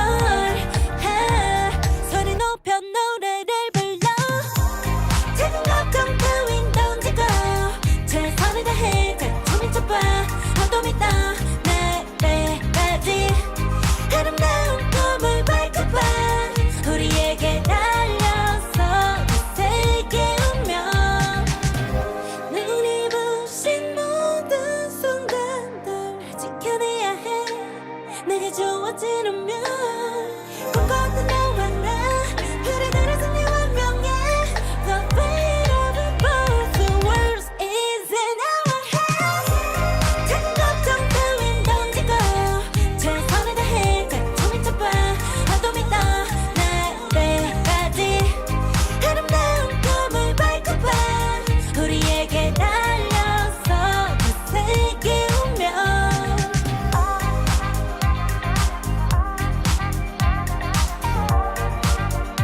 어둠이 떠 날때까지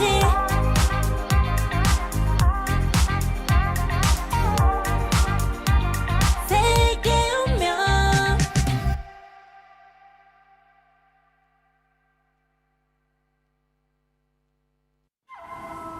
I tear through the cloudless night, just like the moon.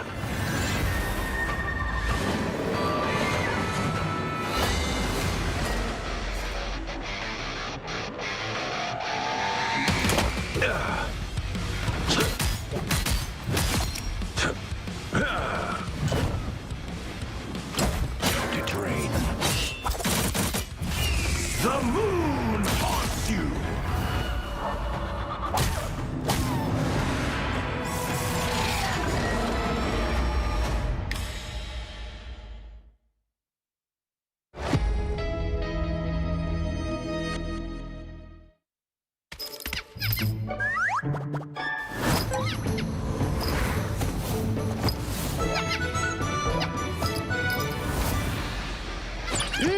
Time to go nuts Check out this big acorn. Whoa, stay free!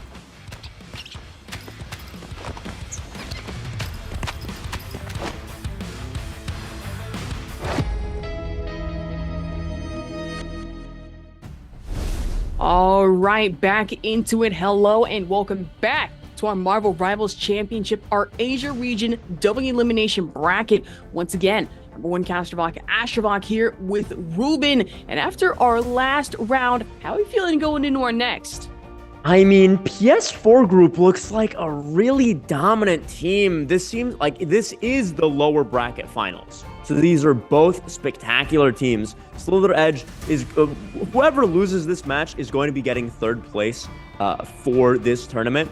But PS4 group looks so dominant thus far. I mean, Rotoko on the Panther is just getting away with so much. It's absolutely insane to watch. And I mean, Slither Edge, they're trying their best, and it was really funny to see the Jeff swap for just a little bit, but it seemed like PS4 Group is just not a fan of our little land shark because they did not very nice things to that guy, throwing a meteor at his face, and then the shark went off the map with nobody in his mouth. I mean, it was just looking a little rough for Slither Edge right there. Maybe they're going to be able to bring this back, but so far it's looking like a bit of an uphill battle for them as they're down 0-2 in the series. Man, 100%. But wise words that I was told at one point from a bit of a shaman in New York: get your money up, not your funny up. And there is no room to even be funny, especially in a tournament of this size, this caliber, with a $16,000 prize pool, 6,000 to first place. So no room for mistake. And of course, getting into our round 3 picks and bans, Hawkeye gonna be first to be banned here. Nobody's surprised. And after the magic plays that we did see in our last round, going into the Spider Islands, does not surprise me we're seeing magic banned. And I'm going to predict a Black Panther Protect because, I mean, if you're Slither Edge and you are not even thinking about banning Black Panther, which I'm sure they are with the second ban right here. Oh, that is Thor. a pleasant surprise. We don't see a ton of Thor in this tournament, really. I mean, Thor is not necessarily a bad character, but he's certainly a little bit underrepresented at this level of play. We don't see a ton of him. So to see PS4 Group not just play the Thor, but to protect him because they fear that Slither Edge may ban him is pretty nuts. And Slither Edge is going for the protect on the Hulk, the ban on the Hela. So we are going to probably be expecting some Iron Man gameplay unless PS4 Group decides to go ban them. But that doesn't happen with a Punisher ban instead, which is interesting because we actually haven't seen any Punisher play yet, but he did also get banned in the first map. So that's interesting to see for sure. I mean, if we're talking adjustments and bans here, to see Punisher banned, I really can't say that I'm surprised. I mean, let's think about it. You go in with the Doctor Strange portal and then Punisher turret after the fact. That could be damaging, especially when you are on the side of attack, or really just in defense as well. Plenty of places to be able to zipline up to as well. And then combine the Punisher with a Rocket Raccoon. It's not only the infinite ammunition, but then having to worry about the sustain coming into it from Final Judgment. Something that does make me very happy. 1, PS4 Group is running the Squirrel Girl and the Winter Soldier. Those are 2 separate points. 3, they may be busting out the Rocket Raccoon in order to give the Winter Soldier the infinite ammo, but it doesn't seem like it's going to be the case, as PS4 Group is going to be set up on the defense here with the Squirrel Girl. And again, Squirrel Girl, we haven't seen a ton of her getting played, but we did see Marvel Rivals Pros, the losers bracket champion of the PC tournament that they will be playing in the grand finals. We did see Asvd from that team actually run the Squirrel Girl and get 2 pentas back to back. I mean, Squirrel Girl is certainly a slept-on hero that is being highly undervalued, and I'm really happy to see Rutoko, such a talented player, rocking her. And I really hope to see some serious work done by him, as Huds and Sean actually also on the Squirrel Girl get 1 pick each respectively. Putting in the work at that one, at least able to get the sustain on their Hulk. But Sean going down and out over to the Mantis right now. He's down below, having to contend with an Iron Man back up top, just trying to run for cover. But both Mantis and Rutoko getting caught up by Indy and Kiyata off the Doctor Strange and the Hulk respectively. POV swap back over to HUD, in with the missile barrage just momentarily. A deep impact with the Shuriken dash finds Alkamala, and at least trying to sneak in with the Gamma Maelstrom AoE. Still able to secure an elimination against HUDs. Now, this is certainly the first time I have ever seen a Squirrel Girl mirror in tournament play. 1 Squirrel Girl is already surprising enough, but 1 on each team is ridiculous as we watch Deep Impact take care of Sean and pop the Psylocke ult forcing them to use a Luna ult in response, which honestly, that's a lot of value. Managed to successfully get a pick off onto the Cloak and Dagger, doing a lot of work here on the defense here. PS4 Group looking really strong, but Slither Edge did manage to get 83% on the point as they have 2 minutes left to get that last remaining pick. And just one more is all you need to really just keep yourself surviving just for a little bit longer in our lower bracket. So I say that Hulk diving forward and at least trying to get another quick, easy pick. Goes right into it, but it's not able to find one just yet. Gamma Clap has to snuff out the Iron Man, go in for the full Gamma Burst, and puts themselves in a pretty interesting spot. Not so sure what was going on there, but has no choice but to pull back, get a little bit of that health left. Deep Impact, however, the deep in back line, and still wanting to sneak in maybe with one pick here. Huts finds one off the ulti with the bomb, and that's going to be Pookie going in with the Cloak and Dagger ultimate, making a mess of point. Eye of Agamotto to play in conjunction Gamma Maelstrom AoE to secure another elimination against Rex Monica. Both Eyes of Agamotto coming out, but Indy coming out on top. As Slither Edge successfully captures the point, and now they're set up really well for second point because PS4 Group has 2 little stragglers running around, and maybe they'll be able to get these 2 staggers, and if they do, that is going to spell a soon-to-be victory for Slither Edge on this point because getting staggers at this section of the map is so crucial for the attacking team and so detrimental for the defenders. Because, I mean, as soon as you stagger just a little bit, you won't be able to take a full fight together, and you're just doomed, essentially. As Slither Edge begins this engagement with all of their abilities just going in. Rex Monica going back in retaliation with the Gamma Burst of his own, and Deep Impact sweeping everyone up.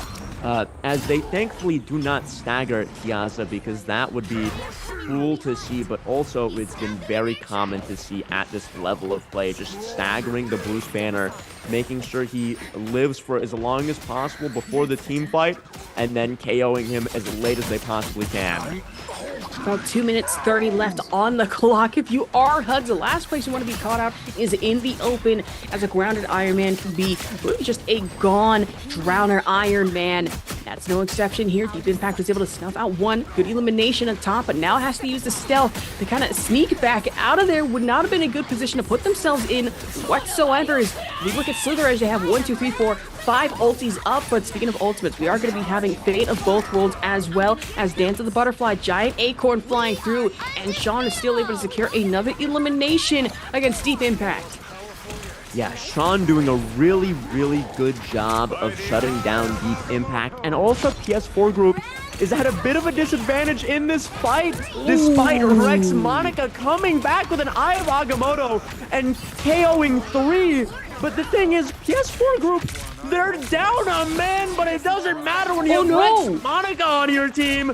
Just wiping the floor with all of Slither Edge. They are not even standing a chance, despite them not having Rutoko on the field because he disconnected from the match. I never even realized that Rutoko was gone almost the entire time. Last second disconnect, and is just going to have to race to get back into this match, and really needs to. Right now, Slither Edge have all the opportunity and possibly full advantage to really press up on PS4 Group if they're not careful enough, really keeping the convoy and really just keeping to their guns. Or in this situation, the Gamma Maelstrom AoE, Rex Monica finding one with Indy down, but Rex Monica themselves gets traded out. Seanville off the Acorn, Deep Impact with the dash forward, and HUDs being the very unfortunate recipient to a Shuriken or 2. I can say the same for our Mantis. A very unfortunate recipient to an Acorn or 2. If you are Seanville, really playing well into the Squirrel Girl, as well as the Gamma shielding coming into it. Hulk has no choice but to Hulk out here, get in with the sustain as well as the damage, keep on point with the Eye of Agamotto, back for back, blow for blow, trade for trade, pick for pick, if the feed, and the unstoppable Squirrel Tsunami. Provide that stampede, keep on to convoy against PS4 Group as double elimination on the board for Deep Impact. Make that triple assist as Rutoko comes back with a Namor, finds out Kyautsa. Yeah, Deep Impact is just absolutely, completely uncontested on the Psylocke as Huds goes for a last-second desperation touch, not really being able to get anything done with it, getting immediately KO'd. And Kamala Harris comes back with a really big Luna ult that's going to help stall the point for quite a while, but I'm not sure if it's going to be quite enough. But correct me if I'm wrong, Slither Edge does actually make magnificent work of Kamala Harris's Luna ult as they get all of the picks that they need to actually successfully win this fight and maybe make a push to actually capture this second point despite everything looking so grim for them. Hud's just getting KO'd as soon as he touches the point, but it didn't even matter because Kamala Harris came in so clutch. Now headed into overtime. You still have a Hulk to contend with sticking onto the convoy, but that's at least once maximum. Triple elimination play from HUD off in the corner, playing well, and then topping it off with the gamma boosted Unibeam Kiatsa. Now wanted to let this one go either. Now Slither Edge putting themselves up 2-0 against a last attempt play for PS4 Group. I mean, Huds, that was just an absolutely brilliant Iron Man ult. That was spectacular work. He didn't see any of them, but he knew that they were all there, and so they were just not able to see that one coming. And he was able to just get 3 really clean, really quick, crucial KOs for his team. And now Split Edge with 1 minute on the time bank, looking to fully capture this third point right here. Sean pops the Squirrel Stampede, picks off Deep Impact, but then PS4 is retaliating with 2 KOs of their own, forcing Slither Edge to regroup as they only have 46 seconds left on the clock. They're going to have to make this their last fight, and they're going to have to make it a good one. But I will say, this has been a spectacular push thus far, despite things looking really rough for them at the beginning. And Sean gets a really, really important kickoff onto Rutoko right there before the fight even starts. While Slither Edge is still recontesting, it doesn't matter because Sean is able to get a pick anyways as Deep Impact tops the Dance of the Butterfly, forcing Kamala Harris's Luna Snow ultimate, and PS4's Hulk is just having an absolute field day in their backline as Rex Monica pops the Eye of Agamotto, picks off Bookie Pants successfully, and Indy responds in turn with his own Eye of Agamotto and 2 KOs. But it seems like PS4 Group is going to end up winning this fight as the overtime wick dwindles down and down. Slither Edge, honestly, a really impressive push considering how that round started. Pushing it over to the third point is really big for them, and things are certainly looking up for them. Hopefully, we're going to have a closer series on our hands and not the 3-0 like it was looking like it was going to be at the very beginning of this map.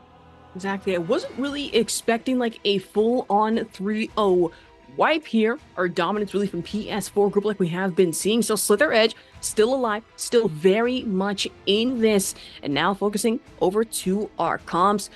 Thor pick, possibly. I want to give it a little bit of faith here, but Kiata now swapping over to the Penny Parker, which we did see banned the last time around, but now we swapped around. I imagine, okay, I was going to say maybe wanted to play into the Spider Mines, but I believe Kiata still wants to stick it out with the Hulk.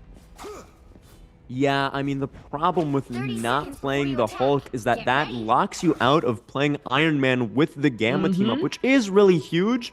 But it doesn't seem like Slither Edge is actually going to be running that on the defense, which I somewhat understand. It is a bit hard to run Iron Man on defense on this point because the objective is so large and open, and there's nothing to really take cover around in the skybox. So they are going to be opting for the more defensive, pokey composition of the Namor and the Squirrel Girl, and they are actually going to be running the Penny Parker, which I'm really excited to see. We have not been seeing very much Penny Parker in this tournament at all whatsoever, and Rex Monica is probably going to be going for a very standard portal here right behind the enemy team, and boom, they have flipped the map very successfully with PS4 Group now basically being in the defender's position, and Shanbo doing whatever there is in his power to stop them from successfully attacking this.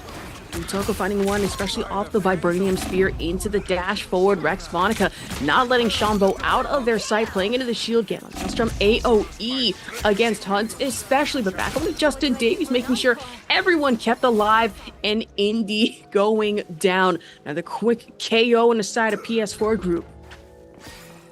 Yeah, I mean, PS4 group with a really clean first point win, winning the first fight, capping it in just 54 seconds with a really great portal from Rex Monica. And I mean, Sean did everything in their power to stop that from happening with the crucial KO, but it simply wasn't enough as the rest of PS4 group was able to keep themselves cool and collected as they continued that fight very, very intelligently and made sure that they weren't getting picked off and made sure that they were doing everything they had to as they now take the high ground position over Slither Edge. And Slither Edge is kind of on the back foot here as they're not really able to respond to this high ground quite yet. And Shanbo successfully picks off Deep Impact, and now things start opening up for Slither Edge on the defense here. Of course, back up top, Thor trying to opt in for the Mjolnir bash, but just pushed off a point. Eye of Agamotto having to go out in full play, but then the Cloak and Dagger ulti. Really just us against the world here. The Spider Mines that have to contend with as well from Kiatsa, but hoping to get him with the Mantis sustain, just ulti for ulti. Mjolnir bash flying forward off the floor, finds one with Shanbo and trying to find out another. That is going to be the assist from Deep Impact, finding a Kamala, but then the Black Panther to worry about. Vibranium marks a bound, spear toss into the dash, make that another for Rutoko. Indy gets eliminated. Now PS4 group looking on the up and up, kind of settle things at 2-2 here. They just need one more. Yeah, Rutoko once again is doing a magnificent job on the Black Panther here as PS4 group successfully captures the second point. And now Slither Edge is kind of sweating a little bit because they're supposed to hold this for 5.5 minutes. And PS4 group's domination seems to have no end in sight as they keep getting picks. And HUD's DCs again. No. I mean, I'm gonna be honest, especially while being down a man while he's DC'd, this is kinda over for Slither Edge. There's nothing they can really do to stop PS4 group, especially when they're down a man. I mean, that is such an inopportune time to lose such a crucial player on your team. That is so unlucky. I really hope HUDs is able to get those tech issues figured out because, I mean, being forced to give up basically 2 maps because you DC'd is just so tough. And unfortunate at that one to watch happen. I mean, it was possible they might have been able to make a comeback, but that's in an alternate reality, as now it looks to be Sport really just on the up and up. Another over Slither Edge here after Clintar Convergence. Yeah, I mean, that is just so tough to have that happen to you on 2 different maps. But hopefully it won't happen in this next map as we go into the highlights of that map right there, and we go into a little 5-minute break. So we'll catch you in just a little bit.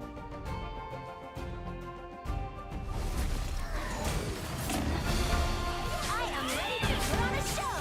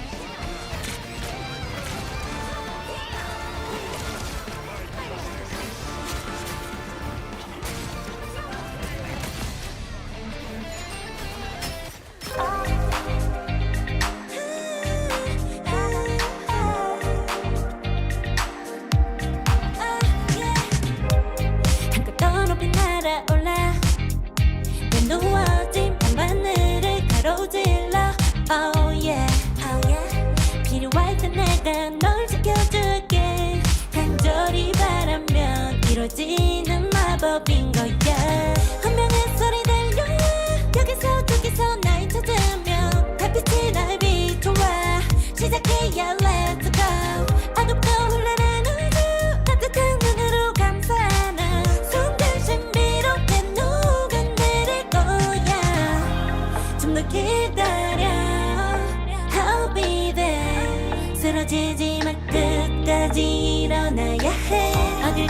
언제든지 극복해 힘은 너에게 있는 걸 소리 높여 노래를 불러 작은 걱정 따윈 던지고 최선을 다해 작품을 쳐봐 어둠이 떠 날 때까지 아름다운 꿈을 밝혀봐 우리에게 달려서 그 세계 운명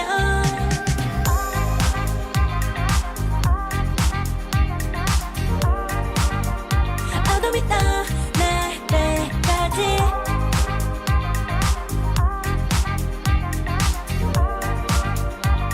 세계 운명 오랜 시간 간직해온 열망 까만 밤의 빛처럼 빛나 네 눈앞에 바로 왔던 나나 탑을 딱 봐도 superstar 딱 보면 모르나 널 지킬 나란 걸 또 지켜볼수록 점점 빠져들어 카리스마 넘쳐 흘러 oh yeah 운명의 소리 들려 여기서 저기서 날 찾으면 햇빛이 날 비춰와 시작이야 let's go 어둡고 흘러난 우주 따뜻한 눈으로 감싸나 순간 신비롭게 녹아내릴 거야 좀 더 기다려 I'll be there 쓰러지지 말 끝까지 일어나야 해 어딜 가든지 극복해 힘은 너에게 있는 걸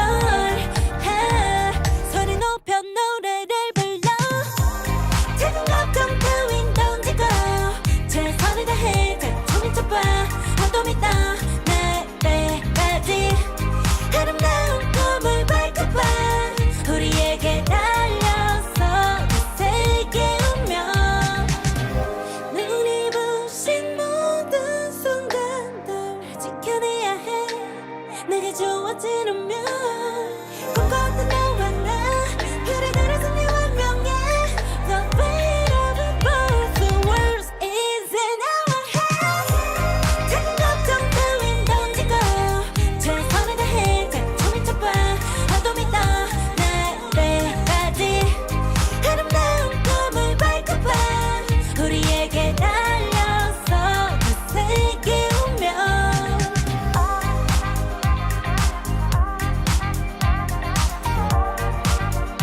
어둠이 떠 날 때까지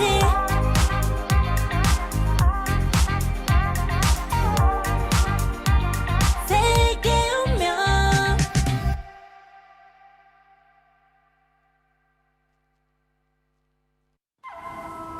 I tear through the cloudless night, just like the moon.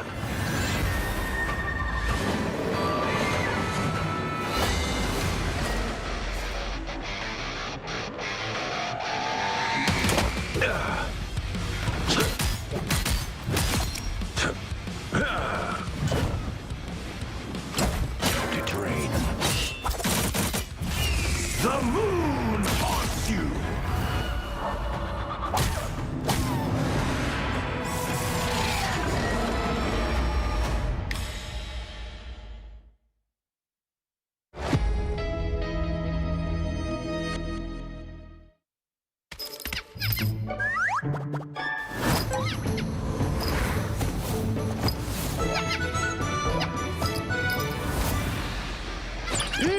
Time to go nuts.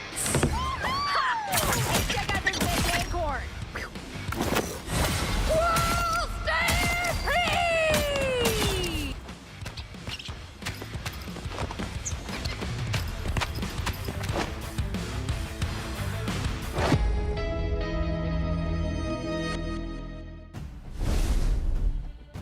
And welcome back to the console lower bracket finals between PS4 Group and Slither Edge. I mean, so far, it's looking like a pretty strong 3-0 from PS4 Group over Slither Edge, but this is a best of 7, so there is still hope for Slither Edge to come back here. But PS4 Group is looking really dominant, and Slither Edge just keeps falling prey to these really unfortunate tech issues, constantly having HUD's DC, and I mean, it's really hard to fight back really hard whenever you are down a man. So, I mean, I really hope they're able to get that sorted out so that we can have a really close, wonderful series on our hands here. Asher, What have you been noticing about this match between these two teams? What I've been noticing, disconnect issues aside, is the fact that PS4 Group really likes to play into the fact that whenever Slither Edge has to stagger, they have to really just deny, reject anything that just gets thrown at them, whether it be the Psylocke plays or maybe the Luna Snow sustain. And we did see a little bit of interesting picks from Slither Edge earlier. Was the fact that they swapped over to the Penny Parker play for the Spider Mines. Exactly work out too much in their favor, though. Yeah, we have not been seeing a lot of Penny Parker in this tournament, but I will say it was nice to see them try to bust it out.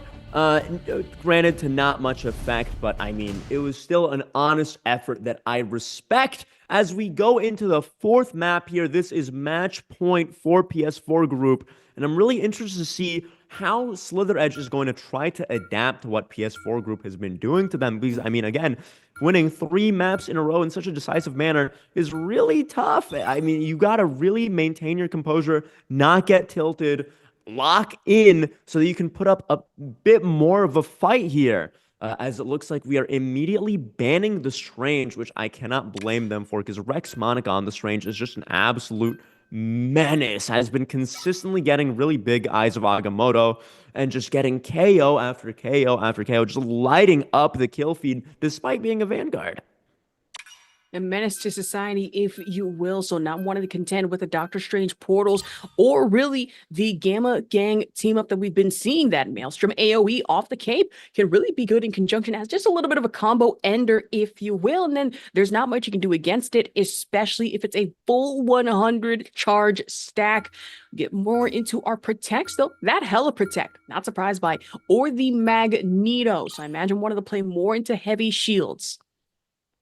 Yeah, I mean, with the Strange band, that is one shield gone, so you would like to hopefully be able to run the other one as they ban Thor. I've been seeing a lot of Thor banning in this series, and he hasn't been banned every game, and I haven't seen Thor.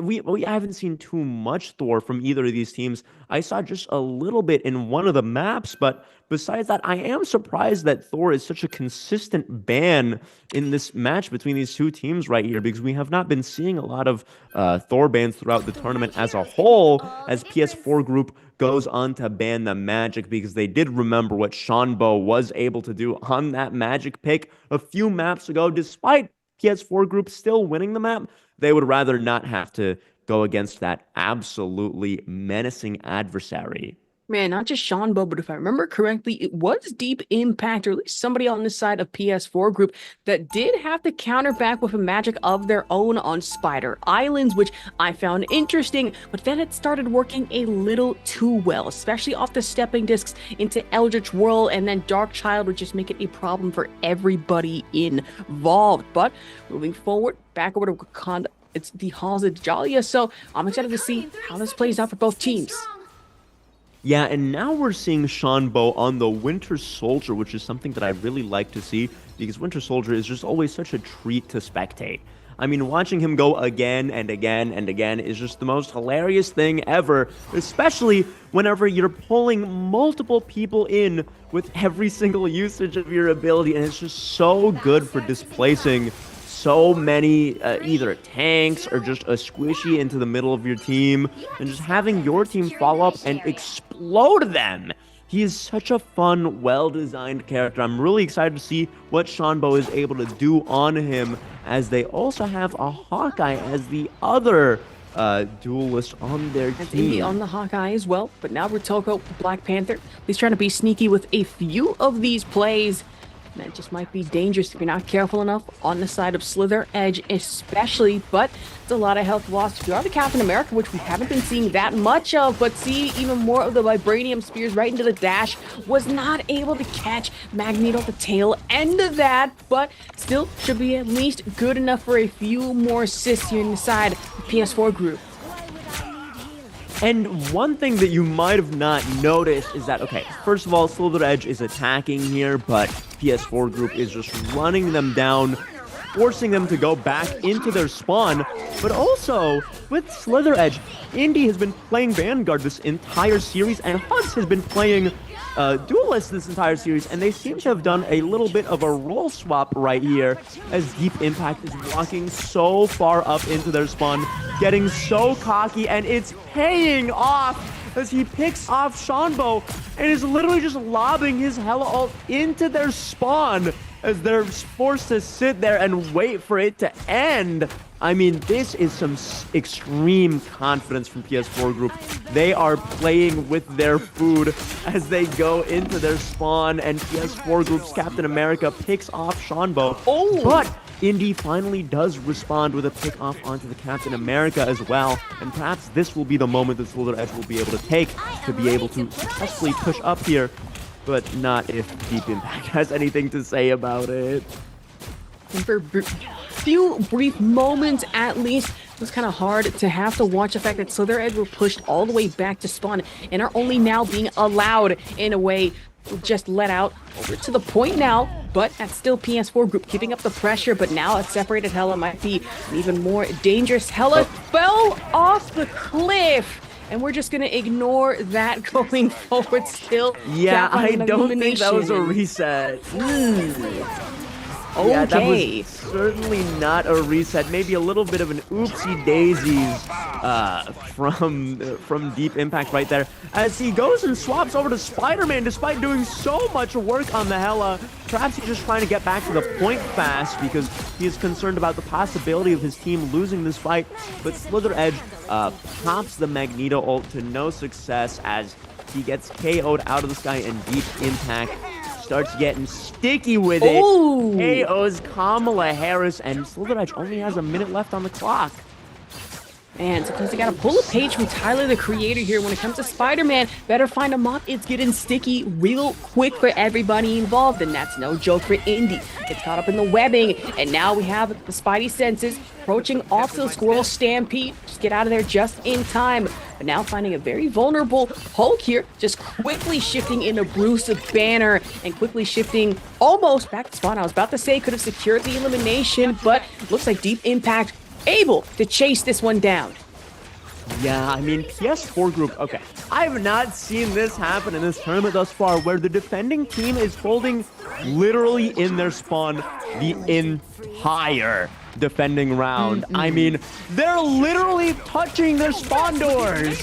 They're not letting Slither Edge do absolutely anything. There's only 10 seconds left. I don't think anyone's going to be able to touch the objective successfully. And PS4 Group really is just playing with their food because they know they're outclassing Slither Edge in this matchup, as they successfully cinch the loser bracket finals, and they go on to the console grand finals for the Asia region, putting up a spectacular 4-0 sweep against Ruben, we did it again. I did it again. I did it again. I'm sorry. Oh, they were just no. holding their spawn for so long. I thought it was over, but it's not over for Slither Edge, because they do have the opportunity to full hold on defense, drawing this map and going into the next one here. So let's see what Slither Edge is able to bust out here to hopefully make this series a little bit closer than it currently is, because I mean, PS4 Group standing in their spawn the entire defending round is just insulting, really. I swear, PS4 Group, I swear, unless these picks we know are solid going forward, okay, I was about to get a little concerned here. Would have been some interesting, just troll picks, especially with the Captain America going into Jeff, but thankfully not seeing that just yet. Slither Edge, however, now really playing into the triple Venom lineup, right? The team up between Venom, Spider-Man, and Penny Parker, the armor and suit expulsion with touch of Clintar for that extra bit of symbiotic damage, Ruben. And I like that Shanbo is on the Spider-Man, finding a very interesting position in the top corner of the map against an arch. I doubt PS4 Group is going to be able to find him before he decides to engage. And we're going to be seeing a little bit of a Spider-Man mirror, which also may be a first. This PS4 Group is running an interesting composition with the Venom, Groot, Jeff, and Rocket Raccoon, but Deep Impact immediately engages upon Kamala Harris, almost getting the KO, but not quite being able to finish it off. as PS4 Group makes a really strong push, and it seems like they're set up to get a lot of KOs as Slither Edge is running really low on HP. Rex Monica just 1v1ing Kiaza in the backline, and it's looking a little doomed for Slither Edge right here as they're down a player, but they do successfully manage to pick off Deep Impact, and Brutoko responds with a pick on Kamala Harris, finally cinching the series. And now PS4 Group has actually won 4-0 in a best of 7 against Slither Edge.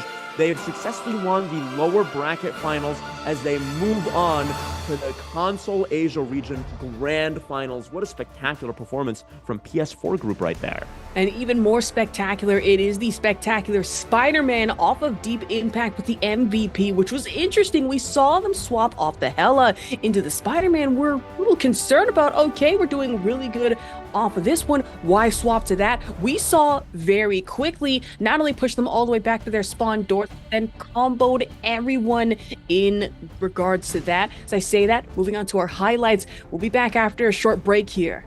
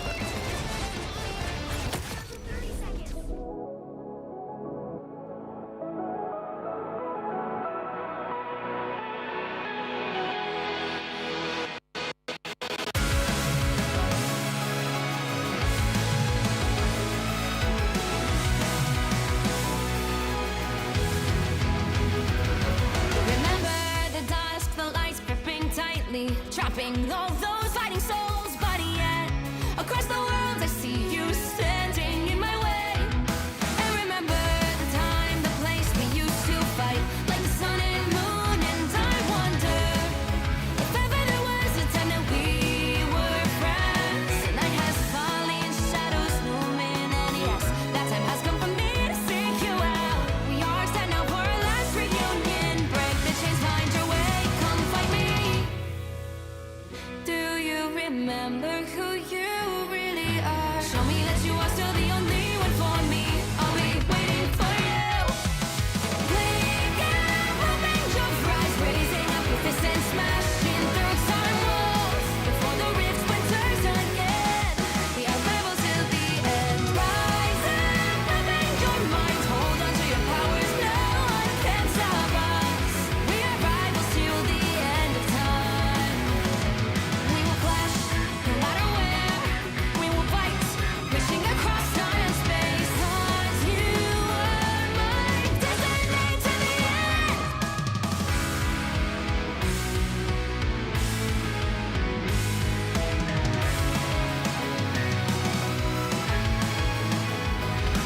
You see the dawn, the flames burning brightly, shining on those memories. And yes, across all time I see you turning the tides.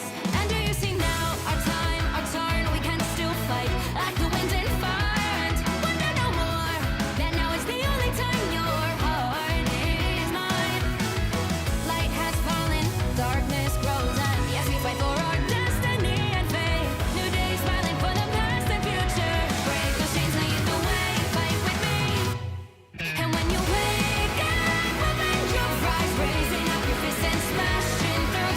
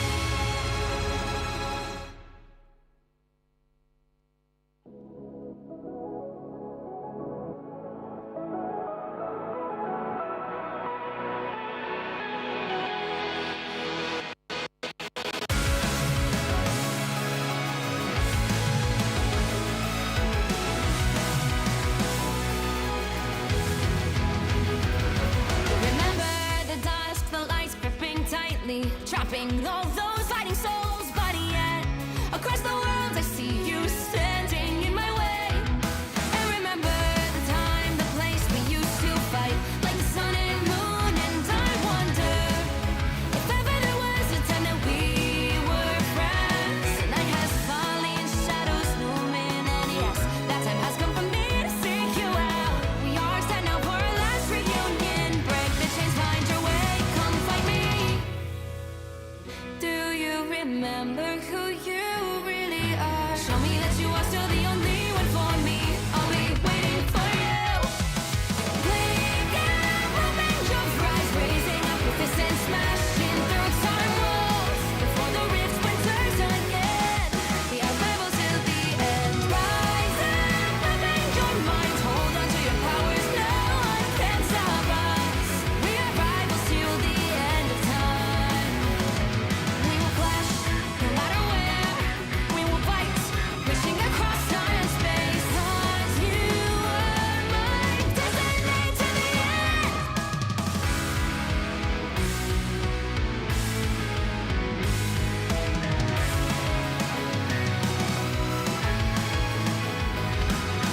See the dawn, the flames burning brightly, shining on those memories. And yes, across all time I see you turning the tides. And do you see now our time, our turn? We can still fight like the wind and fire. And wonder no more that now is the only time your heart is mine. Light has fallen, darkness grows, and yes, we fight for our destiny and fate. New days smiling for the past and future. Break those chains, lead the way, fight with me. And when you wake up, open your eyes, raising up your fists and smashing through time walls. Before the rift splinters again, we are rebels till the end. Rise up, open your mind, hold on to your powers. No one can stop us. We are rivals again until the end of time.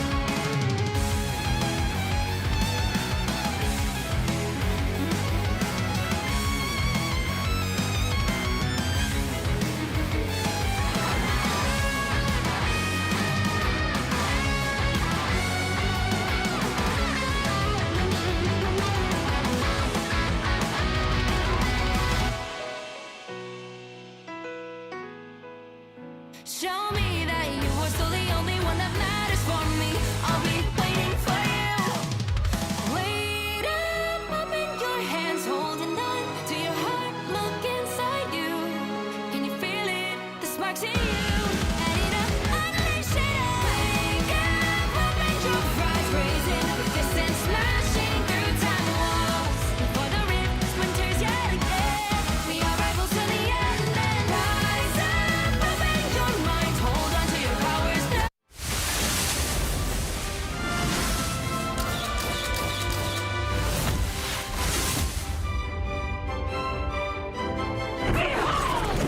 Child!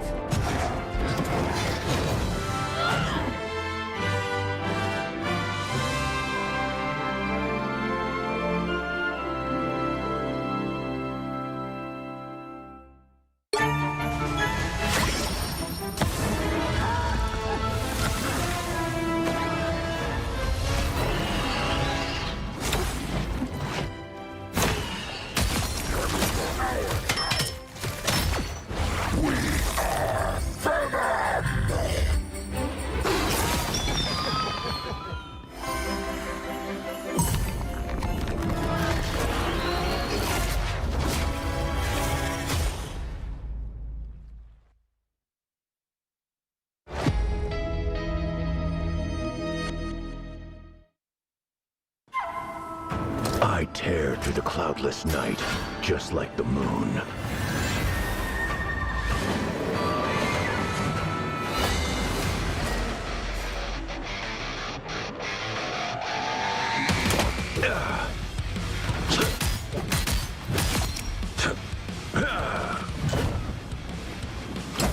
To drain.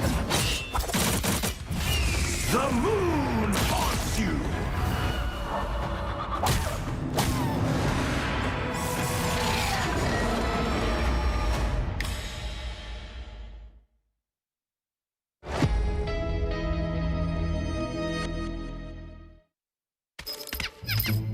Time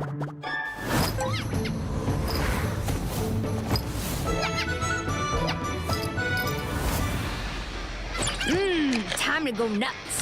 Ha! Hey, check out this big acorn. Whoa, stay free!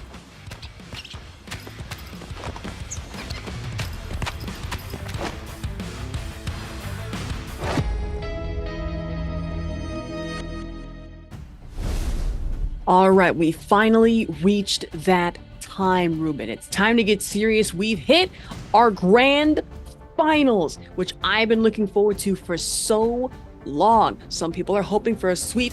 We, however, are hoping for the most back and forth barn burner possible. What do you have to say about that one?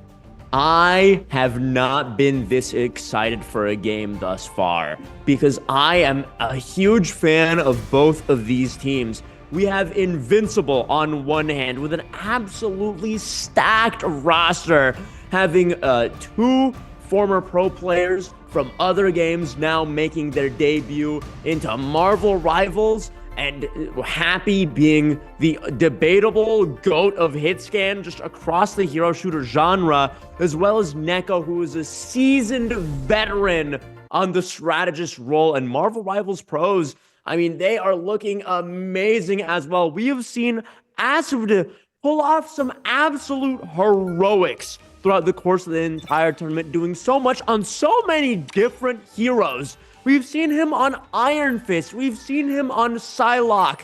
We've seen him on Wolverine. We've seen him on literally half of the Duelist roster, as well as NLE Choppa, who is just an absolutely spectacular Strange. And I mean, I cannot wait to see what he's able to pull off on Not Strange, because Invincible is very well aware of his capabilities on that hero, and they immediately banned him. So I'm expecting to see a Marvel Rifles Pros response of possibly banning either Star-Lord or Mantis, because they do see the Adam Warlock Protect, which deviates a little bit from the standard Luna Mantis composition, but it does enable the fact that you're able to self-res with Adam, with Mantis, and with Star-Lord. So I anticipate that one of those three characters is going to be getting banned by Marvel Rivals Pros. And yep, there it is.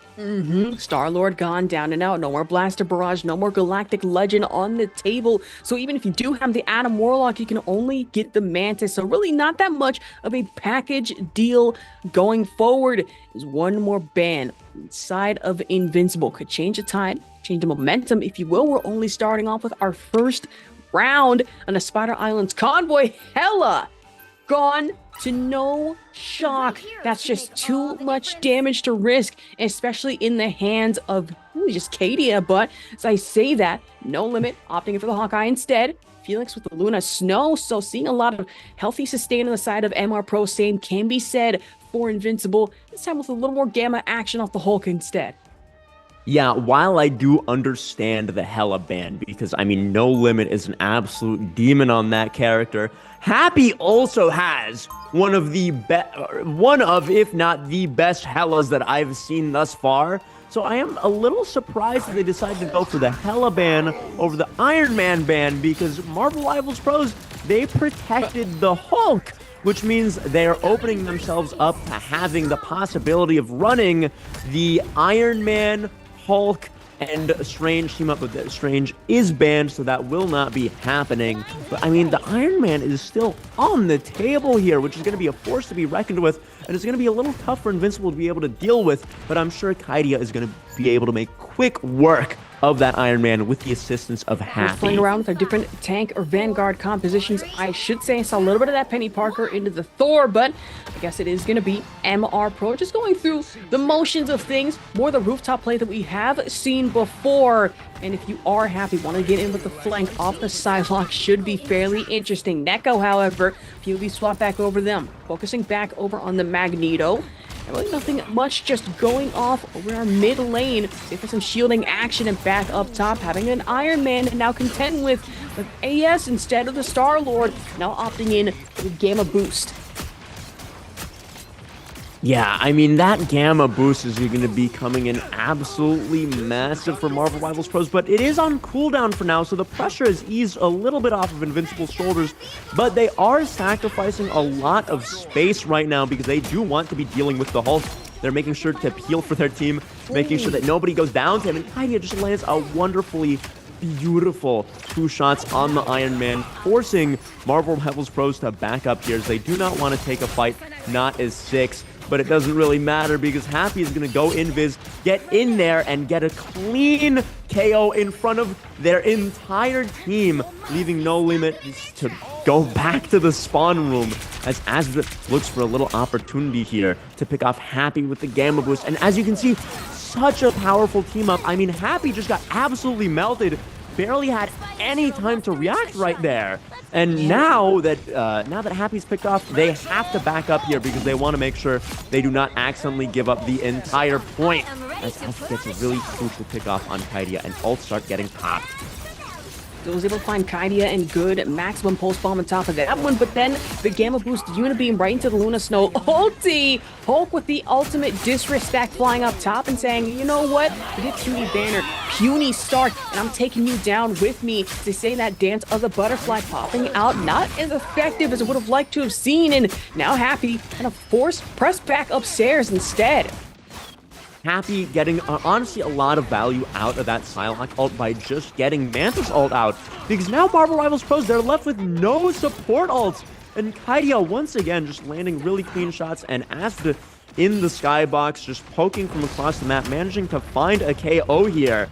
As Kaidia takes a little bit of an off angle, really wants to address that Iron Man. Because if he isn't going to be taking care of him, there's not many other players on his team who can. And it looks like, oh no! Just barely dodges NLE Choppa's meteor from the sky. That is such wonderful movement from Kaidia, just juking him out barely as he tries to go for a pick on Asbeth and secures it. This is a really strong hold from Invincible so far because Marvel Rivals Pros, they only have 1 minute left on the clock. Man, you have to be hurting after the fact that that slam dunk from NLE Choppa was not, in fact, a dunk, more of a brick. And that's unfortunate to have it happen. Just juke them out. He's now back over to Kaidia. Still putting pressure, especially off the charge and the arrows, getting him the health sustain thanks to the Luna Ice. And now MR Pro kind of find themselves, at least for the moment, locked out of any convoy push potential as Invincible. Keeping him on the lock. If you're not careful enough, Felix is going to get caught out, but playing from the rooftops, forcing Kaidia back down to ground. Yeah, I mean, Kaidia nearly gets the pick off onto the Luna, but doesn't quite get to secure it just yet.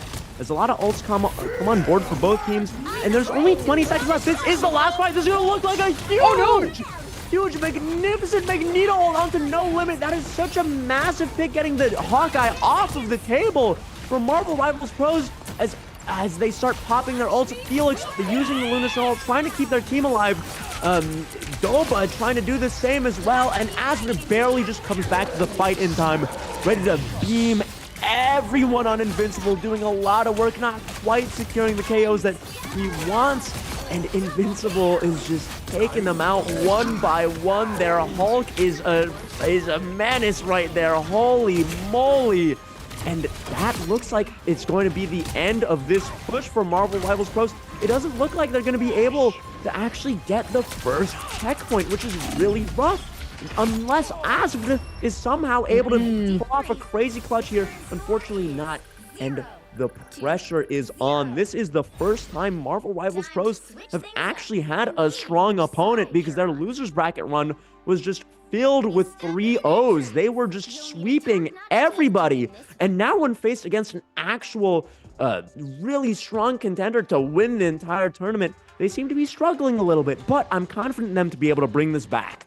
Sweep after sweep it's been for MR Pro, but now finally have met their match, and a dangerous one at that one. A complete shutdown and a lockout. A far cry from what we've seen before at Mar Pro versus BB1. And that was a 3-0 sweep. But now it looks like they're going to find themselves on a tail end of really just the nasty business from Invincible. Swap sides here, and it's going to be an uphill battle just on defense alone. Really thinking about it. Happy 2 is no joke on the side lock, was able to really pick out a lot of vulnerable backline positions, and then Kaidia really just went unchecked off the Hawkeye. The hypersonic arrows went flying, and then going into it with the shadows wasn't much you could do after the fact. And now on the attack here, Invincible is running their own Hulk and Iron Man team up. And Happy, don't tease me like this. Come on, don't do it. Don't tempt me with the Squirrel Girl. Don't you dare pick Squirrel Girl and then swap back to Iron Man, breaking my heart. He's not even gonna swap back to Iron Man. He's going Psylocke. Gotcha baited. I mean, that's cool. I love watching Happy Psylocke, but you really got me excited thinking we were gonna see some Squirrel Girl right there, as Marvel Rivals doesn't really know what to expect here. Looking at the skies, no Iron Man in sight because Happy is on the Psylocke, and I really want to see how he goes about contesting No Limit on this high ground as Hawkeye. Back down on the ground, we have the Hulk just preparing for dive potential, possibly sneaking in through backline, really going unnoticed at least for a brief few moments, but back off the rooftops, the Gamma fight against Gamma here, shield for shield, but now you have No Limit trying to get him with the DPS potential. That's Kaidia gone. Gone again. It's the Bruce Banner, caught out very vulnerable, just demeched, or really just de-hulked, I think the word is in this situation. No Limit obviously does not care, getting in with the damage and still sticking onto the convoy, finding out Luna Snow as well. Another clean pick elimination. You're on the side of MR Pro. I mean, this positioning from No Limit is just so strong. It is so difficult for Marvel. It is so difficult for Invincible to be doing anything about him. The only option they really have is for Happy to dash up there and try to one-shot No Limit, but he's not having that, as he picks him off immediately. So, I mean, this is a job specifically made for Happy and Invincible's Hulk. And if they're not able to take care of No Limit, he's going to continue having a field day, just gunning down his entire team with the bow, in fairness. And I mean, it's just so hard to take care of him. They're going to have to really pull out some heroics to stop him from just doing everything here for Marvel Rivals Pros, as they have 6 ultimates this fight. And we'll give MR Pro some credit, really keeping up on the defense, but against Invisible, 1, 2, 3, 4 ultis to try and contend with. It would be Dance of the Butterfly, the Meteor M, and then both ultis from their supports that would sustain heavily into a team fight. But Happy, it was Shirk and Dash against Fun, but back off the rooftops. That's another one over to Enemy Chopper and Happy as well. Dance of the Butterfly of their own, but might not be enough even for any shred of value, like, you know, some people like to say here, but still being dangerous with it to find anything. Now Happy kind of forced to play from backline positioning. 250 health is still trying to shred through Enely Choppa, but to no effect right now. ASD back into it, and No Limit on their way back from spawn. Happy is super happy about how that fight went for him, because he did pop the Psylocke ult and didn't secure any KOs. But now Marvel Rivals Pros has 0 support ults to answer anything that Invincible has. And now they're just going to start popping absolutely everything. And they are not going to be able to have anything in response to it, as they just wipe the floor with Marvel Rivals Pros, getting an ace in just a moment here. Happy got another Psylocke ult just to flex on Marvel Rivals Pros as they take the first map of this best of 7 series. I mean, that is just such beautiful work from everyone on Invincible. They really played some perfect Marvel Rivals that fight. I mean, Happy did an excellent job contesting No Limit on the high ground. He finally was able to pick off the Hulk, which then allowed him to dash up onto the high ground and actually successfully KO No Limit on the Hawkeye. I mean, that was great. Man, insane plays at that one. Just MR Pro finally getting a taste of their own medicine that they've really been dishing out in our lower bracket. But as I say that, we'll be moving into our highlights. We'll be right back after a quick break.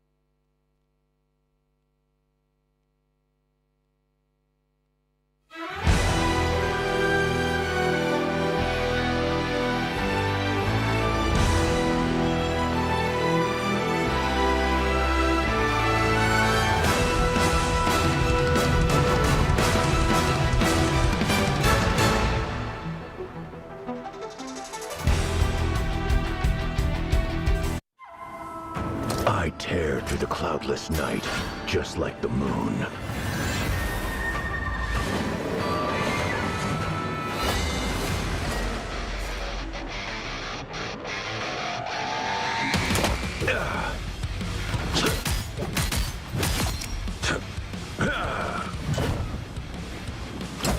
To drain. The moon haunts you!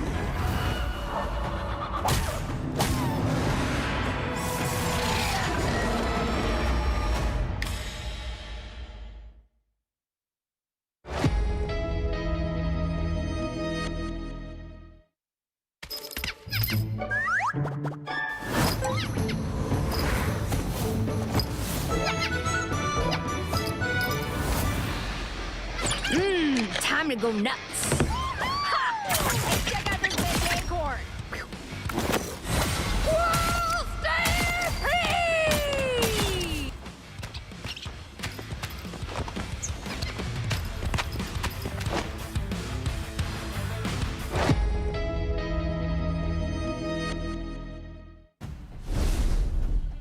Welcome back to the Asia Region Grand Finals.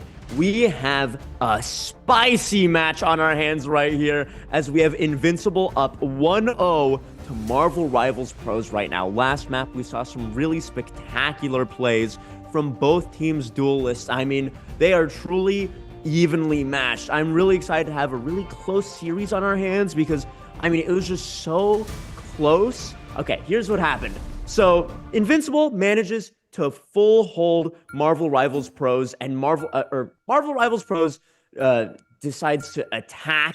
And on that round, they just were struggling just a little bit to get the cart pushed as far as they would like, which led Invincible to be able to return with their own attacking round where Happy was really shining on the Psylocke. And, I mean, No Limit was doing as much as he could on the Hawkeye, but it wasn't quite enough despite getting so many picks. As soon as Invincible was able to pick off Marvel Rivals' Hulk, it was just all falling apart from that moment forward. And I am really excited to see what is going to go differently this round as we have a Strange and Namor ban and a Protect on the Hulk and a Protect on the Hela. So maybe some Hela, maybe some Iron Man. Who knows? We're going to have to see. I don't blame them, especially with really the Namor or leading into the Hawkeye ban. This has to be fully targeting against Kaidia. I wouldn't be surprised. We have seen him rip these plays before, especially off the Hawkeye. It's nothing pretty leading into the explosive hypersonic arrows. And then following that, it is the Hunter Sense off the ultimate. So we are getting one more ban out of Invincible here. That's Star-Lord. So now hard targeting ASD, maybe tending for the Psylocke, but still no more Star-Lord to have to run conjunction off of.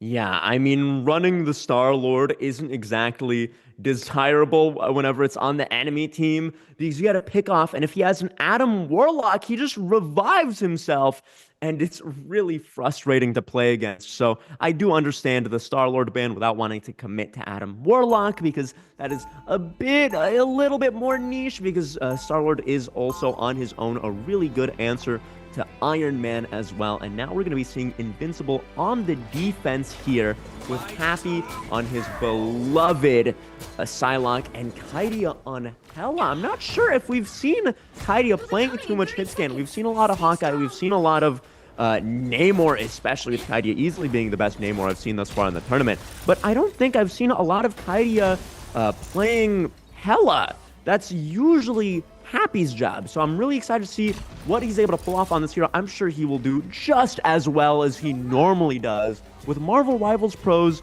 running nearly the exact same composition. Actually, the exact same composition that every single character is mirrored. So this will just be a game of who is able to play their composition better.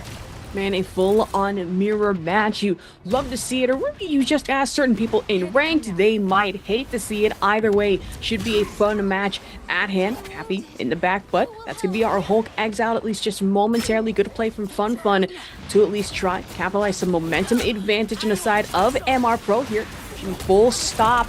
But now with the damage from No Limit back on the Hela, should be an interesting swap. At least trying to find one stun off the Thorns Now moving over to the side, it's NLE Choppa, who has made some pretty impactful plays throughout this tournament.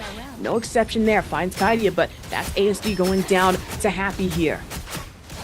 And they exile the Hulk as Happy tries to clean him up, but he barely just gets out in time as Fun is restored back to full HP. And Invincible is sort of forced to just stare up at this high ground that Marvel Rivals Pros is holding. But thankfully, they were smart enough to destroy the bridge in advance, so they're not able to rotate to their own high ground that they're currently holding that Fun is jumping onto as he successfully gets a pick onto their Mantis and jumps out. He got his value. He can now wait as his team starts capturing the objective, and Invincible is going to try to get a regroup to contest the point, but it's not gonna happen as Asv just cleans up those remaining KOs that they need. And now Invincible forced to reset. They do have close to 6 ultimates for the next fight, and No Limit is just pushing up, getting these staggers right here. This is a really rough position to be in for Invincible as they push up further and further, almost to the end of the second point here, as they're not really being contested at all whatsoever just yet, because Invincible still needs to regroup, and they just keep staggering. And not just yet, especially from high ground. No Limit, I'd be a little careful here.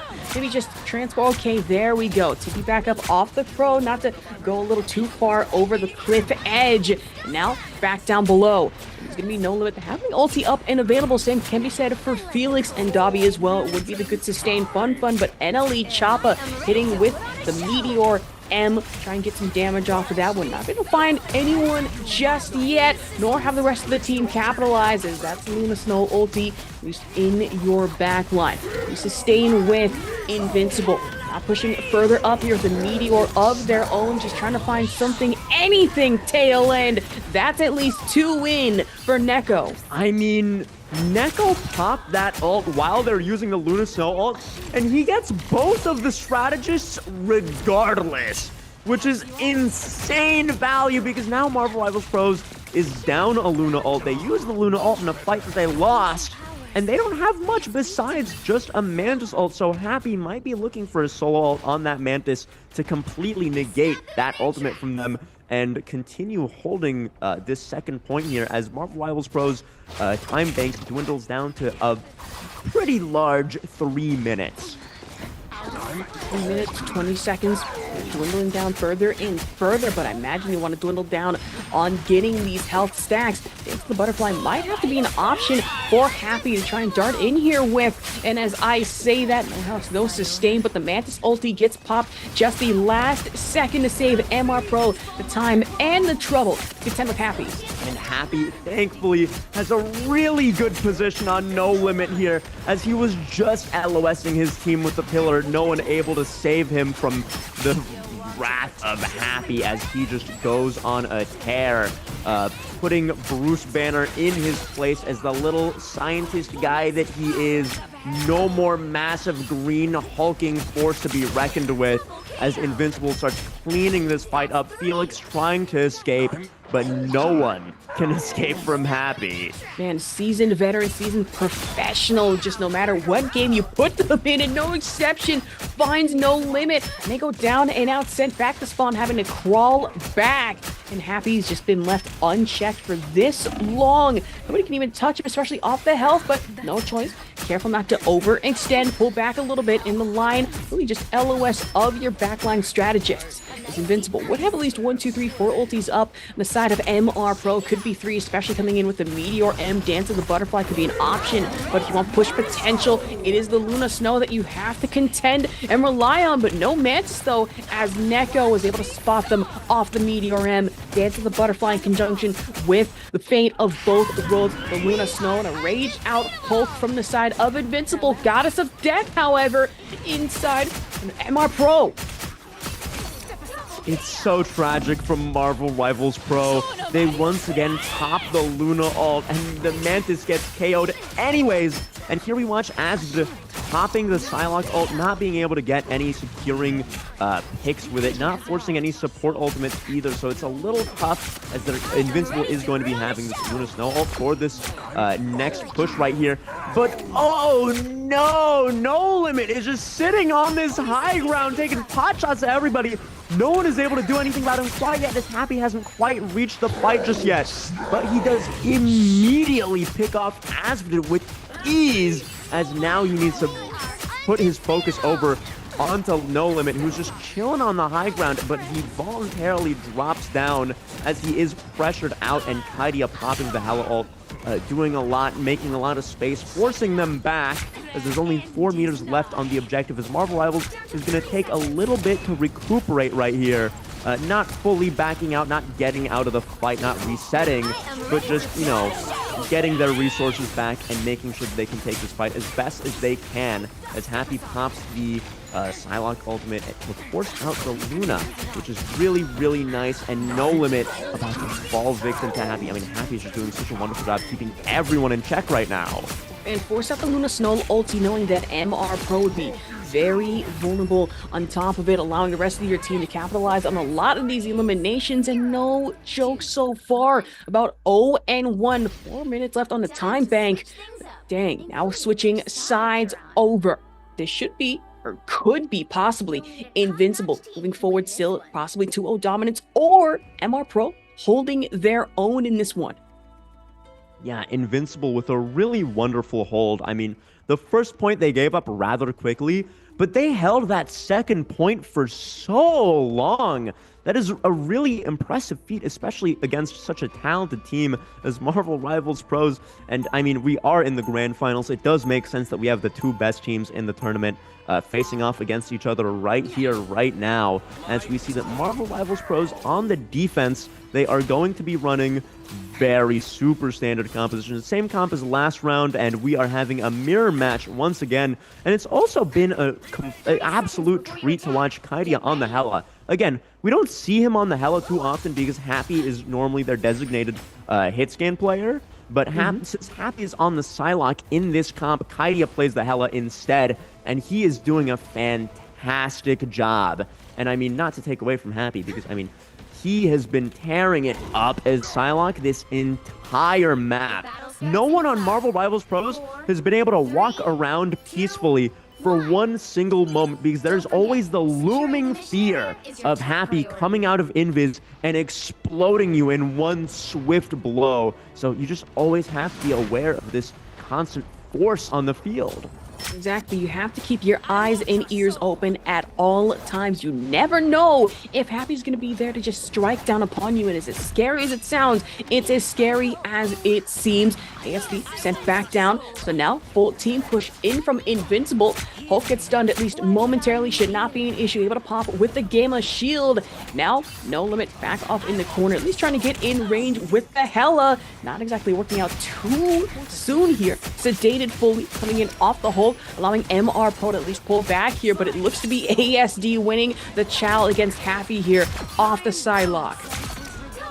You know, on Invincible's defense, what they did to ensure that Marvel Rivals Pros was not able to make that rotation is they destroyed the bridge. Now Marvel Rivals Pros remember to destroy the bridge, but thankfully it didn't even matter, as No Limit was able to just get KOs back to back to back, just absolutely cleaning up that fight by himself, doing a magnificent job, and they didn't even need to worry about breaking the bridge beforehand. They allowed Invincible to make that rotation onto their high ground, just right behind it, and they won regardless, thanks to No Limit just hitting some crazy shots. Exactly, a quadruple elimination run. I say that No Limit might have met their limit, at least for a brief few moments here, especially against Happy. Like you said, got to keep your eyes and ears open, especially for the dance of the butterfly coming from ASD, but might not be enough. Luna Snow ulti to hit, extra bit of sustain, and where there's one, there is another. The dueling playlist meet yet again, back on the point, and if you are Neko, wanting to build more upon the Meteor M at a 96% charge, could be up momentarily frozen at least for a brief few seconds, but now we gotta angle it right. Kaidia coming in off the Hella to hit. I mean, they are just doing, there's so many ults coming out into play.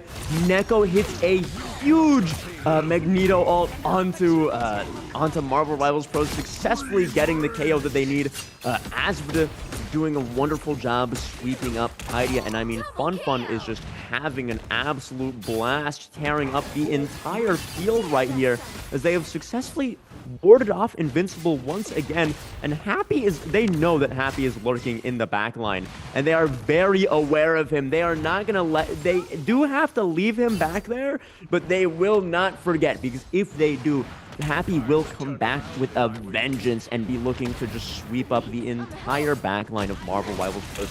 And I mean, at this point, they cannot be having that, because there's only a minute left on the clock for Invincible. Getting Happy right here would be such huge value for them, but unfortunately, he gets away thanks to Neko's bubble. And just in the nick of time at that one, so Happy lives to tell the story for another day.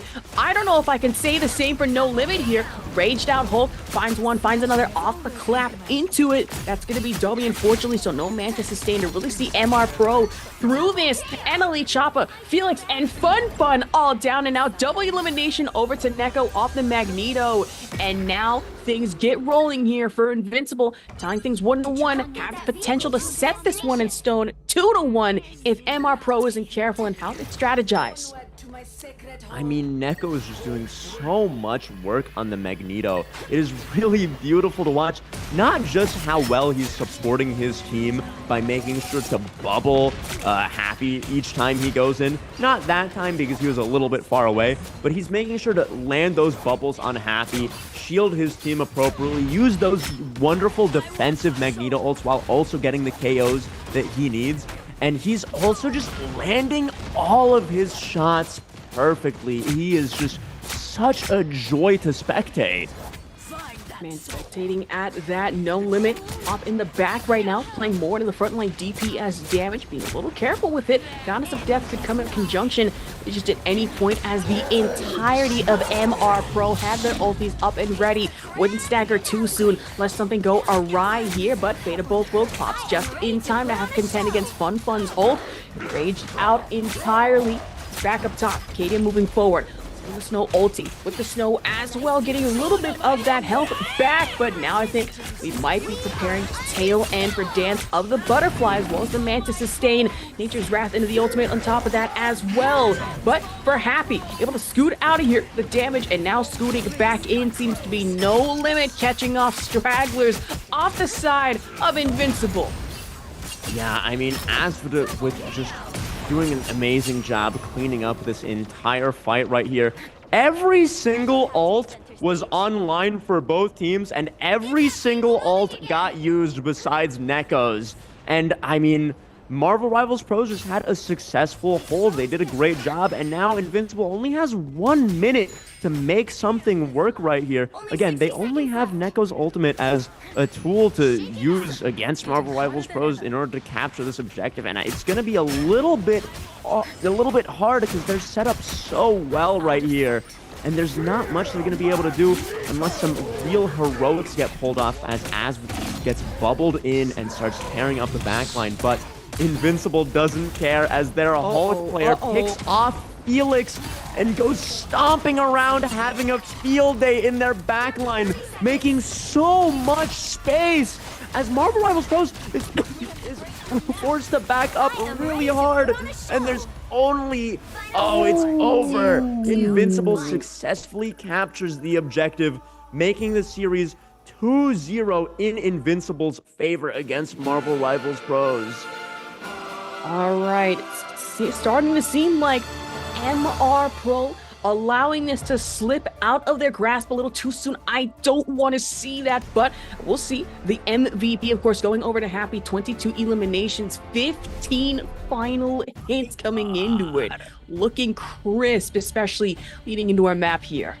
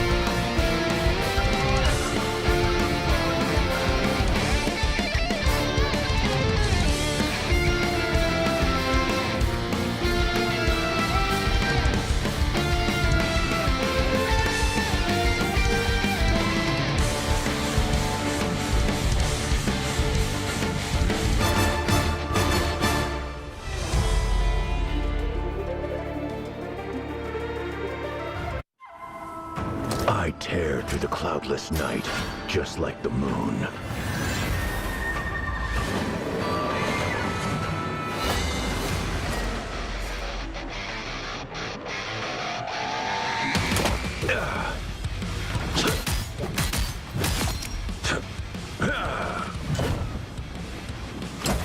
To drain. The moon haunts you!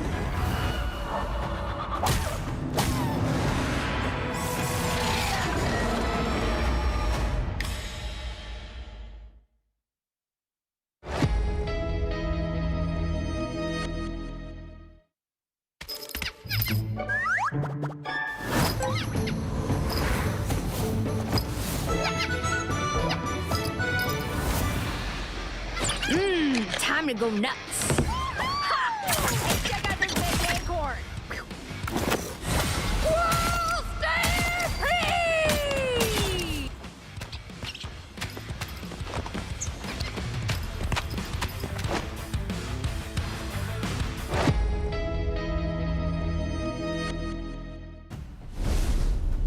Welcome back to the Marvel Rivals Championship for the Asia region. We are in the midst of the grand finals at this very moment between Invincible and Marvel Rival Pros. And currently Invincible is up 2 to Marvel Rivals' 0. And they have been putting on a really spectacular show for us thus far with back-to-back extremely successful attacking rounds where they're just looking so dominant. And don't let me mislead you, Marvel Rivals Pros has been putting up a magnificent fight of their own. They are no slouch as they do their very best to defend each time, and Invincible just in the very last second in overtime just successfully manages to clutch it out. And having to contend with the very back and forth plays that we did see. And another interesting thing leading into almost the very end of our map here, being into T'Challa, was the fact that Happy was really playing into baiting out a lot of these Luna Snow ultis to make sure that really the rest of Invincible could secure eliminations after the fact. And against MR Pro has been really good to use. But as I say that, our first few bans, it's going to be Namor and Doctor Strange really just out the window. I don't blame them for it, considering that Kaidia, the Namor pick, is just too valuable not to ban. We have seen them playing that before with the Monstro Spawn, and then really leading into that with the Horn of Proteus. The Hela ban, pretty obvious here for Pro to play into. Yeah, I mean, target banning Kaidia does seem like a good idea because his Namor is so strong. But it doesn't really seem to matter because last map he did just wonderfully on the Hela. That's but true. In fairness, he also did have Happy going, 23-3 on the Psylocke as they proceed to ban the Wolverine, which is very interesting. He is an extremely strong duelist when it comes to taking care of the enemy tanks, abducting them, putting them in the middle of their team, and having them torn to shreds. So I am excited to see possibly some Iron Man gameplay, as Hulk did get protected here. So I would be pretty surprised if there was no Iron Man going around on this map as we go into Hell's Heaven.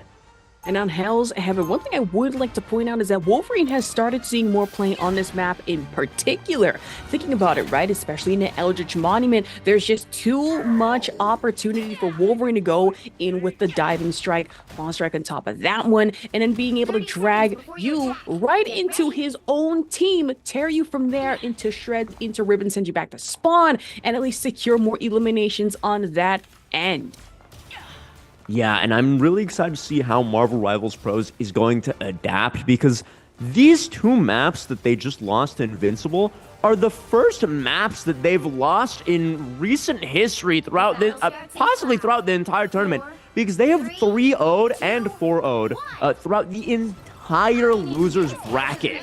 So, I mean, loss is a new feeling for them. They are not used to this, and I'm really excited to see how they're going to adapt and how they're going to adjust to Invincible's utter domination thus far. And I mean, as we roll out of spawn, we see Happy on the Star-Lord, which we haven't seen him play too often, but I mean, it makes perfect sense.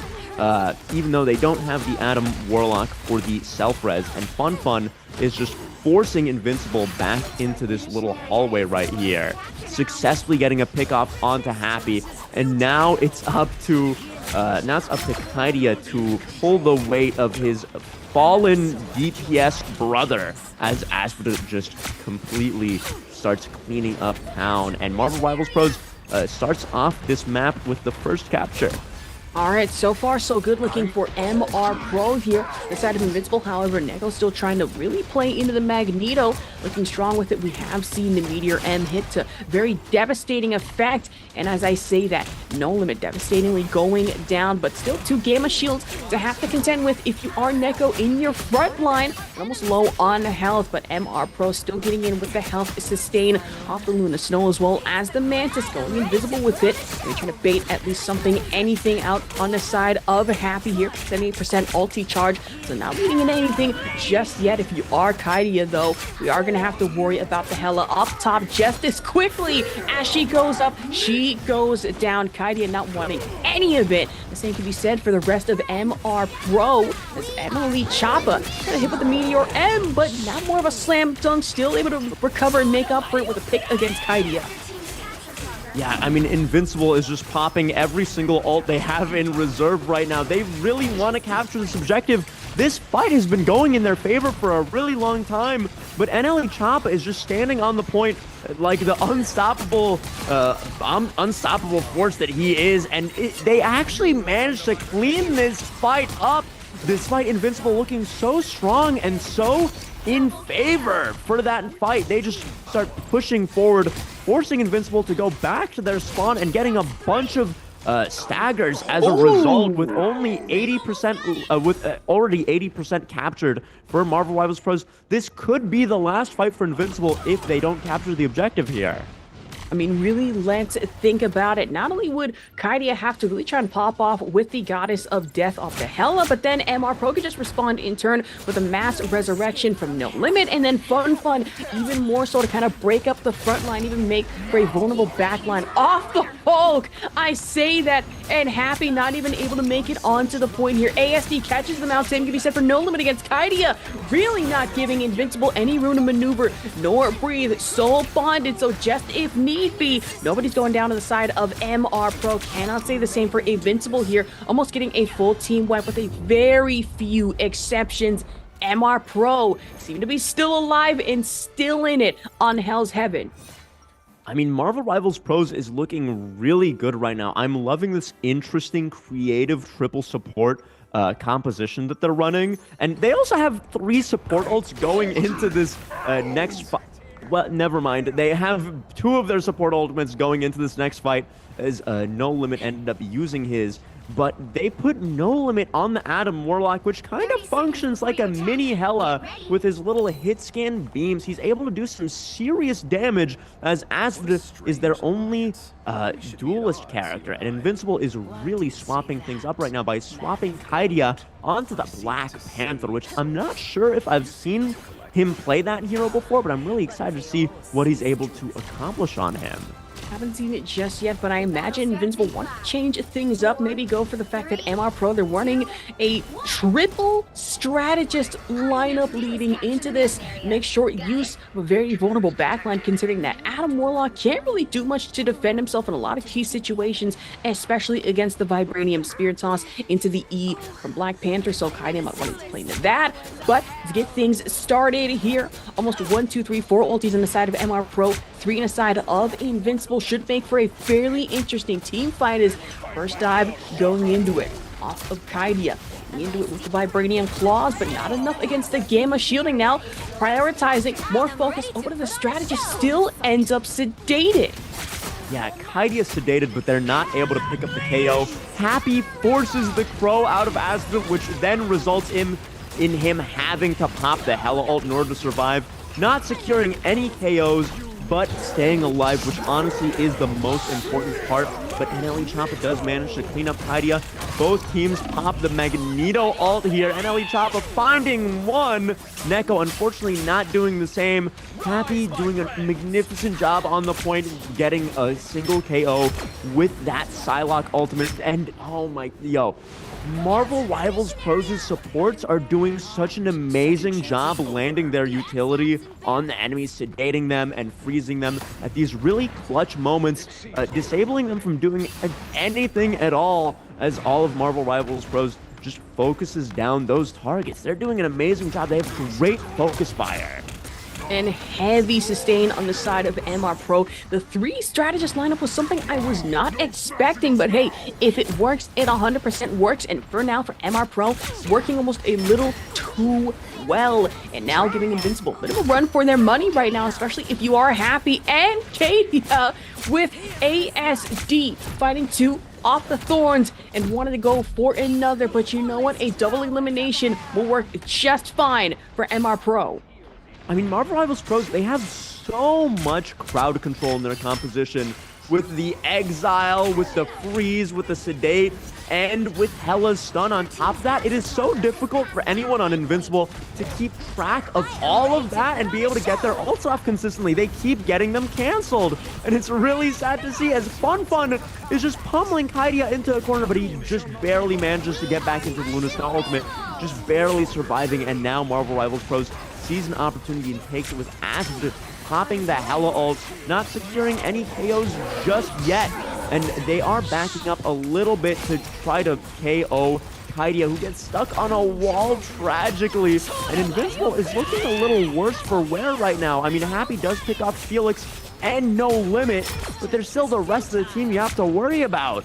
And now Marvel Rivals Pros, they have 85% on the point, and Invincible is just kind of staggering at the moment. While Neko does hope to get a pick off with the Magneto ult, he fails and gets picked off again. So it's just Marvel Rivals Pros successfully defending the point. I'm not sure if Invincible is going to be able to touch. And that is the first map victory for Marvel Rivals Pros, making the series 2 for Invincible and 1 for Marvel Rivals Pros. Wow. And a shift in the balance of power, it seems so. MR Pro obviously not wanting Invincible to really just let them off with a 3-0 momentum lead. And now ASD taking the MVP slot this time around. Yeah, he was doing miracle work on that Hella that game. He was doing a great job staying alive. He was doing a great job of getting all the picks that he needed to. And he was also doing a really good job peeling for his supports, making sure to land that stun, hit the CC, and do everything required of him that his team could possibly dream of. Like, really, really good work from Asva, and we are going to be having a close series on our hands here. No sweeping in the grand finals. Thank goodness, because, I mean, the losers bracket finals being a 4-0 was a little disappointing, but I'm glad to see Marvel Rivals Pros in the grand finals, putting up a good fight, not letting themselves get swept. True, I'll be a little mean. I was expecting a bit of a sweep, but then that's only because every game, or almost every game we've commentated so far, 4-0, 4-0 leading into our best of 7. So not seeing that this time around, thankfully. As I say that, I believe we should be headed into our highlights. We'll be back after a short break.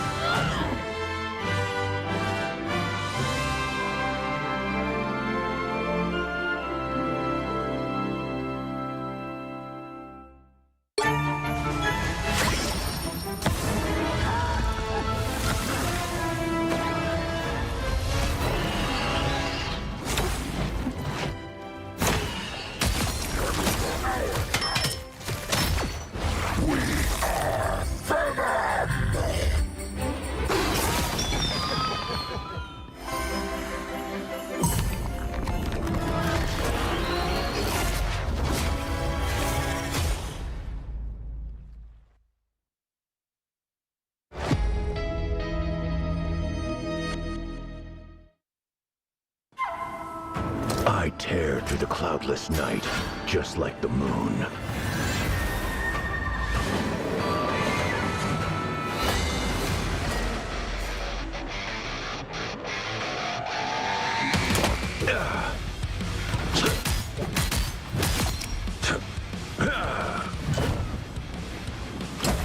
To drain.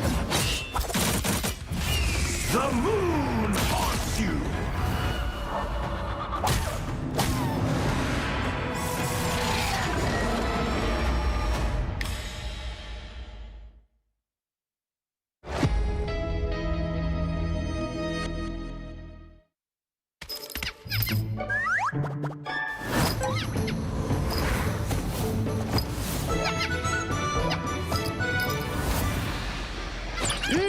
Time to go nuts. Ha! Check out this big acorn. World Stage!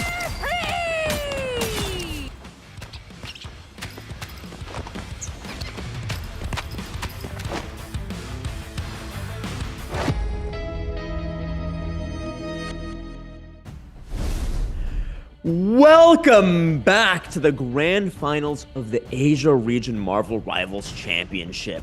While the first two maps were taken by Invincible, Marvel Rivals Pros has finally retaliated and taken one map of their own, making the series 2-1, and it looks like we're going to have a much closer game that we might have anticipated initially on our hands, which really excites me because it would be so tragic to have an absolute sweep from Invincible as the grand finals match. We want a close game. We want an exciting nail-biter, and that's what we may just be getting right here. I mean, I'm excited, looking forward to it. The time difference be darned. I mean, right now it's like 4:52 a.m., almost into 5 in the morning for me, at least, for Ruben here. Bit of time difference overseas, but as we focus back on the match at hand, MR Pro forcing another map. Still alive and still in it, at least 1-2 here. Picks and bans, though. No more Doctor Strange, no Namor. So the target ban against Kaidia still out in full swing, but protects onto the Hawkeye as well as the Adam Warlock.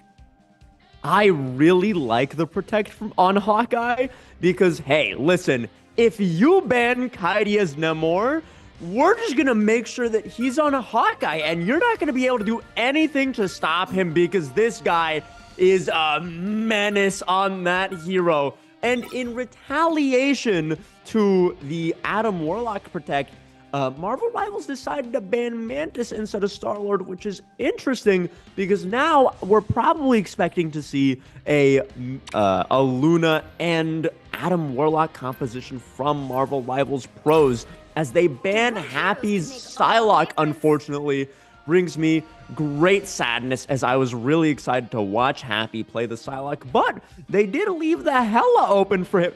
Oh no, oh, things might not be looking too good for Marvel Rivals Pros as we put Happy on Hela and Kaidia on the Hawkeye. I anticipate that this game is going to be 100% about which team has the better Hela and Hawkeye, and Marvel Rivals Pros, they're not even running the Hawkeye. They are just running the Hela, and they are running that same triple support composition. Not the same triple support composition. They're running a triple support composition that they ran last match. Wait. Okay. No. That's not right. Yeah, hold on. Figure things out here. 4 supports. That's not. They're just grabbing armor. Ignore fun. They're running 3 support. They're confusing me. They're swapping heroes around too much. My brain is exploding. Okay, they are going to walk out of spawn on 3 supports, a different 3 support composition than last time because Mantis got banned. So in place of the Mantis, they are running the Loki, which I'm really excited to see because that means that you just get another Luna Snow ultimate on your team, which is always really strong. And not only that, on the side of MR Pro, good team up that we do like to see sometimes is the Hela and the Lawfire and Reborn. So even if your Loki goes down, you find one Crow still able to get a revive. So a bit of that Adam Warlock action with no Adam Warlock involved. But if you are MR Pro, obviously you're going to be having that strategist involved. But if we are on the side of Invincible here, Kaidia would get a couple picks, good destruction off these walls, playing to the high ground really well. But now moving bend around the corner. be a little more careful, especially in getting a lot of these picks, shielding up on the side of MR Pro, especially back on defense. Yeah, Marvel Rivals Pros is forced surprisingly far back as they kind of have to give up this corner to Invincible because, I mean, this map is just so strong for Hela and for Hawkeye. So the fact that they're running both of those characters and Marvel Rivals Pros may put them at a slight disadvantage, but it doesn't seem to matter as Marvel Rivals Pros Asvd manages to pick off Happy, which spells success for them in the very near future as he continues holding this high ground, and that is going to be the main objective for Invincible right here. They are going to have to take this high ground away from Asvd because whoever controls the high ground has control over the entire first point right here. Good retake on the convoy at that, but getting a little too close for comfort. That is going to have to be the Hulk popping the ulti just to be able to sustain a little longer on the life lead and into the health as well. Get him with the damage, wreck things just a little further more for just MR Pro to keep the momentum going against Invincible, as NECA would still have access to the Meteor M just momentarily, and then that Loki clone of the ultimate could be just as nasty as they come. But as I say that, down below, pop another ultimate side of Invincible, going at it with the Luna Snow ulti. Fate of both worlds really playing well into it, and now just to see Dobby, he's having to go into the backstab, into the totems as well, off the health, and copies instead the Luna Snow for a sustain of their own. Ready to put on a show. And while Loki is a great hero on his own, the greatest part about him is that you can have a second Luna Snow ultimate on your team. I mean, what's not to love? As Happy goes into his Hela and is absolutely tearing everyone up, but it might not matter as No Limit revives 3 people, and Asvd responds by actually successfully picking off Invincible's Hulk. So what a huge, gigantic Hela ult from Happy, and what an even bigger revive from No Limit. That is so clutch. And a Karmic Resurgence, big one at that one. We've seen previously why the Adam Warlock tends to get banned, even going into Yggdrasil path, and that revive is just too powerful to pass up. I say that. Fun. Might be having fun with the current backline situation, especially if you are Neko here. Good targeting, but might not be enough. The Loki clones came up just in time, providing much needed help. And if you're on the side of MR Pro, thankfully so, stay alive for a little longer. Invincible, however, now opting in for full-on range. Exiled momentarily off the hole. Now playing into it. Gamma Clap, nice on top of that. Chasing down the Loki. That's another one with Dobby going out. I mean, this fight is looking pretty good for Invincible as Kaidia just starts cleaning everyone up at the very end of the fight. I mean, No Limit is looking to go for a self-res, but I'm not sure if he's actually going to commit to it because, I mean, this fight is pretty said and done in Invincible's favor as they capture the first point and go into the second with only 2 minutes and 30 seconds on the clock, which isn't a ton of time, so it's looking pretty good for both teams. This is a very evenly matched game right now because no one is really at a stark advantage here. But Invincible is taking a lot of space on the second point here as Marvel Rivals comes back to the fight with 3 ultimates in the bank for them, while Invincible is ready to just dump everything that they have into the second point so that they can capture it. Because, I mean, again, 2 minutes is not a ton of time, and Fun is looking to contest the DPS that are chilling on the high ground because he can't really be having them there. Otherwise, the Hela and the Hawkeye are just going to do whatever they want to his team.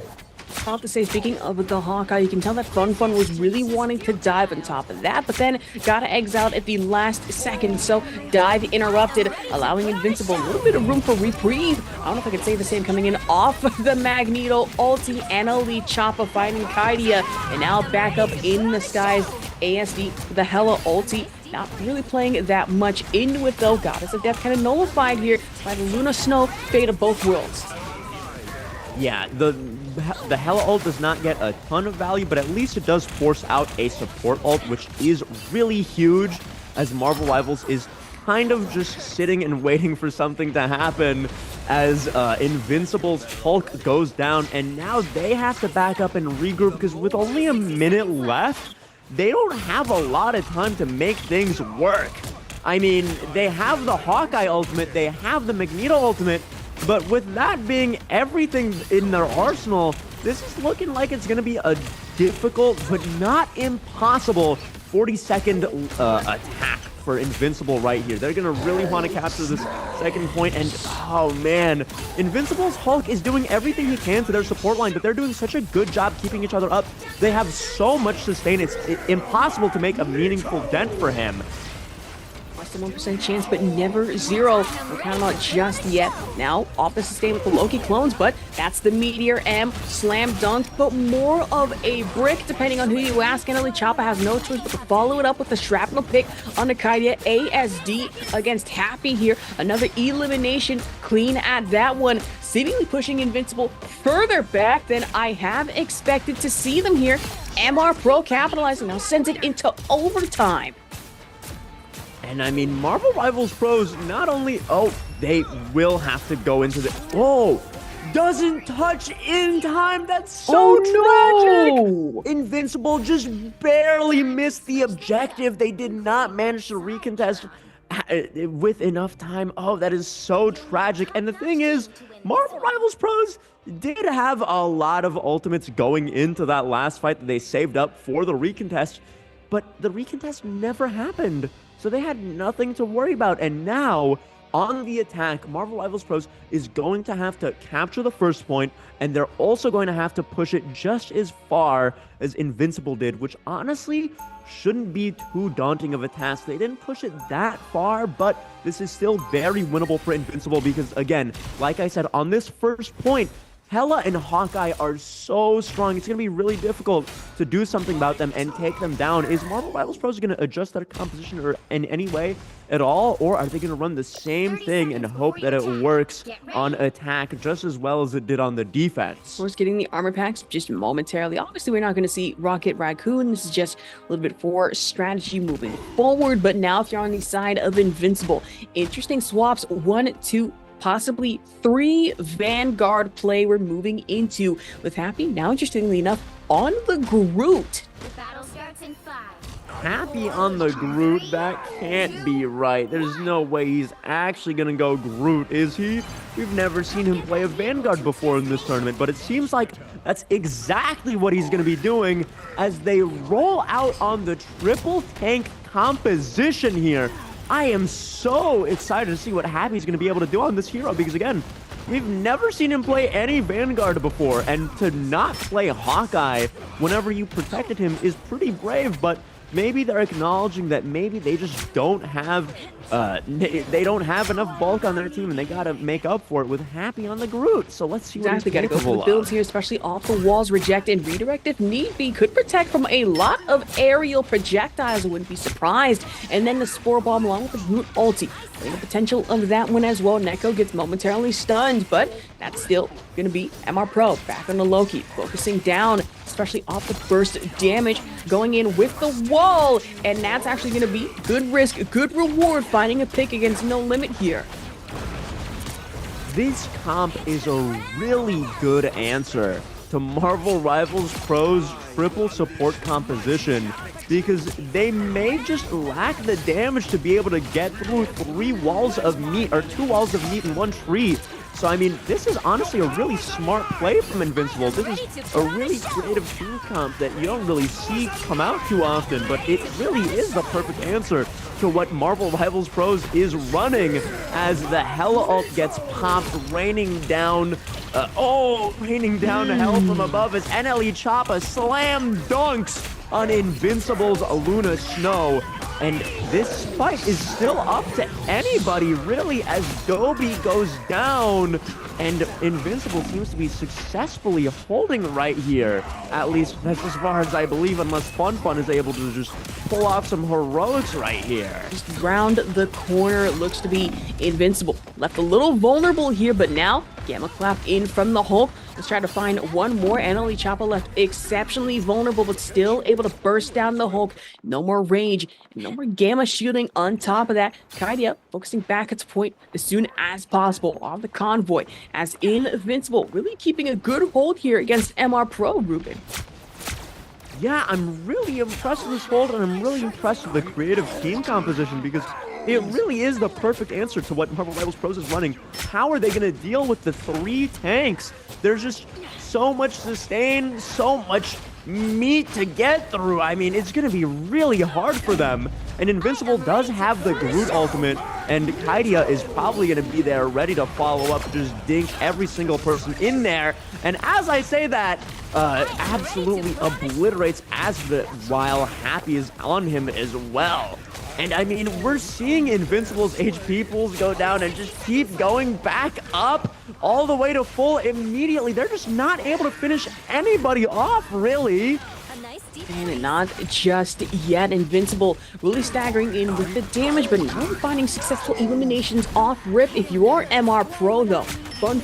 Back in full force, everyone just stunned out of their minds now. Focus back over to Neko, playing heavily into the shields, finds one off the shred, and that's gonna be trade for trade, pick for pick here on either side, bursting past the Loki totems and now going in for the full dive, getting the Luna Snow. Another elimination over to Fun on the side of MR Pro.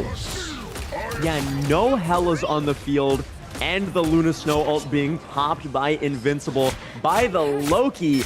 And it seems like Marvel Rivals Pros is finally going to be able to break through this defense for now, at the very least, if Invincible isn't able to recontest. But they may, as the Hulk seems to be able to get out, and he's probably going to be recontesting with the Hulk ult.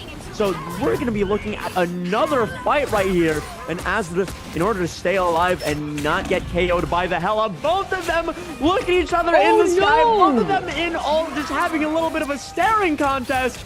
But Aspid comes out on top as Invincible's Hulk is just smashing everybody around, tossing them around, doing whatever he likes on the point because they just don't have enough damage to take him down.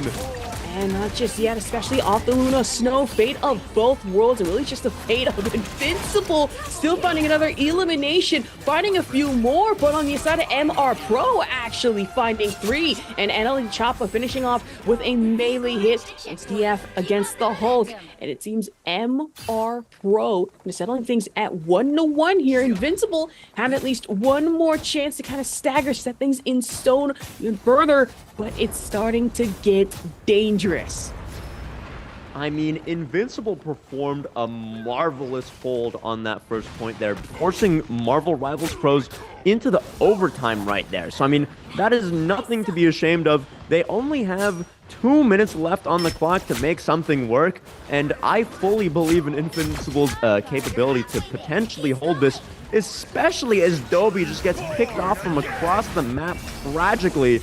And No Limit sees the value in having them back and immediately pops the revive right there. Because, I mean, listen, I think reviving one player is more than enough value as Neko pops the Meteor M, wiping everyone off of Marvel Rivals, forcing them to respawn, regroup. A minute 30 left on the clock. They almost got it to the final point there, but not what? Wait. Whoa, There's whoa, whoa, no whoa, way. whoa, whoa, There's no way. No way. No way. No! No You're way! kidding! Invincible C9's the objective as Marvel Rival Pros do the successful back cap. We have not seen that in the tournament yet. Oh my god! What a beautiful sneaky flank to capture the objective. That is insane. That is an insane way to tie the series, Marvel Rivals Pros. That was looking a little rough for them. They only had a minute left. They didn't have that many ults either. So, I mean, the fact that one of them was able to get on the flank, I still don't know who it was that made that play. But one of them went on the flank and actually successfully managed to backcap under Invincible's noses. That is insanity. Oh my god.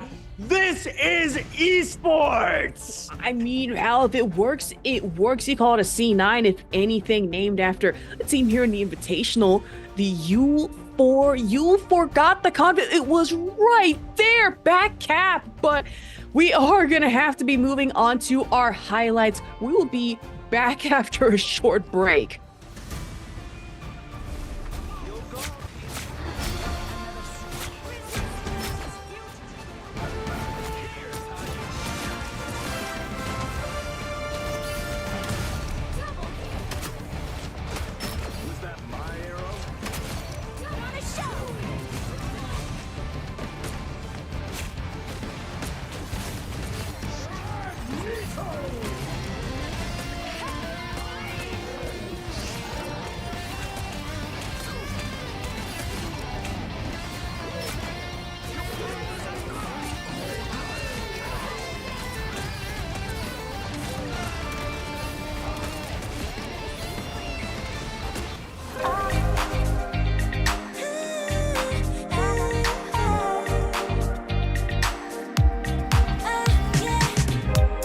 한껏 더 높이 날아올라 내 누워진 밤하늘을 가로질러 Oh yeah, oh yeah. 필요할 때 내가 널 지켜줄게 간절히 바라면 이루어지는 마법인 거야 분명한 소리 들려 여기서 저기서 날 찾으며 달빛이 날 비춰와 시작해야 let's go 어둡고 흘러는 우주 따뜻한 눈으로 감싸는 순간 신비롭게 녹아내릴 거야 좀 더 기다려 I'll be there 쓰러지지 마 끝까지 일어나야 해 어딜 가든지 극복해 힘은 너에게 있는 걸 소리 높여 노래를 불러 작은 걱정 따윈 던지고 최선을 다해 자충을 쳐봐 어둠이 떠날 때까지 아름다운 꿈을 밝혀봐 우리에게 달려서 그 세계 오면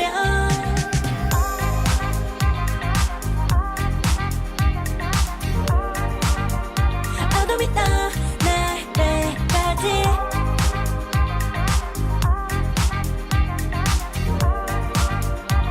세계 오면 오랜 시간 간직해온 열망 까만 밤의 빛처럼 빛나 네 눈앞에 바로 어떤 나라 탑을 딱 봐도 superstar 딱 보면 모른다 널 지킬 나란 걸 더 지켜볼수록 점점 빠져들어 카리스마 넘쳐 흘러 oh yeah 분명한 소리 들려 여기서 저기서 날 찾으며 달빛이 날 비춰와 시작이야 let's go 어둡고 흘러는 우주 따뜻한 눈으로 감싸는 순간 신비롭게 녹아내릴 거야 좀 더 기다려 I'll be there 쓰러지지 마 끝까지 일어나야 해 어딜 가든지 극복해 힘은 너에게 있는 걸 소리 높여 노래를 불러 작은 걱정 따윈 던지고 최선을 다해 자충을 쳐봐 어둠이 떠날 때까지 아름다운 꿈을 밝혀봐 우리에게 달려서 그 세계 오면 눈이 부신 모든 순간들 지켜내야 해 내가 좋아지려면 꿈꿨던 너와 나 그래들의 승리 완명해 The weight of the both the world is in our hands 작은 걱정 따윈 던지고 최선을 다해 자충을 쳐봐 어둠이 떠날 때까지 아름다운 꿈을 밝혀봐 우리에게 달려서 그 세계 오면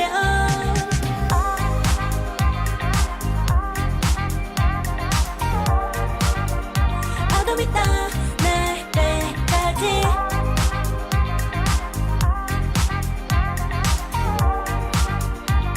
세계 오면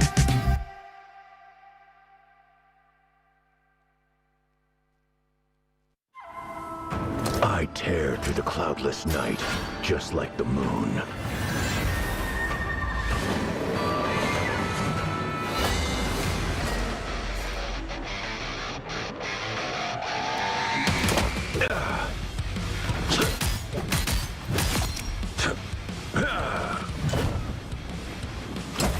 To train.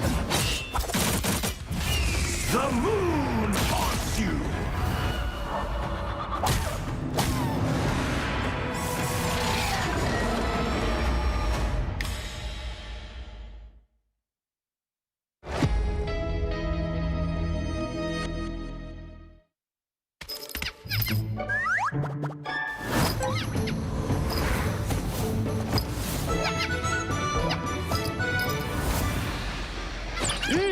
Time to go nuts.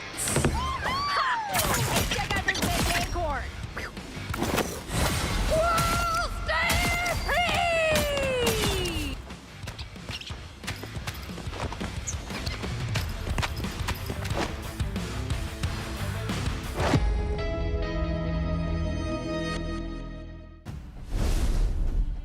And we're back from one of the craziest C9s that we've ever seen. And one important thing that I need to clarify that was a little confusing in the moment, but nobody from Marvel Rivals Pros backcapped. It was not a person that went onto the convoy. It was the fact that Invincible forgot to recapture the convoy as the defending team. And when you don't do that, the convoy keeps moving on its own.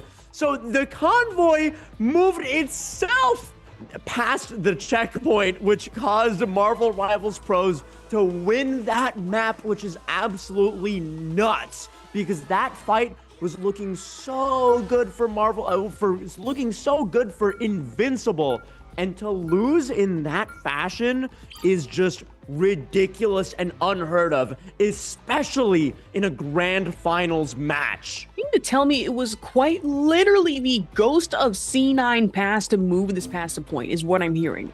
That is precisely. Okay, precisely the point. Noted, and of course noted moving forward, some obvious picks and bans here. Doctor Strange and Namor placed on the ban table. Interesting protect that we are seeing, however, from Invincible. It is the Rocket Raccoon, and then the Wolverine ban. Kind of just slam us down with. Yeah, they're protecting the Rocket Raccoon, banning the Hawkeye and the Namor, which means that, oh no, poor Kaidia is not going to be able to play one of his two bread and butter heroes, which is perfectly fine because it is Kaidia, the multi-talented, flexible king. I am sure he'll be able to make it work. And I am a little confused about Invincible's Rocket Raccoon protect because they don't seem to have a Punisher or a Bucky quite yet. Maybe they're going to be switching up their composition in a little bit, but I mean, they are going to be running Rocket Raccoon because, I mean, they protected him, so surely they're going to run him. I mean, unless they want to play into the Cosmic Yarn Amplifier, maybe the BRB Beacon a little later, but I imagine most of the time, we've typically just seen the Rocket plays come out for the armor and the jetpacks, and that's about it moving forward. Not so certain about it even still. Yeah, I mean, at the moment, Invincible is running 3 supports, the classic Luna and Mantis, as well as the Rocket Raccoon, but I'm not sure if this is just a Rocket Raccoon in order to farm armor packs and jump packs at the start, or he's actually going to go Rocket Raccoon, because, I mean, they protected him for a reason. So, okay, well, I suppose he is going to be going over to the Adam Warlock, as Invincible is actually going to be mirroring the composition that Marvel Rivals Pros ran last map with the three supports, with the Adam, the Mantis, the Luna, and Happy solo duelisting on the Hela, which is really interesting to see. Interesting to see, add that one even more so. Imagine you don't want to see an interesting close-up of the enemy Hulk here. A little too close for comfort, but able to get him with the Gamma shielding. Not too bad, especially from Dobby, but now back up and out onto the point. Going to be Invincible, hoping to touch first here, secure at least a little bit more ground and leeway against MR Pro. Yeah, I mean, Invincible seems to have a bit more point presence at the moment, as Happy is just sitting on the high ground, not getting contested quite yet, but he does have to be careful because there are about 4 people looking at him at the moment, so he's not exactly safe up here, but he's doing his best to just land pot shots from across the map. He's getting damage boosted, he's getting pocketed by Kaidia, and Kaidia actually manages to successfully pick off the enemy Hela, which means that now Happy has free reign. There's no one to contest him, so this looks like Invincible is going to be having the advantage going into this fight. And they're also going to be having an Adam Warlock Karmic Revival coming up soon, which is going to be interesting to see if any of them get picked in the first place as Marvel Rival starts popping their own ultimates, wanting to take this objective first. And double Hulk smash on either side from both Invincible and MR Pro, but now really bursting down the Adam Warlock, even knowing that, hey, they can always come back later, should still be at least a little significant enough to tear through your backline strategist like that. And no exception for Neko, not even letting a single straggler, let alone AS on the Hella, out of their sights. Back up top, speaking of Hella, it is going to be Happy playing the long game from distance, finding one, finds a second, but No Limit responds in turn off the revivals here. Yeah, I mean, Happy did do a lot with that Hella ultimate, but it just didn't matter because they both got revived. But thankfully, Invincible's Hulk is able to clean this up. And Adobe revives themselves once again. That's 3 revives in this fight alone so far. And Fun is now punching through Invincible's backline, not able to heal through it quite enough. As it seems like Marvel Rivals Pros seems to be going into this fight with quite the advantage, as this fight goes on forever and nobody has captured the point yet. But Fun is looking to bring an end to it, as he pummels through everybody that remains on Invincible's side. And that's so fun. If you are invincible, that's multiple people going to have to go back to spawn, and even more so. Side of Kaidia here, getting just hawked down right now by AS on the Hella. Now back into it, having to re-strategize with this Night Sword Thorns. Shouldn't be an issue. Kaidia still able to hit it with the revival off the Cocoon, no in part thanks to the Adam Warlock. Yeah, and Fun is just kind of lurking in this room, waiting for some poor victim to fall there so he can beat them up. I mean, Marvel Rivals Pros, they have the Mantis ult going into this fight. Invincible has quite a few more in their pocket, so maybe they do have a bit of an advantage here. But it might not matter if they manage to knock out Invincible's Hulk, but they do freeze him, and he is still alive and well, as Dobie is engaging onto the point with that Mantis ult. And I mean, Marvel Rivals Pro is just popping all of their ultimates, but it's not enough to stop Happy from picking off No Limit here, and maybe he'll manage to get a few more as Invincible's Hulk just starts doing some serious work on the point. And I mean, Marvel Rivals still has control over the objective, a solid 60%. This fight is also probably going to go for maybe a bit longer, as there is an ulting Hulk on the point. And I mean, it's going to be a little difficult to take him down. Marvel Rivals with 75% on the point, and this is Invincible just really wants to wrap this up at this point.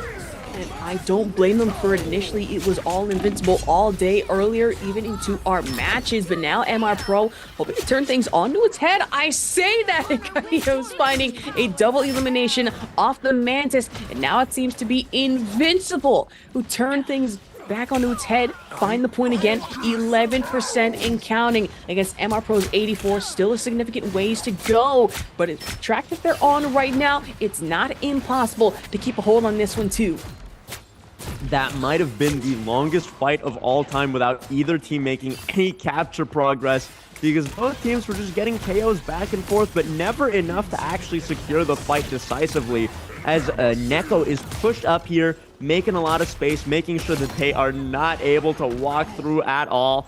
And thankfully, Invincible's Hulk finds Astra on the flank and takes quick work of him, as Marvel Rivals Pros goes to revive him, hopefully, but not quite reaching him, but they do revive Dobie, which is really fortunate for them, and they do have a lot of ults coming into this, looking to recapture the objective and make this the last fight. Man, last fight, but that means one more elimination on the side of NLE Choppa here. Happy, who is usually just so dominant, especially on our DPS, just getting flanked left and right and taken out, especially by NLE on the Magneto, has Meteor M readily and up available. Mantis ulti does run out though on the side of Kadia, and it would have to rely on the Karmic Revival from the Adam Warlock to stay alive for a little longer, who are invincible. And I say that trying to angle the Meteor, maybe not having to just shoot it away. Quick again, and now AS back up in the sky off the Hella, capitalizes on once. That's Kadia gone up in the corner. Could have gotten another one off of Happy, but still gonna have to settle. Another Kadia pick from Felix.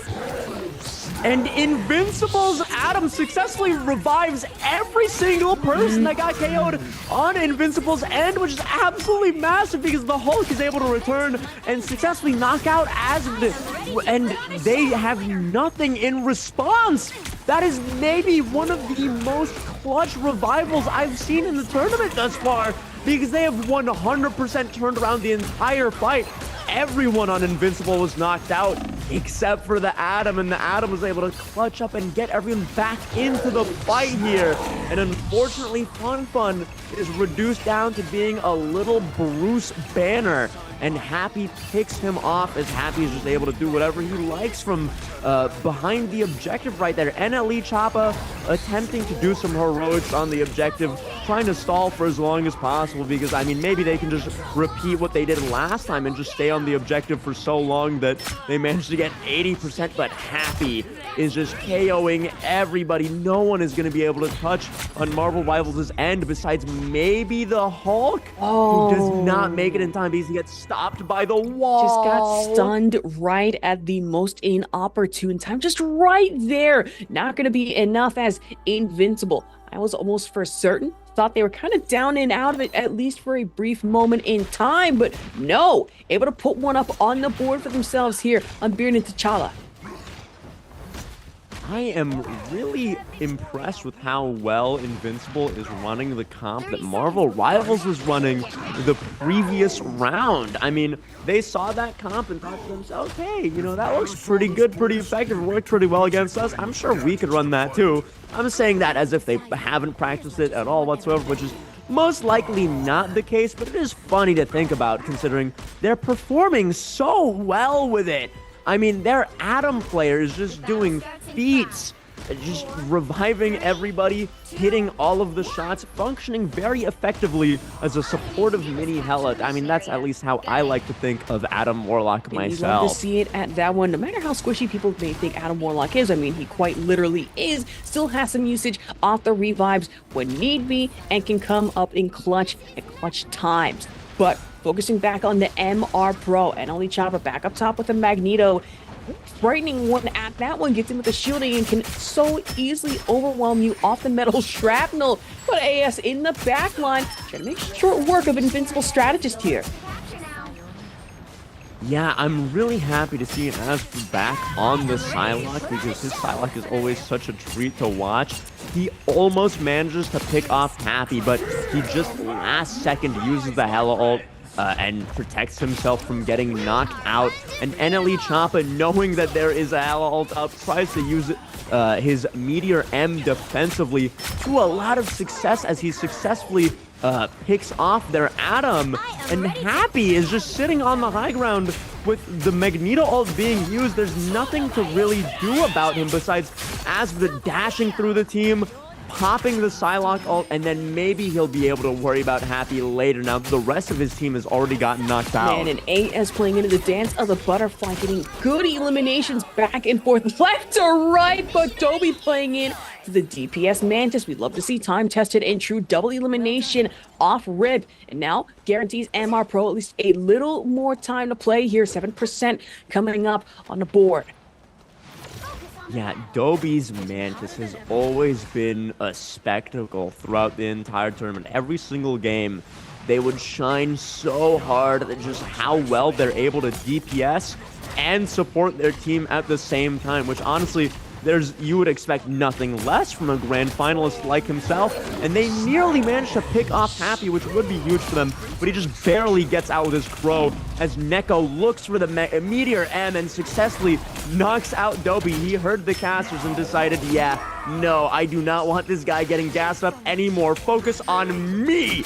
And now, Invincible's Adam Warlock successfully asserts a little bit of a differential, and Asved picks off Kydia with the Dance of the Butterfly, and he is just cleaning house right now with two very clean KOs on the backline. No one able to do anything to stop him as Invincible is forced to regroup and go for the next They have to fight. force themselves back, not to overextend and re-strategize, because we've seen this happen before where MR Pro can just push a little too close to the center in this situation, push too close to Invincible, spawn, and then all of a sudden find themselves on the defensive back foot, send the spells back to respawn, and Invincible would just be able to take the point from there. But MR Pro looking to play into this, at least 76%, they stun Happy, and out down below, it's ASD playing into the dance of the butterfly to really just kind of not only bait out a sustained ulti, but then have to play into the fact that Invincible left a little vulnerable, especially with their backline strategists. Yeah, and now NLE Choppa is looking for a really big Magneto ult. Doesn't really find anything, doesn't really stop anything from happening, not being the hugest ult we've seen from him thus far without getting a lot of defensive value. And Azbit successfully knocks Happy out of the Hela ult and knocks him out as soon as he touches the ground as well. And now their Adam Warlock is hitting the massive res, and Azbit is trying to do everything in his power to stop him, but Invincible doesn't touch the point once again.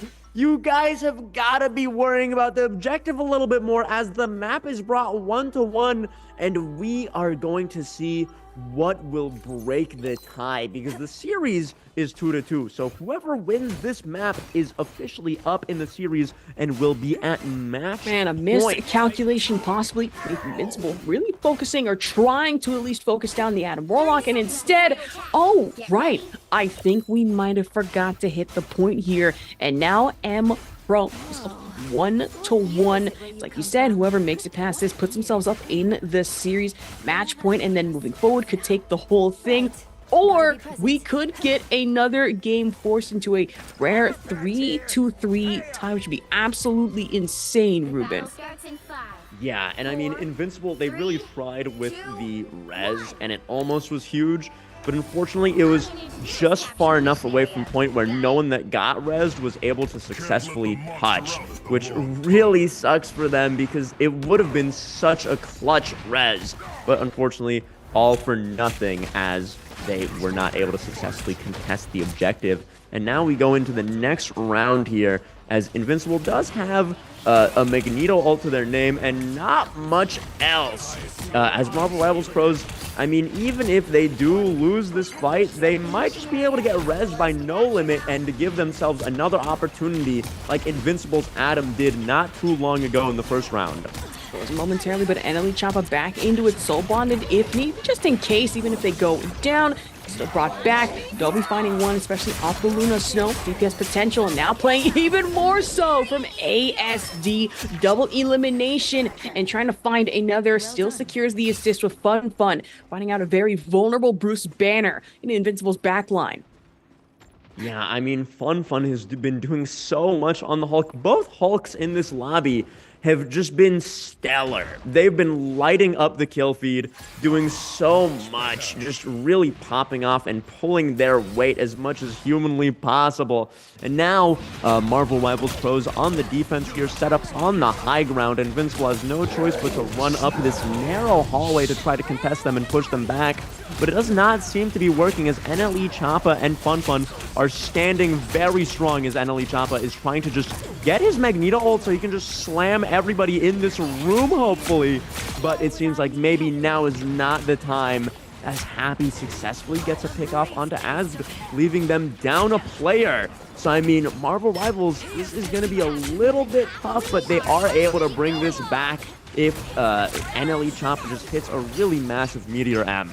It's starting to get scary. We have not only the Mantis ulti to have to contend with Sedated for a brief few moments, and then we Luna Snow, the fate of both worlds. They're doing playlists, and for Happy, trying to get in with the damage, wanting to stop the Meteor M, possibly angle this correctly, and at least in the backline. Finds No Limit, should be an easy revive for them. I don't know if I could say the same for Duppy or the fact that NLE Choppa and Fun are all gone, down and out, eliminated off rip by a very strong, very angry Invincible. Happy leading the charge here, and now MR Pro forced off point. Invincible finally able to put this in 11%.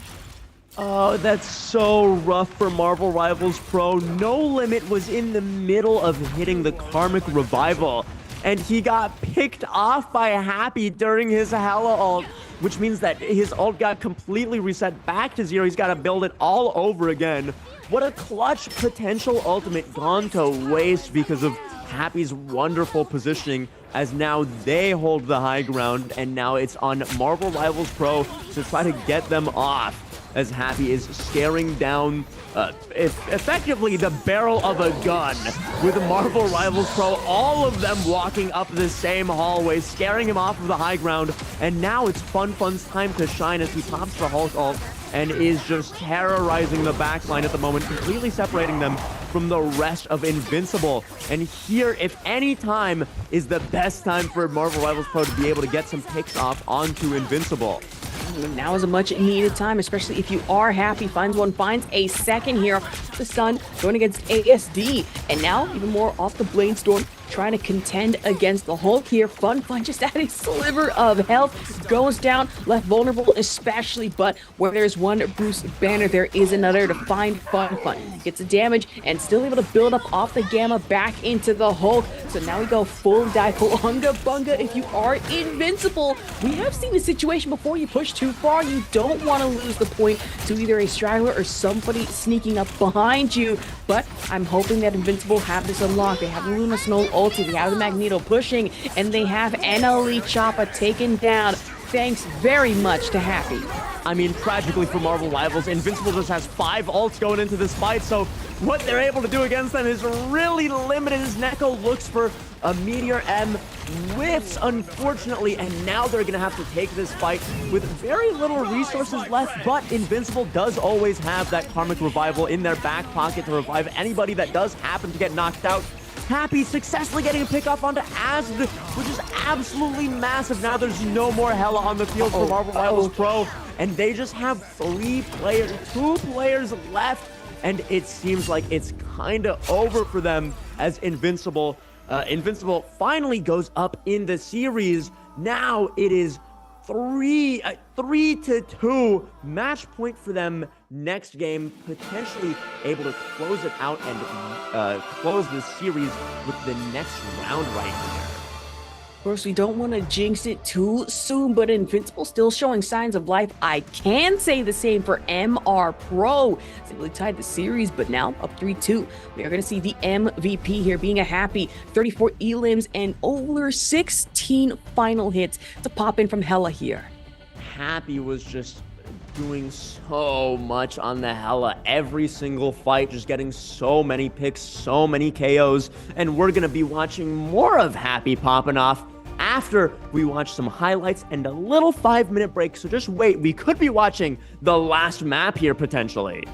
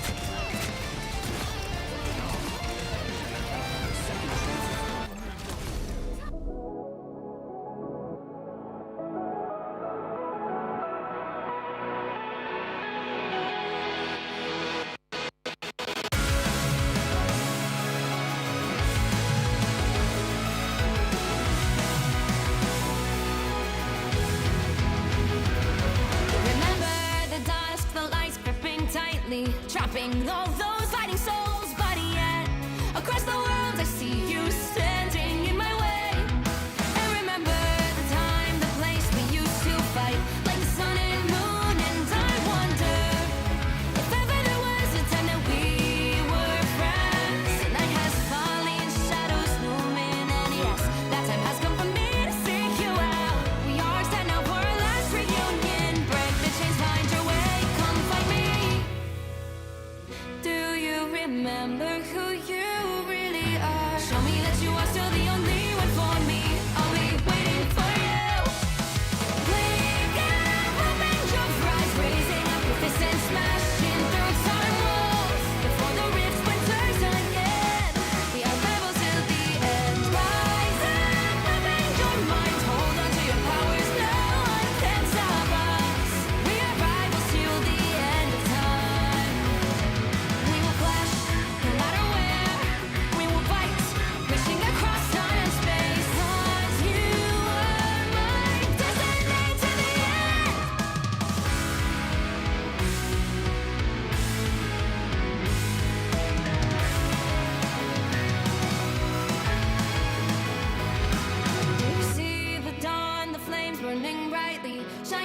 on those memories, and yes, across all time I see you turning the tides.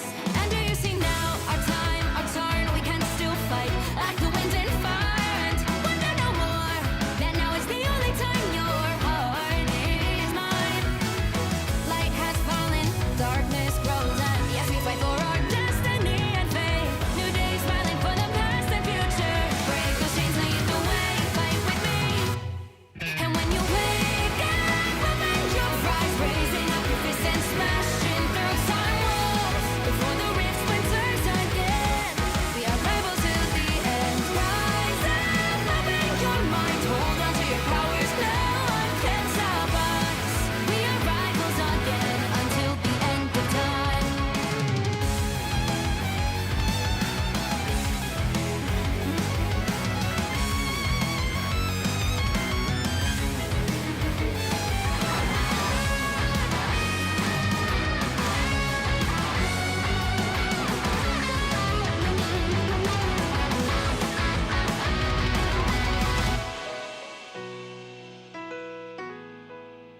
Show me that you are still the only one that matters for me.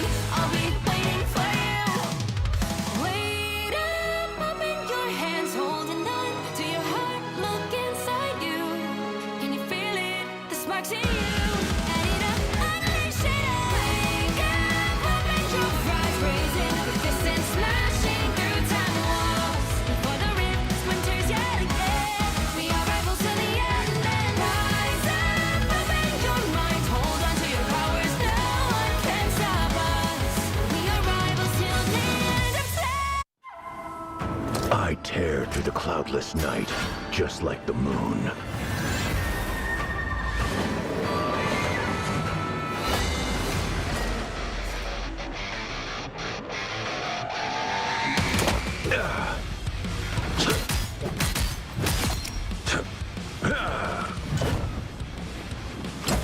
To drain.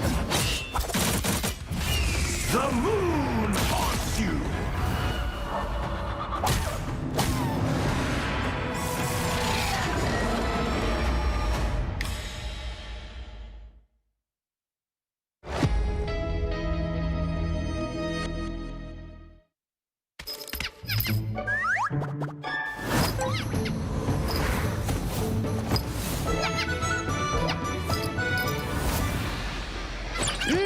Time to go nuts. Ha! Hey, check out this big acorn. Whoa, stay free!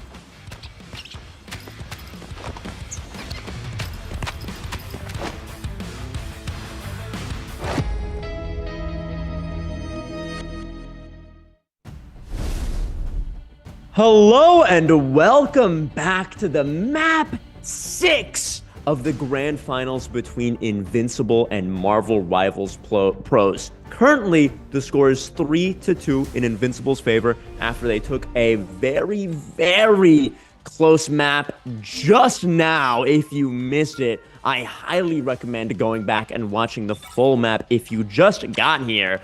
But now we are going into map 6, and we are going to be looking at the picks and bans right here. Marvel Rivals Pros very consistently banning Kadia's Namor, which I honestly completely understand, because if you have watched Kadia play that hero, you will understand that he is most certainly the best Namor in this tournament. Just by far. He is absolutely capable of doing insane things on that character. And Invincible goes ahead, bans Strange, protects Hela. I mean, yeah, NLE Choppa's Strange is a force to be reckoned with, as Marvel Rivals Pros seems to protect the Adam Warlock. And last match, we saw a lot of clutch plays from both Adam Warlocks on either team, getting really huge revives.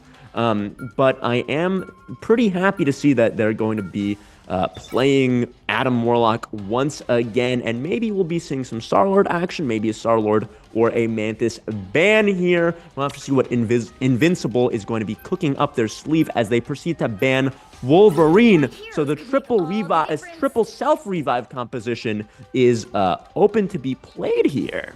Okay, and interestingly enough, Invincible, despite the Doctor Strange ban coming in against Annalie Choppa, can still easily swap over to the Magneto. That's going to be something to have to contend with. But the Wolverine ban still in play, so no full dive, especially on Shin Shibuya Convergence. Just getting dragged into the enemy team's backline is not something that we really need, especially for Invincible. They're this close. It's match point for them. 3-2. All they need is one more to lock it away. We'd be our champions here.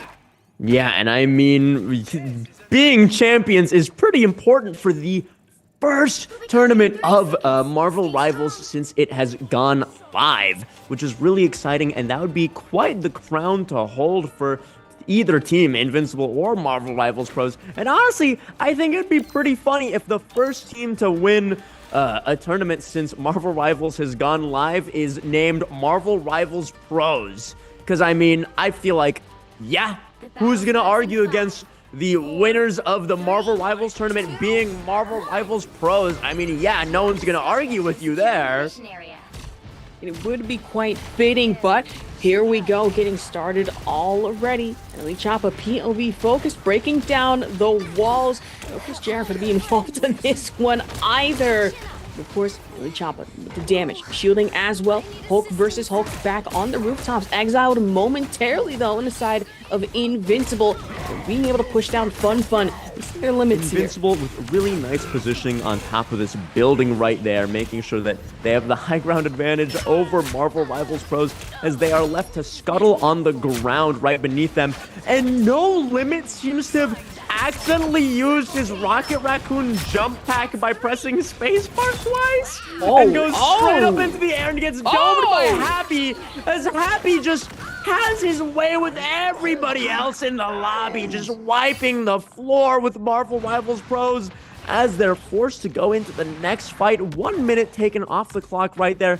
Beautiful stuff from Happy. Oh my goodness. Quadruple elimination from Happy right into the team ace. Forces MR Pro in position of having to re-strategize, especially since they haven't even touched the point, at least not just yet here on Convergence. Does worry me at least just a little bit, getting with good health sustain, but now Neko leaving the charge off the Magneto again. Probably one of the in with the sword slash, shrapnel instead, having to opt in for it, forcing Annalie Choppa back off the roof. And now, with much needed help in store, gets a shielding, and now opts in for the Meteor and wanted to find a straggler, but tail end of the Luna Snow ulti keeps MR Pro alive for now. Yeah, I mean, No Limit with the really clutch Soul Bond in order to basically negate all of the damage from Neko's ultimate. And Asmodee is just going crazy, doming people left and right. Unfortunately, Kadia is able to revive themselves, so that is only one pick for Asmodee, and they get picked off themselves as well. And Invincible is going to be looking to recontest this objective really strongly, with Marvel Rivals Pros not having even gotten picked quite yet. And it seems like they're kind of forced to back up here, but they do have 3 ultimates in reserve, and they're going to be looking to make some plays right here as Invincible's Hulk goes down in main to Asmodee once again, just popping heads left and right.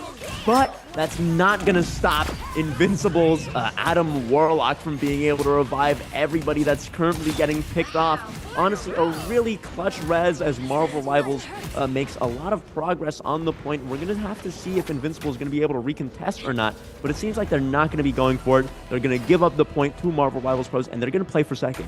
I imagine probably thinking that, hey, we can always play just for at least 1 point here. Just keep them capped at that, says Invincible is now MR Pro on the full come up. But AS back on the side, getting in with the damage, finds out Happy. Another elimination on that. Make that a double against Kadia here. This poor Mantis couldn't find their way out of it.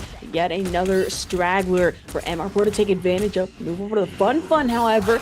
Now going for the Hulk on Hulk violence. Love to see it, but exiled momentarily, leaving Fun kind of in a bad spot in the Alchemax building here. Yeah, I mean, coming into this fight, Invincible has a lot of things in their back pocket. They're looking pretty good for this defensive hold as Marvel Rivals, with 3 minutes on the clock, Fun is just standing in the front line, ready to beat up anybody who dares contest him at any point. And now we're seeing a little bit more Hulk on Hulk violence as they smack each other around, and Happy takes a really huge off angle here, picks off No Limit, but they are able to revive themselves, making the fight even once again as everybody just starts popping their Luna Snow ultimates, the rest of their ultimates, and Happy once again is looking for that off angle, but isn't able to get anything quite yet due to the Luna ult keeping everyone on Marvel Rivals Pros alive. And oh my god, everybody is just hitting some nutty shots over on Marvel Rivals Pros, and they're just forced to go back to spawn, regroup, and take the next fight. 2 minutes left. And Invincible, knowing not to overextend, fun was probably wanting to opt in for the Gamma Grenade, but still gets caught out. And that's Neko in the charge yet again. Back onto the point, or really just back really the frontline presser. No point just yet. Convoy is all the way back there. But I guess trying to at least distract momentarily off the Magneto shield, as well as MR Pro would have 1, 2, 3, 4 ultis up if need be. That Meteor M as well as the ASD Hella ulti could come in conjunction. I wouldn't be surprised, and then they wouldn't have to worry about depths with the No Limit Karmic Revival. As I say that, fun popping up with the Hulk ulti, and now the Mantis sustain coming in from Katie to keep Invincible in this fight at least for a little longer. Everybody's so bonded, and now Hella from the skies, terror raining down if you are on the side of Invincible here. As finding one, finds another double elimination, but as soon as they fall down, they come back up, thanks in hand to Invincible's Adam Warlock. Yeah, I mean, again, Invincible's Adam Warlock has been coming in super clutch. Every single one of their Karmic Revivals has resulted in at least 3 teammates coming back, which every single time really turns the outcome of every single fight that this happens in. And now that they got knocked out, they're just going to be able to revive themselves pretty soon. And Invincible is doing everything that they can to keep holding Marvel Rivals Pros. And they're trying to back out because they know there's 30 seconds left, and they don't want to stagger. The very last thing they want to do is stagger and not be able to take a concise final fight here. And it looks like Invincible is not going to let them do that as they push them back into their spawn. They're not able to regroup, and Invincible is backing up just a little bit to give them a little bit of space. They don't want to get too greedy here as they look to take this final fight, and Marvel Rivals Pros are able to touch. Fun is getting absolutely eviscerated though. HP just disappearing into the ether, and now Happy is set up on the high ground, probably going to be looking to use this Hella ult pretty soon on the off angle. Things are not looking good for Marvel Rivals Pros because they are unaware of the Happy that is about to do everything for his team with that ult and with that off angle. An off angle at that one. Speaking of it, we are going to be hearing the Hella ulti, just not from Happy just yet. Instead, it's going to be from the side of MR Pro, playing into the Luna Snow, and now trying to get in with the sustain. The Hulk on the side of Invincible, diving backline. Might want to pop the ultimate while they're at it, at least to get in an extra bit of time. The Magneto Meteor M trying to find one target. That's Kadia gone, but just might be a revive because of the soul bond at hand. So no time at all. Taking the point though, MR Pro finds another, but still gets taken out by Happy. And now with time dwindling down, Kadia successfully managing to eliminate NLE Chop. A massive revive, however, on the side of MR might not be enough as Invincible securing the ace. Whoa, that is an absolutely gigantic revival, but it doesn't matter because since they don't get revived with full HP, Invincible was just able to clean them up after they got revived anyways. And it seems like throughout the course of the series, neither team is really able to push the point beyond the second checkpoint, which is honestly really fun and interesting because that is a little bit rough for the team that pushes, but that makes it even more interesting when they have to defend, which has had mixed results thus far. And now we're going to be watching Invincible on the attack here. I mean, they're going to be running Happy on the Hella. Obviously, once again, he's just been doing such a great job taking such valuable off angles and getting so many picks and forcing so many resources and he's always in Marvel Rivals' head. They always have to be worried about, guys, do we know where Happy is? No? Where is this guy? What is he about to do to us? And he's just been, he is honestly super fearful. The entire Marvel Rivals team is just really, really scared of Happy. And honestly, it makes a lot of sense. The guy is a menace, and now it seems like he's going to be locking the Iron Man Hulk team up on the attack Might here. even be more of a menace to society if MR Pro isn't careful enough. Now Happy, we have seen him play the Iron Man before, especially a gamma boosted Iron Man can sneak in on a lot of these picks and really take advantage of anyone involved. For MR Pro, that is no exception. Playing from the rooftops, however, trying to get the high ground advantage. Not careful enough, might get snuck up on, as we are going to get invincible. Pushing the point almost relatively easy. Really just scarily at that one, but fun. Trying to make quick work of everyone at the bottom, especially our backline strategists. Mantis going down. That's going to be Kadia, at least able to get a revive momentarily. Adam Morlock looking a little too vulnerable, and now fully playing into the dive from Fun. Yeah, I mean, while Invincible are running the Iron Man on the attack, they do have to worry about Asva here on the Hela, standing on the high ground. I mean, it's going to be really tough to play into this and get anywhere where you can actually safely exist in the sky if you're Happy right now. I mean, Happy is just kind of having to poke from a distance and isn't really able to go in quite yet to be in range to use that gamma beam that is just oh so powerful. And NLE Chopper really just holding their own right now off the shield. Same could be said for Felix. Would have the fate of both the worlds to use. I say that gets popped almost immediately as MR Pro still sticking to point, but that's a Mantis sustain. Sneaking in through the back line. If you're not careful enough, Happy could hit you with the maximum pulse. Just sitting there waiting menacingly, so bonded. So it would be an easy revive as Fun now given no choice but to pop off with the gamma radiation as Happy finds two corner pocket off the maximum pulse bomb. Another one over to Kadia against Dobby here. Now looks like majority of MR Pro, if they're not careful enough, might be going down, but no limit. At any point could just use the max revive. It shouldn't be an issue from there. I mean, Kadia is just doing so much this fight, getting so many picks. If you didn't see that sleep into the 3 headshot combo on Asp, I mean, it was just absolutely beautiful, and Happy is doing a magnificent job staying alive, contesting that Hela in the skybox, popping the gamma ray, and I mean, there's nothing that you can really do about that. He's just gonna be absolutely melting here. But it does seem like Marvel Rivals Pro could successfully hold, but Invincible pops the gigantic karmic revival, bringing everyone back, turning the tide of the fight once again in Invincible's favor. Now there's really nothing Marvel Rivals Pros can do about holding this objective as Invincible captures the first point and goes into the second checkpoint with 3 minutes and 40 seconds. If they manage to successfully capture the second checkpoint here, that is the end of this series, and they will be the grand champions of this entire tournament. All right, the MR Pro has to be careful, but also watch out for the maximum post bomb. Happy was allowed to sneak in one, but I say that Happy gets sneaked themselves, as ASD said. Me personally, I'm not letting that disrespect slide in any way, shape, or form. Finds out the Iron Man, but now has very pissed off Hulk to have to contend with. Still able to dive back out, going in with the Luna Snow ulti, however, getting with a maximum sustain off of Fate of both worlds here. Yeah, I mean, Felix is just busting it down right now, making sure everyone is happy and healthy.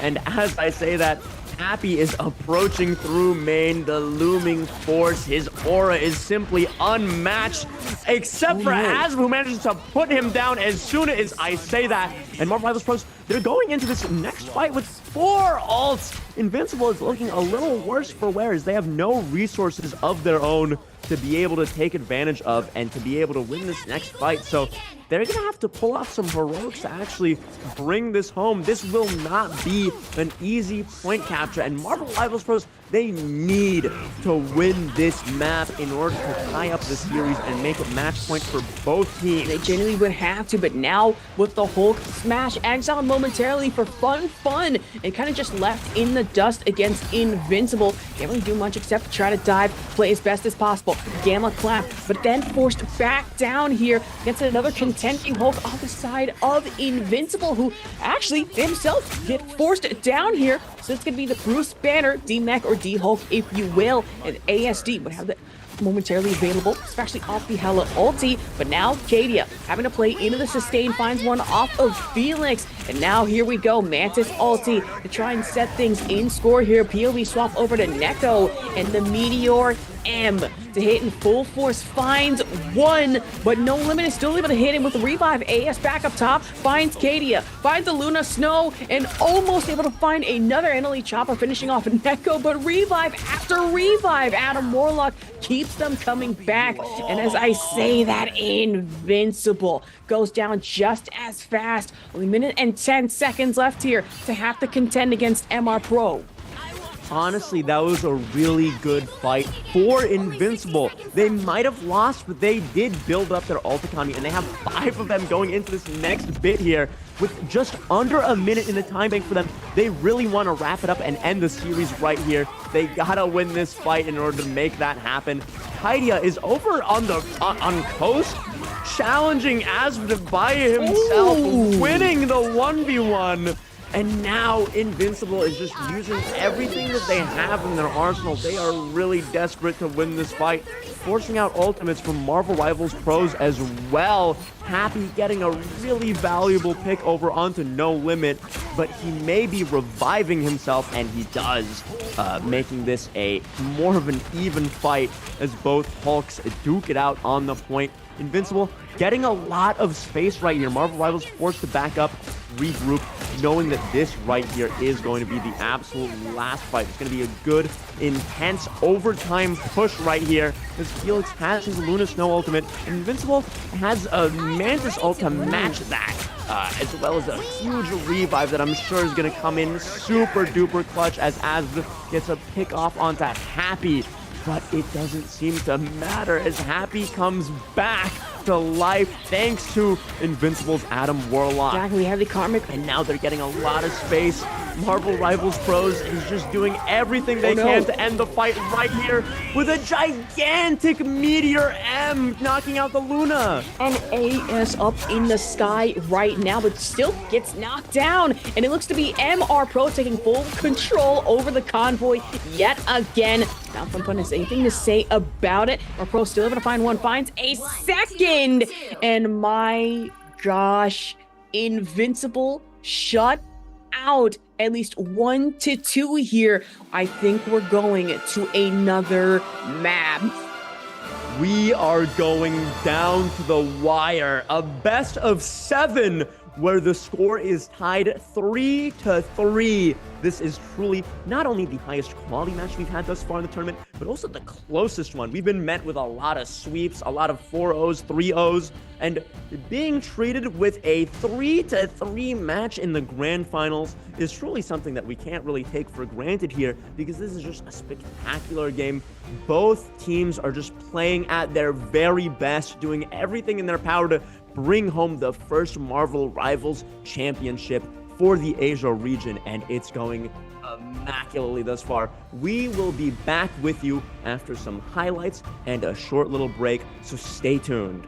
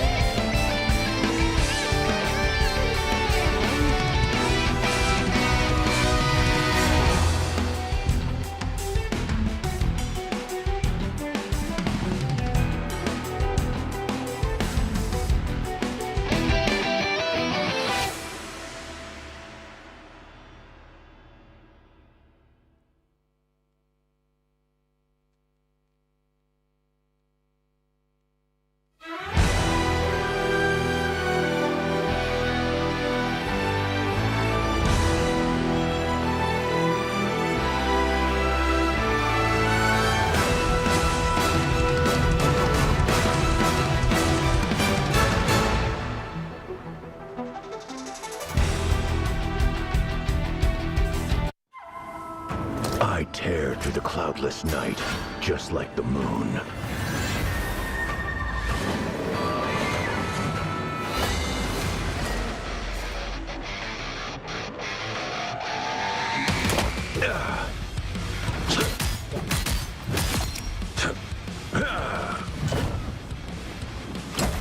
To drain. The moon haunts you!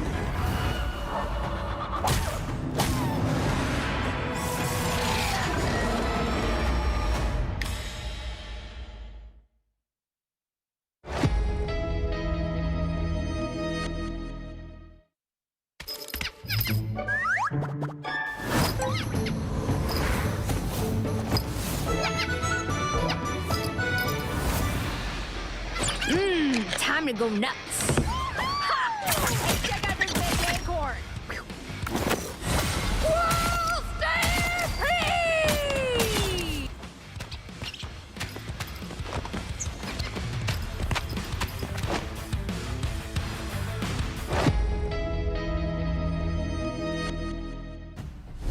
Okay, I gotta lock in for this one. It is currently 6 in the morning here in Irvine, California, but that's not going to get in the way of me and commentating some more Marvel Rivals. But hello and welcome back to our Marvel Rivals Championship Asia Region Double Elimination Grand Finals match on our map number 7. Ruben, how are we feeling today after this one?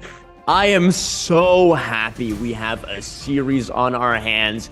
Down to the wire, best of 7, 3-3. This is the closest best match we could possibly be asking for, as Marvel Rivals Pros and Invincible are seemingly perfectly matched against each other, just going back and forth. And I am absolutely loving everything that I'm seeing as Marvel Rivals Pros start off with the Namor ban once again.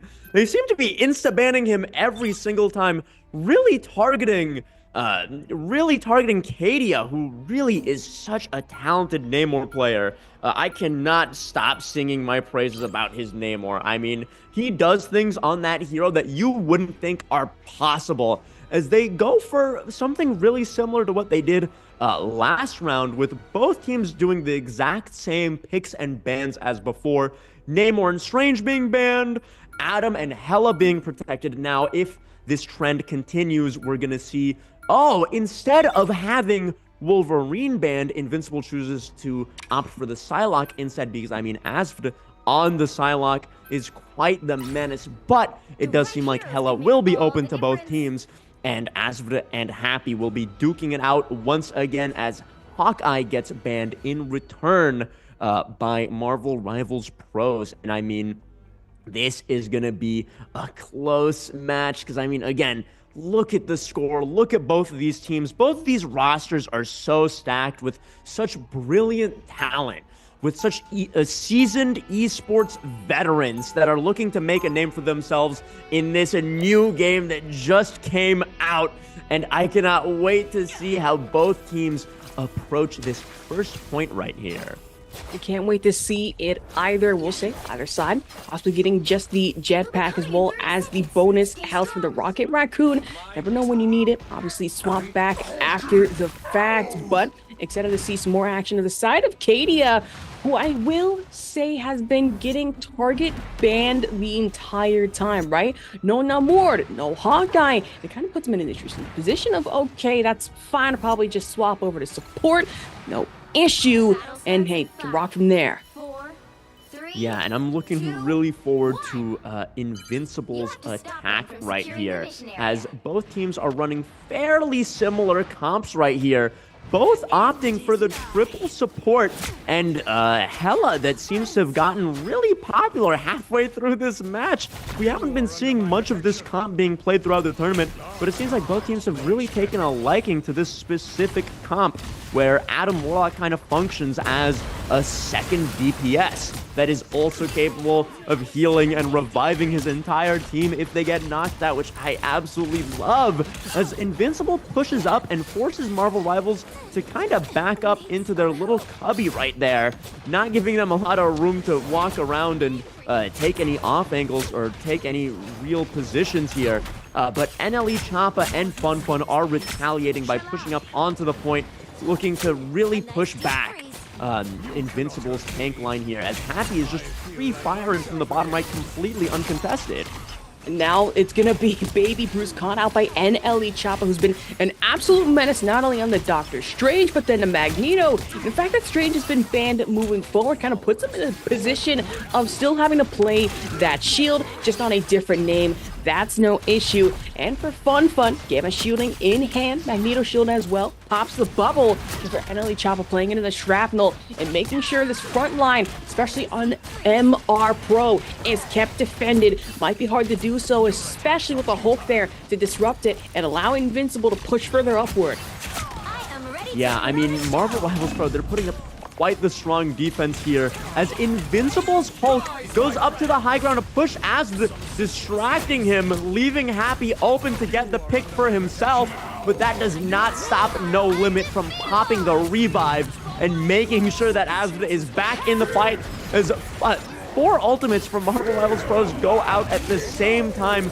Neko looking to get a lot of value out of this Meteor M, picking off Felix successfully, and Happy just tearing it up, getting 2 KOs with 1 shot from his Hella ult. I mean, there's not too much more Marvel Rivals Pros are able to do in this fight, besides hopefully maybe pick off Happy and make a heroic comeback, but it really does seem like Invincible has quite the upper hand right here. About to say we have 1:33, and considering this is our final map, things getting way more tense than they need be, especially for the Hulk on the side of Invincible, able to chase down Felix and trying to chase down another here on the side of MR Pro. Now Happy just having to kind of sit in backline, finds NLE Choppa, and might not even be able to secure another one here, as the majority of MR Pro down and out. Same for Dobby, and the same for No Limit. I mean, NLE Choppa tried his best to contest for as long as possible, but now Fun Fun getting staggered just a little bit as Invincible acknowledges their advantage in this current circumstance they're at, and they push up all the way through the second checkpoint, knowing that they have to hold as much space as possible and deny Marvel Rivals Pros from having just an inch of the map for themselves as they take the high ground and start taking pot shots on them down below. Down up top here, it is going to be the Hulk from Invincible, just diving in, ambush potential on a high, but still gets sedated. So I say that there's not much room for it. Waits a little too late, I should say. The Snow ulti, Meteor M to kind of hit for a slam dunk, and against the Adam Warlock. Good pick at that one from NLE Choppa. Yeah, both teams trading Meteor M's right now, not really getting too much done with them, but Invincible does start pushing back in with the Mantis ult, knowing that they have to take advantage of the current situation that they're in, with Kaidia getting a pick on No Limit, but he is able to revive himself, and he does have the mass revive in his pocket for just in a little bit. If things start going south for Marvel Rivals Pros and they start getting KO'd, he'll just be able to reverse all of Invincible's hard work and effort, as Happy is just sitting on main, loading shots into Fun Fun and forcing him to back out and leave the fight for just a little bit to get his HP back. But in the meantime, Invincible is just pushing the cart basically for free right here. Free, we love to see it, but even more so, I imagine if you're on the side of MR Pro, hate to see the fact there's a very charged up Hulk coming in and coming right at you. No Limit, the first to spot that out, first to get taken down, and now Happy trying to play into the Hello ulti, finds Dobby off in the back line, and Invincible doing at least a few more eliminations, but MR Pro taking that instead. Where there's one revive, there is an exile, and now S has no choice but to have to pop back here off the Pros, about to get taken out by the Hulk, and now Fun able to take down all the way down to Bruce. ASD playing into the assist here. Yeah, oh, poor Hulk from Invincible gets walled off by the symbiote wall, stuck in the enemy team with no one on his team being able to help him because they're getting LOS. So now Marvel Rivals Pros, with only a minute left on the clock to defend, they are just cleaning up these last little stragglers here. As Invincible is forced to regroup, they have no ultimates going into this last fight, but they're gonna have to make do with what they have, which is not much besides, I mean, maybe Happy is able to just, in the complete neutral game, just pick someone off just by himself. But besides that, it's going to look a little bit rough for Invincible as they're going into a really heavy ult advantage on Marvel Rivals' end. As the end, Happy duke it out. Not much happening quite yet, though. Not just yet, but Hasty having to pull back here gets Luna Snow health and Soul bonded. So even if they go down, they always have the opportunity to be able to play, make a comeback. Gamma shielding on the NLE Choppa. Now back in front. Positioned well off of Vanguard, but Happy wanted to get in with these DPS sneak picks. That's one against Felix. Good elimination, but it is going to be the Karmic Revival from MR Pro to keep them steady, keep them alive for a little bit longer here. The side of Invincible, however, playing into the Hella ulti, Goddess of Death from above, and able to find out AS trade out Meteor M from NLE Choppa to find the Adam Warlock Felix on Acadia. Felix finds a second pick here on the Luna Snow, and as quickly as they go down, as quickly as they come back up here, headed into our overtime, Ruben, it's starting to get sticky. Oh no, Marvel Rivals thought they were in such a great position to win that fight, but both Cadia and Invincible's Adam Warlock had their self-reses up, and immediately afterwards, they started getting all of the picks they needed to successfully capture the second point here, as Invincible goes on to the third point with only a minute 30 left. Things are looking a little bit rough for Marvel Rivals Pros as they were really looking to win that fight and stop their push right there. But unfortunately, Invincible is coming back with a vengeance with half of their ults on board. I mean, things are starting to look a little rough for the Marvel Rivals Pros defense here. About a minute and 5 seconds left on the clock. There's not much for Invincible to try and do here with such little time. MR Pro, the defense, it's starting to look drastic. And dwindling chances at that one. Hulk dive has the possibility to pop the ulti, and that's going to be just that in the side of Invincible. Get rid of the stragglers, especially trying to sort through the back line strategists. Just everyone getting shredded. The same could be said for No Limit. Dobby go down as well, and even though it puts him in a vulnerable position of Bruce Banner trying to get out the Gamma Grenade, might not be able to. Who knows, could snuff off in the moment. Luna Snow ulti, Fate of both worlds to add on to the sustain. 30 seconds left. Fun getting a really valuable pick off onto Invincible's Hulk. But Invincible's Adam Warlock pops the res, bringing him back into the fight. And while Dobby is getting these really important picks, especially on Happy, the Adam Warlock Karmic Revival is able to just bring them all back, and No Limit is going to respond and do the exact same thing.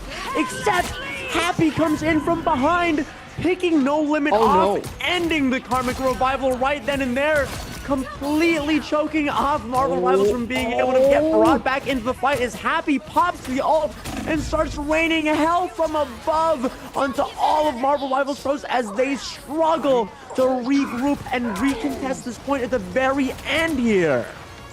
And Happy just absolutely shredding through everybody on the side of MR Pro. And even in the overtime, it's 1.17 meters between them and capping out at 3-0 to put themselves at an insane advantage. But now going in with the Blade Storm. Luna Fate of both worlds. Luna Snow here as Happy still keeping alive, keeping on trucking. But now a bit of a swap. NLE Choppa, no more Magneto. Tried with the Venom. Swung too close off point. And now 0-3 for MR Pro to have to climb back up here. It was so beautiful watching Happy play that fight out. Not even just talking about the numerous KOs that he got, but whenever he noticed Asva on the flank, on the off angle, trying to pick off his team, as Happy is so used to doing, Happy just became so aware of him and was constantly contesting the flank, not allowing Asva to have any free space, not have an inch of room to rain hell upon his team. He was just doing such a good job contesting him and keeping him at bay, forcing the Crow back into his spawn. Asv had to back up, There was no way he was going to be able to successfully take an off angle there with Happy just staring at him, doing everything in his power to stop him from even perceiving his team. And with that, Invincible is able to cap the third checkpoint, and now they're on defense, looking to hopefully full hold and stop Marvel Rivals in their tracks to end the series and the tournament with a championship trophy. I mean, you never say never to a possible upset of the ages, but that would have to mean MR Pro to climb back up to 3-3, and after the fact finish it on defense, which would be, let's really be realistic about it, insane. And against Invincible, as much of an effort as they put up just in the first place on push, I can't even begin to imagine what it's going to be like for MR Pro now that we swap sides. Yeah, I mean, this is going to be a really fun attacking phase to watch for Marvel Rivals pros as Asv goes on the flank with Fun, and I mean, they're all just taking this off angle together, taking the little symbiote bridge onto Invincible's high ground, and there's not really too much they can do about it as they just stand there and start taking pot shots at each other, just kind of poking back and forth. Not much happening quite yet until either one of the Hellas just gets a pick successfully, but we're gonna have to wait a decent while for that to happen because both teams have so much sustain that it's kind of hard to make a dent in either team on both ends. I mean, in the now we have about 2 minutes 59 seconds to worry about. Now, no limit. This guy really isn't the limit for them, I swear, against Happy, especially finds one pick from the Adam Warlock, and now having to contend with the Hulk in their backline. Got a little scary, but for Invincible, shouldn't be an issue. They are going to be able to pop off with the Luna Snow. Fate of both worlds is now Annalie Choppa in the front line. Off the Magneto, at least trying to pressure, burst down the Hulk, but to no avail. Still able to dive back out, and Fun will have to deal with this instead. Oh no! And Happy coming back from spawn, immediately getting picked off onto No Limit, but No Limit thankfully is able to revive himself to keep this fight alive for Marvel Rivals pros as Neko counters the Hella all with a magnificent Meteor M, getting 5 KOs. Oh my goodness, this guy is nasty. Neko, you can't be doing that to Marvel Rivals pros. They only have 2 minutes left to clutch this series up and just try to capture the first point here. And Fun is left alive as Bruce Banner by Invincible, and he is forced to jump off the map in order to respawn as Hulk. Things are not looking too great for Marvel Rivals pros. Not too good at all for Invincible. They're still sticking to their guns in this situation. Still sticking to the Hella as Happy has been making mincemeat out of our frontline DPS main players. MR Pro now having to worry about it. They only have 1 minute 24 seconds left on the clock here to try and at least cap out anything on our point here at Convergence on Clintar. But if we look at the ulti differentials, 3 on one side, 3 on another, we would have the Adam Warlock revive and the sustain from Kadia, but the same can be said for MR Pro with Felix and the Luna Snow. Fate of both worlds could be the play, and we have to focus on just that as Invincible pulling out all the stops. Kadia, Mantis sustain, as well as Felix coming in with the fate of both worlds, but Annalie Choppa making mincemeat of Kadia. No more Mantis, squashed like a bug, and where there's one Mantis, there is another coming in from Dobby right now. Able to snuff out Happy in the backline, just trying to sneak away for extra heals.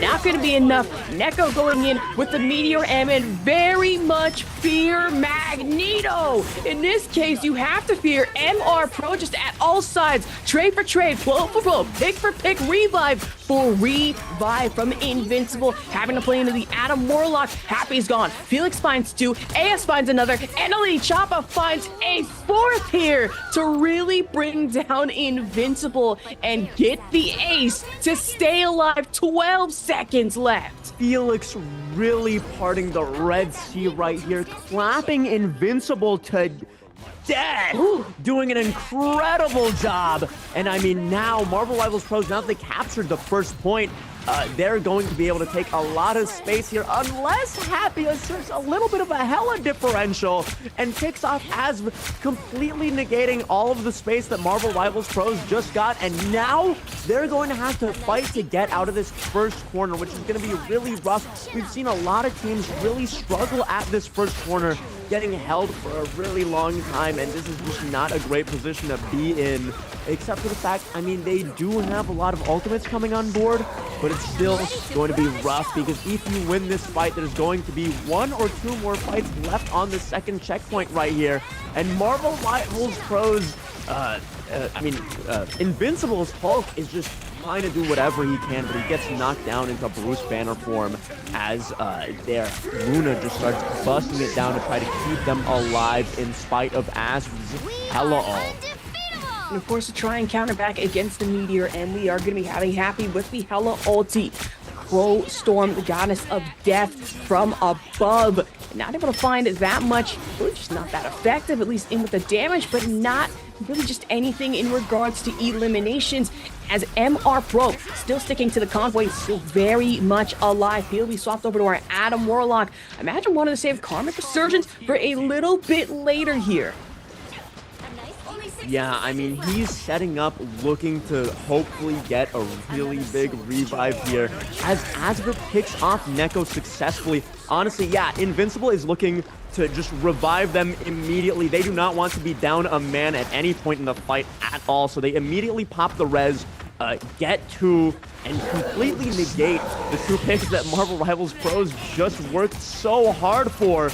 And now Invincible's Hulk is just trying his very best to take care of Asbeth on the Hela, because he knows that if he lets her live, she is going to just do whatever she wants from the high ground, because Happy right now isn't really in the position to contest her, as a lot of Invincible is forced back main.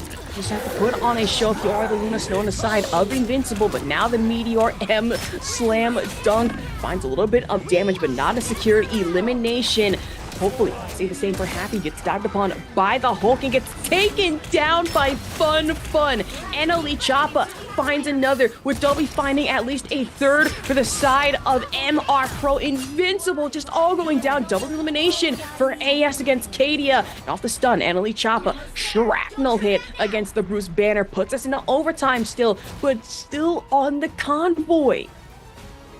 As really locking in for that last fight, they know that they have to do everything possible in order to capture that second checkpoint, and they do so with success, as there is a minute 30 left on the clock. It's not a ton of time, but if anyone is going to be able to make it work, it is Marvel Rivals Pros, and they are going to hopefully be able to replicate what Invincible did on their own attack, except they're not able to pick up any stragglers, so they are not capable of having that advantage right now in the current moment. But they do have a few ults coming up, and they are ready to use them in order to gain as much of an advantage on this third point here as possible, especially with that Karmic Resurgence here, and Asbeth taking a really great off angle, picking off Happy. And I mean, if you don't have Happy, what are you really going to be doing for the rest of the fight? And knowing this, Invincible pops the Karmic Resurgence, reviving Happy successfully, and picking off No Limit, who had his own Karmic Resurgence for this fight. So Marvel Rivals Pros, they're going to have to just lose this fight with grace or back up and give them a little bit of space, because they need to take this next fight together with the 4 ults that they have left. Because Invincible committed quite a bit to that fight right there with no longer having a Luna Snow ult. And now Neko with another Meteor M picking off Asbeth, and Happy just carrying everyone up, actually successfully getting No Limit, who has the Karmic Resurgence, to revives himself, and he revives everyone on Marvel Rivals Pros. So they're going to be able to hopefully come back in this fight, as they get so many KOs and they revive themselves. But it might not be enough, as Happy is in the Goddess of Death and able to rain down hell from above. NLE Chopper responding with a Meteor M onto Invincible, as Marvel Rivals is hopefully going to be able to win this fight. Maybe right there. As Abshin pops the Goddess of Death, but isn't going to be able to contest the objective for much longer. But he gets 2 crucial picks, and Abshin single-handedly clutching the fight for Marvel Rivals Pros as they push the cart further, and there will be one fight left right here. He just pulled out every single stop to win that fight.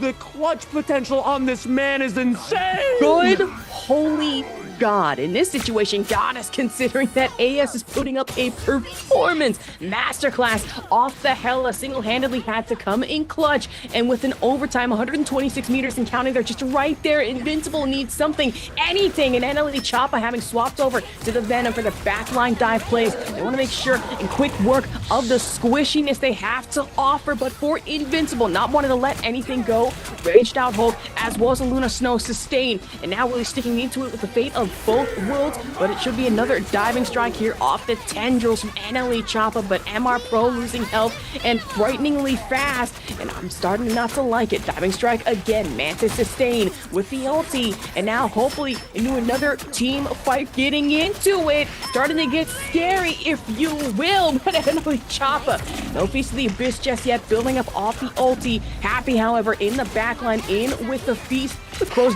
damage, Goddess of Death, and now Happy still sticking onto the point, finds one with NLE Choppa, so at least one good secured elimination. AS had to respond in turn with the Goddess of Death of their own, no limit with 2 revives. Felix and NLE Choppa back, just 2.25 meters we're talking about. Another elimination for NLE. Kadia gets sent back from spawn, quick revive, starting to scare even more so. Finds one, finds two, finds three, finds four, quadruple penta elimination for MR Pro. Ruben, it's tied 3-3. My heart can't take this anymore. That was the closest 2 sets of my fights God. I've ever seen, with both Adam Warlocks using their Karmic Resurgence to bring their entire teams back to life and just keeping the fight alive for so long. Not to mention Asmod. Oh my God, this guy is doing miracle work on the Hella right here. Oh my God, the fight before the very last. He single-handedly clutched out so unbelievably hard. Oh, this is just the perfect match. We have 2 rounds left. Both teams left to attack with 1 minute each. What are they going to be able to do with these time banks? My heart is going pitter-patter right now. 1 minute is all that stands possibly in between Invincible right now and a first championship win, or MR Pro holding this out, and all of a sudden we could be going back and forth yet again. I swear, Ruben, if this ends in a draw, like I don't want it to, that means it would kind of force us into possibly another map situation here in grand finals. But here we go, I'm excited. Let's get this started. 56 seconds left on the clock.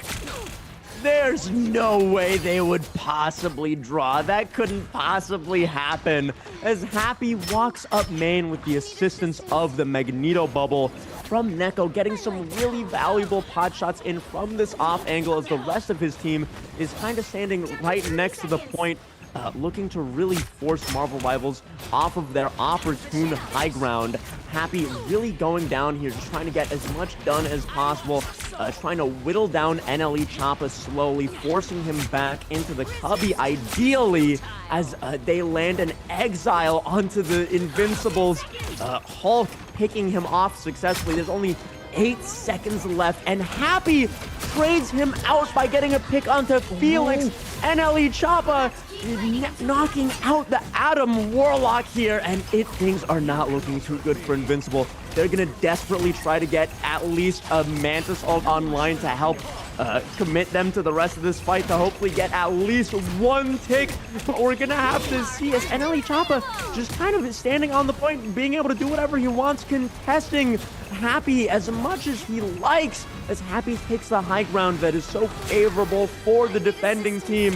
Asmod, knowing this, is going to try to contest him, but he gets caught off guard by Invincible's Hulk, and Happy pops the Hella ult, successfully getting NLE Choppa, but No Limit is there with the clutch karmic resurgence, reviving him, bringing him back into the fight as Invincible did successfully capture a tick and a half. But NLE Choppa pops the Meteor M, not finding any picks yet, and Happy successfully takes down the Goddess of Death from the sky, reverting back to just regular Hela, and Az is just doing devious things to their backline as he picks Kaidia, but they revive themselves, and NLE Choppa has just been standing steadfast on this point for so long.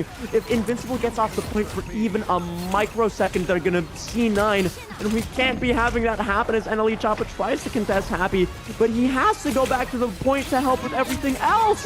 He's just spread too far thin, and he's not able to do anything about everything, but he is able to finally successfully pick off Happy, and this looks like a pretty decisive fight win, maybe for Marvel Rivals Pro, as they successfully hold the point. But Invincible did get 56% capture progress. This game is not drawable. It is either Marvel Rivals Pros doesn't get the first tick and a half, or they get it all the way and they bring the series home to a nail-biting 4-3 championship win. But we're gonna have to see if they are capable of performing as well as Invincible did on their attack just now. All right, Shirley, I don't use an inhaler of any sorts. However, my lungs are fried going into this one because, my God, my heart obviously might have some damage as well, as close as this is starting to get. And now, minute left on the clock, at least 40 to get things set up here for MR Pro. Now finding themselves in the attack front line, Invincible. Now having to set up stalwart defense for themselves, Ruben. Yeah, I mean, this is going to be a little tough for Marvel Rivals Pros. I mean, 1 minute is not a lot of time at all whatsoever. And while 56% does seem pretty manageable, normally it takes you are given 4 minutes to attack on the first point to be able to capture the objective. So, I mean, asking for 56% is kind of a daunting task for them here as they continue running the same mirrored composition and the races go off.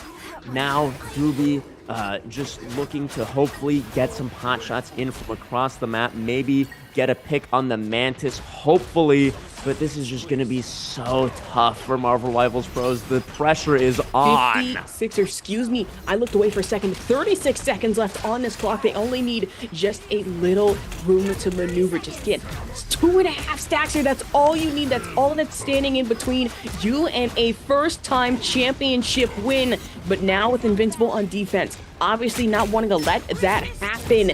There's not much you can do in this situation. I mean, if you are happy, might be a little more than you can do for ASDF. However, getting in with one more pick against the Adam Warlock, revive might be possible pretty soon. I cannot say the same here for Happy as Fun making short work of our squishy frontline DPS players as well as our backline strategists, but No Limit proving that, hey, I'm not the vulnerable Adam Warlock, but I'm going to make you feel very bad in this situation, they say, as we head into overtime. Katie at least trying to keep up with the sustain with everybody in the line. Finds one off the DPS pick against AS here as the Lunasil fate of both worlds. The girls are really curling in this situation, but now good stun off of that one. Exile off rip, Manta sustained from the ultimate, and now another clean, dirty team fight, if you will. Dobie was able to snipe out Happy, having swapped over, but over to the Star-Lord, getting dangerous, having to sort right over. One more assist. NLE Choppa finds one. Neko finds another on the Felix with a shrapnel pick, but still sticking to overtime guns here. Can be revived by the Adam Warlock. A very angry, pissed off Hulk. Karmic Resurgence off in the corner. And Marvel Rivals, Pro, if you will, trying to stick to their guns. Happy pops the Galactic Legend, finds one, finds another, almost finds a third here. Does indeed. Triple elimination against No Limit. Neko secures the final one here. And my God, it's still 3-4. I stand corrected. And there we have it! With Invincible your Asia Region Marvel Rivals Championship champions. What a magnificent final game going down to the very wire. 4-3, beautiful performances from absolutely every single player on this match. Oh my goodness, happy with the clutch swap over to the Star-Lord, giving him the ability to revive himself and giving him the ability to use that ult and get so many important KOs at the very last second there. Marvel Rivals Pros was looking so good in that moment because they had gotten 2 picks to start off that fight. They picked off Happy at the beginning, and they picked off their Adam Warlock at the beginning, but the Adam Warlock was able to revive himself, and then Happy swapped over to the Star-Lord, coming back really quickly and being able to make so much use out of his kit to clutch out the series. What a beautiful, magnificent match we have just bore witness to. A great match at that one. But before we speak on that, Ruben, we have our highlights to kind of reel through here.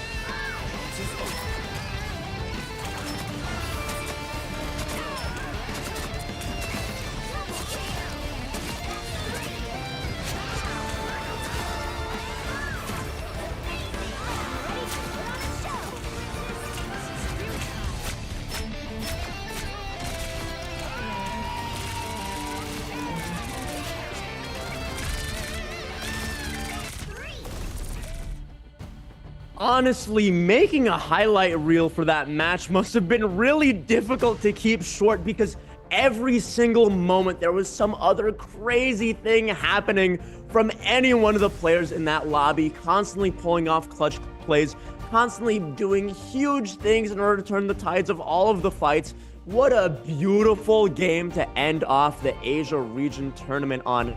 I mean, that was absolutely magnificent. They knew that they were in the grand finals, and they knew that they had to give us, the spectators, a show, and a show they performed. Oh my goodness. Asher, what do you even have to say about all of that just happened? If anything, that Star-Lord couldn't have hit at a better time. I was sitting here thinking there just wasn't the amount of it's just not going to work. And then all of a sudden Galactic Legend hits. I'm like, oh wait, okay, hold on. This might just work. I wasn't even noticing. I genuinely thought that Invincible had almost lost the point there. Nope, still got it. Still managed to defend to their guns, stick to their guns. 4-3 finishes off. My voice is fried. Yeah, I mean, it was so impressive from Invincible because they started off that defense getting picked twice. They really had to play perfectly in order to pull off what they just did by actually holding that point. They even managed to give up a tick and then some, and they just barely edged it out. And oh my god, that was beautiful. I am so blessed to have watched the greatest match of Marvel Rivals to have happened to date, because I mean, I do not think there was anything close to being that nail-biting in the Asia region tournament, in any of the other region tournaments. I mean, that was the best Marvel Rivals game you could possibly ask of, even in your dreams. And thinking about it, I don't think there is any match, whether it be here in Asia or EU a little later, even NA, that might be able to one-up that. I could be sorely wrong, but here commentating that, no, that definitely takes the cake for one of the most insane final matches that I've seen, especially on Clintar Convergence. Invincible cementing their name in stone here. Our first Marvel Rival champions for Asia region. Yeah, that is an accomplishment to be proud of, because I mean, being the first victors of a Marvel Rivals tournament since the game went live. I mean, that's just crazy. That's just beautiful. And here we have the results of today. I mean, we had a lot of great matches, some sweeps. And I mean, yeah, BB1 was such an amazing team. They lost 2-3 to Invincible. So I was really hoping that we were going to get a closer match between them and Marvel Rivals Pros. But I mean, if you're looking at this little leaderboard right here, it really is evident that we had the two best teams in the entire tournament end up in the grand finals together, which is always what you want to see, and which is something that's always wonderful about a double elimination bracket. It really makes sure that we get the highest quality grand finals game that we can possibly muster up, and that is exactly what we received. Genuinely so. Of course, I was a little worried here that Invincible might have had it cut out for them, or that it might have been possibly a 4-0 sweep. That was not the situation whatsoever. Both of these teams went back and forth. At first, I'm almost certain Spider Islands, that was a close nail-biter. Beard and T'Challa, Hell's Heaven, as well as the Halls of Djali to finally finish off with Clintar. Just back and forth. But speaking of back and forth, might be time to head back to the shop. Ruben, give him the rundown on these skins. I mean, you guys have eyes, right? Look at these skins. The Cheerful Dragoness for Squirrel Girl and Lunar General skin for Moon Knight. These look so good, and look at how Tippy is even dressed differently with Squirrel Girl's skin, and how she has a dragon tail covered in fur. I mean, that is just an absolutely beautiful skin, and I love her hair, and I love Moon Knight's little like moon boomerang things. They're both so cool. The mask, everything about them.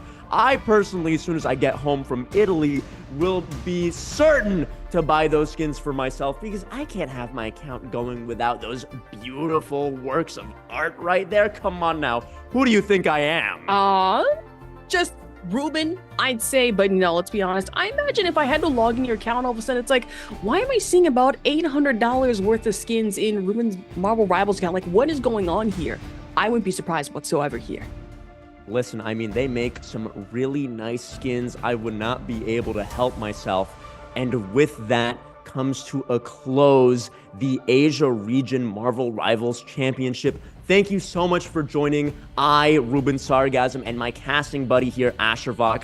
We had a wonderful time casting these amazing games. This was truly a spectacular experience, and we hope to see you again in the future for more Marvel Rivals Tournament action. Thank you so much for watching. I hope you guys have a wonderful time watching the EU tournament that is going to be happening next. Exactly. Be seeing y'all around later. I'm excited for it.